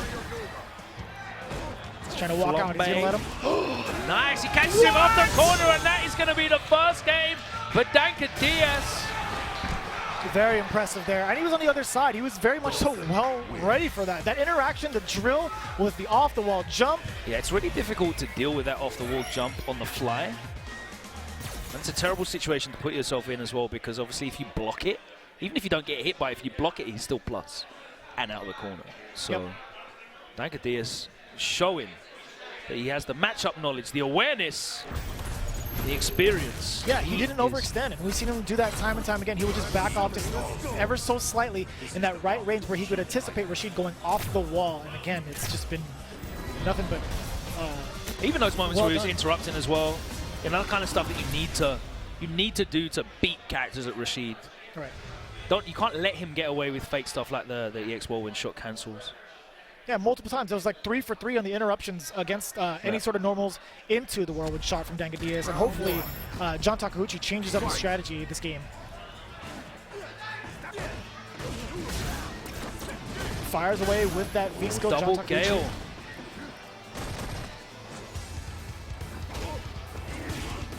A little bit too deep there. Forward throw. One of the strengths, obviously, Rashidi has a special move that he can just buffer and it's safe or block anyway. So that light kick into the light mixer. Man, he is everywhere. Wanted that activation. That back throw is going to hurt with a Grey Life as well. He's not going to be able to get an instant overhead yet. He is in position now. V-reversal. Oh, we no could have punish. Yeah, and he comes nice down and easy. again. Traversing past the traps, the projectiles, Diaz getting the first round of game 2. Dry heel extending onto the head top. Is it dry though? I mean, I feel like he could just levitate past, like, over the ground all the time. You know what I'm saying? I guess so. Got the throw from John Takuchi. Hook line and single. On a rampage right now. Stun is an issue, no longer effective. Slap him out.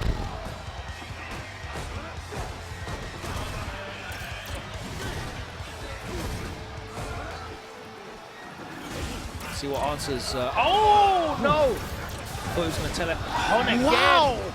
And the answers that John Takuchi showed us in the Akuma matchup, he doesn't seem to have.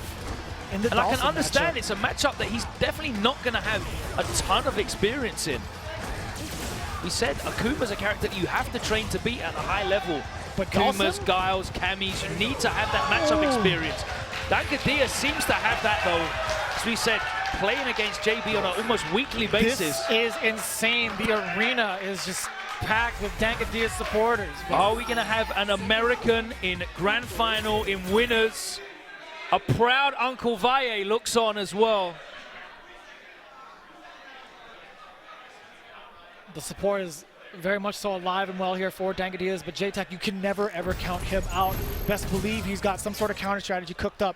But again, you mentioned a very valid point. Not a lot of Dalsim players overseas and to that's contest. something that I notice a lot with Japanese players when they come up again. We saw this a lot season 2, I think it was, when they come up against like boxers and Lauras, which were characters they didn't have a lot of in Japan. They definitely look lost. The kind of subtle nuances that they had in the matchup, as was displayed by Takuchi against Otani. You could see he had all kinds of answers to really difficult situations. But right here, he's just really just trying to overextend desperately to try and get in, and he's just not able. You could see it. He's not comfortable in the way he's moving. You could kind of see it in the kind of desperation in the offense, the movement. Round 1. Really impressive stuff here from Diaz as he looks to close it out. Book. Look, don't get me wrong. John Takuchi, definitely a world-class player. But, you know, fact of the matter is, this match was very rare to come by in Japan.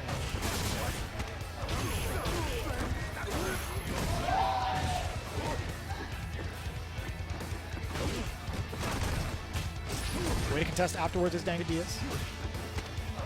A little bit more of a calm approach from John Takuchi, but he does manage to get Diaz in the corner. Now the issue is, can he retain him? Can he keep him there?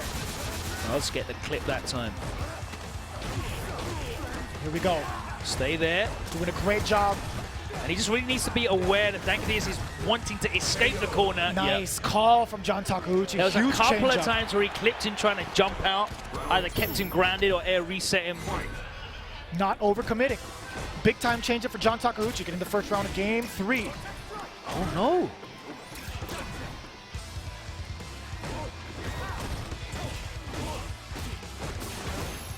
Again, another the interruption. He's ready every time.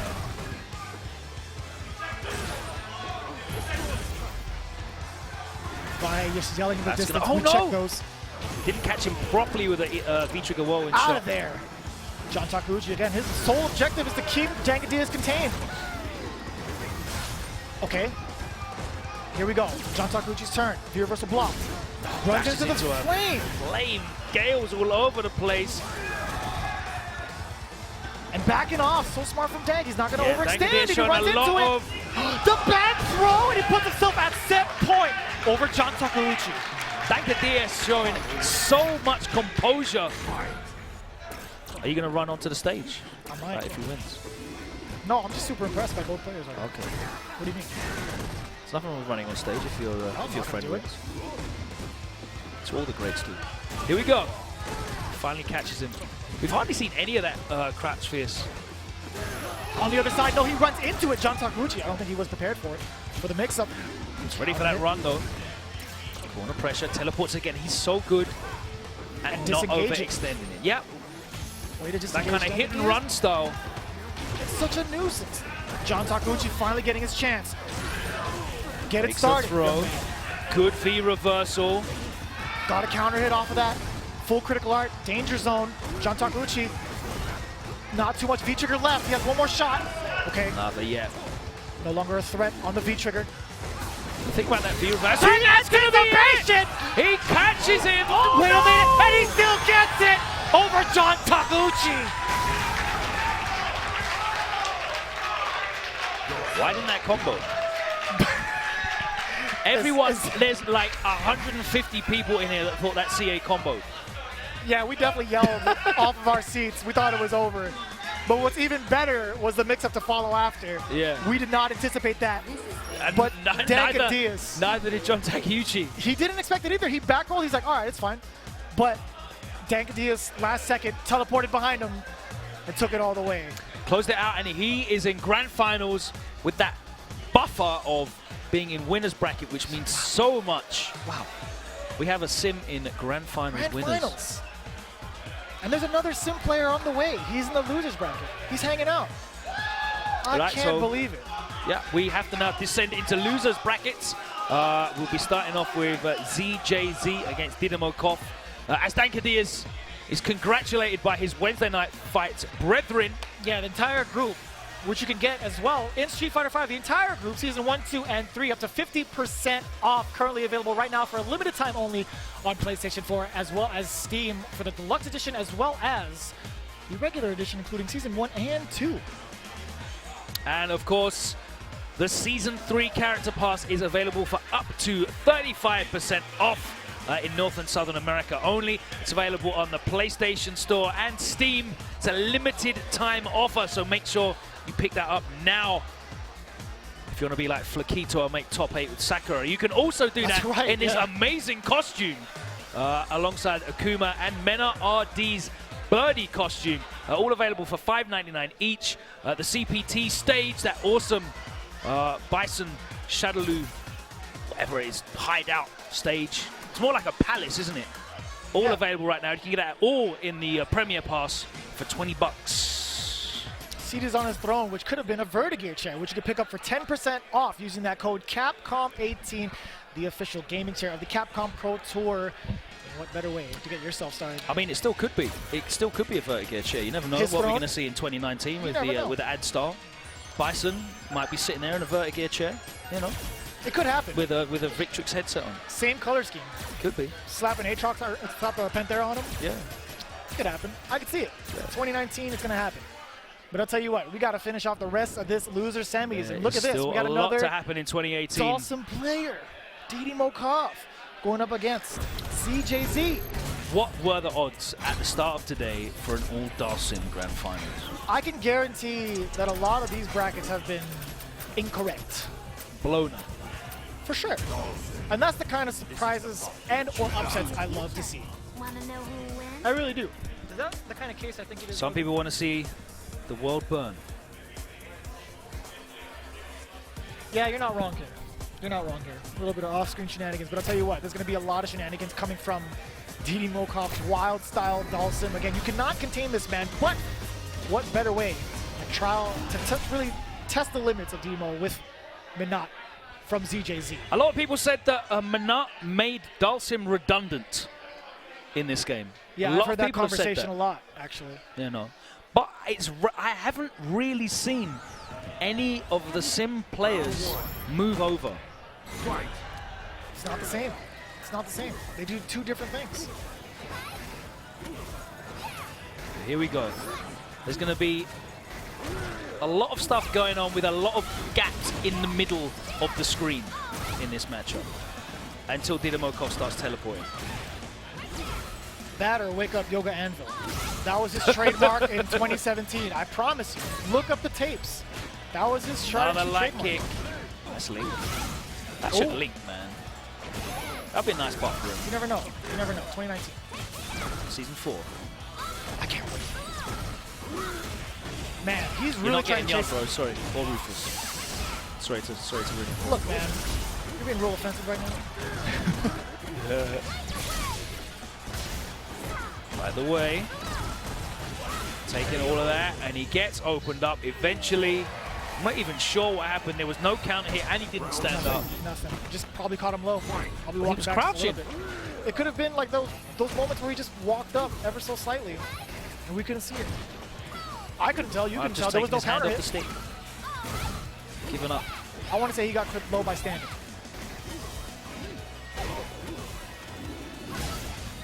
And in the fire. The reversal He's gets ready caught. for it. There There we it go. Spends the bar, gets a 7-hit combo. Nice life lead, nicely spaced on the drill, but interrupts the free frame light kick and spends the bar herself. Drills all over the place. It's like Black & Decker. Oh, really? I don't know if that's a... Yes, it is. You're just fine. I was just impressed. I've got those. I wouldn't doubt it. Multiple Capcom Cups, wouldn't doubt it. ZJZ now at a slight life deficit, but fully stocked both sides. And again, that stand fierce really checking Diddy Mo. What's his approach? What are his options? He's gonna let it rip first to get the setup. Ooh, the last hit! The last second teleport, man. What was ZJZ supposed to do? I was thinking he could have jumped over, drilled all the way out. I really like still. the use of the EX Yoga Fire in this. It looks like it makes Manat quite uncomfortable. Traversing me out all the way down the screen. What was she supposed to do? Like, that's a good trade. The Fierce for the Yoga Fire is a good trade, but the EX one that goes horizontally, it's a different story, man. Yeah. But right now we're getting combo exhibitions. I'm not going to change Shannon. Oh, it's definitely not going to kill. It's one of the lowest damaging CAs in the game. Very much so close to it, though. Here we go. The ball is life.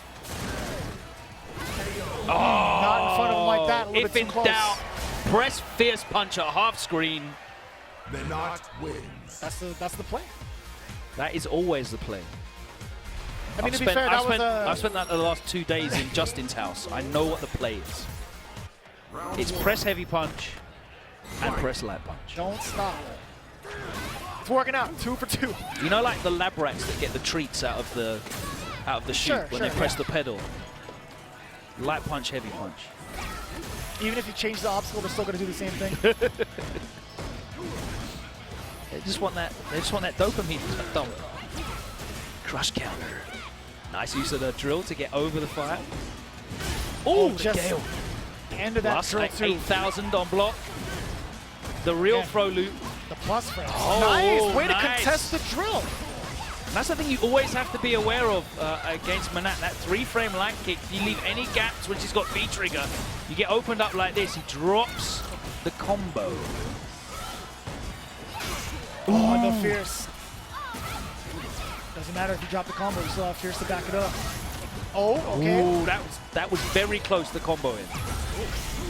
Nice, uses the V-trigger too. Blocks all of it out. Oh! And checks the legs. Oh, what are you standing up for? Classic. Diddy Mo cough. Very good round for Diddy Mo. Able to do it without using a lot of bar at all. Is this like one of probably less than 3 characters that can actually whiff punish Manat's heavy punch? No, I would say so, yeah. And you know what? He's really saving the meter to kind of get himself started with the... I would assume... Oh, that's going to hurt! No, he dropped it. The juggle was too low.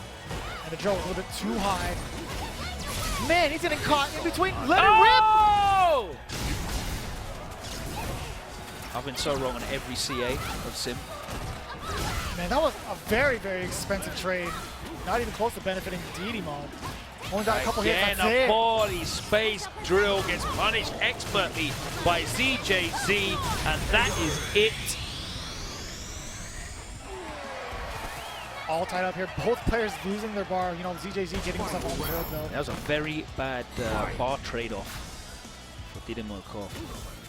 I was going to say, he was saving his bar for majority of that match, possibly to get himself a Yoga Fire going, an EX Yoga Fire to get himself started, but we didn't get to see it. Well, I like how he's using the V-Trigger 2 as well. Again, just to occupy that horizontal space in between the two. Look, there we go. He's going to put that out there, push that along. And he resets the amount on it. Yeah, that's not going to hit. He Just more than 4? Mash that heavy punch. Don't come anywhere near me. No, you may not. 2 solid games from ZJZ. Menot wins. God bless the fierce and the bold. Very great start right now for ZJZ. Diddy Mo, just huge deficit.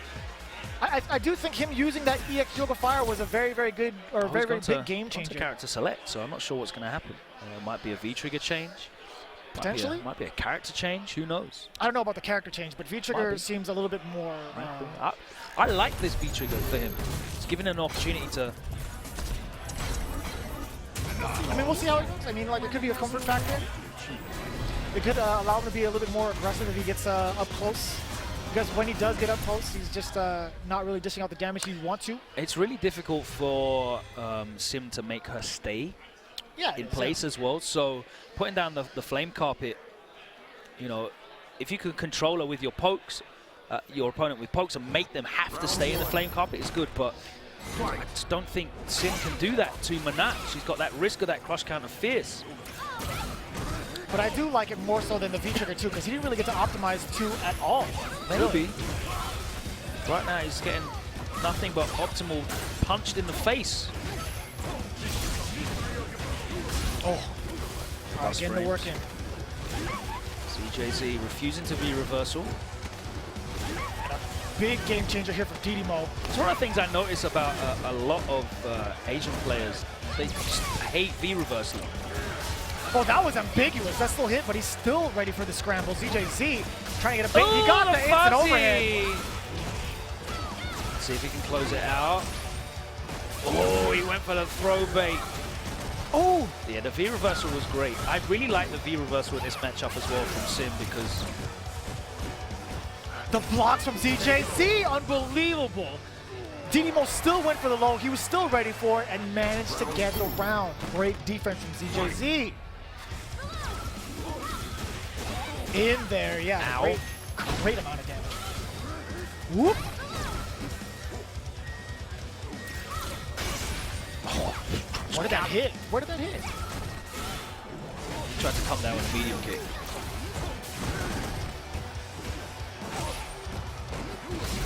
Hook up. Way to contest. Now it's his turn to play. ZJZ with the activation. Oh, went low. Ran out of orbs though. Oh, he still got clipped by the last orb. You could barely see it. Okay, getting started. One more mix boy. He only mistimed it. And it is, and ZJZ really made that look pretty straightforward. It's a pretty fierce matchup. 3-0 straight. Not really much to say about that one, huh? I mean, it looks like the people that have said Manat made Sim a little bit defunct. That's why. However, the Alpha Manat is waiting. Sorry, the Alpha Sim is waiting. Yeah, I was about to say, final. we had one more Sim left remaining. Yeah. He's sitting nice and pretty on Grand Finals. But before we get into that, we have the losers finals between John Takuchi and who you saw before him, ZJZ. All right, so let's take a look at the brackets because I want to find out whether this one. Yeah, so that being said, John Takuchi with a very, very impressive performance up until this point right now. He's still continuing. Yeah, Takuchi made his way past Mizo, Samurai, and Otani. Really impressive against Otani, but really looked helpless against Denadas. 3 games straight against Denadas. For those of you following along on Smash GG. And let's take a look at ZJZ's run so far. And he made quick work of Fakito in that 3-0. ZJZ was in losers quite early on. Yeah, he took out Dogra 2-1, Chris CCH 2-0. Yeah. And he's just been going all out right now. 2-0 against K-Brad early on as well. And made it past LPN and Johnny, the Fudo player, as well. So He's running the gauntlet with a very impressive win streak. Yeah, each there time. is no easy path this far in the LCQ. All of the best remaining players in the world, they want to be in the Capcom Cup. And so very many of them have shown out for this event today. John Takuchi, one of many people's favorites to take the whole thing, alongside the likes of Gamer B and ZJZ. But it is Dankadias representing SoCal, who's in grand finals, winner's side. Who is he going to face? It'll be one of these two men. ZJZ, John Takuchi, Manat versus Rashid. Don't forget, save up to 70% on the main game character passes, original characters, battle costume 1. Right now. It's a lot of costumes, man. Said that time and time again. Here we go, ZJZ, John Takuchi. Here we go, losers finals. Getting things started already. John Takuchi off to a great start. Heavy punch at that range. Okay. It's the overhead. Harvested by the overhead. How often do you see that outside of V-trigger? That's why it's effective. I mean, it's really slow. I think it's like a 20-something frame overhead. And one of the reasons why it's really effective in V-trigger is there's so much going on, but even then you can still react to it. But there, you are not expecting that. Well, I mean, like if the overhead hits the blocks, right, you still have orbs to cover it, which makes it super effective. Over the fierce, good answer there from John Takuchi. Yeah, and this is the Rashid pressure that we've seen so much of over the last couple of years. Whirlwind shot. Back throw. That was nasty. You saw the throw from ZJZ, but you know, he was willing to do so he could let go of the orbs to catch John, but that wasn't going to be enough. Especially with an EX Eagle Spike going right past those orbs. Yeah, so pull that out against Otani. It's so effective.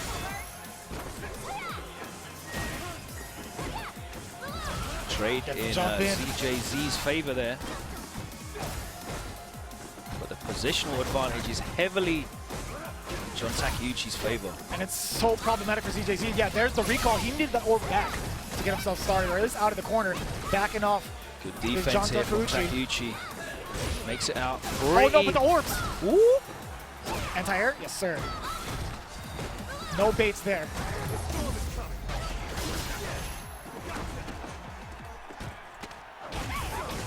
Very dangerous territory. ZJZ, one more touch. Still alive. Critical art, yes, sir. And that's it. Can't do anything about that.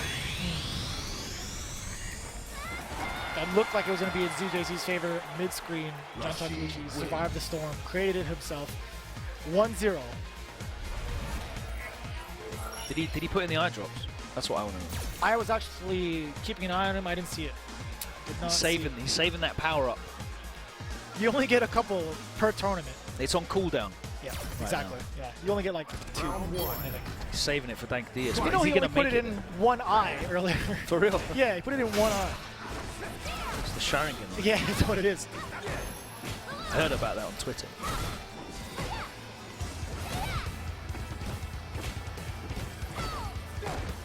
A lot more active with the orbs here. ZJZ in the neutral. Already brought John Takuchi down to almost death here. Huge change in gameplay for ZJZ. What a round this is. A little bit too far out. He tried to get a throw. It was way far away. Yeah. Oh, yeah. Nice check there. ZJZ not letting anything In fly. that situation, you literally just have to wait for that moment of overextension. And if it's all you're looking for, then you can kind of check dashes, you can kind of check jump-ins, bro.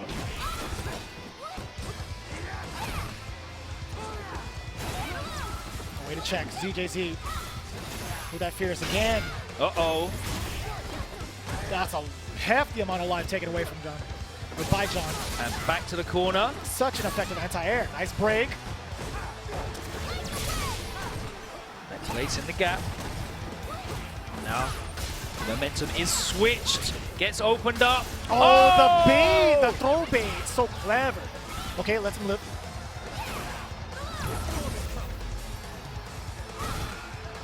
For activation. And he checked him again. He's CJZ. throwing that. He's throwing that stand fierce like in his face. And I've not seen him do that in any other games, but he's throwing it right in John Takuchi's face. Yeah, you saw him right in the beginning of that game. He was a lot more active with his button presses, trying to even like deter John Takuchi from moving forward. Again, right out the gate, stand fierce. A lot of the times you saw him use stand strong to kind of check as well. Crouch jab too. That was him in game 2.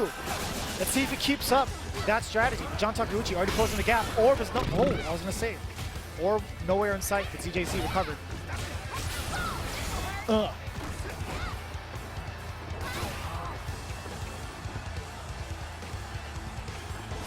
And I like these checks from ZJZ. Again, the stand jabs, keeping it nice and safe. Every now and then he'll throw out a fierce.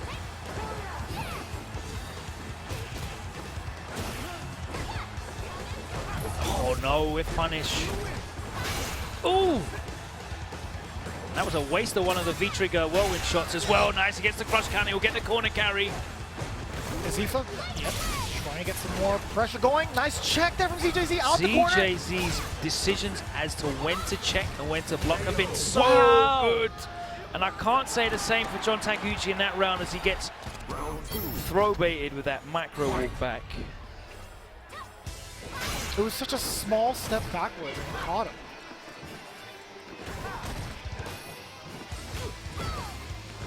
Very reluctant to kind of get the whirlwind shots going. You saw that threat of stand fierce from ZJZ. John Takuchi now trying to stuff him in the corner. Gets out the corner, jumps straight out and back to the zone in. Can't keep him contained.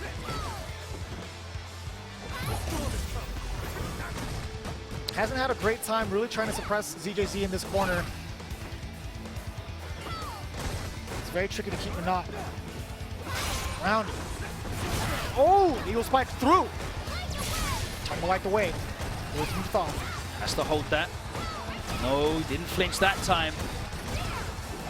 He doesn't plan to out of the corner. A lot of great life taken out from John Takuchi's life bar. ZJZ with, again, commanding lead with critical art as well. He's got 2 more hits left in him, and he's shook of that fierce.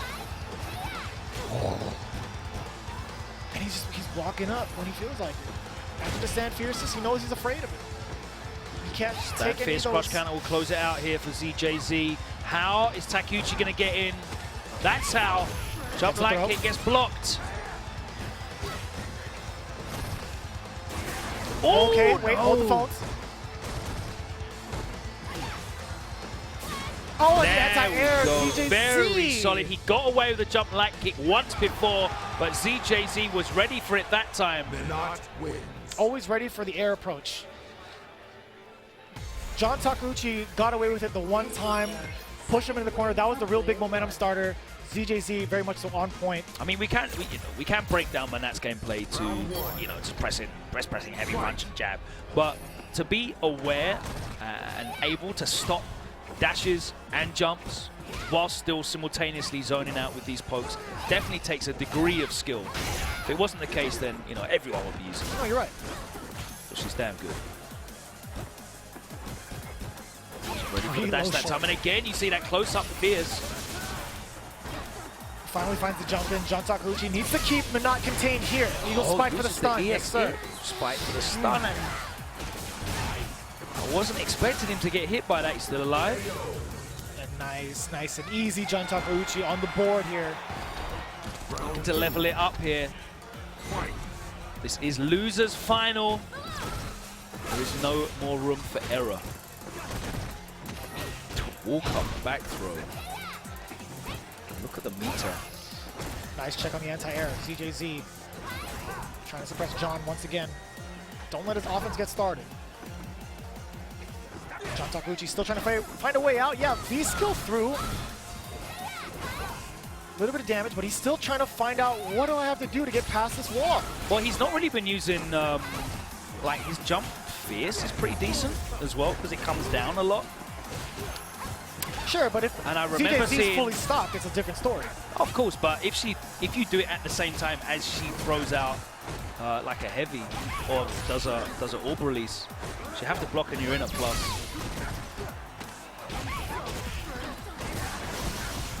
Oh, he tried to interrupt it, trying you to saw it. interrupt. I don't know what he tried to interrupt with, but he was way too slow. Let's go. John Takuchi, yes, We sir. go into a 5th and final game. I like that a lot. Yeah, staying alive. I watched this Huge sigh of matchup a relief. lot at Versus Fighting because Gachikun was there, Big Bird was there, Justin was there, Sako was there, and Info was there. So there was a lot of permutations of Rashid and Manat being on the screen at once. And really, it comes down to how good is the Manat at getting Rashid off of him when he does get in, because he will get in eventually. And you've seen it's been really difficult for Takuchi to open up ZJZ with any real meaningful damage. Right. There you go. It's been the other Jumping side of the fierce. conversation, right? It's like, how are you going to actually close the gap against Manat first, other than keeping her contained? That's been the issue, because ZJZ just been all on point. Yeah, Ground that back game's throw, been we've covered. seen that back throw a number of times as well. Anti-airs are there. It's always covered. Nice patience. Oh, he tried to get out. Got clipped with the orb on the way up. Oh! Good amount of damage and gets this corner positioning. Absolutely vital for John Takuchi. He needs to make this work happen here. Ugh. The Set confirm. point from ZJZ. One more round and he's in grand finals. It's going to be great. Either one of these guys going up against Danka Diaz is going to be a big time treat for everybody at home. Here comes ZJZ. Kind of whiffing that type, or the drill kick. See how John was going to react to it. John immediately went for that neutral jump. The check again, just a simple jab to really get in John's head. And then mixing it up. There it is. Yeah, changing up the strategies now. Going into fierces once again. The ground game has just been phenomenal from ZJZ. Look, that's all it is. 75%, 80%. He's happy to win in this way. He just wants to make it to grand finals. He's such a bully right now. Okay. He's finally in. And he activates off the heavy kick. Goes low. Wants all of this. Oh, he went for the throw. ZJZ, you madman. He had such a life lead. John Takuchi. To lose like that, man, Takuchi's got to win. He's got to be really feeling it. I don't know. He had a. He's he straight had a off the smile on stage. his face a little bit. Just trying to be graceful about it, but man, that was like, you couldn't really get any sort of read on that. I didn't expect him to do that at all, to be honest with you. I thought he was just going to hold on to the meter and just hold the blocks. That was 85% just pressing the normals. Well, I'm thoroughly impressed. Now we have a very interesting situation. Yes, because yes, Danka Diaz has run through pretty much everybody. He ran through Diddy Mo. He ran through John Takuchi 3-0. John Takuchi 3-0. We saw how badly ZJZ ran through Diddy Mo in that matchup. That's right. Spamming buttons. Oh, yes. So, how will Danka Diaz, who is definitely a very different style, Dalsim, how will he deal with ZJZ? Because they haven't played yet either. This is not a run back from earlier in winner's bracket. They've never seen each other until this day. There's no history here. So this is going to be very interesting. It's going to be great. You heard it here first with the Victrix Pro AF, engineered for esports, part of the Capcom Pro Tour as the official headset you see on Problem X and Tokido, rocking with the best in the business. Victrix Pro AF, pick yours up today at victrixpro.com. As well as a Razer Panthera, the official fight stick of the Capcom Pro Tour. What better way to get yourself started in Street Fighter V than with this bad boy of a joystick? Use that code FINALS2018 to get an exclusive Team Razer V2 spinner. Arcade 1-Up, the official arcade cabinet of the Capcom Pro Tour. You can pick that up right now from arcade1up.com if you want to play some Champ Edition, Super SF2, or ST in your own home, in the comfort of your own home. Pick that up right now. Look at that. Beautiful. I love the design on it as well, the throwback CE the static styling. background. Yeah, it looks lovely. Looks very, very nice. All right, well, ladies and gentlemen, this is history in the making. We have never seen these two guys fight ever. Ever, ever, ever. Nor expected a Dalsim and Manat grand finals. I know who the crowd's going to be behind as well. It's not going to be a split crowd by any means. No, you're absolutely right, but listen, ZJZ is here for a reason. Yeah. We're going to see that reason very soon. He made it look absolutely torrid for Diddy Mo. What answers is Dankadius going to have for this Manat matchup? It's a matchup which I'm sure he knows pretty well as well. And we're going to have to see. We'll find out the answer on the other side of this very short break. Do not go anywhere unless it's to get yourself a drink and some snacks, because we will be back on the other side with Grand Finals. One player is joining that 32-man bracket this weekend for Capcom Cup 2018. We are live at the HyperX Esports Arena, and we'll be back very, very shortly. Don't go anywhere. And now it's time.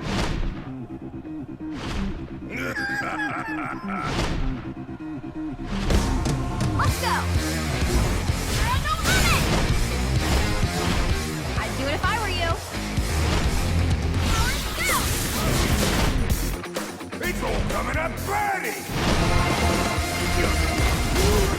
Pleased to meet you.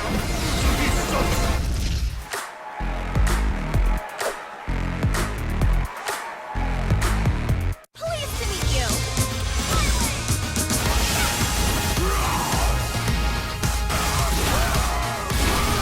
Let's begin. Okay, come on. Power to the people of Earth! There you challenge Tokido.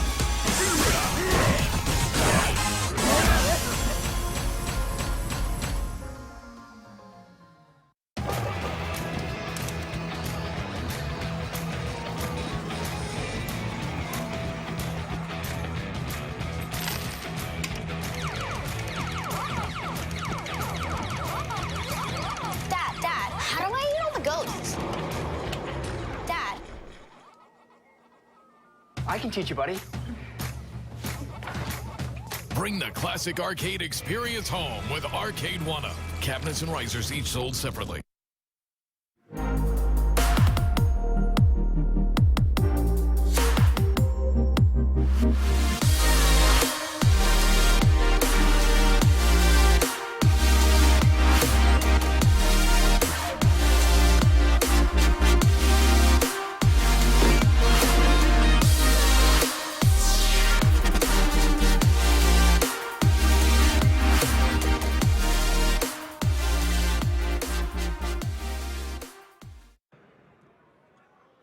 But you know, Geef has ways in. He has ways to deal with things. His jump buttons are really good in this matchup. Just empty jump is really good in this matchup. He has some buttons to deal with things on the ground. Yeah, yeah, he takes a risk at the start in case of Sonic Boom. It's not a crazy opening. Yeah, and especially the damage you're going to take is just a tiny flash kick damage. So why not just test it out, send a message early on. Oh, love that sweep. That was gutsy. So far, it's everything for Knuckle do except for positioning. He's slowly getting back up. Okay, tech, and now he's in the corner. Oh, he just waited smart. Yeah. He can't get out. That's one of the problems here.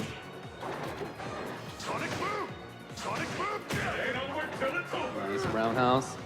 Really putting up a strong mid-range game. Okay. Oh, big bet, and it doesn't work out. There it is.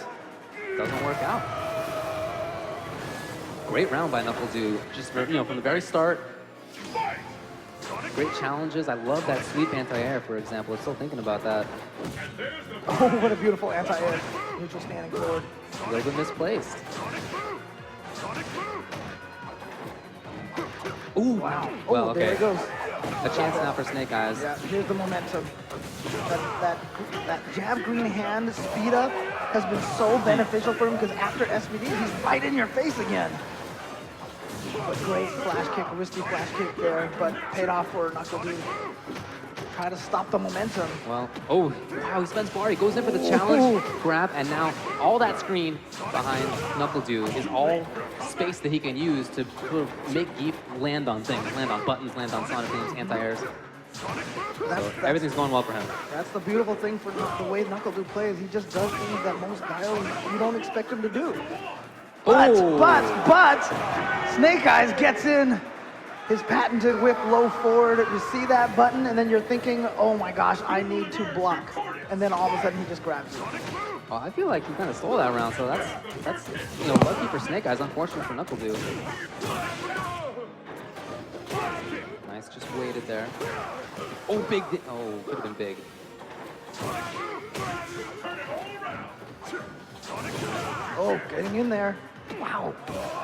Knuckle Dude didn't go anywhere. He Oh, just one stayed on more the ground. mix-up is all. Oh, Snake Eyes doesn't go in for green hand. And then doesn't take a risk there either. He didn't want to risk getting counter-hitted. And now, just like that, Knuckle Dude has the life lead. Oh, no! Wow, he came in for the one risk. Yeah, look, you see his head in his hands. He knew that he had a lot of good things going for him.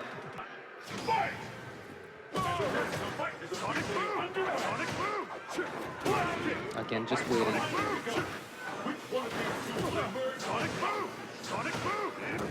Oh, nice whiff punish, and then here comes Snake Eyes. Snake Eyes looks like he's feeling a little bit more confident. There were times in the previous game he didn't. Nice link. Oh, sweep, wake up, sweep. And it worked. Caught the backdash. Oh, yeah. Snake Eyes so good with that reaction. Oh, man, and then he doesn't want to take a big risk on the pile driver in the corner because if Guile jumps, Guile can land with a full combo, just jump back into Ultra, basically. But look, it's not easy to punish Guile for throwing a Sonic Boom. No. And Snake Eyes has gotten through with that EX Green Hand a couple of times already. Spends the X meter on that and then just goes low. You know, he's willing to challenge. Something you need to do. A lot of people just want to stay away from it. You have to challenge. And Knuckle Dude, I think, has done a really good job of that. Did he get him? Close enough? No, that's not close enough. Oh, a little boy. too far. A little too far. In a tough situation here for Snake Eyes. Knuckle Dude in full control of this round. Oh, no. You saw the down medium kick, jump back. Oh, wow, a trade. Lariat it just a little bit too early, I think. Lariat ain't what it used to be. Oh, wow, look at him just go right in there. You know, we really haven't seen too much of that button. It's a solid one in this match. Nice. Oh, yep. And now will he count? He does go in. Wow, and he spends the bar. He was going for a little okie doke there. Mm-hmm. And unfortunately, that means he doesn't have any meter. Okay, he's got one bar now. Oh, nice. Oh, chases them. down. Yeah, Yep, Snake Eyes saw it coming. Can he get in? Again, Knuckle Dude's in trouble. Match point, Snake Eyes right here. Ooh, good double pierce. Most satisfying button. So painful looking. Oh, not punish. quite close Okay, enough. grab. All right, that's something. It's a safe way to get it. Oh, very dangerous. No, that's it. Oh, That's yeah, it. Yep. yeah, Baited. Like you said, that's tough to react to. Yep. Very hard to hit him. I haven't seen more than just a couple of medium punches to deal with Guile's fierce and roundhouse, and we haven't seen more than just, I think, one stand medium kick to deal with Guile's crouching one kick. There's also been a couple of times that I feel like Snake has just been able to walk. He's been able to walk into SPG range, but he just is thinking that Knuckle Dude's going to try to escape. He hasn't done a lot of walk-up SPGs. Oh, look at this great defense from Knuckle Dude. Yeah, throwing booms at great ranges. Ooh, and baits out the throw with the upside-down kick. Knuckle Dude looking so good. Yeah, that's punished, but there it is. Knuckle Dude now on match point. Curse Knuckle Dude threatening to move on. Snake Eyes, like I said, one of the favorites, one of the players that a lot of people were looking to take it or just to get very far. He is on the ropes. Oh, not close enough. He is relying a little bit too much, I think, on trying to get that. Oh, there it is. The little Snake Eyes. You know, I kind of feel like he's reacting a little later than he might sometimes, and ooh, not really bringing out the same buttons. Yeah, getting baited. Knuckle Dude is playing this great. He is playing so beautifully. But he's in the corner now, which could be a problem. All that said, all that great work, it could be over right here. Could be over. Oh, here he is crossing. Oh, nice flash. He just goes for it. I love it. Not scared. Oh, got away just in case. Yeah, he was trying to bait something out. See Knuckle Dude trying to fight. Ooh. Trying to fight. Oh, danger. Oh, he got it! Did he get it? No, not quite. Oh, one more hit. Snake Eyes is out of here. That's it! Snake Eyes is out! That's it, and Knuckle Dude moves on. Welcome back. We have one more match to resolve because there is one space open. That's right. There's only one. In that There can only bracket be one. for this weekend. Who's it going to be? Is it going to be Danka Diaz? Hailing from the West Coast. Wednesday Night Southern Fights California. That's right. Top America. 3 placer. One of, I think it's safe to say now, the best Dhalsim in America. Possibly This the weekend. world. Versus ZJZ. Sponsored by Punk. playing his Banat. So he counts as bullying his representing way. America as well. That counts. We take those. Absolutely. All jokes aside, ZJZ sitting in the loser's side, Dankadias running amok throughout the entirety of his day here at the last chance qualifier for Capcom Cup. We have seen Dankadias navigate through torrid matchups in winner's bracket already, dancing through them with grace and style. As soon as he got past that threshold, it's been easy peasy for him. However, we saw ZJZ absolutely blow up Diddy Mo with buttons. Yes, we did. Buttons upon buttons. Upon buttons. It was 3-0. Oh, wait a minute. Maybe Dankadias saw that as well. Is this what he's been working towards the past couple months? This is a real pick. Wearing the reindeer onesie. This is a very real pick. He's been working on this for the last 4.5 months. And he's been doing very well for himself at Wednesday Night Fights with this character. He has the safety net of being in winners as well. So if this all goes wrong, it's okay. He can swap after the first 2 games. Ladies and gentlemen, history in the making. But we will see, because we saw how bad it was for Diddy Mo. Let's see how this matchup goes. Dankadias with the counter pick of Blanca. And we'll see how it works out. We don't count Blanca being in the grand finals unless he does something with it. These are facts. Ooh. Off to a great start right now with ZJZ. Straight away. Not phased right now by this Blanca pick. Nothing to fear here. ZJZ sees it as an opener. Yeah, business as normal. See, ZJZ has a job to do. And he's doing it very well, so he's going to get this side switch and the orb recall. Yes, sir. He's backing away. This is a horrible first round right now. Gotta be honest. I honest. don't know how Dankadias actually gets in, especially when that orb's out, because it gives her a legitimate punish on light roll as well. And already off to a great start. ZJZ with a very, very ridiculous round 1. Not phased at all by this pick. And again, we saw what happened between the likes of ZJZ and Diddy Mo Dalsum. Maybe Dankadias has some sort of knowledge that we don't, but right now it's not really showing up just yet. Does get an opener. And here we go, Dankadias getting started. And again, that light kick, we've seen it. Oh, he walked up to it again. Didn't get to convert though. Nice anti-air from ZJZ. Activation. You could expect him to go on the other side as well. Well, not even. Gets the throw instead. Yeah, he's just making his way across the screen. Plus frames. Takes the throw. Tech. Now the orbs are gone. Ooh. Didn't get the punish on that one. ZJZ narrowly escaping danger. Activate time. Other side. No. Oh, the big subs. You haven't seen those. Plus frames afterwards. What corner setups have we got? Plus frames again. Plus frames even more. And more plus frames. Backdoor, oh, he's still alive. He stopped. No. He stopped his pressure immediately after. He thought it was over. ZJZ, now his turn to shine. Full critical art. Huge threat here for Dankadias despite having 1 hit left. Oh, and he gets it! Oh, the slide pays off. Wow.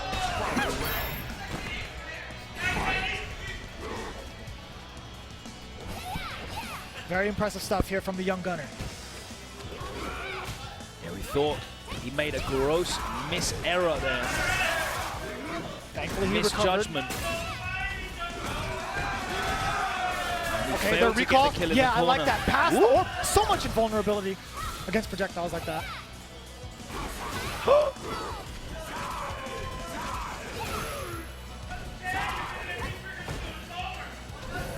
Yeah, somebody mentioned it in the crowd as soon as V-Trigger is up. For the likes of Blanca, it's going to be a real tough time for ZJZ. You saw him, he couldn't navigate past it. He had to block majority of that pressure. Nice punish there on the Amazon River run. He dashed up and through. ZJZ caught in the corner, activation. Back throw, excellent choice. Good awareness there from ZJZ, getting out of the corner with that life lead. V-Trigger 2 is a factor for Dankadias. No conversion. Like so. Plus frames again, this is gonna hurt. Counter hit! That should be. Oh, he got him, that's it! That's and he gets the EX up more, and that is the first game in the can.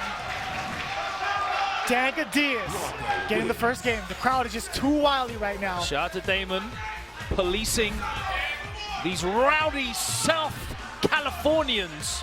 1 game down, 2 more to go for Denadas. ZJZ taking his time. He needs to reassess what's going on before him. He anticipated the Dawson pick. He thought it was going to be another one of those rounds against Diddy Mo. Not the case. Blanca, the red-nosed reindeer, came to play. I really think he needs to reevaluate his refusal to V-reversal as well. A lot of these players, they will keep that V-gauge. And there's a lot of situations where Denadas has got in at significant plus frames and managed eventually to turn that into big damage. But even Manat out of that corner, she needs to. I know it's not one of the best, but yeah, I mean he's got a better idea of when to do it now, though. I mean that was a more of an information gatherer for him, because it is pretty risky to do that V-reversal, as we know. Counter hit, gets the conversion. Denadas now trapping ZJZ in the corner, backs off. Baits. Oh, the bait! Uh-oh. Yeah, he doesn't really know what's going on, and he's smelling blood here. Oh, command grab! No way! You can't do that with a light one, and that's the stun. Is he going to be able to get the big damage? Oh my goodness! Denadas putting on a clinic. The Brazilian beast, Denadas, versus ZJZ. Again, unfamiliar territory here. Cannot navigate the Amazon.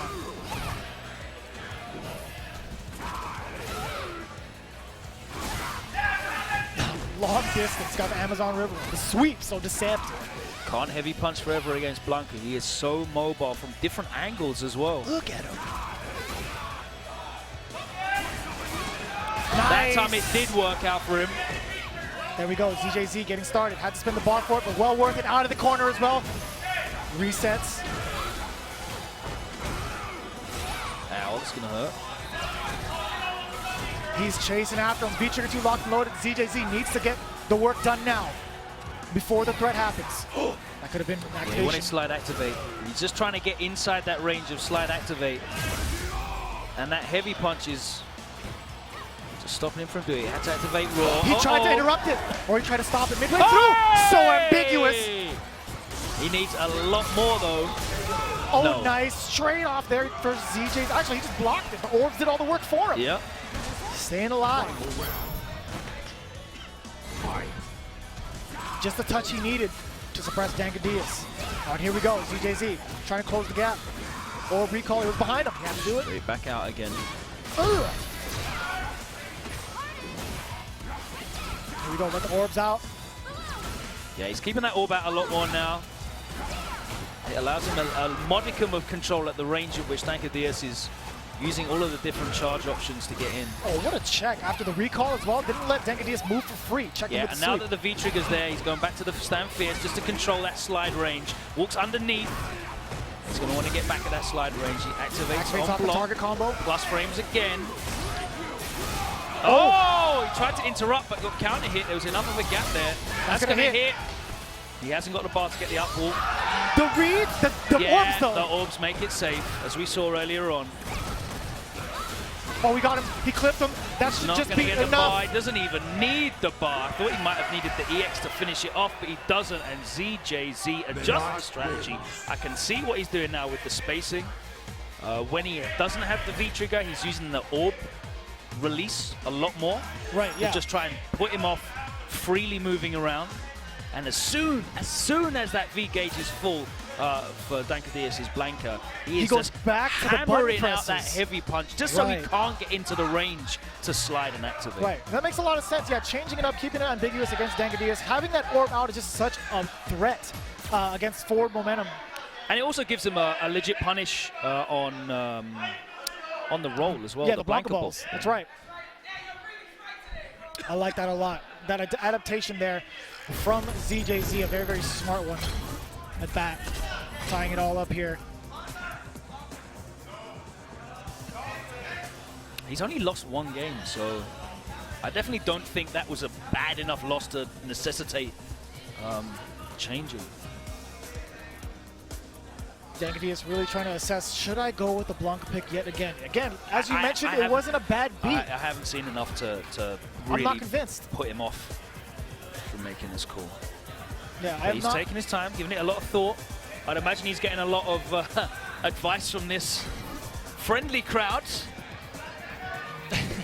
Very much so a one-sided crowd, I've got to be honest. I'm not sure if he's on the timer. Oh, a wild F word has appeared whilst we're taking this break. He's been stopped by every security measure thus far. Yeah. Oh, am I switching out with him? Is that what that is? He is not on the lineup, unfortunately. A lot of people giving Denadas the looks, telling him to go to Dalsum, and he does so. And you know what? He looked in the eyes of SFVAE.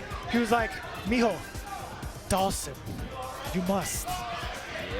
But we'll see. We'll see how it happens. I'm getting Denadas. This is tried and true. This is his main. Dalsum. Here we He's go. got one game on the board. We'll see how ZJZ contests him. He ran over Diddy Mo. Ran him over. We'll see how it plays out.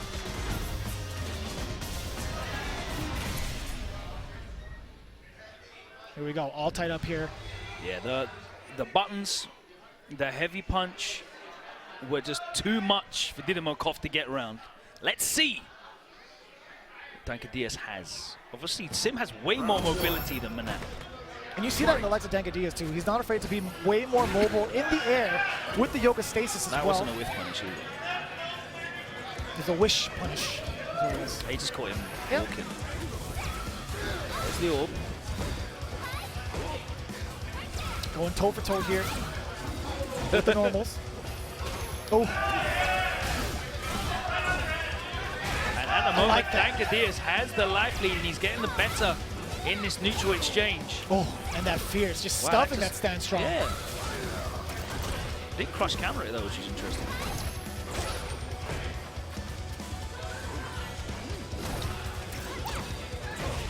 Reclaiming that space long distance. Denadas has done a great job contesting ZJZ from further out. Just walks out of the throw attempt. He's been navigating the air like a pilot right now. His defense is impenetrable.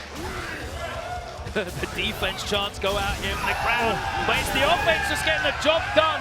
And after controlling the neutral so impressively in that first round, the teleport mix-up closes it out. Let's see what ZJZ can do here as Denadas goes back to the Yoga Fire. Yeah, and as soon as he sees the orb release, he goes and takes to the skies, which still leaves him very ambiguous because he still could go for the teleport if, ZJZ commits to any sort of normal or recall. It's actually making ZJZ have to go on the offense and jump in and move forwards, which is definitely not what the case was against Diddy Mo. A lot of life taken out. He's got that extra range on that Crouch Fierce. Airborne. Ooh. Lost 2 orbs, 4 orbs now. Got a little bit of damage off that. Not really anything significant though. The recall flipped him at the end. Off the recall. Good amount of damage. Uh-oh. Stun, not quite. No, one more touch for the stun. Wow, the back throw range. V-Trigger 2 can't set it up for Denadas. Yoga Gale, plus frames afterwards. Here's the setup. Takes that chip. There it is. Ball is life. Oh no, it's diffused. And it's over. ZJZ blocking the rest of that. And Punk just is very in time. happy with just that round. in time, yeah. Punk stomping his way past the crowd, cheering for his boy ZJZ. That's what I'm talking about. Oh, damn.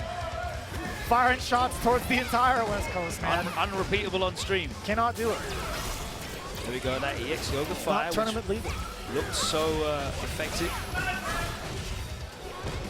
Too high up, he went for the throw.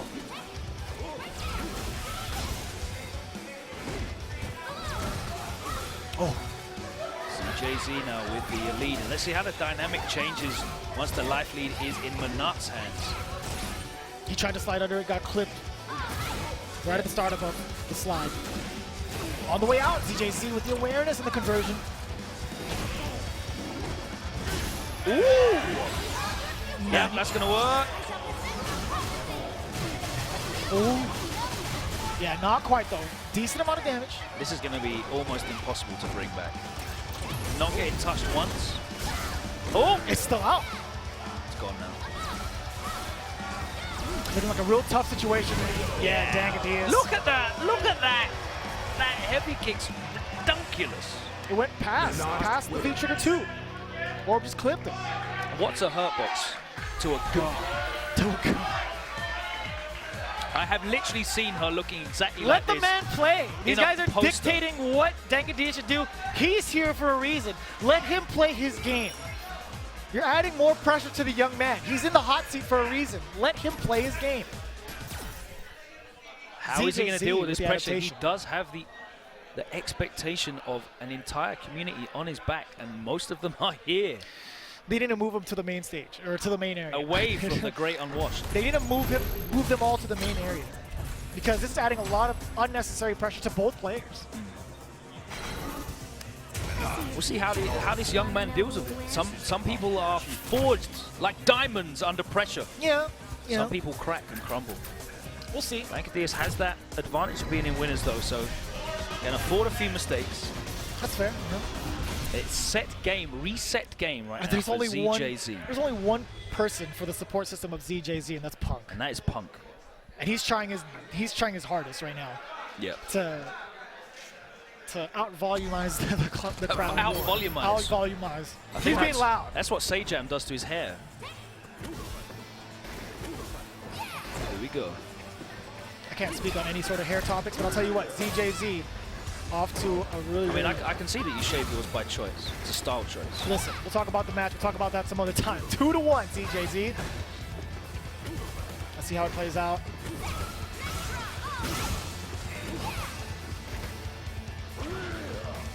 A lot more reluctance to throw out those orbs. Denkadas is just trying to find his way in as well.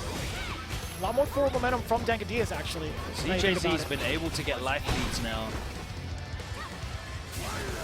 Changing up the spacing and the timing of these buttons, using the orb, recall and release a lot more. Go on, sorry. A very shallow dive kick, but it's still, ZJZ was able to contest it. Drill kick, excuse me. Let him cook up a little bit. Yeah, you can't escape it. You're still getting cooked. It's like literally a millisecond that you escape there. Yeah. Oh, what Pressure's a trade-off for Denkadas. Now that one was plus. Floats out again. Now it's only 33 seconds left on the clock. These guys need to move. Gets the throw. Here we go. Denkadas with the plus frames afterwards. Oh no, and that's going to be the round. Won't even have to spend EX bar. Woo. On the verge of the reset, ZJZ looking really, really comfortable nerves right from now. ZJZ as he executes that combo flawlessly. Oh no. Big time damage, no drop. Slides underneath the fire. Nice check, Denkadas with the Sand Fierce. Gets the side switch as well as ZJZ. He's still comfortable with playing in this area, man.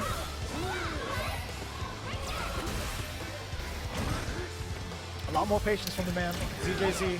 Oh, recall is definitely going to be coming through soon. It's going to be a huge problem if ZJZ doesn't get this orb back or V-reversal's out.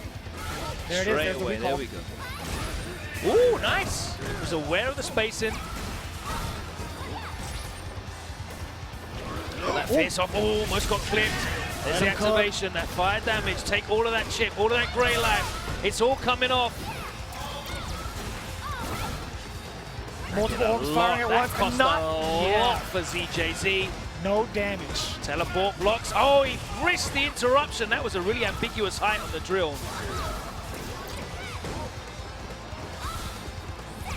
Chasing him down. Denkadas doesn't want to let it rest. Oh, that's a big time punish. That should be the reset.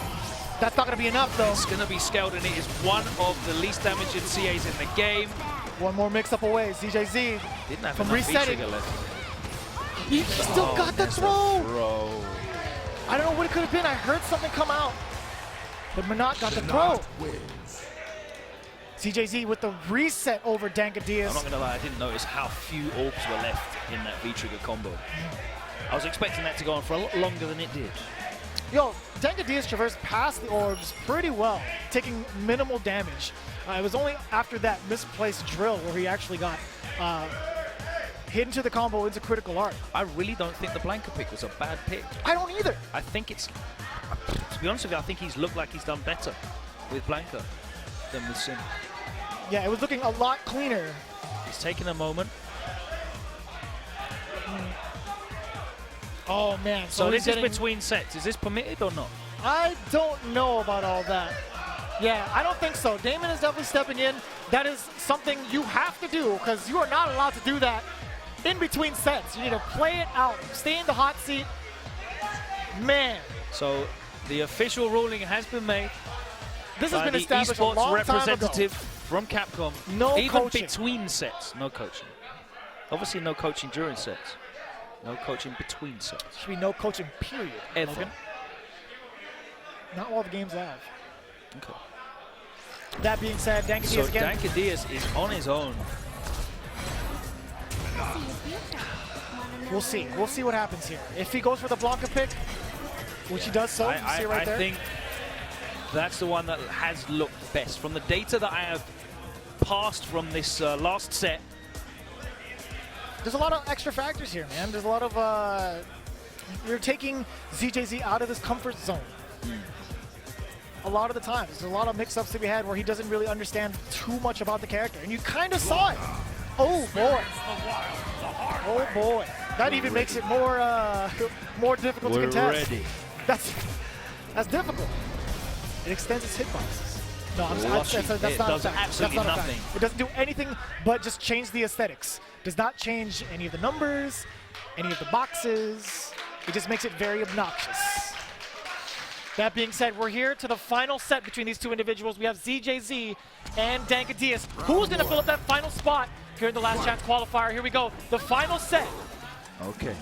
And the orb comes out straight away. Uh-oh. Off to a great start at ZJZ. The issue is when he stands outside of that orb range and gets in. Ooh, that was so far. Yeah, that big jump in worked out for him. He doesn't get in close enough to avoid getting hit by the orb if he tries to press buttons. And that keep away with the buttons and mixing it up with the orb call. Yeah, ready. Nice conversion there from long distance too. That sweeps. ZJZ is here with the zoning. Back-to-back fierces. No anti-airs available. Rainbow ball past the body. Activation time off the target combo. Plus again. Oh, he caught him. Throw baited. He got him 2 in a row. One more guess for the stun. Oh no! Rainbow ball plus frames. He still has V-trigger 2. Lets the orbs out. And the that critical is gonna juggle be the CJZ CA. with the clutch play against Danka Diaz. What a great start to this reset. The composure from this man. Unafraid of the rest of that gauge. He did have the rest of the orbs to back him up. He definitely caught him unawares as well with jump-ins. He's thinking so hard about the orb and the hard punch and how to get in. Rainbow ball on the way up. The orb still in the back is a problem. Danka Diaz maintaining the pressure. Recall, yeah, there's a punish. Good punish. There comes that. Ooh, the True just stops the rainbow, okay.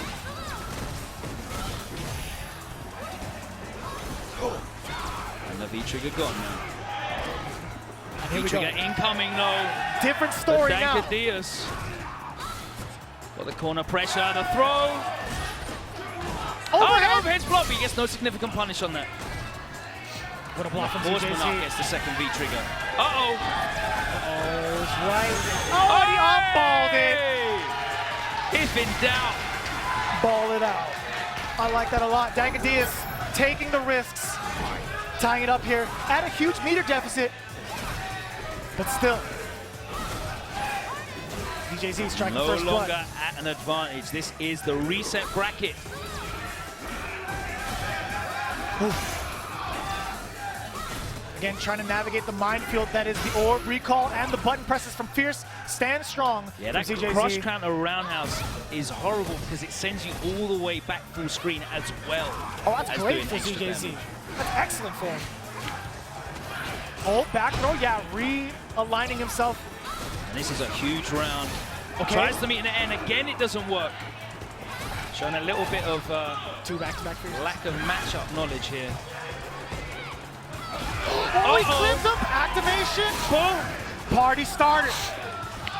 Yeah, no frames. no wake up at That's all. gonna hit the medium. Yeah, sorry, the orb is still gonna clip him. Oh, close to stun. Stun is a factor, and he gets the throw, and he doesn't.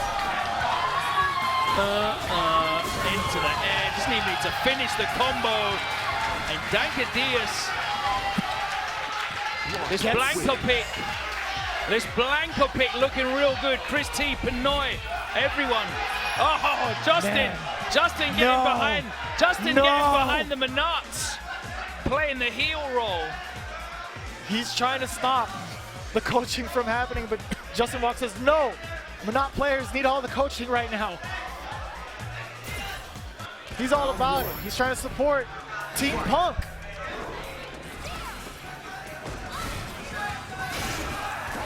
Crush counter. Oh, no, that was horrible. Setting him up with the ball. Jump back, air to air, No gets air beat. air for ZJZ. Oh, crush counter. There's no reliable way for Dankadius to get in here. He has to mix it up was between like different ready. strengths rainbow ball, but Yeah, he just has to ZJZ use so Street Fighter 5 things, which is try and catch him unawares. No, he tried out of range for the slide.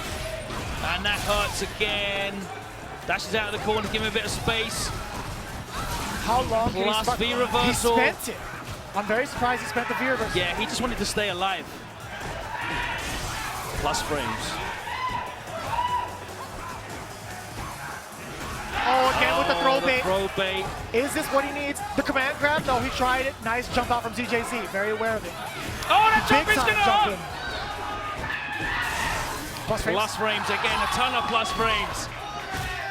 The Hotter Train, oh no! And ZJZ is gonna convert it all. Yes, sir. Getting the first round of game 2. And Punk popping off. Punk and Justin. The Rooting for heel their boy. tag team champions. This is great. You Getting can't write a booed better out story. of the arena. You can't write a better story. Ow. Sliding up down in the corner. Oh, he missed the throw. Manat wake up. God bless her wake up animation. Saving Manat players in the corner for years. Not that long. not too long. ZJZ sitting in a very, very comfortable position. Full critical arc, as well as a huge life lead. He's willing to take this throw. It's fine.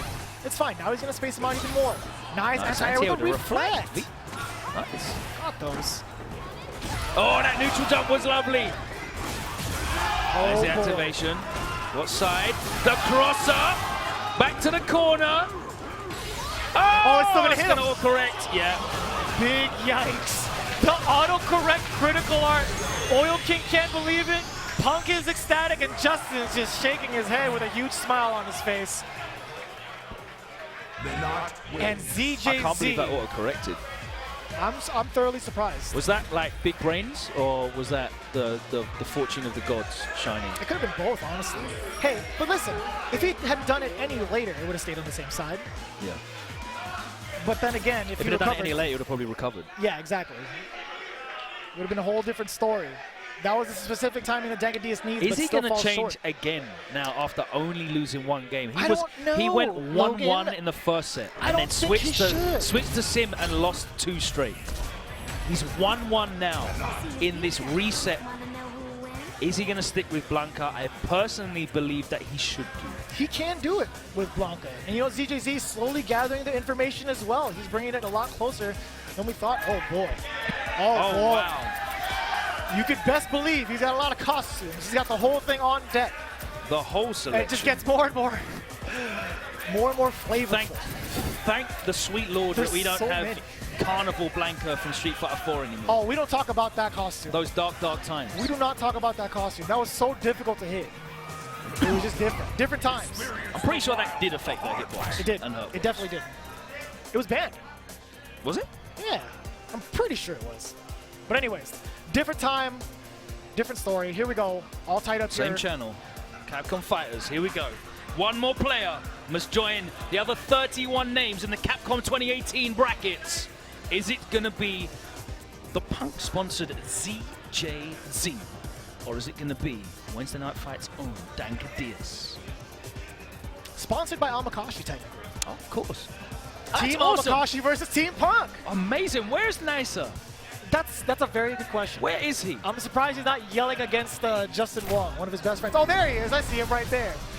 He's hanging out. He's staying nice and quiet. And isn't that an amazing story? You know, two players that are here, courtesy of other players in the community, are here in grand finals, fighting for a place in Capcom Cup. What an amazing community the FGC is, sharing opportunities and making this possible. 1-1, first to 3. Reset bracket. Great trade-off there for Dangadias to start off with Punk. ZJZ. Egyptian gods versus the Aztec gods. Ooh, rainbow ball on the way in, but Puts just himself misses the mark. in the corner, and he's given up a lot of space. Ooh, Justin block stun. Yeah. Justin block stun, so it wasn't. Very interesting. Very great interaction The there. orb recall there, yeah. I definitely thought he was going to get comboed. And ZJZ maintaining the position and the lead as well with the orb call, threatening that Edging position forwards, here. yeah. No anti-air. No anti-air, gets stuffed. And he's got a really reliable anti-air. It's very difficult to jump in on Blanca from half screen away. Now the recall, didn't get to convert off the combo, but still damage nonetheless. ZJZ back to the Fierce. He wants this activation. He's going to try and get in. No. There we it go. is. Counter hit conversion, yes sir. Good amount of damage. Gonna spend a little bit of bar. What's the next mix-up? He needs one more combo for the stun. Uh-oh. Oh, he could get the stun. Oh, he went for the throw. He did it again. Wake up critical art. The same old story. ZJZ. How many of those are hit now? You can't stop the madness. You cannot. This man will wake up CA, even if he isn't in V-Trigger. Even if he's not in V-Trigger, he will still do it. This is very tough to watch, honestly, if you're Dangadias. This is very tough. Just the wake up critical. Not the way ZJZ's playing, just those moments. He's been playing flawlessly majority of these rounds and forced to resort to wake up critical. Oh, just raw jumps out of the corner. Dangadias focusing so much on getting around this defense pressure. from ZJZ is just phenomenal. Oh. And the conversions as well. Dangadias just walking up to the Fierces. Wants this activation. Oh, okay. Raw. Yeah. Keeps the corner, stays in front that time. Ambiguous. Nice block there Plus from ZJZ. frames, doesn't get anything off of it. Oh, that was almost a jump in. He went for the Fierce instead of the cross-up. I don't know if He he was has in to within range. respect the CA now as well. Caught him. Oh, he did it again. 3 He in a did row. it again. You have to respect it. 3 times in a row to take it over the young man Dangadias. 3 critical arts. Oh my God. That is amazing. That time it was safe. He though. can't predict that. It You was can't safe stop though, it. Come on, I said it straight away. Everyone in the arena must have felt that CA coming. You and I felt it. You and I felt it from here. Oh. Man, ZJZ is on a rampage right now. Oh, please don't change. Please don't change Unpredictable character. ZJZ. Please stick with Blanca, man. You're only losing on YOLO wake-up CAs.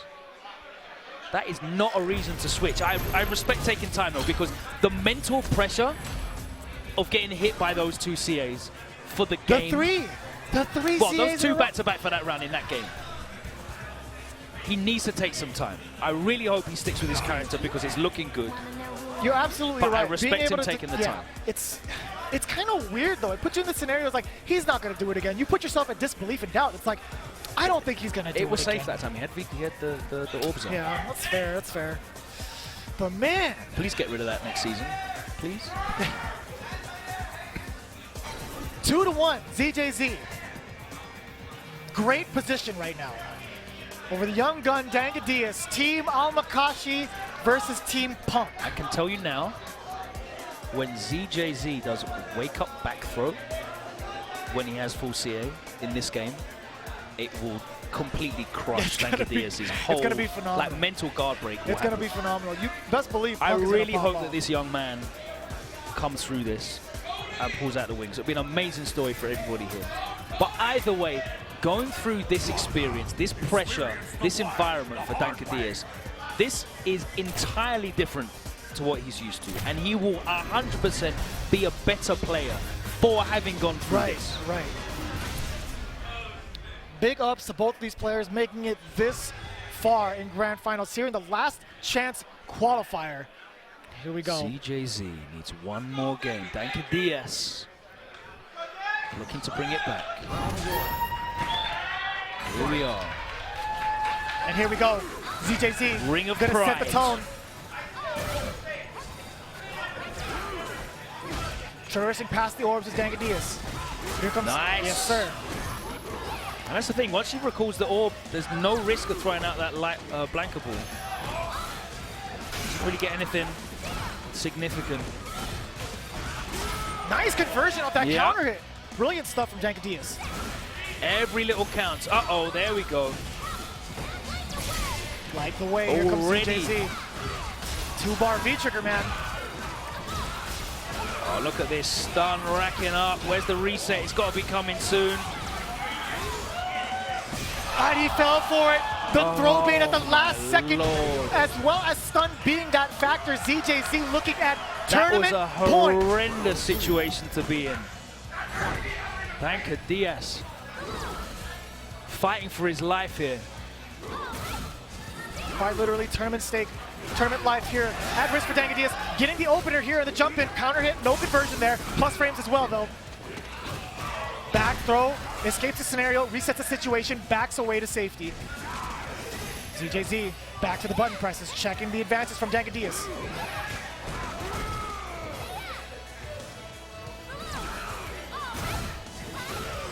And it's just so difficult right now for Dankadias. He's slowly inching his way past. Yeah, gets the command dash.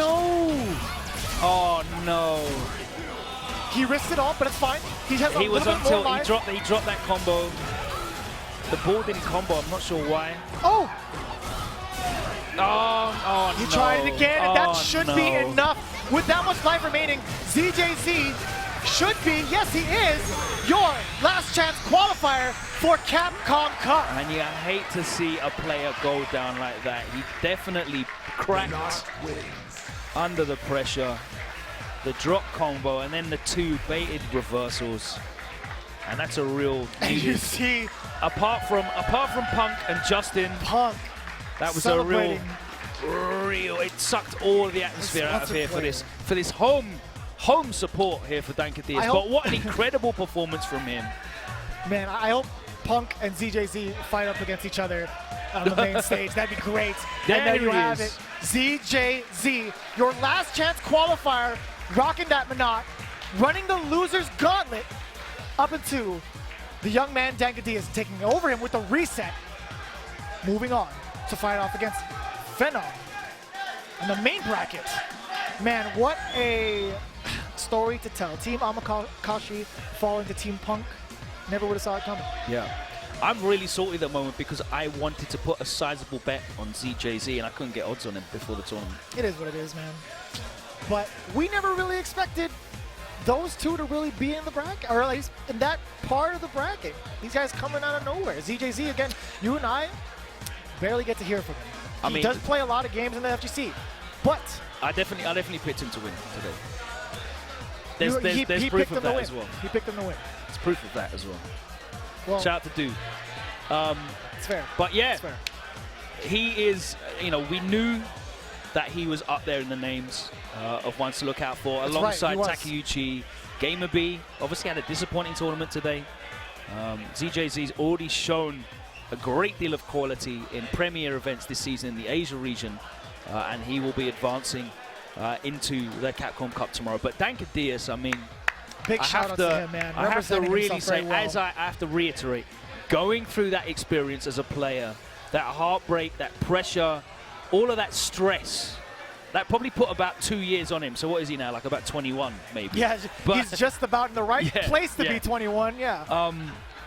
But he will absolutely be a better player for that experience 100%. because you grow in those environments. You know, the more that you are put in these pressure situations, these all or nothing situations, these make or breaks, it just makes you stronger as a player. And I'm really happy to see, you know, young guys like Dank coming through, through that, you know, Wednesday night fights system that you guys have.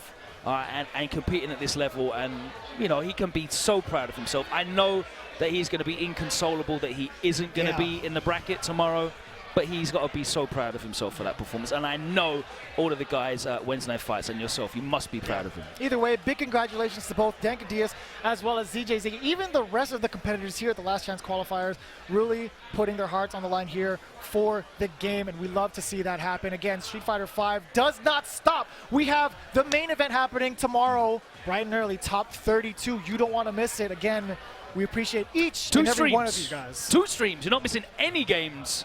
2 streams tomorrow. We're running down all the way to top 8. I think we're starting at 9 a.m. Is that correct, Lords? 10 a.m. 10 a.m. we open up. Logan, it's been a pleasure, by the way. Ladies and gentlemen, we hope you enjoyed the show. We'll see you guys bright and early tomorrow. Congratulations to ZJZ and Punk, of course, his team manager, his sponsor. But now we know the top 32 bracket. It's all come down to this. 2018's Capcom Pro Tour. We are here live tomorrow morning from the HyperX Esports Arena in Las Vegas, Nevada. We'll find out who the 2018 champion is this weekend. We'll see you tomorrow morning. Take care.